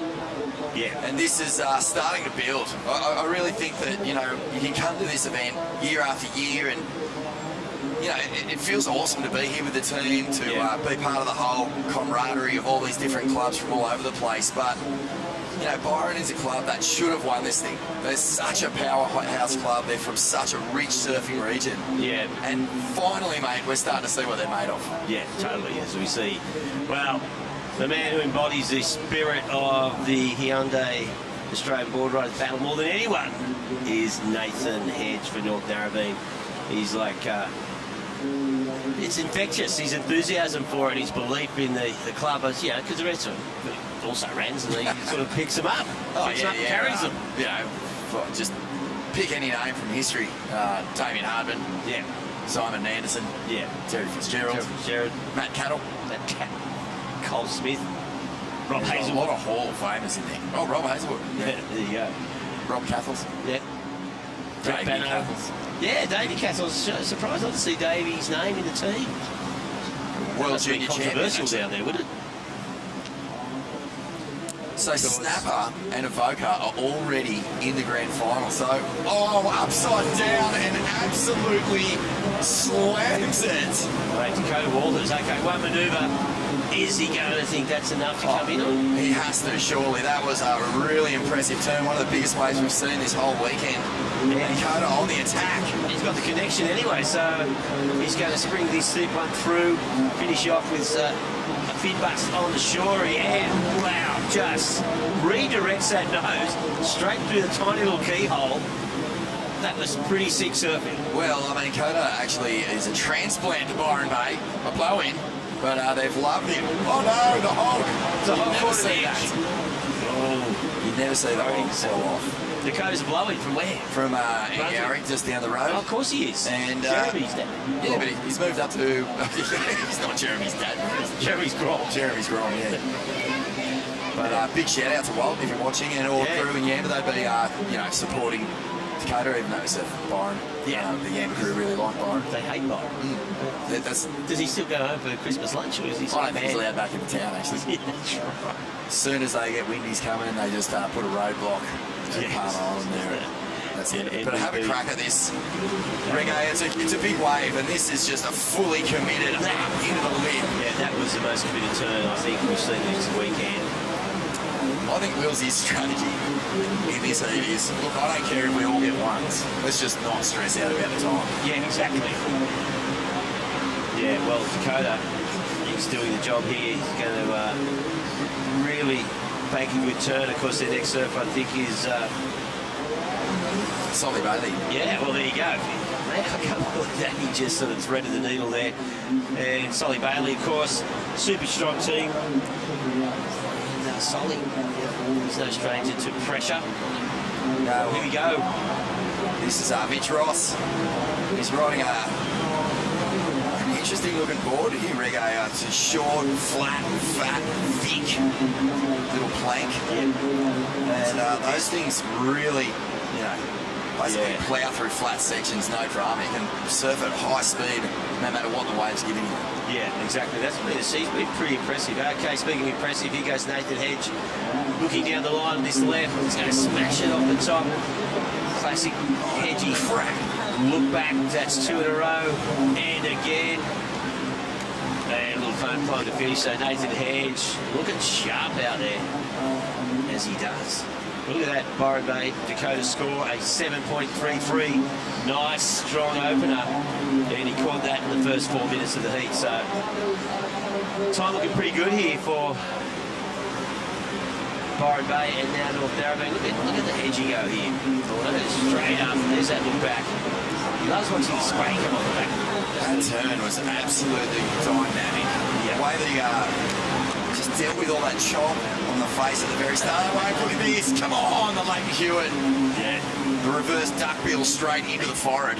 I'm surprised he hasn't put a dent in his forehead from poking it so hard all these years.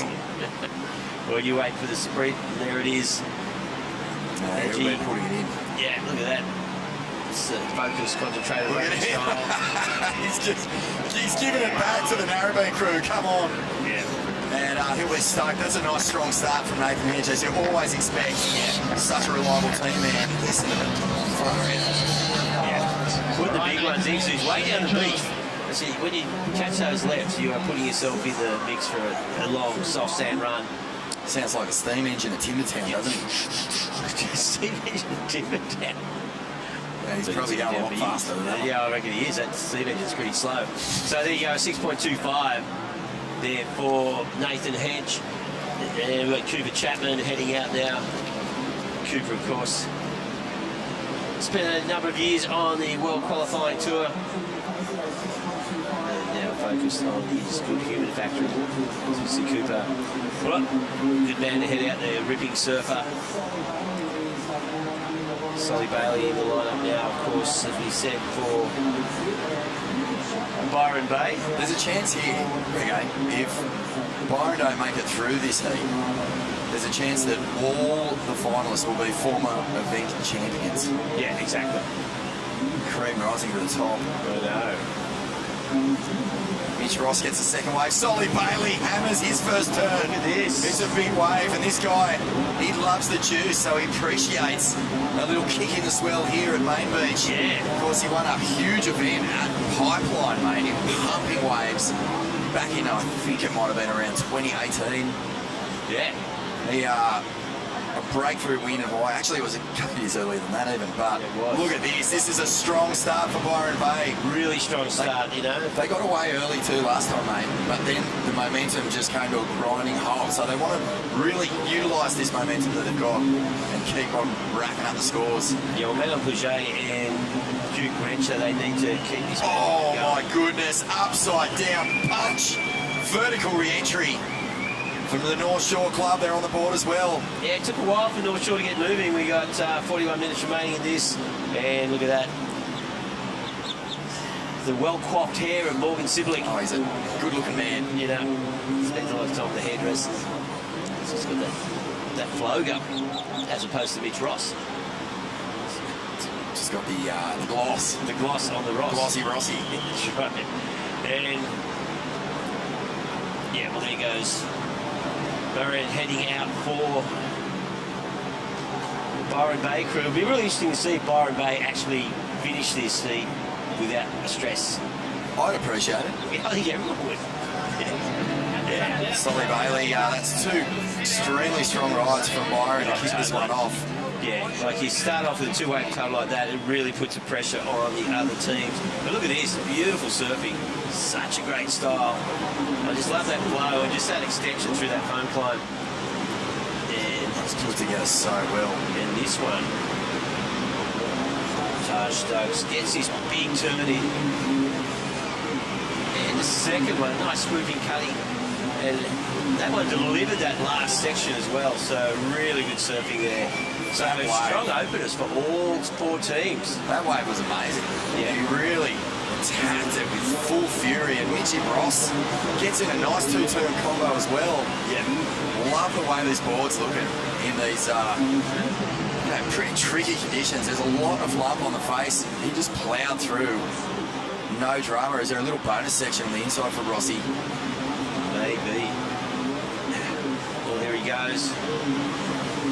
Sticks with it. Merriweather have just been so strong. I mean, they missed out on qualification. They had to come through the trials, which was a little bit humiliating for such a powerful club. Well, they want to be the first club ever to win it from the trials, you know, which is understandable, because I think they've got their nose out of joint when North Narrabeen got the wild card ahead of them as a, you know, one of the Newcastle clubs. But, you know, I said to Tim Ryan, I said, I'm going to go with Flowy. It's the Hyundai Australian Boardriders battle. Anything can happen. That's right. Yeah. And they've just been almost invincible since then. Yeah, totally. They got into the main draw and just have been taking down teams left, right and centre. And a big shout out to the Merriweather Club representatives who aren't here today over in Hawaii, flying the Aussie flag at the Billabong Pipe Pro. That's Ryan Callanan, Jacko Baker. And no doubt watching right now. Look at that score for Taj Stokes, 8.38. So solid scores there. So good strong opening rides. So Merriweather coming through with a 4, but looking at Byron with a 7.33, and then Solly backed out with a 7.95. So the second surfers for the other three teams, they want to lock in something 6.5 or above to stay in touch. But the size of these waves, Rego. Yeah, look at that. That was so good. You know, a bit late on the inside, but Taj Stokes just getting the job done. He just linked this beautifully and just cracked that last turn. Looking really sharp off the top. North Shore coming off a big team's win, the Usher Cup at the start of the year, so already tasting victory. Overall champions. They've become a bit of a powerhouse, haven't they? They really have, and I mean, they haven't even got a couple of their big heavy hitters surfing this one. Sophie McCulloch usually that's right. Yep, she's injured. Well, she wouldn't be here anyway, would she? Oh, yeah, she would have. No, she would have been at Pipe On. Yeah. So, injured, unfortunately. So, a big shout out there to Soph as well. She made the qualification, the Helieva. What an amazing performance. Wasn't it? She was an outside chance, and she had to keep winning. She just kept winning. Pressure. Best finish to the year for Australian surfing, seeing Sophie just pull off that miracle run at Helieva. Unfortunately injured, but hopefully enjoying the action here. A really good start from Taj Stokes. The best ride of the heat, which is saying something because there's been a couple of beauties so far. 7.33 and a 7.95. That's what Byron Bay have put in the bank account so far. Yeah. North Narrabeen and Merriweather, it's so weird to see these two clubs third and fourth, even at this stage of the heat. Yeah, well, that's right. It's these early stages, but like you said, it's weird to see them down there. So, but just the wave scores from the first surfers making a big difference there. Byron Bay and North Shore up in, North Shore in the excellent range, and Byron almost in the excellent range. That first wave, but they were there for the second. So at this stage, Merriweather looking to pick things up. We've got Morgan Siblick out there, of course, who is no stranger throwing down excellent scores, and Cooper Chapman out there for North Narrabeen. Hitting at the 36-minute mark, so 14 minutes have passed in this heat, and looks like, here we go, for Byron Bay, that's Marion Pouget. Oh, nice opening carve. Yeah, she can keep this one going, get a little connection to the shore, but no, runs out of steam. Wasn't a bad little cutty. Yeah, no, I don't think there's enough time to get back out there, because it's not going to be a score to extend their lead. You know, they want to take a bit of a buffer between them and North Shore. Contribution to this Byron team, Marin would be in consideration for the Lane Beachley medal, as we see here. Morgan Sibley trying to get some points out of this one, that way of not standing up. No, just didn't offer him much. No one hits the lip harder than Morgan Sibley. When he really puts up that vertical snap, you can hear the crack from Merriweather. That's right. It's got reinforced fins just to deal with that. Yeah. Of course, Morgs famously taking down John Florence just down the road when the CT was in town. That's right. That set the crowd crazy. That was all time. Yeah, it was all time. It was great having that CT here. Mixed fortunes like for the old days a little bit, you know. What's that? We've got a CT here and a CT Narrabeen. I thought I'd gone in a time machine to 1994. Waking up at 6 in the morning and doing surf reports to Triple M. Yeah, that's right. But yes, as we see, yeah, so the reef tip bar, that's where all the big knobs hang out. See, you know, nice and relaxed in there. Cruisy, reef tip, of course, big fans of reef tip. Doing great work for the reef, as you reported on earlier. Oh, mate, 10% of all profits from reef tip products help basically go into help maintain and regenerate the Great Barrier Reef, our great natural resource, one of the 7 wonders of the world. Yeah. Yeah, it's an awesome support partner to have here at the Hyundai Australian Board Riders Battle. And Reggae, you slept in there last night, didn't you? Well, I got locked myself out of the room at the Elogio. Would you like outdoor sleeping here or indoor sleeping over there? Just use that. Not there's anything wrong with the Elogio. Here we go, Morgan. Nice hack off the top. Swooping, beautiful turn. What's he got for us on the inside? Another carving cutty. Just setting things up for the big finish. Another one. Yeah, a bit frustrating there. He's looking for the big kaboom to finish. Oh, that's the single. So who makes those decisions on the beach, you reckon, for very well? Oh, hard to say. Rossi or Jesse Adams is usually down there. Yeah. Morg's coming in. Yeah, he never really got that vertical section, which it really allows him to pull out his secret weapon. Not so secret, isn't it? I mean, it's like a thunderclap. That first turn was nice. It was a nice up and over, just a good solid re-entry, and he got some good carving turns. Just feel like you're back in Japan, Reggae. Yeah, that's right. Snowboarding pow turns there. But yeah, that one. So yeah, he had those 3 really horizontal carve turns, and he just never had that opportunity to bang it off the top. Unlike we just saw there from Holly Williams.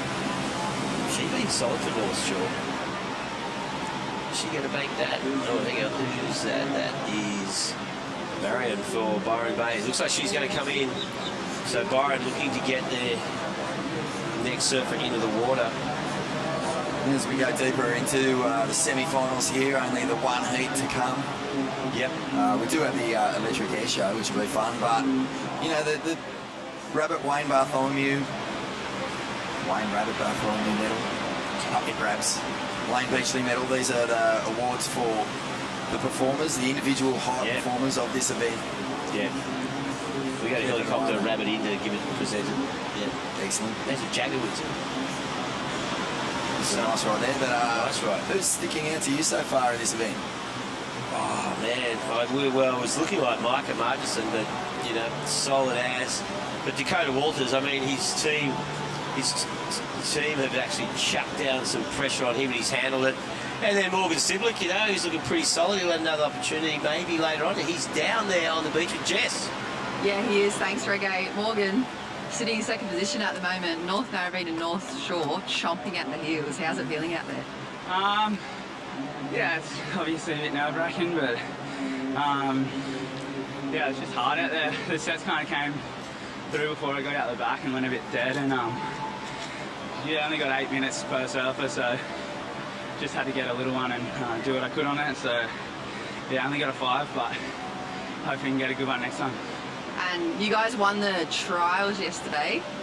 No club's been able to take out the overall top spot after winning the trials or even starting on one of those lower seeded clubs. What would it mean to you guys to take the trophy back and the champs title? Yeah, no, I feel amazing. Yeah, I think everybody here is so frothing just to be here, and yeah, if we could get the win, everybody would be going to go mad. So yeah, hell time. It feels like outside of the draw, it's just been so stacked the whole event. We got Narra in our heat now, and then in our last heat we had North Shore and North Shelley, and I think that's like the last 3 teams that have won this event. So yeah, it's been pretty tough coming from the trials through.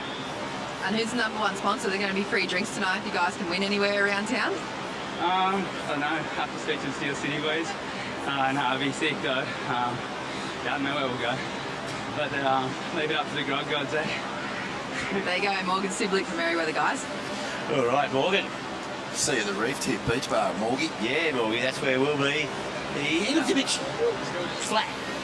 He wasn't happy with his opportunities out there. It's just, oh mate, you know, like a 5 has been a keeper score for every single team. I mean, if you're getting 5s across the board, you're almost getting through. But this is semi-finals time, and as Morgie said, you know, you're up against former champions. Cooper Chapman just loses the fins there, but he's getting plenty of spray off these big power gouges. Yeah. And Cooper, I reckon he'll keep that one. Oh, he's having a look to the boys. What are they saying? Yep, looks like he's been told to head back to the beach. Matty Cattle, of course, super coach down there for North Narrabeen. And looking to, well, have a look at this. Like Cooper, looked like a nice way to start. His driving turn, gets that snap, a bit hung up there. Then this one got a little bit wobbly. It's a bit of cross chop. You know, this on shore's putting some flat spots in the wave face there, Borno. Just finishing off. Yeah, there's been a couple of wobbles. Wave selection's getting really tricky. That's due to a bit of a rising swell that's been kicking in. Really saw it show up about an hour ago, Rego. Yeah. I was sitting outside here with Stacey. We looked down towards the south end and a solid 6-footer just really exploded into the pools. Yeah, it's been sort of climbing all afternoon, but with it, the wind has been picking up a little bit as well. Yeah. And that's creating a few little issues. Yeah, it'd be nice if it swung offshore, but... Oh, it'd be lovely. But it's not going to. No, we got this easterly, southeast with us. But besides this, big roll in from way out the back. Merryweather Boardriders Club up and over. Smooth carving style, and the beach starting to get involved here. Yeah, Mikey Clayton Brown. Oh, another team player. So good. Yeah. He's got to back that one. Yeah, come in, mate. Come in. Yeah, so Mikey, we're pretty happy with that. See Merryweather looking to climb the ladder a little bit. I think that is going to make a difference for them. So at the moment, well, there's a mixture of scores out there on a number of waves called. We've seen through, I think that Byron Bay had locked in their third wave. I think Marion did come in. So like you said earlier, maybe they're looking to make sure they have time at the end for Dakota. That big sprint there for Mikey Clayton Brown. Yeah, well, who's your pick for the Rabbit Bartholomew medal? Yeah, I thought Micah had been impressive, but Dakota Walters for sure would be leading the charge. He's just had to pull out these, you know, time-critical, high-pressure, super quick turnaround performances, and he's flaring as well as he's doing it. So, surfing for a new club, Byron Bay, relocated up there to basically be with his partner. Yeah, well, he's definitely earned the sign-on fee, that's for sure. Out the back, Juki Wrencher for Byron, just catches rail. That's the problem we're talking about. A little bit of extra wind and the extra size, man. It's breaking a bit further out, but there's a lot more flat water to deal with. Yeah, we'll do plenty of time to get back out there. We just saw the four surfer Ollie Riesenbeek head out for Merryweather. Looking at, we're just under 26 minutes, so approaching the halfway mark in this semi-final number 2. And, well, Mikey from Merryweather just surfed a great session. He's down there with our very good friend, Jess Grimwood. Thanks, Reggae. Mikey, scores dropping in for you, 8.0. Must feel good to put it on the board for the club. Yeah, I'm frothing. I don't know what to say. I kind of just paddle out there and just hope for a set, and one came, so I'm stoked. You got the vibe of the home crowd here, family and friends on the beach. What would it mean to carry up the white, blue and black for Merryweather? Yeah, it'd be awesome. You know, we've got everyone here. We come through the trials, so we'd be the first one to win it from the trials, so it sounds like a bit of a fairy tale, so hopefully it happens. We'll let you soak in the rest of this heat. Tension, tough times, but they're battling it out, Merryweather. All right, thank you, Jess. Yeah, 8-point ride there. And looking at the replay, those first 2 turns, absolutely beautiful there, Borno. Big wave, big turns, big fella. That's right, it's all big. One thing to consider here, Reggae, is that Merryweather are really going to pull this home crowd into their campaign. That's right. The further we get into this heat, not to be underestimated. I mean, it's a loud contest at the best of times, but the whole beach will be erupting. I remember the year that they won it down here. It's full-blown grand final football stadium atmosphere. Oh, that's right. The umbrella will be thrown out. I'm sure the East End Boardriders want to see Merriweather win it. They want to see the cash stay here in Newcastle, and knowing the East End boys, I'll just follow the Merriweather boys around all night and see if they can get the scraps. But, sure. They've got a huge score on the board to kick off their campaign. Time getting away, second surfer in the water. 8.38, so you were thinking at the very start, wow, this is going to be a slugfest. All four clubs getting strong opening rides. Yeah, well, I think Holly Williams was their second surfer. Al Reginato is surfer number 3 and looking to locking a solid score. 24 minutes remaining in this, so yeah, I want to see these third scores locked in, so just so we can just figure out how tight this is. So North Narrabeen and North Shore still waiting to lock in that second score. Saw North Narrabeen Cooper with a 5.7. So Jamie Thompson out there for North Narra at the moment. Surfer number 3. Apparently Jamie's representing Northie for the first time in this format, so he's done a pretty amazing job so far. He absolutely blitzed that last heat. And here he goes right now. Cracks it up and over, nice vertical foam climb, and he will get the completion. No, he goes down. Yeah, well, 23 minutes ago, I was going to say, I reckon they'll send him back out. Look at their scores, they'd like Jamie to lock in something above a 7. Keep in touch with those high scores we saw from Byron Bay and North Shore, and now Merriweather, of course, with an 8-point ride as well. That can be a big turnaround. It sort of psychs people up. And paddling now, looks like having a good look at this for Byron. Duke Renshaw. Yeah, Duke. Been out there for a little while. This is a tall wave. He's caught behind a section. Byron getting off to a flyer, but this is exactly what happened last time, Rego. Yeah. They had all this momentum. It just felt like they were cutting through their surface. They've already had 3 scores locked in. Yeah. But we'll stick with Merriweather right now. Off the top, beautiful carve. Yeah, so Ollie Risenbeck. Smooth. Yeah. The advantage of knowing this beach, I mean, the tides here have a huge effect on the way the waves break. And as the swell has picked up, linking it right through has been a real challenge. I mean, that's what brought Kingscliff undone. Mike Martin not being able to find any link up onto an inside shorey. Yeah. And that was unusual for Micah, being on fire.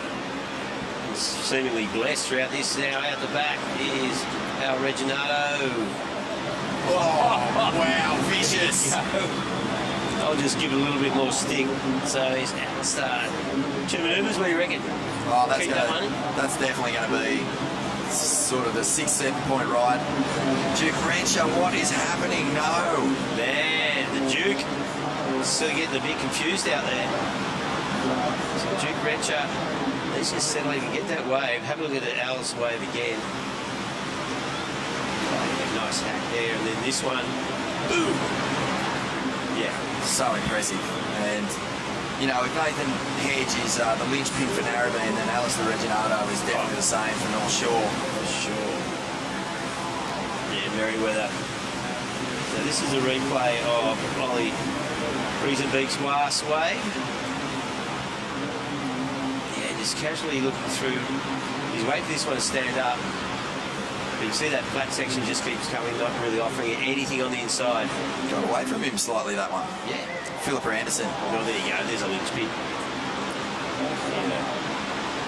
Yeah, I've seen Merriweather many times be right up against it. You know, the clock's ticking down. They've somehow found themselves on the wrong side of it. Yeah. And Philippa Anderson just gets out there, gets a quick one, gets the job done, comes in. Yeah. The ultimate team player. Totally. Yeah, very experienced surfer. Really good surfer, obviously. And Philip, a lot of contest experience as we see. Jamie Thompson having a look at that one. So North Narrabeen, see what True Starling will be heading out for them next time. Well, 20 minutes remaining. And Narrabeen with 4 waves to catch. So they'll be hoping Jamie can lock in something soon. And yeah, we just saw Alistair Reginato for North Shore. Looking pretty good out there. And he's down there with Jess. Thank you, Reggae. I can tell you the vibes are pretty good here in the North Shore camp, and someone who's keeping it alive for them, Alistair Regginato. Beautiful last wave. That was fun, yeah. That was the kind of wave I was looking for. It took a while to come in, but nice to get one complete, and the team's going pretty well, so pretty well done. And there we go, 8.05 for Alistair. Guys, you've tasted victory before.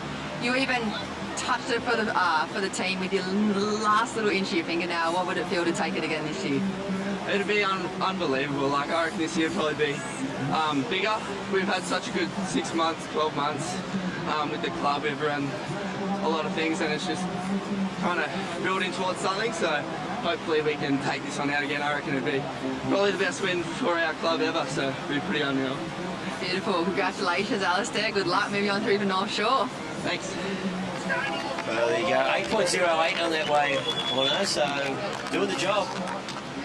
Attack the lid with that sort of venom. Yeah, commitment. You're going to get big scores. The judges there has brought it right back here for North Shore. Imagine if they get the double to kick off the year. Oh, the Ushers going to end it in the national title. That'll be huge. And Duke Renshaw, he's stuck with this one. So finally getting it together. That's 2-3 turns, and he's done well here. Yeah. That was a tricky wave to surf. He was holding on by his toenails for most of that ride, and I think the Byron boys, Wilsey, Solly, they'll be breathing a bit of a sigh of relief that he managed to get a wave. Yeah. Felt like a little bit,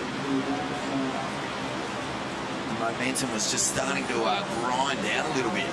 Yeah, well, I reckon that's going to be a decent mid-range score, and like Danny Will's heading out now as surfer number 5, so it looks like they might have their time this time, as we see. Unfortunately, just falling off there for North Shore was Landon Smales. So yeah, look how tight it is, you know. We've got North Shore and Merriweather pretty tight.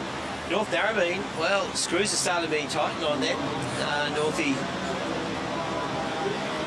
need Jamie Thompson to lock in something pretty soon. Here he goes. So Jamie Thompson, not much to deal with on the outside, looking for something big. Snap as clears the fins out. Well, 2 turns on the outside, then nothing offering here. I reckon Jamie might try and bring this one home. Yeah, well. It was a nice little bonus, that second section, wasn't it? Yeah, it was. Able to get some flair into that turn. Yeah. You see a lot of carbs, you know, waves like Morgan Sibley's that won earlier, where it's really good surfing. It's linked together beautifully, but you're looking for that explosive opportunity to really get the big points on the board. And yeah, like Al Reginato's wave, something you can just sort of attack. Yeah, you wave a little flag in front of the judge and say, look at me, I'm good. Exactly. Oh, big set wave here for Landon. Oh, he's absolutely cracked it for North Shore. The big cheer goes up. Yeah. And 1-turn waves are scoring well here with the judges. We've just seen a few examples of that. Yeah. Byron right off the bat with Dakota Walters just blasted it. I think Landon has to come in on that, surely. Yeah, well, I'd like to see the replay and full control, though. And he's coming in. And out behind East Philippa. Beautiful turn, just carving, swooping through that section. And again, just takes on the lip. And rides out of that one. So Philippa Anderson again, committed surfing from the Merriweather surfer. And I tell you what, as we said when she paddled out, he's ever reliable, Philippa Anderson. She might get a bonus through this inside section too, Reggae. Yeah. It was a tricky one out the back, got it done. Yeah. Didn't let it slip away, just fought tooth and nail to hang on, and has just given Merriweather a huge time advantage here. Took up no time getting out there, getting that wave. Yeah. True Starling about to paddle out for Narrabeen. Yeah, well, of course, 2 clubs are going to go through this to the final to join the Snapper Rocks and Jones Beach. No. Avoca. How can we get that wrong? Because it's psycho at the end. I think massive props to Jones Beach. They came here with little fanfare, Reggae, and got all the way to the semis with some huge performances. A club on the rise for sure. Yeah, definitely. And that was a really tight heat because Kingscliff were fully in the mix as well, and it wasn't until Lennox Chell did the job for Avoca right at the end. And here we see the power surfer for Merriweather, Morgan Siblick, heading out right now. He's got 15 minutes to just cruise around and wait for that one wave. Interesting that Philippa did decide to come in on that. I think she felt like she did enough. But 15 minutes is a long time, and don't forget, Morgan can only catch one wave. If he doesn't like what he catches, that's game over. Can't catch another one. So the power surfers get one shot at adding points to their team tally. Right now, Merriweather are in third place. Morgan is the last surfer, so he's going to have to put a good score on the board to try and get some distance ahead of those surf clubs in 1 and 2. Narrabeen's still lurking too, dangerously. Down in fourth, only needing a 5.81 to take the lead. Or to move into second, I should say. Yeah, True Starling, Corey Lawson come up. True Starling out there now.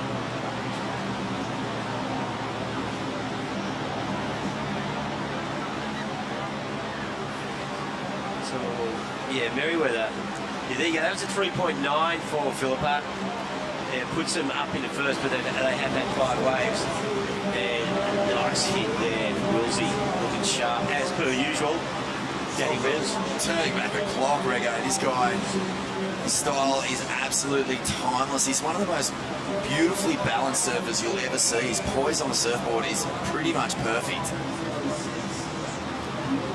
And you remember when he was just a tiny little Grom starter of all down the line, hanging out with Tom Carroll, every surfer's dream? Yep. So they're going to send Wilsey back out. They think they've got time on the clock to get a better score than that. Well, I agree with them because it's now they want to go back out, but Wilsey's they got 13 minutes, so they can go out and maybe lock in a 6. That's what they're thinking. Here's True Starling for North Narrabeen. What she got for us? Well, that wave flattens out nice little turn through off the top there. Waiting for this second section in horizontal there, so not a lot on offer for True Starling as this wave flattens out, and she has a look to shore as well. She's Narrabeen's 4th surfer, so we're down to 12.5 minutes. So Wilsey has come in, disobeyed the captain, but he decided he'd give. So he just slogged in a 3.3 for that. Wow, they're really super tight up there. Like it's within striking distance. North Narrabeen 2 waves behind. Oh yeah, so Boardriders in first. Yeah. Just like, basically what I thought was fine. We're on par with Merriweather now, so it's just going to be a battle between them two. Right. So, how much time did I have? Really? Yeah, you got the wrong 12. Yeah, the paranoia's kicking in here, Rick. Yeah, Wilsey's going, I don't know how much time do I have? But they are on par with Merriweather in North Shore, so it is, as whoever that was said. North Shore in a really good position here. Oh, totally. Byron, Merriweather and North Shore all pretty much neck and neck. And, mate, it's looking tough for Northie. Morgan and Dakota are going to have to put massive scores on the board to try to put a big challenge down for North Shore Boardriders, because I think they've got a couple of scores to lock in still. They do. North Shore, I think Blake Wilson is out there now, so we still got, once his scores get locked in, there'll be an equal wave count for Byron, Merriweather and North Shore. So yeah, I think both in height, well, easy for us to say, but both Wilsey and Philippa should have gone out for another wave and tried to break something up into the 5s. So True Starling now heading out. There's Hedgie trying to get a message out there against the onshore. True knows what she has to do. Experienced surfer.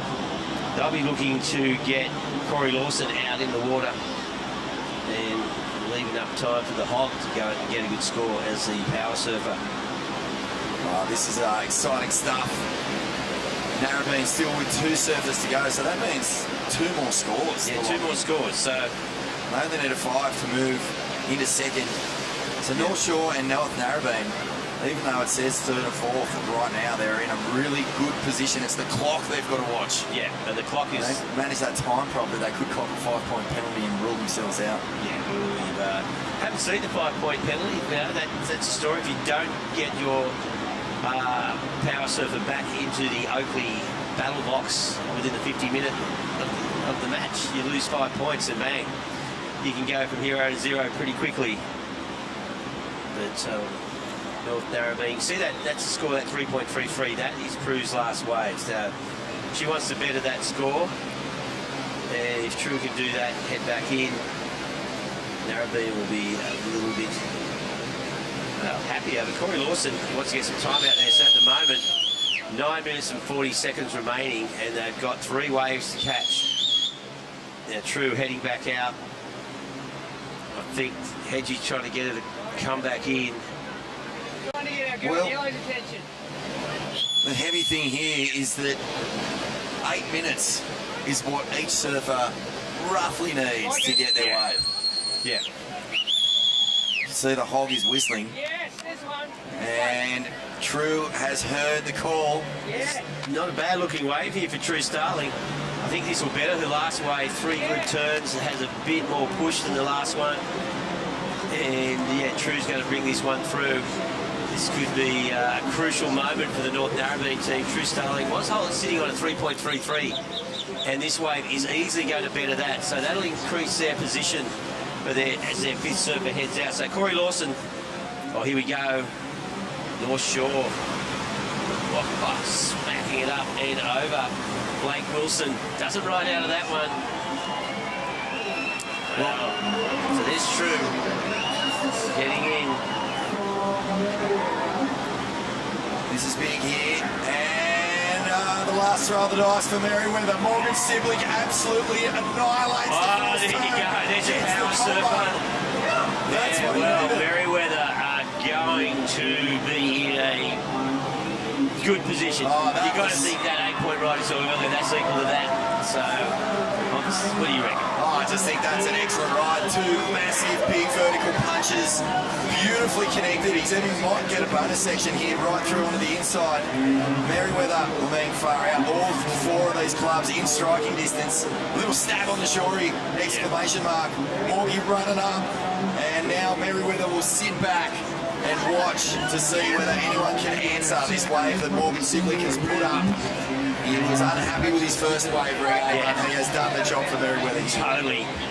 He came in with that 5.3, and during the interview with Jess, you could tell he wasn't stoked, but he's going to be stoked now. And Phil Ransom giving a big congratulatory hug, and yeah, we'll get Jess to see how Morgan's feeling after that one. Yeah, good. Well, she's making her way through the crowd. The adoring fans are blocking the way.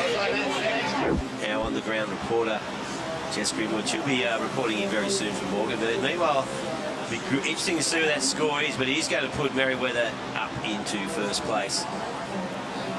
And Narrabeen's still looking to get 2 surfer scores in, so they've got to have Lawson and Hogg. Yeah, Lawson and Hogg. And we'll just see what's Morgan think. I think Jess Greenwood has managed to put him in the headlock. That would be a very, very wild day if that had happened, okay? But no, indeed. I tell you what, Morgs, we're patiently waiting here. This is all riding on the score. Yeah, I know we're definitely not out of the woods yet, but I was super nervous out there. Just kind of trying to hold the other guys off waves as well. So yeah, I don't know, I was feeling a lot of pressure on my board. Nearly skipped out on the second turn.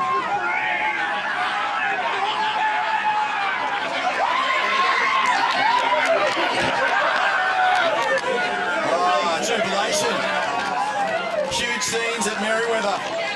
Well, for the Merriweather Club here at Newcastle Beach, but that score just dropped, Reggae, and it's a monster. It's the best score of the whole comp. Yeah, a 9.43. A 9.43, so there you go. I don't know what happened to Jess. She was in the middle of that interview, bang, she's disappeared. Just evaporated. Yeah, she's been swallowed up into the sand. But there, have a look at the replay. Yeah, well, he did a good job holding off Dakota Walters, and bang, critical turn. I love this one. Yeah, 2 solid high-risk turns coming. That's the commitment of those turns. Dakota Walters now, back turn. He's matching Morgie here. First turn was a smasher, up and over. 2 beautiful close-out re-entries. On top of the rocks as well. Well, Merriweather had slipped down to 3rd before Morgan's wave. They're up into 1st. Byron Bay are now down in 3rd. And Dakota Walters is looking for the bonus section on the inside. He's done plenty of work on the outside. Reggae cracks it on the rocks yet again. He actually literally on the rocks. On the rocks. So he's got obviously He's still got his spins, hey? one Byron string bean on the rocks for this Reggae. There it is. Wow. Committed all the way to the end on that ride. Byron look extremely happy. North Shore now, they are going to need a score, and Narrabeen still with 2 surfers to get into that Oakley battle box. But look at the start of this wave. Beautiful snap out of the top there, Reg. Yeah, look at this, like 3 big hooks. And like, you know, and just, you know, just bouncing across there. So I'm coming all the way through. I'll do one more little turn to finish. Take on the rocks, not a problem.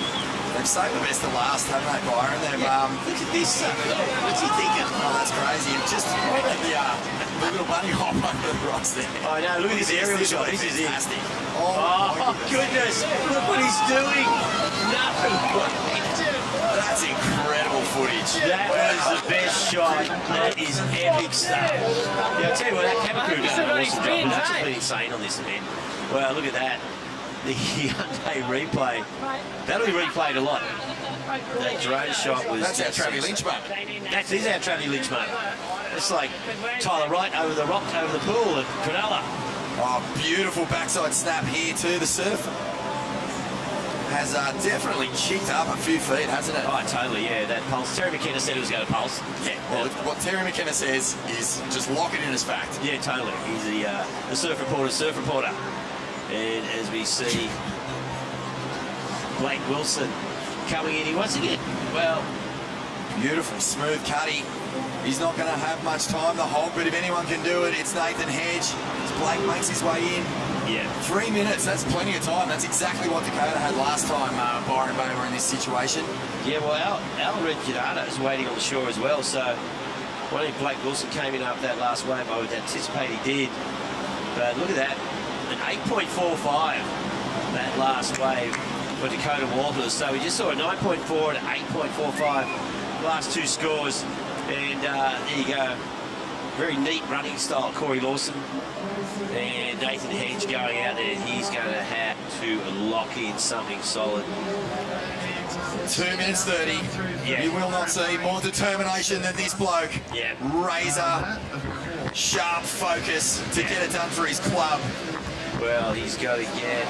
Hey, look at more short here, Reggae. This is real danger. Byron sitting in second. Yeah.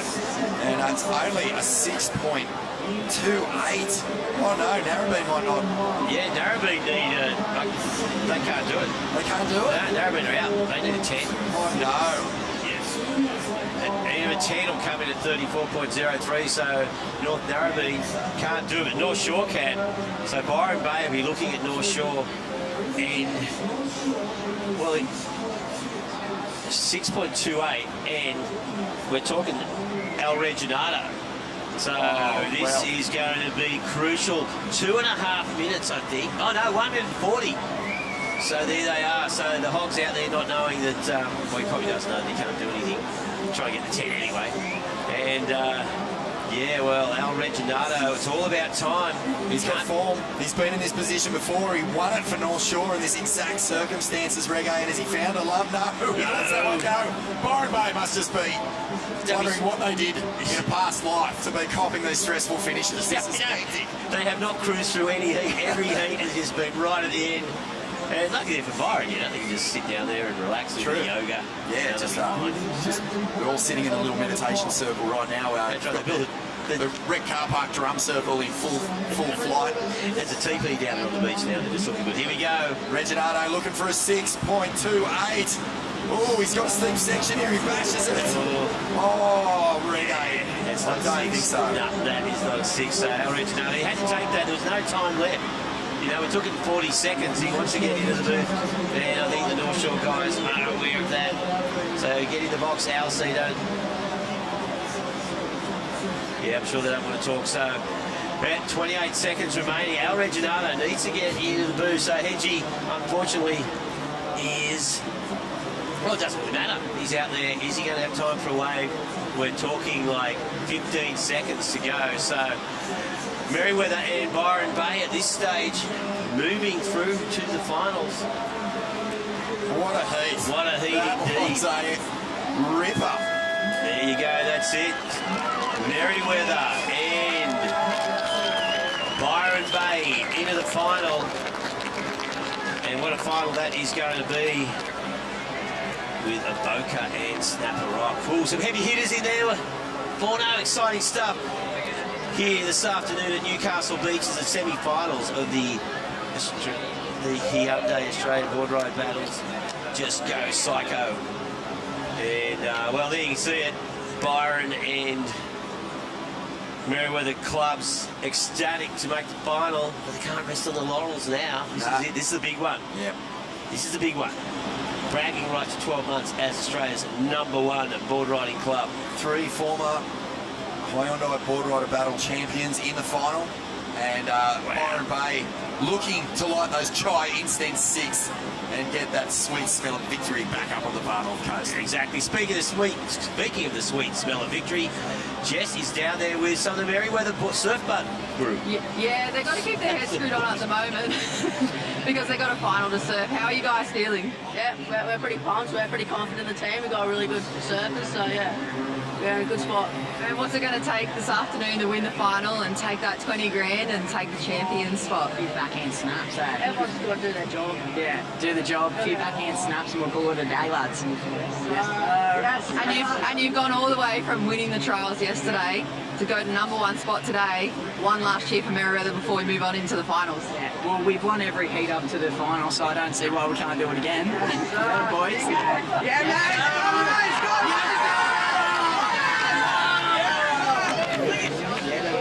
There you go. The froth is real. The froth is real.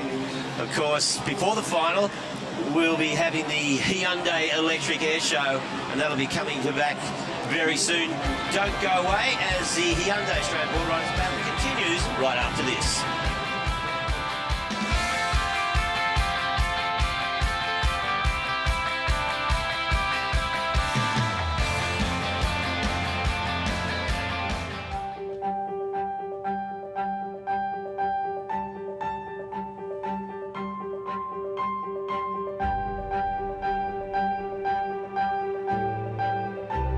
Asiona's Feeling Swole program is a program through the Surfing Australia where it's creating a better tomorrow by including women and men at any age, any ability, and bringing them together and showing them the love of the ocean and yeah, creating a happy, healthy environment.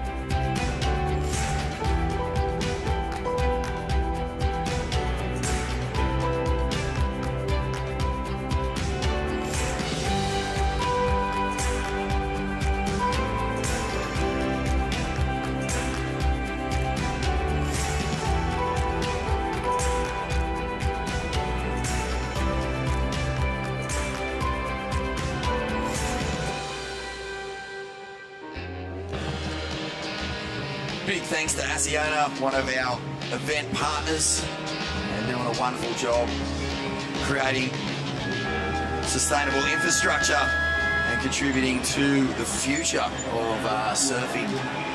Partners with Surfing Australia, Grassroots Surfing, but it's all about the Hyundai Electric Air Show, and this is always a lot of fun. Vaughan Blakey, Jess Starling in the commentary booth. I can't help but sense a little bit of disappointment. I'm a little bit heartbroken. I know. Well, Narrabeen really put in a strong show there, but Merriweather and Byron Bay just too good in that last semi. You know what, that was the first heat. Byron Bay have really put their timing together. They've definitely learnt from their last 2 rounds, and unfortunately we came a little bit unstuck. I think maybe we chose the wrong bank. But still, the team, such a strong team, and they put on a good performance, so we need to keep our heads high, and yeah, we'll come back swinging next year. Well, and the good thing is, whoever wins, you know, you've got to get past Narrabeen if you want to really have bragging rights. So you need to have those heavyweight clubs. I'd say so.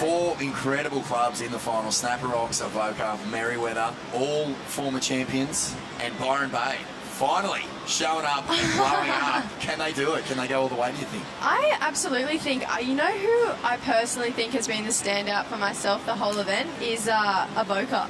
Avoca have been looking sharp, and the last heat were walking down. I think they've got a massive crew behind them, and they were going, no, because he got that really good last wave in his semi. So, yeah, it's going to be a great final, that's for sure.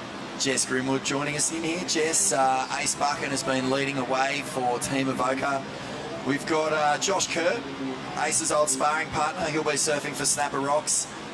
There's a few rivalries in these teams that are going to be playing out in this giant final.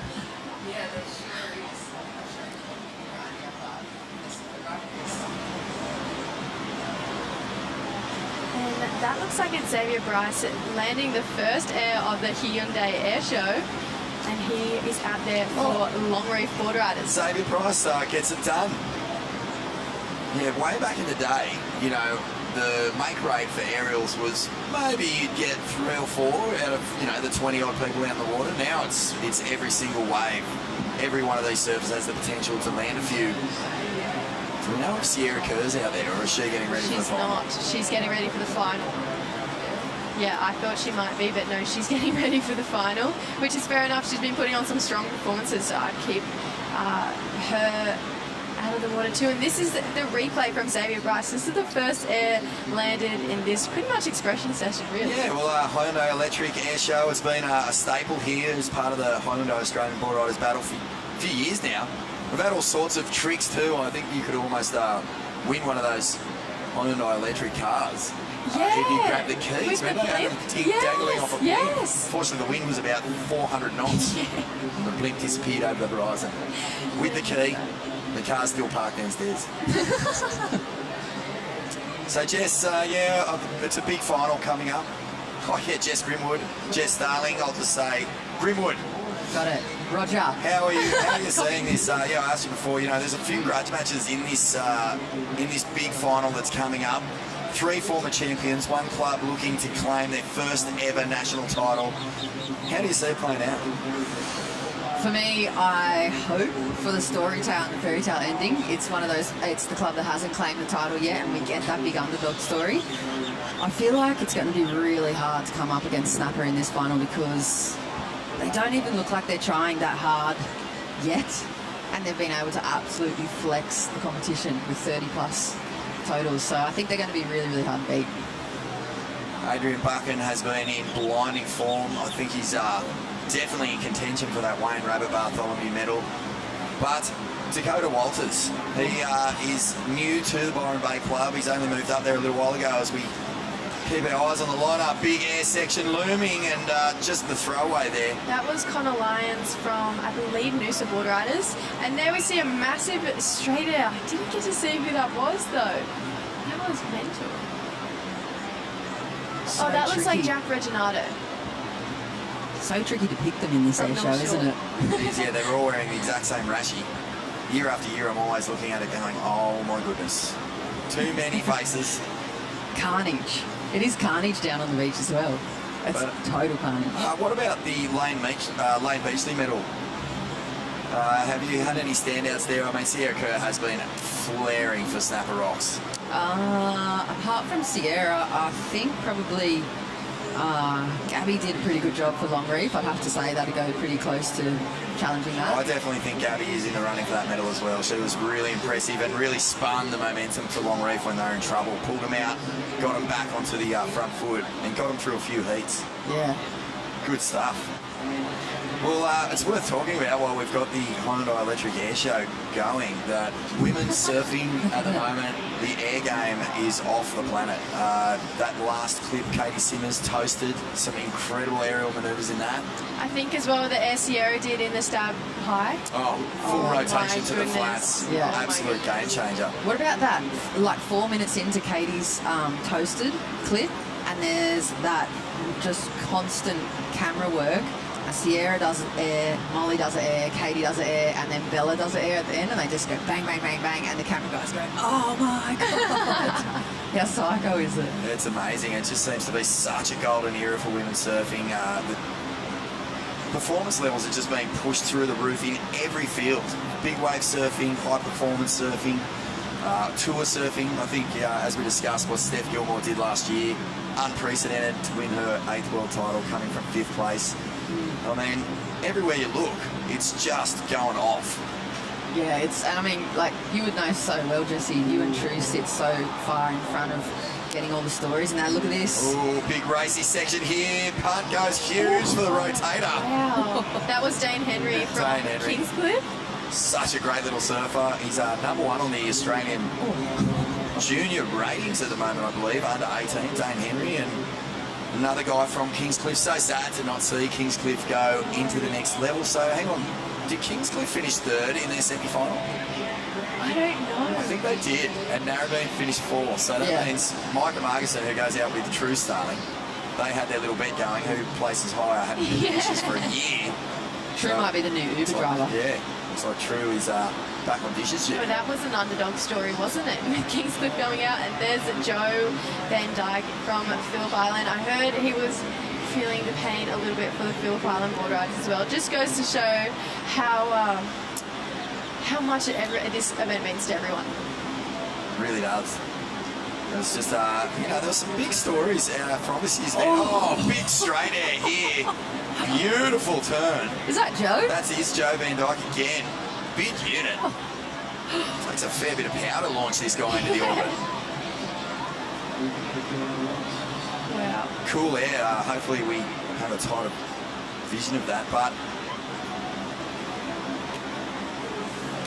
yeah, Joe's done so much work for the Phillip Island Boardriders Club throughout this event so far. To see him maybe take out this electric air show would be pretty sweet. That would be cool. He has been a real standout. As I was saying, some of the big stories from this event this year, yes, we have a few well-known, big, hard-hitting clubs in the final, but you've got to give it to Kingscliff. Such a strong showing this year. We're going to have a look here at Joey's straight air. Pop! Little slob grab there too for a bit of extra style points. Yeah, nice little finner to slide. So sick. How much release or pop that Joey got out of his little forehand then. He didn't even have that much speed. Dane Henry again. Huck to the flats. That tail high is so cool. Usually some pretty chaotic and pretty entertaining drop-ins and party going on during this part of the event, isn't it?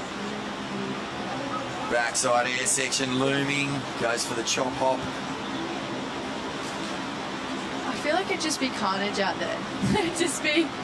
But I just love that everyone's absolutely going for it. I think that's been the theme of the day, even though there's been rocks and a changing of tides and the banks are moving, everyone's just been absolutely going for it. So a massive congratulations to all the teams. It's been really great to see. How is Dakota banking himself right on those dry rocks in there for the Byron team as well? They're like a really small little team that's here for the final, but they're so tight. They've just been kind of moving in a pack, not really splitting apart. And oh look, this is a replay of last of Joey. Looks like him again. Can't ride out of that. Here we go. Super grumps. I would 100% be dropping in on everyone out there if this rule was being dangled in front of me like a carrot. No rules. Here we go. Sitting on the tail. This is the technique that all the best air servers in the world use now. In the old days, it was like, go as fast as you can and use that speed to kind of accelerate through the lip. Nowadays, they sit on the tail and really look to use the steepness of the wave to get that nice bit of pop and projection. That one a little more traditional. That's down the line and just hucking it. And what's been some of your highlights from this year's Hyundai Australian Boardriders battle, Jess? You've been watching since day one, in the thick of it, down on the beach amongst all the teams. What's been sort of some of your more memorable ones? I have to give it to Byron Bay. They're two clutch moments in the last minute of both of their opening round heats. Was just pretty outstanding for me.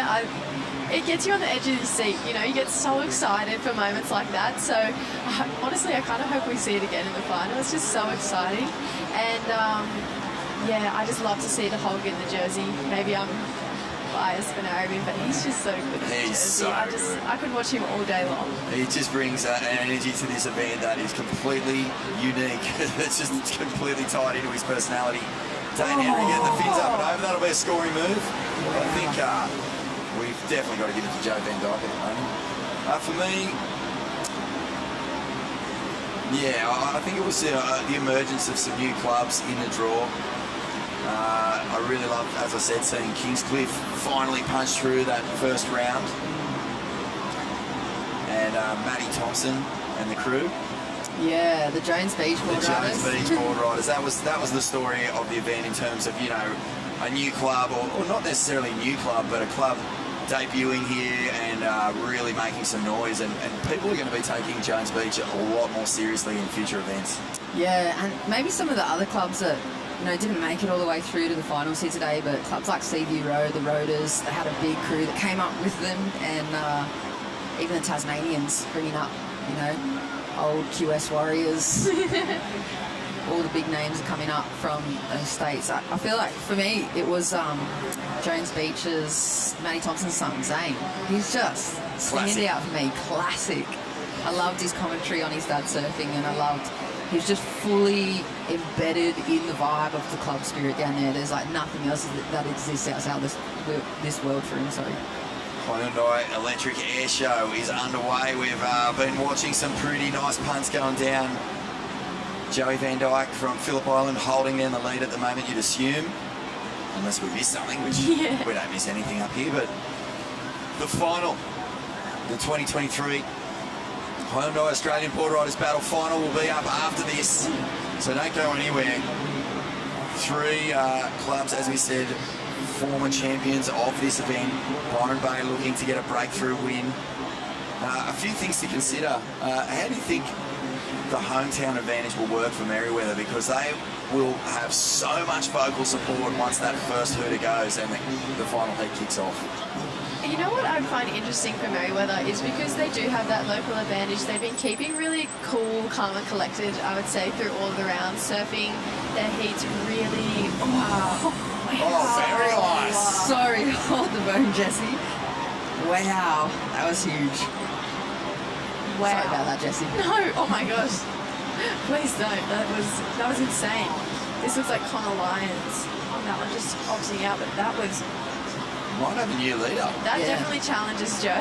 Yeah, I reckon it was pretty hucked. I'm not quite sure who it was. It's hard to tell in those matching rashies, but he really, really threw that out. Tail was like all the way to the sand, I think, through that rotation. It was sick. Yeah, just on your point though, I do feel like Merewether has left a little bit of something in the tank. And no clubs ever won from the qualifying round. Yeah, true. So that would be pretty amazing for Merewether to do that. They would have the most amount of metres or maybe even kilometres by now on their legs. They'd have the most amount of waves. Wow, this guy's a good surfer.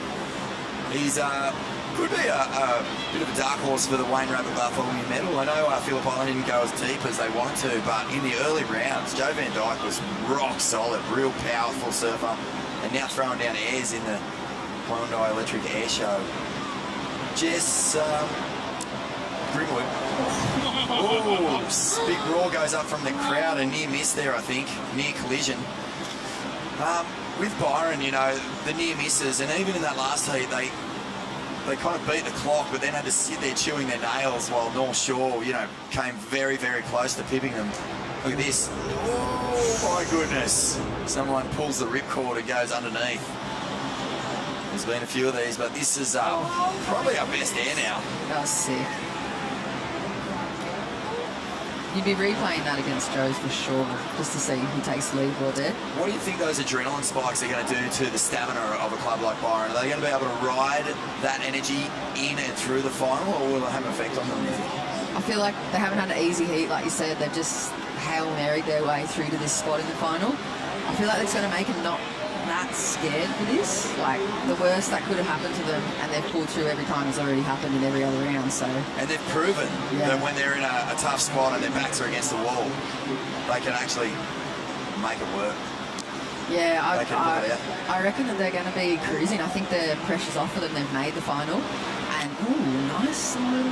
Nah, not quite complete rotation there for him, but they've made the final. They've got a small little club. They've got one more surf to go under their belts, and they've got nothing to lose here. Oh, it's going to be such a great final. So many heavy hitters. It's a beautiful pop, isn't it? I mean, it's a classic ollie. I think... Oh, wow. The judges got their work cut out for them.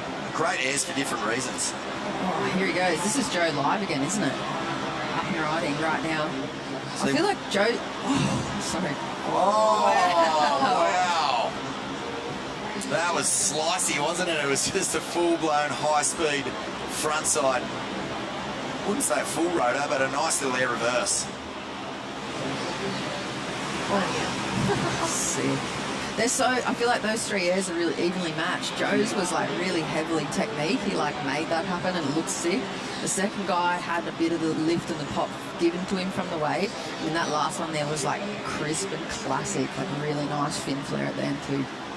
Hyundai Electric Air Show here at Newcastle Beach. This is our little breather.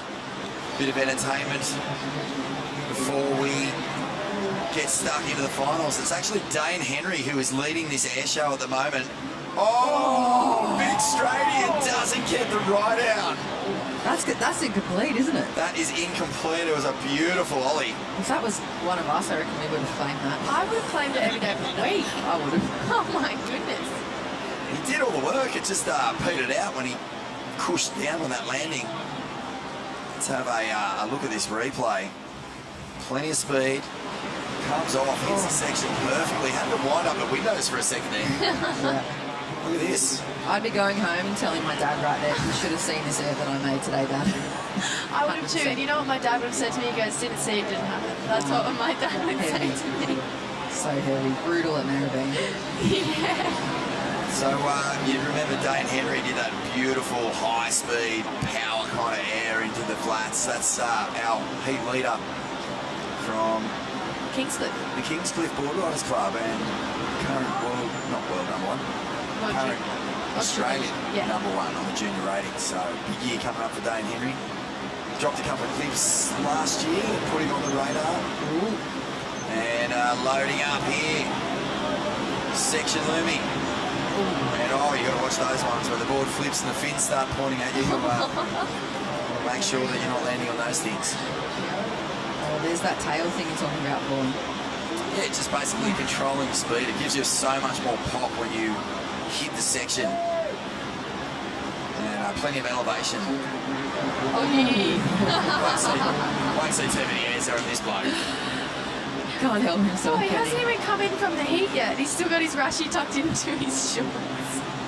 He's probably just wiping off a bit of frustration or maybe even just enjoying the atmosphere out there. It's pretty good. I think he'd just be enjoying the atmosphere. He's such a frother. He'd probably be yelling at all the grums out there to go the biggest sections and everything. You know, as fun as this event is, it does wound you. It stings a bit when you get knocked out before the finals. So I saw the tall P boys before. They were just flat. And same with Phil Crew. Wow, that was nice. Wow. I wonder if that's going to get on top of Dane Henry.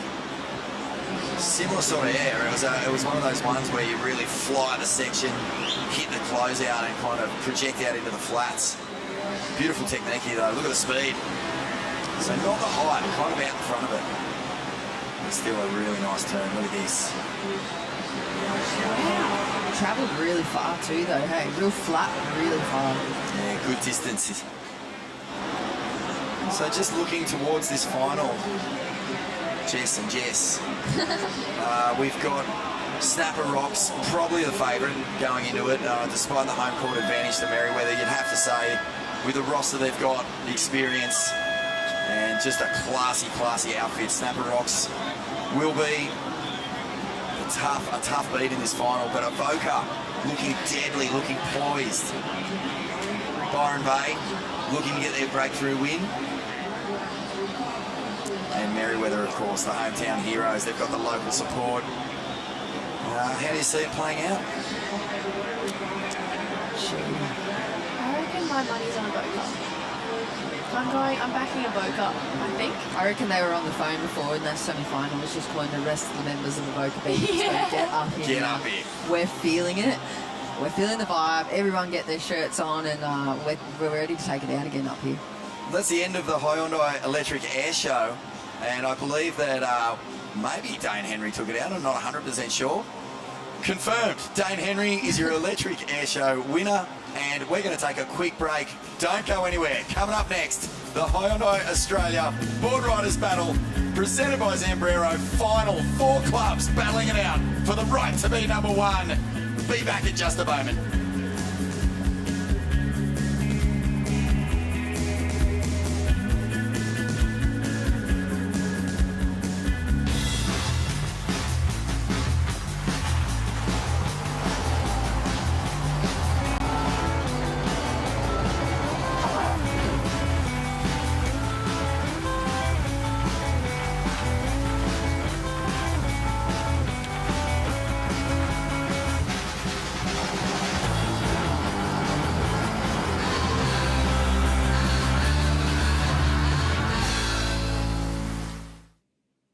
Harvey Norman, your destination for outdoor living, with our huge range of outdoor furniture and barbecues. The latest trends in timber, stone, aluminium and wicker, lounges or dining, casual bar settings and settings to suit small spaces. A versatile collection for the ultimate in choice. Barbecues from all the big brands. Beefeater, Everdure, Gasmate, Massport and Oklahoma Joe's, including smokers for slow cooking, charcoal grills, plus outdoor kitchens and fully customizable solutions. So much more to explore in our huge range. Now at Harvey Norman, your destination for outdoor living. All right, and here we are, beautiful, sunny Newcastle. Finals day of the Hyundai Australian Board Riders Battle, and here we are, this is it. 2 days of surfing has whittled it down to 4 clubs, and they are about to hit the water for the 1 hour final. And, yep, Jess Grimwood, Reggae Ellis, here we go. Yep, here we go indeed. And like Snapper Rocks, Avoca Board Riders, Merriweather Surfboard Club, Byron Bay Board Riders, 3 of these teams have won it before. Are we going for Byron, so we have a new winner? Well, it's always the underdog. You go for Byron? Yeah, I've got a soft spot, yeah. Yeah, well, Jess? What about the local club here? Yeah. Merriweather. Can you imagine the pandemonium up here? Well, it's just out in the hospitality tent. Ah, the party's is that already where you were, Reggae? the party's already started down there. Yeah, and it's full of Merriweather board riders. Yeah. Fans. And like, no one's ever made it from the trials, of course. If they win today, it might be a new long weekend up here. Yeah, well, that's right. They might have to start public holiday, Morgan Sidlick Day. And there it goes. Yep, there we go. So, you see, that's Lenny Chell in the white for Avoca. He's taken off. He's going to go surf the South Bank. Mitchy Ross for yellow for Merriweather. Jagger Bartholomew in the red for Snapper. And just sauntering along at the back there at his own pace, Byron Pace, Dakota Walters for Byron Bay. But mate, hasn't he? Mate, he has been a revelation today. Like, we know he rips, but we haven't really seen him in the club format because of course, he formerly, his local club was in Gowrie, with the Board Riders. Yeah. And yes, he's been poached for Byron, and he's been a real hero for them all day. Yeah. Every time he's been asked the question, he's answered it with more than what he needed to. We got 8-5, 8-5, 8. Yeah, he's been a star, and you throw in the mix with Solly Bailey and the old dog Wilsey. Yeah, you've got a bit of a threat. But yeah, Byron, of course, haven't won the final. It would be awesome. Yeah, they did. But they're up against 3 of the real powerhouses of Australian club surfing. Yeah, without a doubt, of course. Yeah, Snapper had to surf from round 1 this morning, as did Merriweather. So Avoca had more of a cruisy ride, and Byron, well, he said Dakota Walters, not only was he locking those excellent scores, he was doing them with 30 seconds remaining, and he liked that, so they were clutch moments as well. True. He didn't even look tired though. He didn't even look gassed at all. Any of those moments. I just can't believe he handled that pressure. Just intense stuff. But he's such a cruiser. Yep. There's a famous logo of Merriweather Surfboard Club. They've had that logo from day 1. I was speaking to one of the boys down there. Their 60th is next year. Next year. Merriweather. So they're already making plans for that. God, that'd be dangerous. Yeah. It'd be especially dangerous if they win this afternoon. It's already looking dangerous down in the hospitality tent. Well, it'll come in handy. $20,000 first prize, and no doubt they can spend some of that on the banquet they have planned for next year. Yeah. But yeah, well, 3 of the teams opting to go out through the Shark Alley Rip and surf out the back here at the northern end of Newey Beach. It's moved around a bit, Jess, a bit more swell too. Yeah, a bit more texture as well. I'd be hard-pressed not to follow the Merriweather people at this point. Yeah. If you were wondering, if you're from out of town, you were wondering where you're going to get the scores, like, why wouldn't you just tag along? I feel like that's a pretty good strategy. I'm sure they've made up their minds themselves, but, I mean, these guys know this place like the back of their hands. Let's have a look. Well, speaking of Merriweather, straight into it. Richie Ross. Has he changed boards? Is he... It looks a little bigger, or is it? Might still be that same little quad fin he was riding earlier on. But yeah, he's straight into it. Yeah, so I reckon he's been the spirit animal for Merriweather. Yeah. The standout grom for them as well, Ollie Reisenbeek. I haven't seen him perform at this level under this type of pressure before. Yeah. And I feel like he's really stepped up a notch. He was such a grom just last year in this series, and he's just stepped it up with the rest of the men in Merriweather. I was chatting to the Merriweather crew down there earlier, and actually the team they won with in 2018, 2017, and that whatever year they won, 2017 I think it was, it's 4 members of that team, the same 4 members. The only switch out is Jesse Adams not surfing and Ollie's in as the junior. Yeah, Jesse used to be really, really strong for them as well. So, because Mikey Clayton Brown was the junior that year they won. Yeah, right. So now he's one of the open surfers. But it's the same 4 other guys. So, and of course the ever reliable Philippa. Yep. She is reliable, isn't she? She's just, you can just depend on her. You know she's going to post something over a 5 or a 6, and she'll do it in the time as well, no matter what. No matter what. It's almost been to a disadvantage for her individual career, you know? Like she's just kind of so reliable that those breakout performances just never really kind of happened when they mattered most, at the clutch finishes. Yeah, but she's always been there for the club, and there we go. That is a bit of a smaller contingent. There's not many fans down here from Snapper Rocks, but they are a tight unit. Maureen Bryant, they're the like the matriarch and patriarch of the club. Oh, without a doubt. They've been there for forever, looking after it and guiding it around. They got most number of team event victories ever. Yeah. Apparently. Allegedly. Allegedly. I wouldn't doubt that stat. Yeah, no. Here he is. There's the big fella, Jagger. A couple of big hangers to start. And, yeah, what do you reckon, boys? Yeah, I love this guy. I remember he suffered that face plant.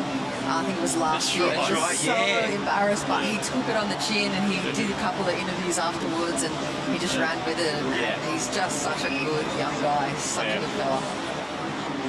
Yeah, and he's leading off for Snapper. And as we said, Snapper a 2-time ABB champion, and they've won about 1 million other things over the years. Probably along with North Narrabeen, the 2 most successful clubs in the country.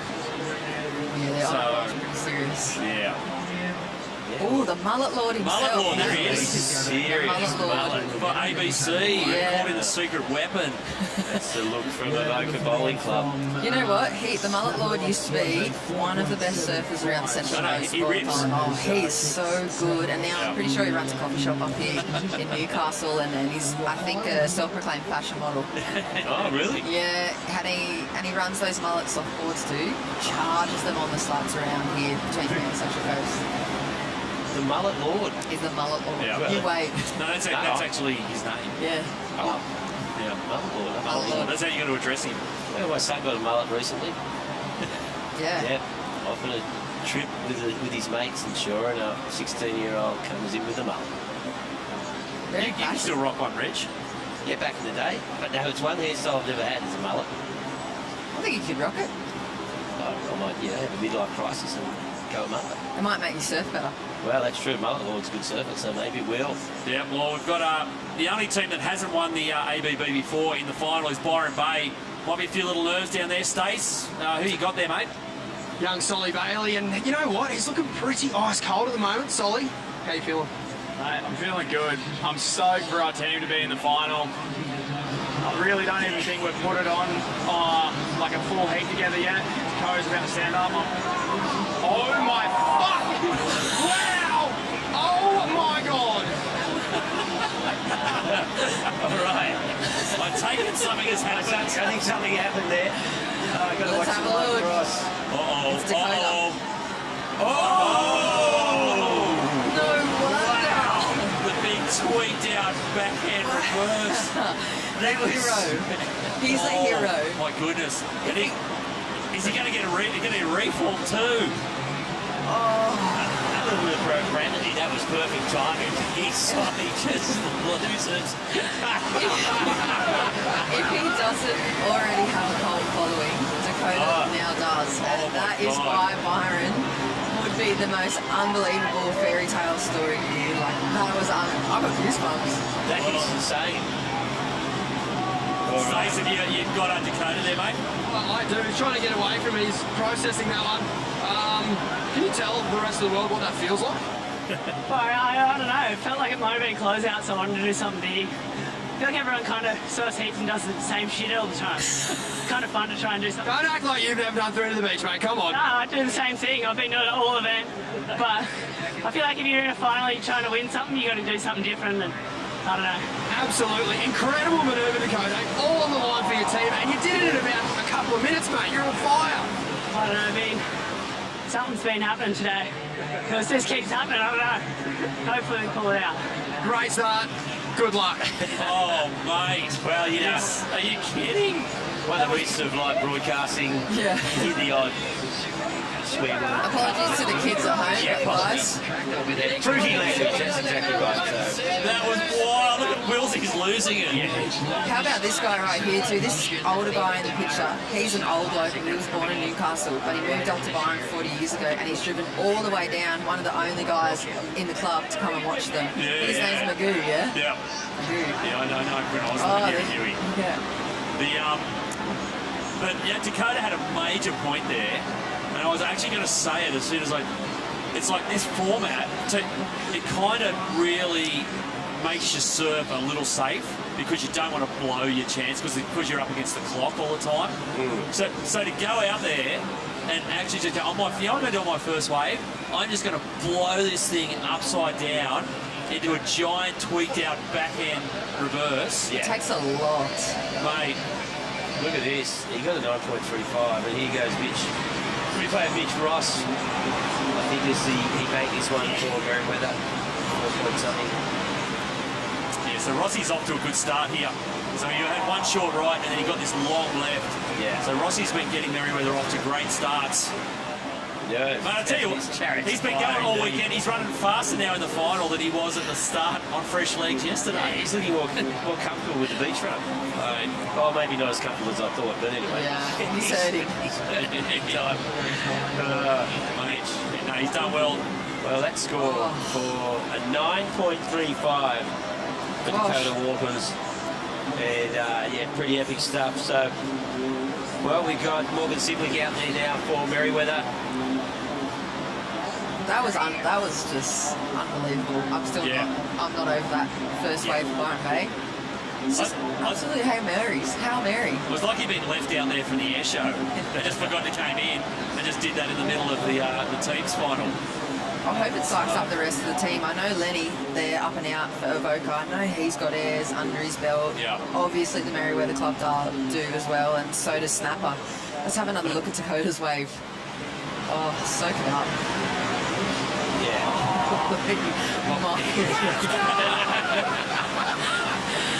well, I'll tell you what, it has well and truly put Byron in front of the game here. You can see Solly fired up. Here we go, Lenny Chell for Avoca. There's a sick looking left here. You can hear the Avoca crew starting to light up. Finishes nicely. So then we're kind of losing it over at Dakota's wave, but it's not over. Oh, no. It'll get decided again in the last minutes. Yeah, Will Wayne. So it's important for these other guys in the other teams to not lose focus and just stick to what they, what the original plan was. Same with the Byron Bay crew. They've got to realise too, like a 9.35, that's all well and good. They get 3 2s in a row. Doesn't mean anything. Yeah, totally. Yeah, it should be I find it'd be really easy to get caught up in that moment, and then you can just see wave after wave going and just try and throw anything into it, just to try and find that score, because we've really not seen many 9s today. But yeah, there's Lenny Chell on his way back in, so that'll be a decent score for Avoca to open up. Came to 7.5, so second best wave. So there we go, mate. It's like a classic example. Like it's still way in touch. It's only 2 point difference. And and set a number of heats, won and lost over 2 to 3 points in the final minute of the match throughout the day. So yeah. Hard job, that flag bearing. Yeah, they earn their keep, don't they? They do. They get the front seat of the bus for that. There's Battle of the Flags going on down there as well. Yep, well, here goes Jagger for Snapper Rocks. He's over on the right-hander. It's a nice wally little section. So he's had a couple of nice snaking S-turns, a little Rio, and that wave's going to die in some deep water, I think. Morgan. Yep. Oh, so... Yeah, Jess? Oh, I was just pointing because I'm looking at the timer and I just had a thought. Do you know that Dakota, we were talking to him on that post-rotation interview at the 41:37 mark. So he's done that in under 8 minutes to get back up into the box and be on camera. So with a 9.35.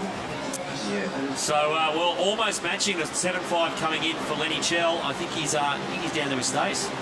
Certainly is.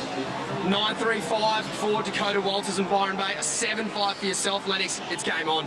Yeah, it sure is. I was worried I was going to get lost out there again, but I found my line up, went wide enough, and I was just so glad I hung on to that last turn because I couldn't really hear much, and then hearing he got a 9, I'm glad I backed it up with a 7.5 at least. So up with Caleb now and the rest of the team. Yeah, that's a fantastic start for your team, mate. Talk to us about the strategy. 3 of the boys running off to the northern end of the bank, and then you run solo off down here. Feel a bit lonely out there? I did. I almost got lost again, but yeah, before the heat we saw Lenny down on that bank. I just needed to make sure I got wide enough, and I was glad that one came and I could execute on it. So yeah, it's pretty difficult. We saw in the last heat, Narrabeen, I think all their surfers went down there and they didn't finish on time, so we thought we'll take a gamble with a couple of us down there and then probably send the rest of us out there. But yeah, it's kind of paid off so far, so it's a long way to go though.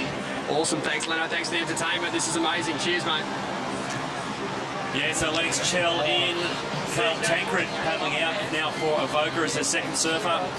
We just saw Sheldon Simkus come in, or go out actually for Snapper. So Snapper on to their second surfer. So it's game on. We saw Solly Bailey. You said that, Reg. You said, like, for Byron, it might be getting that 9.35 as your first wave might kind of, you know, just froth you out a little too much. Yeah, you just saw Solly just throw the absolute sink at that last turn. But he's probably going like, Solly's thinking if he can go out there and get an 8, it's like, oh yeah, it's like almost, you can almost break the back of this thing pretty early. Yeah, but even, like, if he gets a 6, it's, you know, they're looking at a 15 plus after 2 surfers. Yeah. So yeah, they've got to capitalise on that. But having said that, like, Solly throwing an 8's not difficult. Yeah, no, he's had a couple expect already. that from him. So yeah, well, it's really opened the gates, but it's not quite flooding yet. So Snapper Rocks at 4.75 locked in for them, Jagger Bartholomew. And yeah, plenty of time to go, obviously, in this final of the Hyundai Australian Boardriders battle. Here's Solly Bailey now. Nice fade. What a beautiful snap. And again, drifts the tail. Oh, nice little foam climb. He's got more in this, I think. No, that one just shuts down, but 3 beautiful turns on the outside. So Solly Bailey. I reckon, well, he might even get a little bonus link. He's not going to get it. That might be your 7 right there, I reckon. That was pretty crisp surfing. How was the fade on that? Faded so far back to the right, and then swung it around. Here we go, he's looking, but then just fades. Positioning, the reading of that wave was so nice. And then tag that little tail slide and a little foam whiz in the end. Yeah, surely that's got a match. Get in, mate. Job done. Yeah, well, Manon Pouget will be heading out for them as we see. Oh, Morgan just Morgan sibling got stuck there. Solid big ones. Do not get in his way. Fire in the eyes. And there goes Manon. She'll be looking to capitalise on this early lead. You've been watching a bit of her. She's been solid. Yeah, she's been really good. She won their Open Women's title this season, or last season. They got awarded at the end of the year, and she's just kind of like a bit of a workhorse. She just put her head down. She stayed away from the camera pretty much, and she's just been getting it done when it needs to be done for the Byron team. And now's the time to flare up. This is kind of her opportunity amongst the rest of the club to bring what the other guys are bringing as well. And look at the score. Dropping in for last. Wow. Solid. 8-3. 8.3. Game on. Byron Bay is looking... Yeah. He's going to maintain that. You had a crystal ball or something, Reggae. You just called that right before it came through. Like what Dakota said, it just keeps happening for them. I've been doing this for a long time. No, but yeah, they can capitalise on that. 17.65 after 2 servers, so man on. There we go. If their nephew's surfers keep locking in, maybe, you know, it's a long way to go. Well, I'm not going to put the mocker on and say, you know, we might see a new winner, but great start. And, well, throwing it up. Oh, Sheldon. That was style and flair. Well, the best thing now is backing up with that 8.3. It means that the other teams aren't going to win with 5s. No, exactly. They're going to have to, especially with their gun servers like Sheldon for snapper, are going to have to go hard and chase 8-point rides. Yeah. This is a good, solid wave. He's looking. Yeah. Not sure. Yeah, it looks like they're trying to make a decision whether to send him in or... Yeah, they're trying to work out what the score will be. They're like, you don't nail on the head there, Shauno. So, yep, you can't win with 5. So, the gauntlet has been thrown down by Byron Bay. Solly Bailey and Dakota Walters really setting the standard. And it is high. 2 waves well into the excellent range. Oh, you can feel the burn for Shelley right there, can't you? Yeah, as soon as he hits the soft stuff, You can just feel it in your own thighs as he's doing it. He's had a big day. He's had a lot of surfing because he's the power surfer, so he's had 2 serves every heat. Look the way me turn. Yeah. And so you got that little... And, well, here goes... This is actually Snapper's gun, Sierra Kerr. She has really been the difference. We see Caleb Gosmorg, lighting this thing up from Merriweather. Wow, that was sharp, that first turn on the backhand. Just the... nice. Oh, there we go. Oh, wow. That was good surfing. Going back on Merriweather. Yeah, solid surfing there from... Yeah, there's the Grom, Ollie. Right there, game on for Ollie Reisenbeek now, having to step up to the plate. He's done it in the semi-finals. He's got to bring it for them now. They need to be special from here on in. Look at the Groms out there. Yeah. This is full serious Ironman series going on. It really is, isn't it? Yeah. Morgs is going to be in pretty good shape for the Challenger series later in the year. So yeah, Merriweather really needed that just to lift. Morgs is their guy. He's been the difference. Oh, she's looking fit as well. He looks so fit. Yeah. Reverse is psycho. Reverse is psycho. He's talking about Dakota Walters.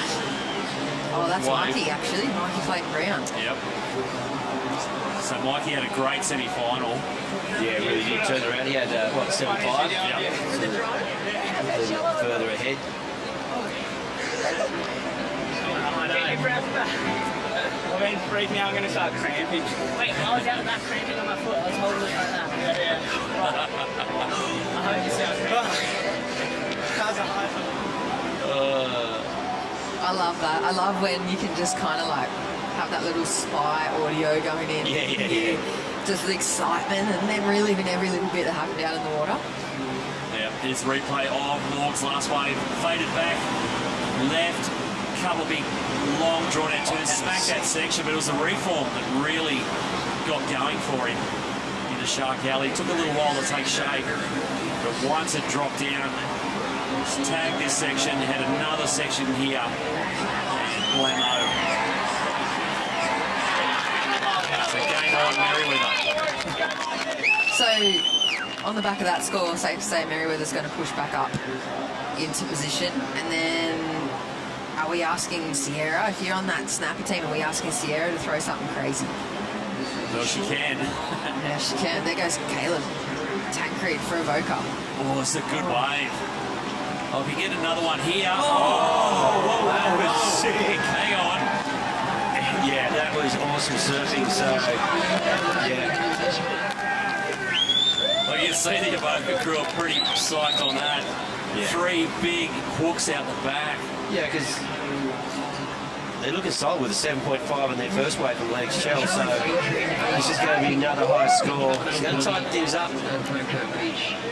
This is psycho. Yeah. Psycho surfing. All four teams now well and truly in the mix. So he goes, okay, from then on. That one just not, she wants to link something through. I did see it start that way, but it doesn't look like it was much. So heading back out in the lineup. Even if she can just find one big section, just one nice, comfortable, confident turn, they're going to be really, really in a good position. Yeah, it's a replay of Caleb's wave here for Avoca. Off the bottom, just a big hook, but it got more critical as it kind of went down the line. Another one there, and we couldn't see this thing coming, but there it was suddenly. And he just tagged it. Well. Oh, he kind of had to be careful not to overcook it and lose his board there, and just gave it enough to keep it in the wave. So the score hasn't dropped yet, but it's going to be it'll be a solid number for Avoca. So much work too. I'm thinking back to the very first heat yesterday morning in those individual heats, all the way to now. Like the amount of surfs these clubs have had to have. I mean, how many waves we've seen from Ace. We've seen some incredible scores from him over the last 2 days as well. So to see them just lift another level in the final, it's pretty electric. Yeah, we're seeing Ace Bucket going out for Avoca. There's a big number waiting to drop. Let's go and have a chat to the man who just earned it, Caleb Tancred. That's right, Caleb. You smashed that wave, son. Thanks, Stacey. Yeah, hopefully it looked all right on the camera. I don't know if I safety that last one. Hopefully it turned out all right. You're a big boy these days, throwing plenty of water. Trying to fill out the body. Yeah, been trying to work a bit. So yeah, I'll hopefully put on a bit of weight. You're doing really well for yourself, mate, studying architecture down in Sydney, but surfing's obviously still holds a big place in your heart. What does it mean to be surfing for the club and putting on a big performance like that? Yeah, 100%. I haven't put on the races since last year, so it feels awesome to put it on again. And I'm trying to represent the club and filling my spot well. Hopefully I'm doing my job for the team. Absolutely, 2 points for the boys, full credit. Thank you. Yeah, I think Mikey might have snapped the board here and creased it. Yep. This is heavy for Merriweather.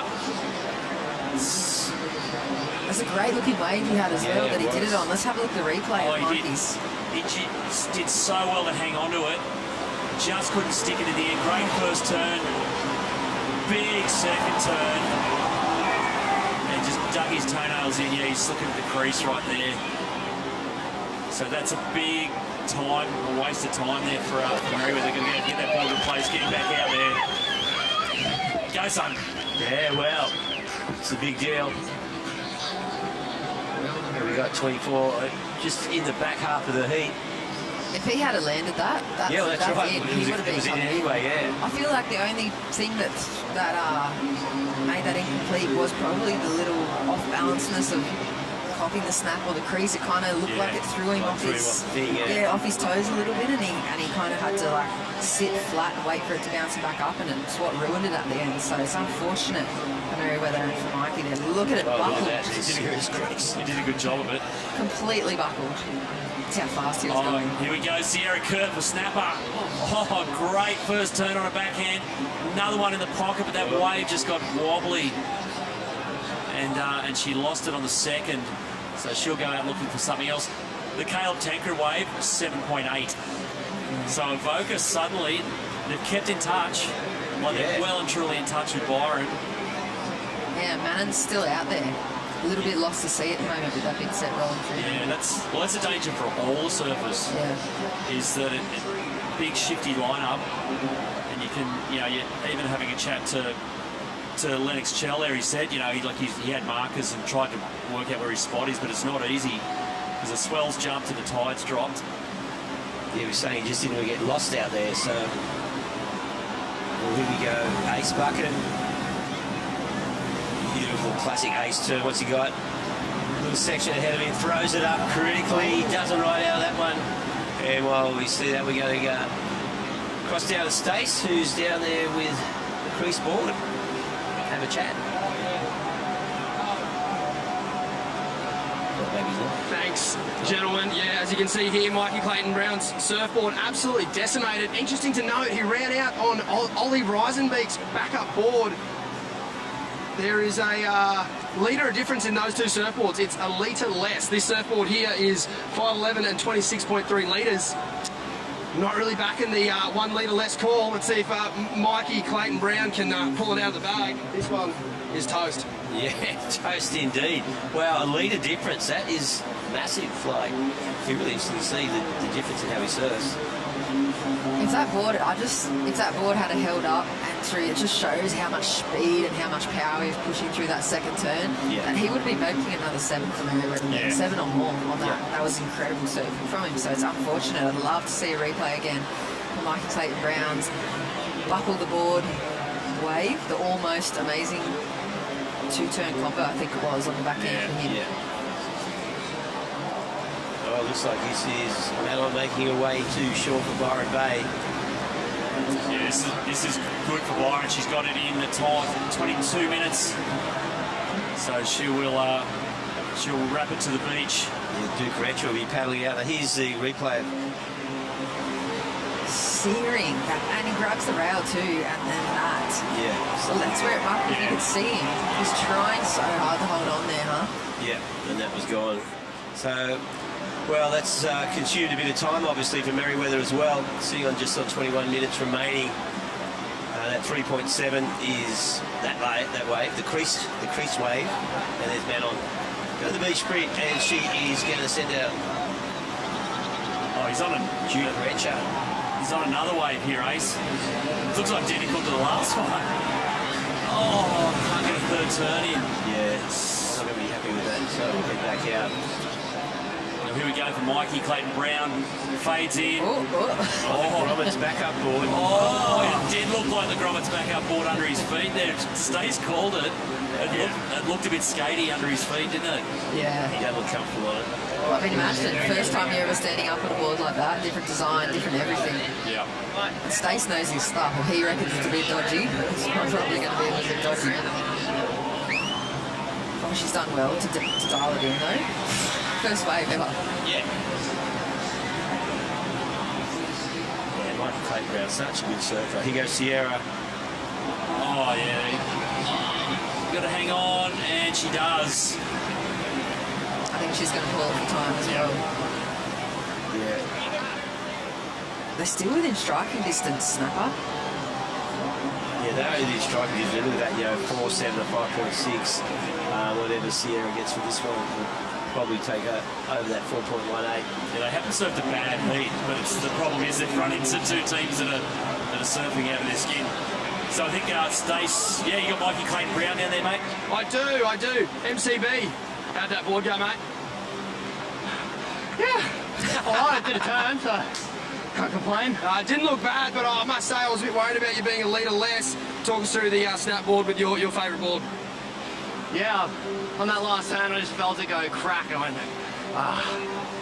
but got back out there and got away, so that's all I could do. Yeah, and most importantly, you didn't take up too much time, so you must be proud of that effort. Yeah, well, I worked really hard to get fit, so it's paying off. Good on you, mate. Well done. Best of luck for the rest of this heat. Exciting final. Yeah, thanks, Stace. And running in now, we've replaced one Kerr with another. Sierra Kerr in, Josh Kerr out. I like the rivalry that was going on in that semi. I think Sierra posted a 7.5 and then Josh went straight out after and posted the 8. Yeah, the first time he outscored her in the event, so he's pretty happy with First that. time ever? No, first time this event. Oh, this event. I don't know if it's first time ever. They probably haven't surfed in too many events to get out with the event. It's really cool to see their dynamic. They've been really relaxed this whole time as well. Yeah, totally. Oh, we're back here too long, Rich. We're finishing each other's sentences. Here we go. This is the replay of Sarah's last one. It was actually a pretty good wave, yes. Three good solid turns, beautifully linked. And she came in. She's got the little bonus section on the inside as well. Yeah. So Ace just can't find a wave out there. And Boca. Well, looks like Manon locked in at 1.85, so not a score she'd be happy with. So Byron Bay looking to, well, locking something solid. Duke Retcher Had a slow start in his last season, then he came through. He had I think 2 or 3 fall-offs before he got that left for his keeper. Yeah, they do need, just to get momentum back, I reckon they need a score out of Juki. You know, 4 or 5 would be magic right now, and anything better would be a bonus. That's him scratching. Beating to the devil. Yep. Fades, we thought left for a second, and then went right. Yeah, Stace Galbraith, who you've got there down there with Snapper, I presume. Thank you, Sean Doherty. Correct, I am with Sierra Kerr. Sierra, fantastic surfing. Thank you. Yeah, it's pretty hard when you're out there, but I was able to get the one. It's a lot of current, more than you'd expect, actually, so I got sucked in the beginning, and then I looked back and I was like, oh, this is not the spot. Yeah, I ended up finding 2 last swell on the first one, but the second one was all right. I thought you looked really good on that first wave. Do you take any kind of confidence out of that wave, even though it was a low score and you fell? Are you able to sort of digest that? Yeah, I mean, the first turn felt nice. I had a deeper bottom turn on it, so I was just like, all right, let's get a better wave or just not fall on the next one. It should be pretty good. I think so. And talk to me about your surfboard. That looked amazing on that last ride. Yeah, it's super good board. It's a zero gravity from JS, and I've been riding it the whole comp. Yeah. There you go. AM fins, and yeah, it's super loose. I almost was going to ride a bigger board because this is 5.4, and I've been riding like 5.5s even, but I was like, oh, my dad's on. Oh my. One more. Yes! Let's go. Well done, Team Kerr. Back to you, Sean. Yeah, well, that's so cool. Oh, my dad's on. Like, I love it. Yeah, well, I'll tell you what, he's going back off the Snapper now, just quietly. Well, an 8-point ride for Sierra. And once again, they're backed up by Dad. And she's carrying this team. Big Dad energy here. And so this is going to be, you know, there's at least a 6, 5, 7, I think, coming for Josh Kerr. Well, yeah. So suddenly Snapper are well and truly back in the mix. This is the replay of Kersey's last one. Straight off the bottom, searing first turn. Another little hook under the lip and squeezes in another one. Yeah, Daddy. So sick. How's the spray to come flying off that rail, even in the frothy little section, almost grabs his rail on the bottom turn as well. Beautiful surfing. Sierra's liked it. I reckon the judges are going to like it too. Yeah, so suddenly this will change the whole complexion. Oh, that was awesome. That was so smart. There it is, yeah, 5.58. Still away my base. Oh my God. And Snapper have gone from 3rd to 1st. Is he still out there? He's still out there. Okay, So that's good. Byron suddenly with a fair bit of work to do. So good. High five. Yeah. And you can hear them just saying as well, they're just realising the fact that Ace is still sitting in the lineup. Yeah. Kersey got that one over him, maybe on the tally. And there's Ty Richo, Snapper Rocks. They're looking really, really good. Like you said from the very start, Byron blew up so quickly, but you got to watch the clubs that just post and post and post. Yeah, the other clubs just had to hang in there and wait for something to catch fire, and it has for Snapper. And Merriweather is still in the mix. You know, they're not away, but they need that 8-point ride from somebody. They've got Ollie's out there at the moment, Ollie Eisenbeck. He's the one who's got to deliver it for them. They're so close to at the moment, you know, just under 15 minutes on the clock. They're that close to taking away the 20 grand and that title for the next 11 and a half months. It's if you start thinking about that in the lineup, I think it's going to be over. If they can keep composed, let's see what Ace can do. Yeah, Ace opting to go right here into Shark Alley. Now this is run off into deep water, but the reforms are better value in this part of the bank. May not quite happen for him. He's sticking with it. He's been out there quite a while. He's probably going to have to bank this. I thought his previous waves were, I mean, that's sick. I thought his previous waves were even a little better, those opening turns that he had on them. Yeah. What's he sitting on? He's sitting on a 4 anyway. Yeah, 4.48. Yeah. Oh, yeah. Now, Duke Wrench, he needs to lock in something decent. You know, had that 1-point ride, just kick out. So Ace is going to come in. He knows time is not on his side. We've got just under 14 minutes remaining. And, Duke Wrench, if he can lock in a 5 or above, they'll be back in the lead. But he's got to sort of get moving. Super Grom coming up next for Evoca as well. Hugo Spindler. There's Ace with a trailer of ABC Groms. They've been on the beach all day since sunrise here. And Super Junior from ABC is a standout earlier this morning for the team. Yeah, he's had a good day out there.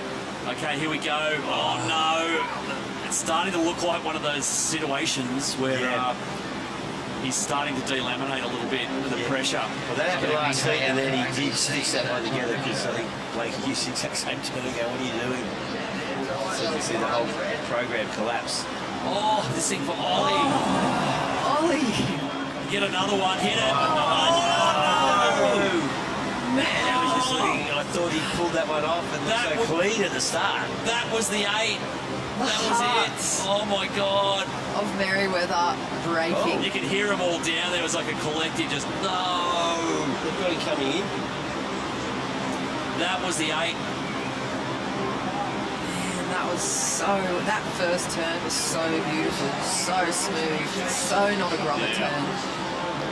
Here we go. Duke Rencher. A little tail slide. And up and over.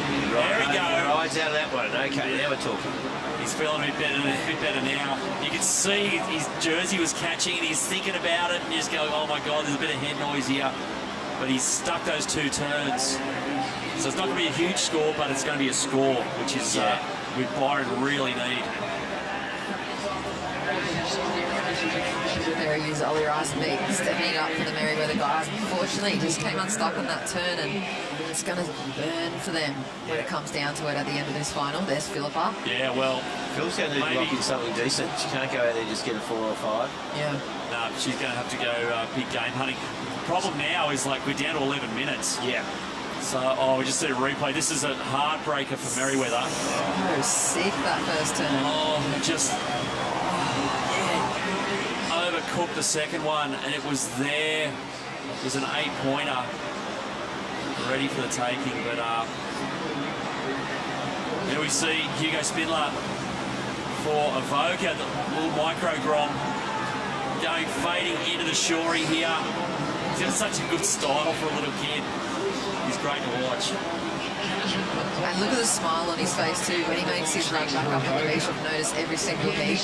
He's just grinning. You can hear everyone's chanting Hugo. The whole club's behind him and he's just frothing on this position that he's found himself in the final, on finals day for the Hyundai Boardriders battle. It's got to feel good for the young guy. Well, we kind of got what we wanted because right now, we've got 10 minutes to go. All 4 teams can win this. Yeah, exactly. Like, this is totally winnable for all 4 teams. So it's going to be really, really interesting. So Snapper at the moment have got a Ty Richo out there, so they've got their junior surfer. Byron will have Danny Wills, their master surfer, out there now. Avoca will have Jazz Corkendale, so their female surfer. And Merriweather have got Philippa, their female surfer. So that's who we've got. So Screws are tightening. So there's one wave for each of them, and then there's power surfers. That's all we've got left.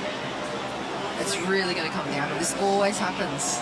Yeah. Every final, it seems like someone takes a really clear run. Yeah, and then it's just everyone's for the taking right now. Yeah, that 4.2 from Duke Rencher sort of pulled it back a little bit. Jamie, they couldn't lock in a 6. And of course, she's electric. Hyundai, she's electric. Yeah, they had that leaderboard running throughout the whole series where I had a couple of the girls, one of the young girls, Imogen Enfield from Port Macquarie, who were a nice debut club for us this year. Oh, here goes the girl. Oh, Ty Richo had a good look at that there. Decided not to go. So it's starting to even get a bit tight on time for all these crew as well. So it's 8 minutes 40 seconds. So they've got to get in and get another surfer out and back in that time. That's the most stressed I've seen this whole event. Good point. Yeah, that's the pressure cooker right there. Pressure cooker indeed. If Josh Kerr looks stressed, then everyone's stressed. Yeah, I've never even seen that little crease in between you guys at any of the events. He just has that young complexion. Yeah, well, he's just feeling the pressure. Well, here we go. I don't know what that even means. There's a lot going on there. Dude, he's over there. Well, they're trying to point him. They're trying to get him out of the rim, I think. Because what's going to make this 10 minutes even crazier is that all these surfers are doing this crazy water in the rib. Yeah. So it's dragging people out, it's stopping waves breaking. It's really only breaking in the sets out there. And it's So pulsing it's- through too, isn't it? It's just pushing so hard, that water. Like Sierra was saying. Yeah. It's like you can't even imagine how much current's actually happening out there. It's totally easy to get lost. So in that way, Byron might have a little advantage just because they've got the experienced guy out there in Wilsey. But geez, I know Snapper are just trying to move Ty Richo around the lineup a bit. Oh, here we go. He's into something. No. Can't get into it. See that rib? It's just putting a bit of flat top in the way. They can't paddle into it, just rolling underneath them. So, Well, Philippa, I think, at least is sitting in closer. So she's sitting underneath them. Here we go. She's thinking about it. no. There goes Wilsey. Oh, nice crack. So if Wilsey can get something on the inside, so they've got one good turn on the outside. Yeah, I think Wilsey's just going to bank this with 6.5 to go. What did he do? 6.5 to go. Yeah, come in, send your power surfer out. Oh, here we go. Nice turn. Can she finish this cleanly? I reckon Oh, she this will. is looking good for Philippa. Look at this thing in the shore. Hit it. Yes. Oh, she's going to go again. Oh, see, Philippa, this is a And killer. again. Whoa. Wow. We'll say Philippa can't go out there and get a point. No, she's got to take it on, and she took it on. That way it just kept offering her section after section. That was psycho. And once again, becoming very close with those rocks there, right on the slab. And she's body on the line. This could be the winning wave for Merriweather, We guys. said Merriweather needed an 8. There it is. That could be better than that. Stace, what's going on down there, mate? You with Merriweather? Morgan.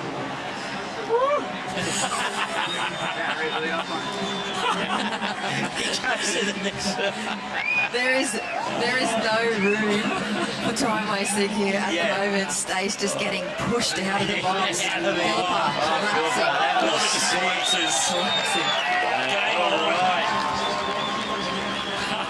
was That wave just took it out of her. Wow. Body on the line there. And Willsy's in as well. He almost ran over the top of her. Did she just win the ABB for Merriweather? Jeez, it's going to be close. Look at these next two sections here. This thing goes so hollow. Oh, it's a dream section. Just bang. And then another one. Look at the slash. This last turn. Yeah. Oh, that could be the nail on the top right there. Wow. Phil Anderson doing the job. On his Ty Richo. He's finally got one. And the Grom's trying to get into Shark Alley. Oh, he might get a little reform here.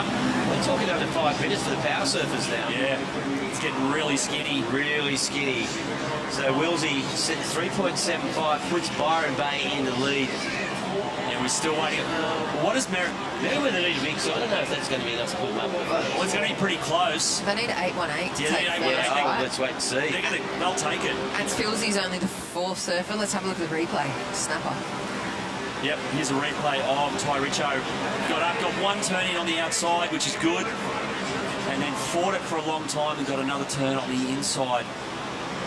He's just kind of caught behind it the whole way. But like, imagine if he's just half a second in front of that. That's the score and that's the keeper for them. Exactly, it was half a turn to finish. Oh, bang, there it is. Merriweather have just gone from fourth to first. An 8.88. Wow, 0.7 the difference. So, game on. Game on, and look at the clock though. We're talking under 4 minutes remaining, so they've got to catch a wave and they've got to get back in the box. So there's a big risk here. We can see no one make it back into the box. Yeah, look at Stacey, you got someone down there? Hey, Philzy. Philzy, you're a machine. Thanks. The ride that never ended. Carl's like go out and he's like just get left and just one big turn and then ride it in. Surf Mary all the time and it's a ride. I don't know, the one came, I was like, oh, I might go to the rent house and I don't remember the rest. in the back of my mind I was like, watch out for those rocks because last year I got lit up on them. And then I was like, no, just keep going. But yeah, my pants are falling off as I was running up the beach. And I was like, you just got 30 seconds, just put it all in. Yeah. Well done, Morgan, out there now. We're going to let you catch your breath and exciting finish. 3 minutes on the clock. Yeah, thanks, Stace, and well done, Philsy. That was all time. It was epic. So here we go. We're down to 2 minutes 40. Wow. It's almost best wave wins. Avoca are trailing by about 4 points. It's neck and neck between Merriweather and Byron. Yeah, best wave wins, Sean. Yeah, pretty much. Best wave wins. Avoca probably have to do a little more. That's where we're at. So, wow. Yeah, Avoca have to do something pretty psycho, something Dakota Walter style, but the rest of the teams have to do the same thing. We're in at 2 minutes. Like, this is... Someone's just got to get a wave here. Yeah, got to get a wave and get back in because there's no way all 4 clubs are going to get back in. So someone is going to get deducted 5 points. Only one crack at this, like the M&M. He's got one shot. They're all starting to run out of time. Someone's just got to go here. And here it is, and it's Morgan. Here we go. Morgan Sidling for Merriweather. Straight into it. He needs to get this to the beach. Dakota couldn't get this wave. Not much on offer so far. But Morgan, out, he can't fall. He's got 1.5 minutes remaining. He does not want to fall. There's no points really yet. No, still not in it. There we go. Yep. Oh, no! Morgan knows She's going to get in at least. Oh, hang on, Dakota. What can he do on the inside? This is going to get something big. This is it. This is dangerous. He's in the rip here with this reform. Oh, no. Oh, what's he going to do? Hits that little section. And another one. Late. Well, that's going to be a better score. He's got a minute to get in for Byron. So advantage Byron, I reckon. Yeah, I'm on the same train. I reckon Byron's just overtaken Merriweather just ever so slightly. Yeah, and I think the other 2 teams are in real trouble of getting in. Oh, here we go. Now Lenny Chell might get in. What's he got? He's got a minute. He's got to do something special. He's hunting down a big score. He needs to be 4 points better than the other guys. Yeah, exactly. And that ain't going to happen. So there you go. So Sheldon's in. I didn't see Sheldon's way. Morgan's in. Dakota's in. Oh my goodness, 40 seconds on the clock. 40 seconds, Dakota. Oh, here we go. This is going to be chronic.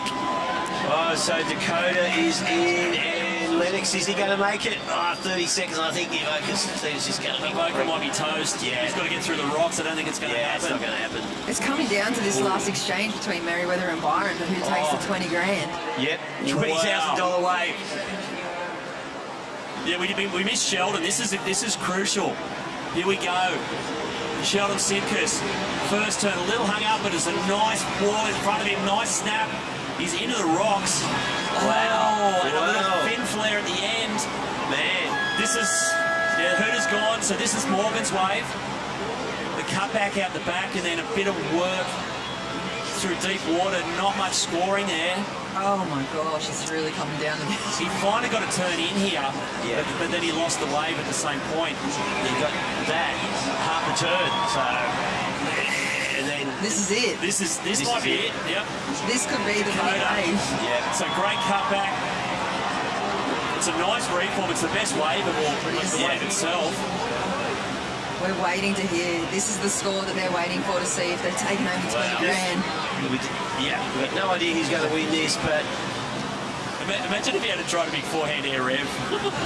Yeah. I was hoping he was. I was waiting to do something super rad, but super risky. He had to nurse that way, but he had, 4 or 5 turns. He walked that one, I was freaking out. Wow. Oh my God. They're freaking out indeed. Look at this. Tension down there. Okay. He's just full on.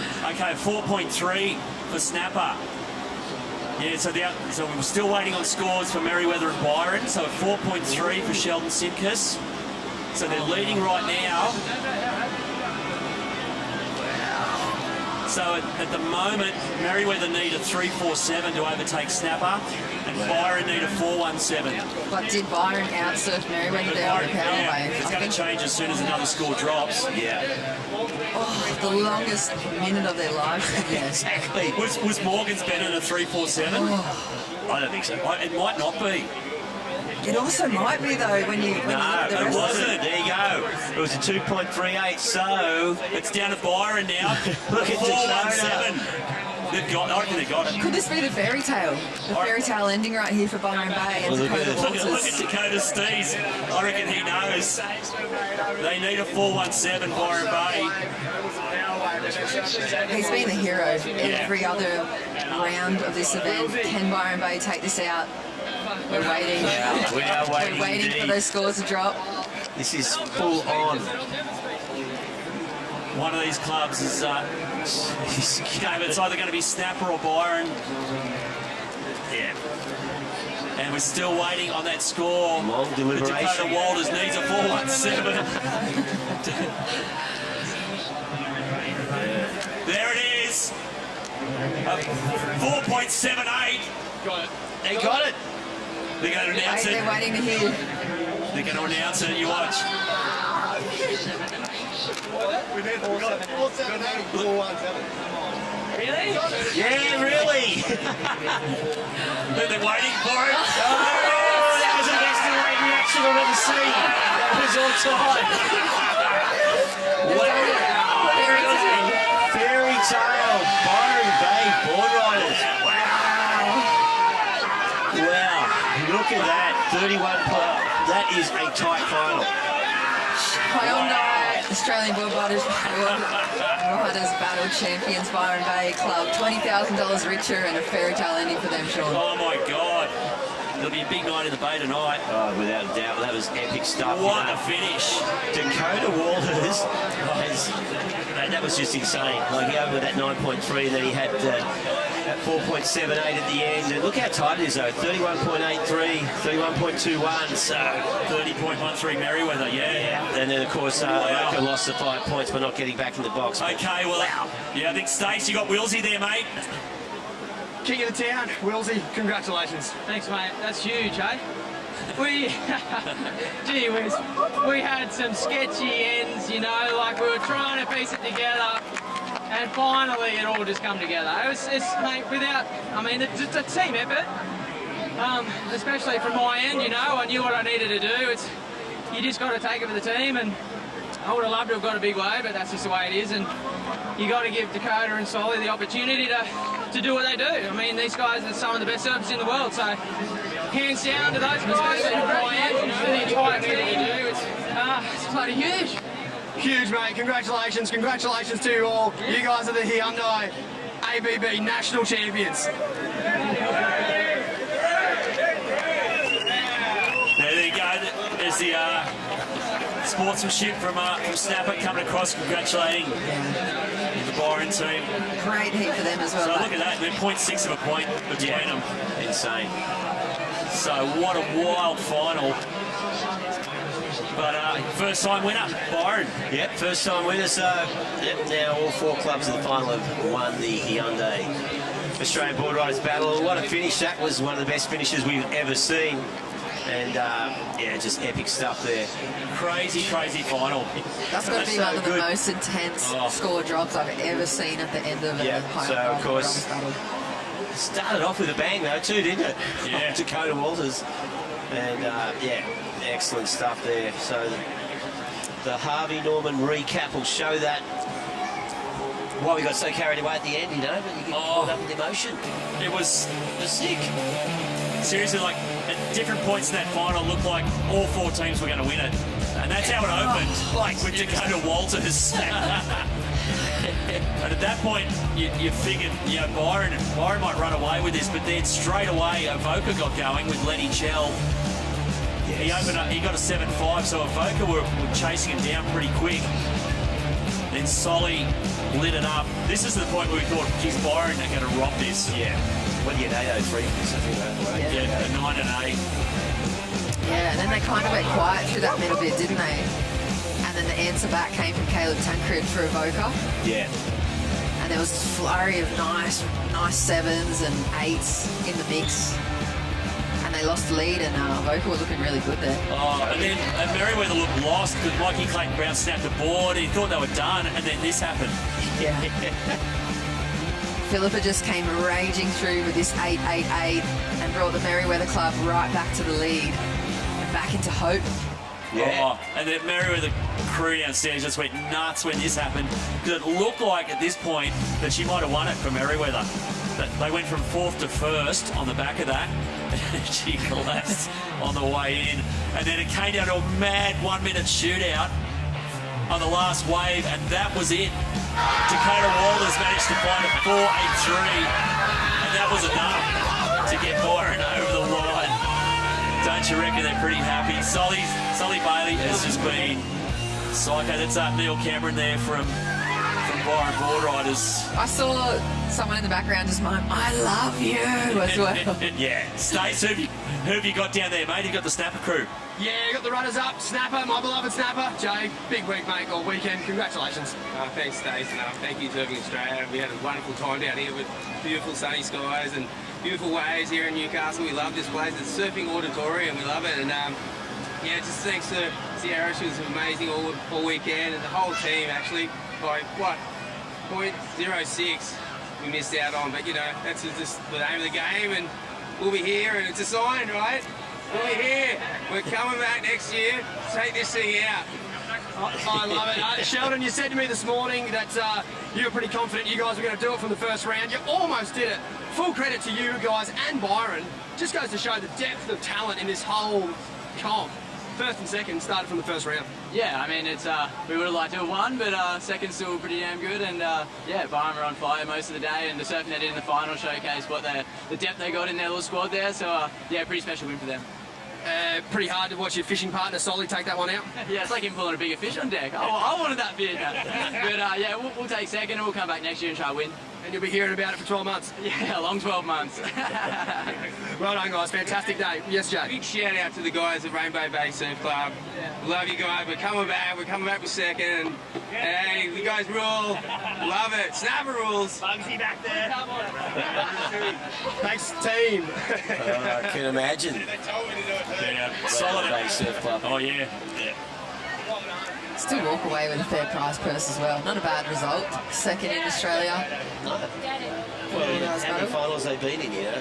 Probably more than any other club. Most of them. Yeah, yeah. You sort of you think, okay, Snap will be the final. But yeah, it was an awesome result. We saw, you know, some big clubs obviously didn't make the final, like North Narrabeen bowed out. Yeah, it's, you know, weak circumstances for them. But overall, that final was just insane and great to see. All those tight finishes throughout the day, and that's what the Hyundai Australian Boardriders Battle is all about. And we'll be back with a presentation of that $20,000 check very soon. Do not go away.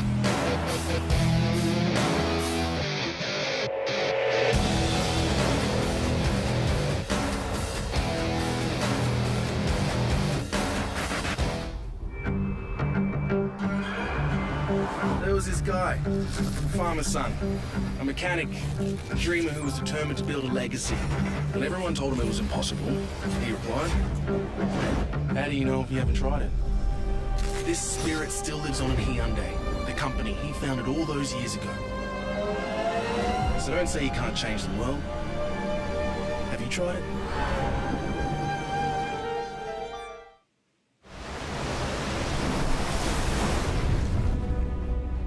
Some call me the next big thing. Then the same people said I'd never make it back. I've never paid too much attention to the noise. Control what you can control, block out the rest. The only expectations that matter are the ones that you set for yourself.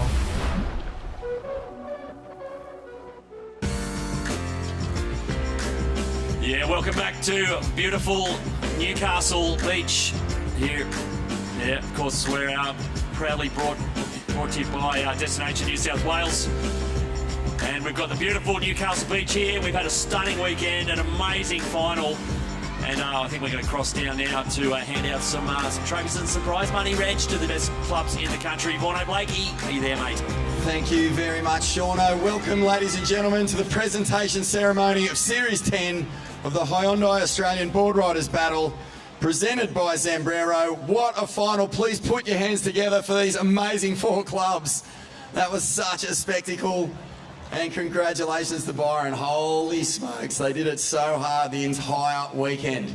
Well, to get the official proceedings underway, we're going to invite some special guests and dignitaries onto the stage.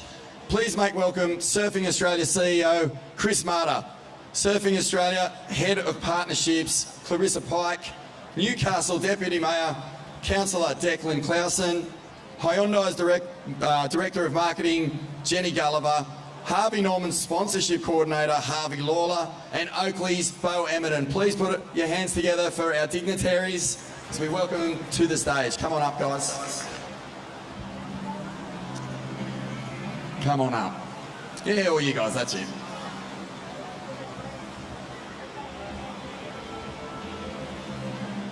Well, this weekend's grand final brings to a conclusion Series 10 of the Hyundai Australian Boardriders Battle. And I think you'll agree it was an enormous success here at Newcastle Beach. The Steel City, Surf City, Newcastle delivers every single time, and the waves again were fantastic. Thank you for having us, Newie. A big thanks to our major partner, Hyundai, to our presenting partner, Zambrero, and to our major partners, Harvey Norman, Asiona, Reef Tip Drinks Co., Oakley and Ruffy.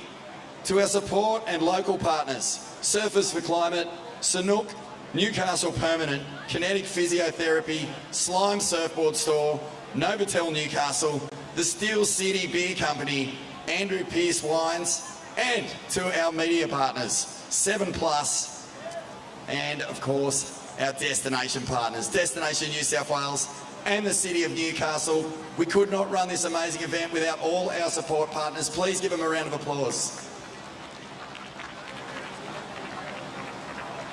And of course, Surfing New South Wales, who helped us put on a magic event. So let's move now to our first awards, and that is to be presented the Lane Beachley Medal and the Wayne Rabbit Bartholomew Medal. These medals recognise the best performers, male and female respectively, over the course of the weekend's national final. I could now ask Chris Marder to come up and present the winner of the Lane Beachley Medal and the Wayne Rabbit Bartholomew Medal, and say a few words on behalf of both awards, mate. Well, thank you everyone for coming down today. It was a fantastic event. Thank you to all our partners. Thank you to all the team at Surfing Australia. Thank you to BBB, ABC, SMBC, MMBB. I love the acronyms, keep it up fellas, but there's not too much uniqueness there. And it's been a great day. And lastly, I'd like to just say thank you to all the presidents and the mums and dads and the managers and coaches who support the athletes. We really appreciate everything you do. Thank you. Thanks, Chris. Lane Beachley, of course, needs no introduction. The 7-time world champion, an absolute legend, and the winner. It actually isn't written on my notes. Do we have the winner?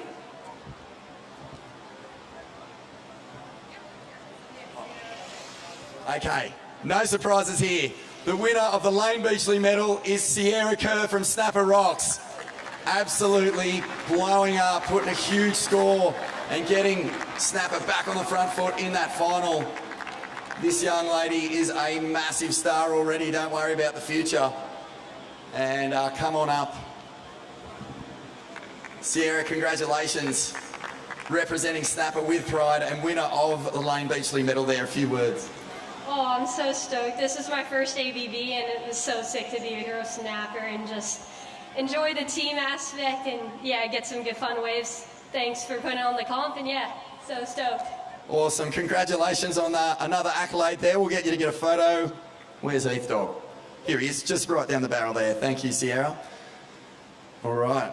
And then we'll move on to the winner of the Wayne Rabbit Bartholomew Medal. No surprise here either. He pulled it out time and time again today. The Miracle Man from Main Beach, Dakota Walters from the Byron Bay Boardriders Club. How much pressure can you absorb? He's like a pressure sponge. Come on up, Coda. Well, he's found a new home, originally from Angowrie, but I don't think they'll ever let him leave Byron ever again. Come on up, mate. Congratulations. Thank you. And a few words, Codes. Yeah, thanks everybody for coming down. I had a hell weekend. sick waves, and I don't know, it's so fun getting to surf, not for yourself, with everybody else and seeing everybody ripping, and yeah, thank you. Good on you, mate. Did a great job this weekend. Wayne Rabbit Bartholomew, OAM, what a legend, 78 world champ. Moving on to our next award. It's the Oakley Prism Performer Award, to be presented by Bo Emmerdon, former world #1. G'day, Bo.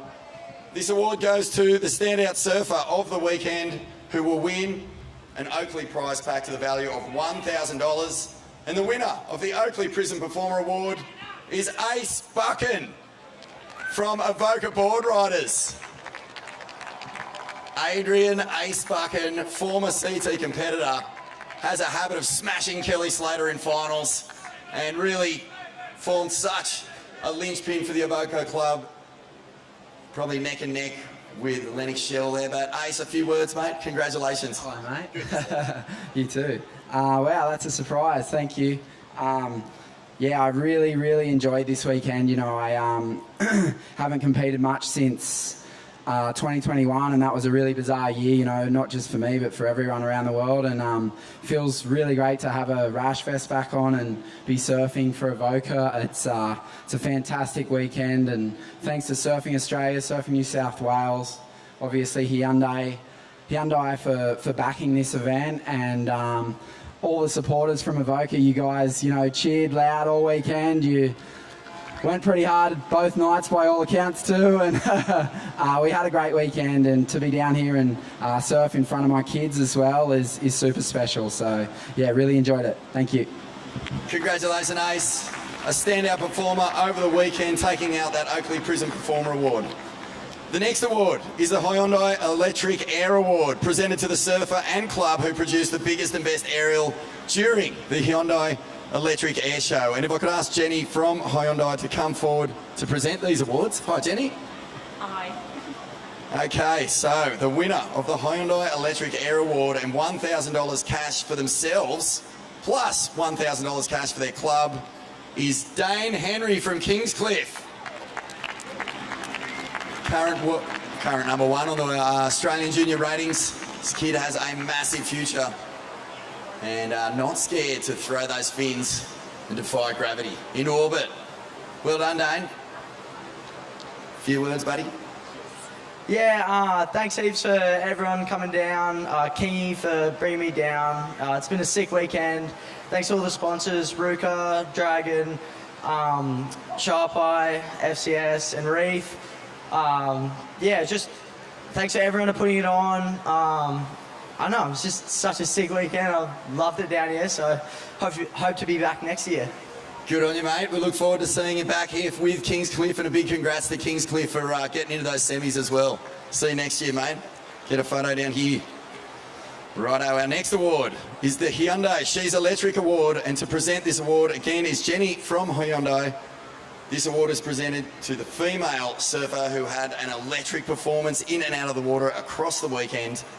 And the winner of the Hyundai She's Electric Award and She's Electric Surfboard is Izzy Campbell from Trig Point Boardriders Club. Congratulations, Izzy. Trig Point from West Oz. And it looks like Izzy's on the way down. Come on, Izzy. Congratulations. Thanks so much, Jenny. A really cool award here. It's great, isn't it? Well done. We'll get a photo with Izzy up here.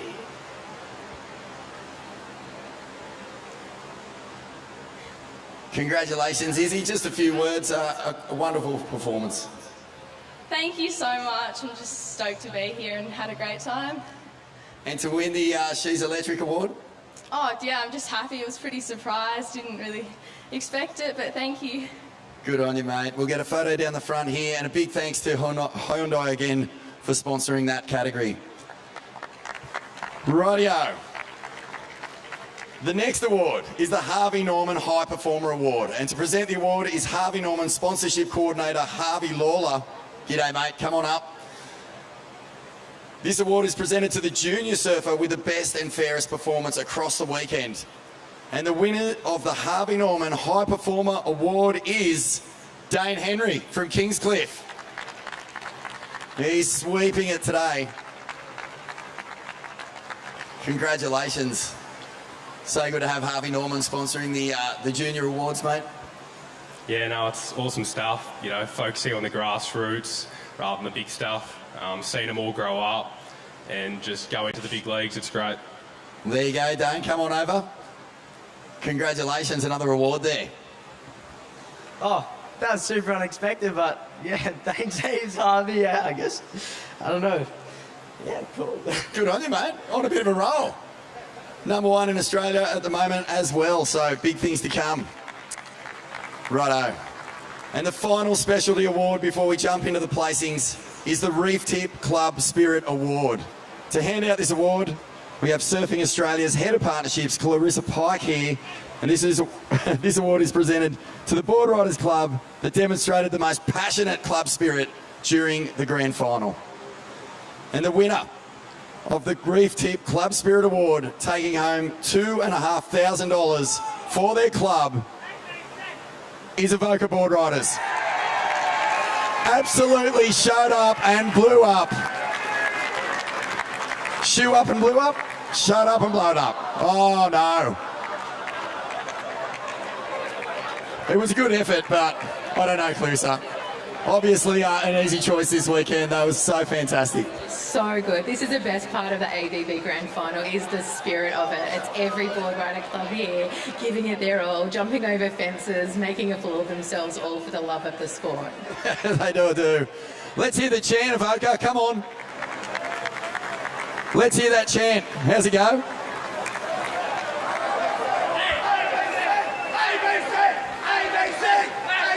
Ace, you can't deny the spirit. Yeah, no surprises there.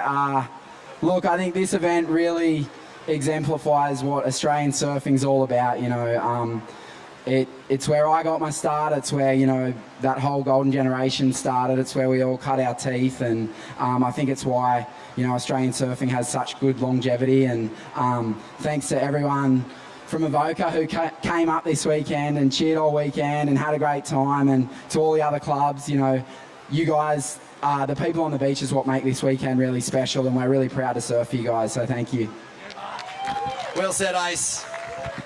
Master, good on you boys and girls, mums and dads, broms, babies, dogs, pelicans. Righto, let's do this. Moving on to the team awards. What started as 70 clubs competing nationally back in August 2021 across 8 state rounds was reduced down to the top 24 teams this weekend. To present 4th, 3rd and 2nd, we have the City of Newcastle's Deputy Mayor, Councillor Declan Clausen, on the stage, who is going to present it. G'day, mate. Nice to have you. Exceptional weekend here in Newcastle. Just an extraordinary event. It was amazing, mate. Surf City stepped it up yet again, starting in 4th place, getting and taking home $4,000 in prize money. It is Avoca Boardriders. Well done, ABC. Who's going to come up and accept this? It's the team. Come on up. Incredible performances. And great stuff to see Avoca. Dead set. It looked like an unstoppable juggernaut there for a while. A few words, mate? Oh yeah, just like to thank everyone for coming down, especially all the boys from Avoca. It's the best weekend of the year, this comp, and it was last year we, I think, lost first round, so to come back and make the final, it's pretty special, and here's to next year, and hopefully we can go a couple spots better. Well, congratulations on your performance, guys. Good to see you, Caleb. Good on you, Lenny. All right, get a photo here. In 3rd place,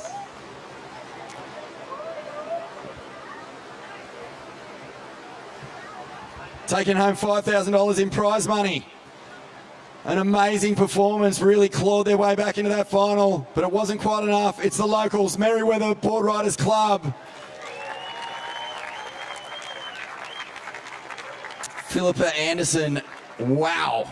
How about that wave in the final? Incredible stuff. Really gave the team a chance at lifting that trophy. 3rd place this time around.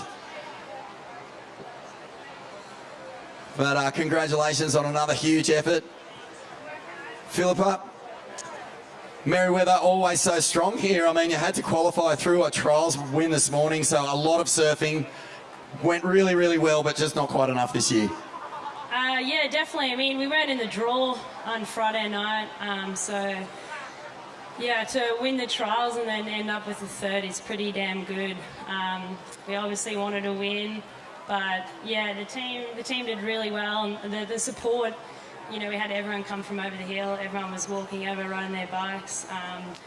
But yeah, this is what it's all about. We didn't give up. Even in the semi, we didn't have a good start and we came back. And I guess that's just what black and blue do. So yeah, we're so happy. And just the boys, we had a broken board, had a few falls, and we still ended up third for not even being in it. So yeah, just a huge thanks to everyone for coming down from the Boardriders Club. Yeah, hopefully we can make another final next year and come out with the win. You're a powerhouse club. Congratulations, guys. Good to see you, Rossi, on your team. Team photo there. And then we're up to the big ones.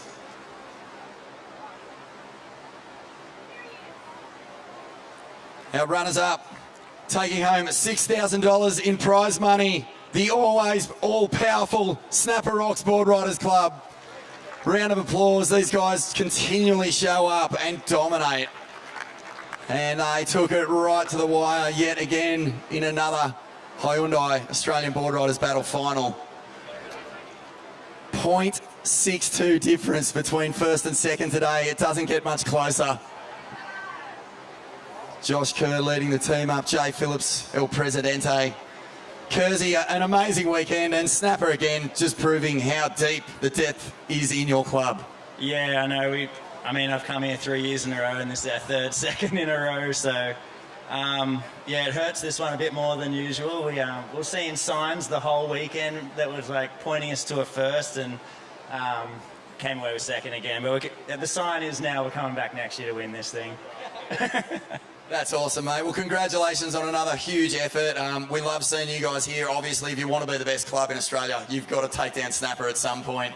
Byron did that today, but a huge and epic run through this event. Congrats.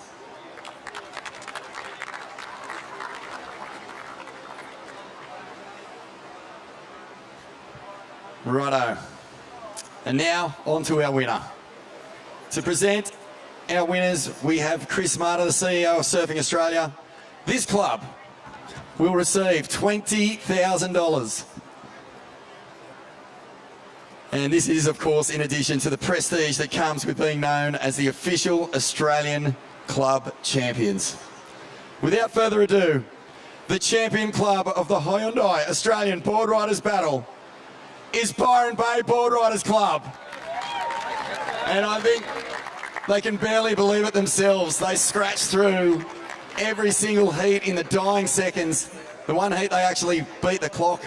They still had to sit on the beach nervously chewing their nails. This has been a huge effort from a club that has really expected big things at the Hyundai Australian Boardriders Battle. Finally, fate has delivered, along with great surfing. Danny Wills, mate, you must be so proud.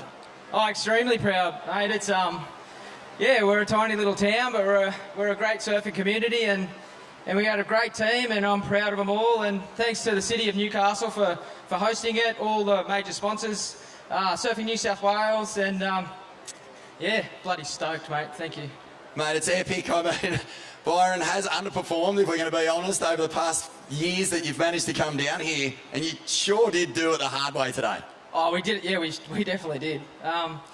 Yeah, but, you know, a couple of us had to suck it up and do what we needed to do for the team and let these elite surfers do what they do, and they're amazing, and it's why they're on the world stage. So it's just awesome to be a part of this, and, you know, I'm a lot older these days, but the spirit's still there, and I still love every bloody minute of it. So, yeah, awesome.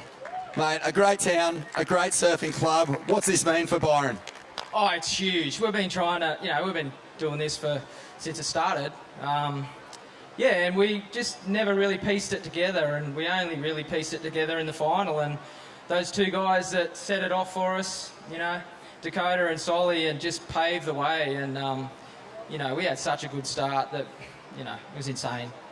Mate, Congratulations. You guys are the 2023 Hyundai Australian Board Riders Battle Champions. Let's get you down the front. Dakota Walters, Solly Bailey, Manon Paget, Duke Rencher and Danny Wills. Far out. Amazing. Thank you everybody for coming down and enjoying another epic weekend. Big thanks to everyone who watched online. Throw it back up to you guys. I love this weekend. There you go. Yep. Mate. Bono, what a marathon presentation. He's losing his voice at the end. He loves it. Loves being the centre of it. Oh, there's Wilsey, mate. How proud do you reckon Wilsey is, hey? He's stoked. I mean, Byron Bay's, one of Byron Bay's first ever professional surfers, probably after Gary Timperley, and led the way. And what a solid anchor. As he said, he knew what he had to do. He said earlier he would have loved to have hung out there a bit and gone for one of the biggest sets, but he knew he had the time. That time and that sort of performance is up to Solly and, of course, Dakota. But Wilsey, look, he's pretty emotional. Yeah. Yeah, no, really proud Byron original, Wilsey. And they've been trying, as he said, they've been having a crack at this for 10 years without even really getting close. They've, as I think Bono said, they've kind of underperformed probably a little bit over the time. But, geez, they all put it together. Jess, how was your weekend? It was so good. It was just full froth. I'm surprised I haven't lost my voice as Vaughan has as well. It's just so cool to see those underdog stories. First time winner Byron, and just an incredible weekend, full of action, full of drama, and full of froth. Yeah, full of froth indeed. Well, that wraps up the show. We hope you enjoyed what has been an outstanding weekend, the Hyundai Australian Board Riders Battle, and we'll see you next year.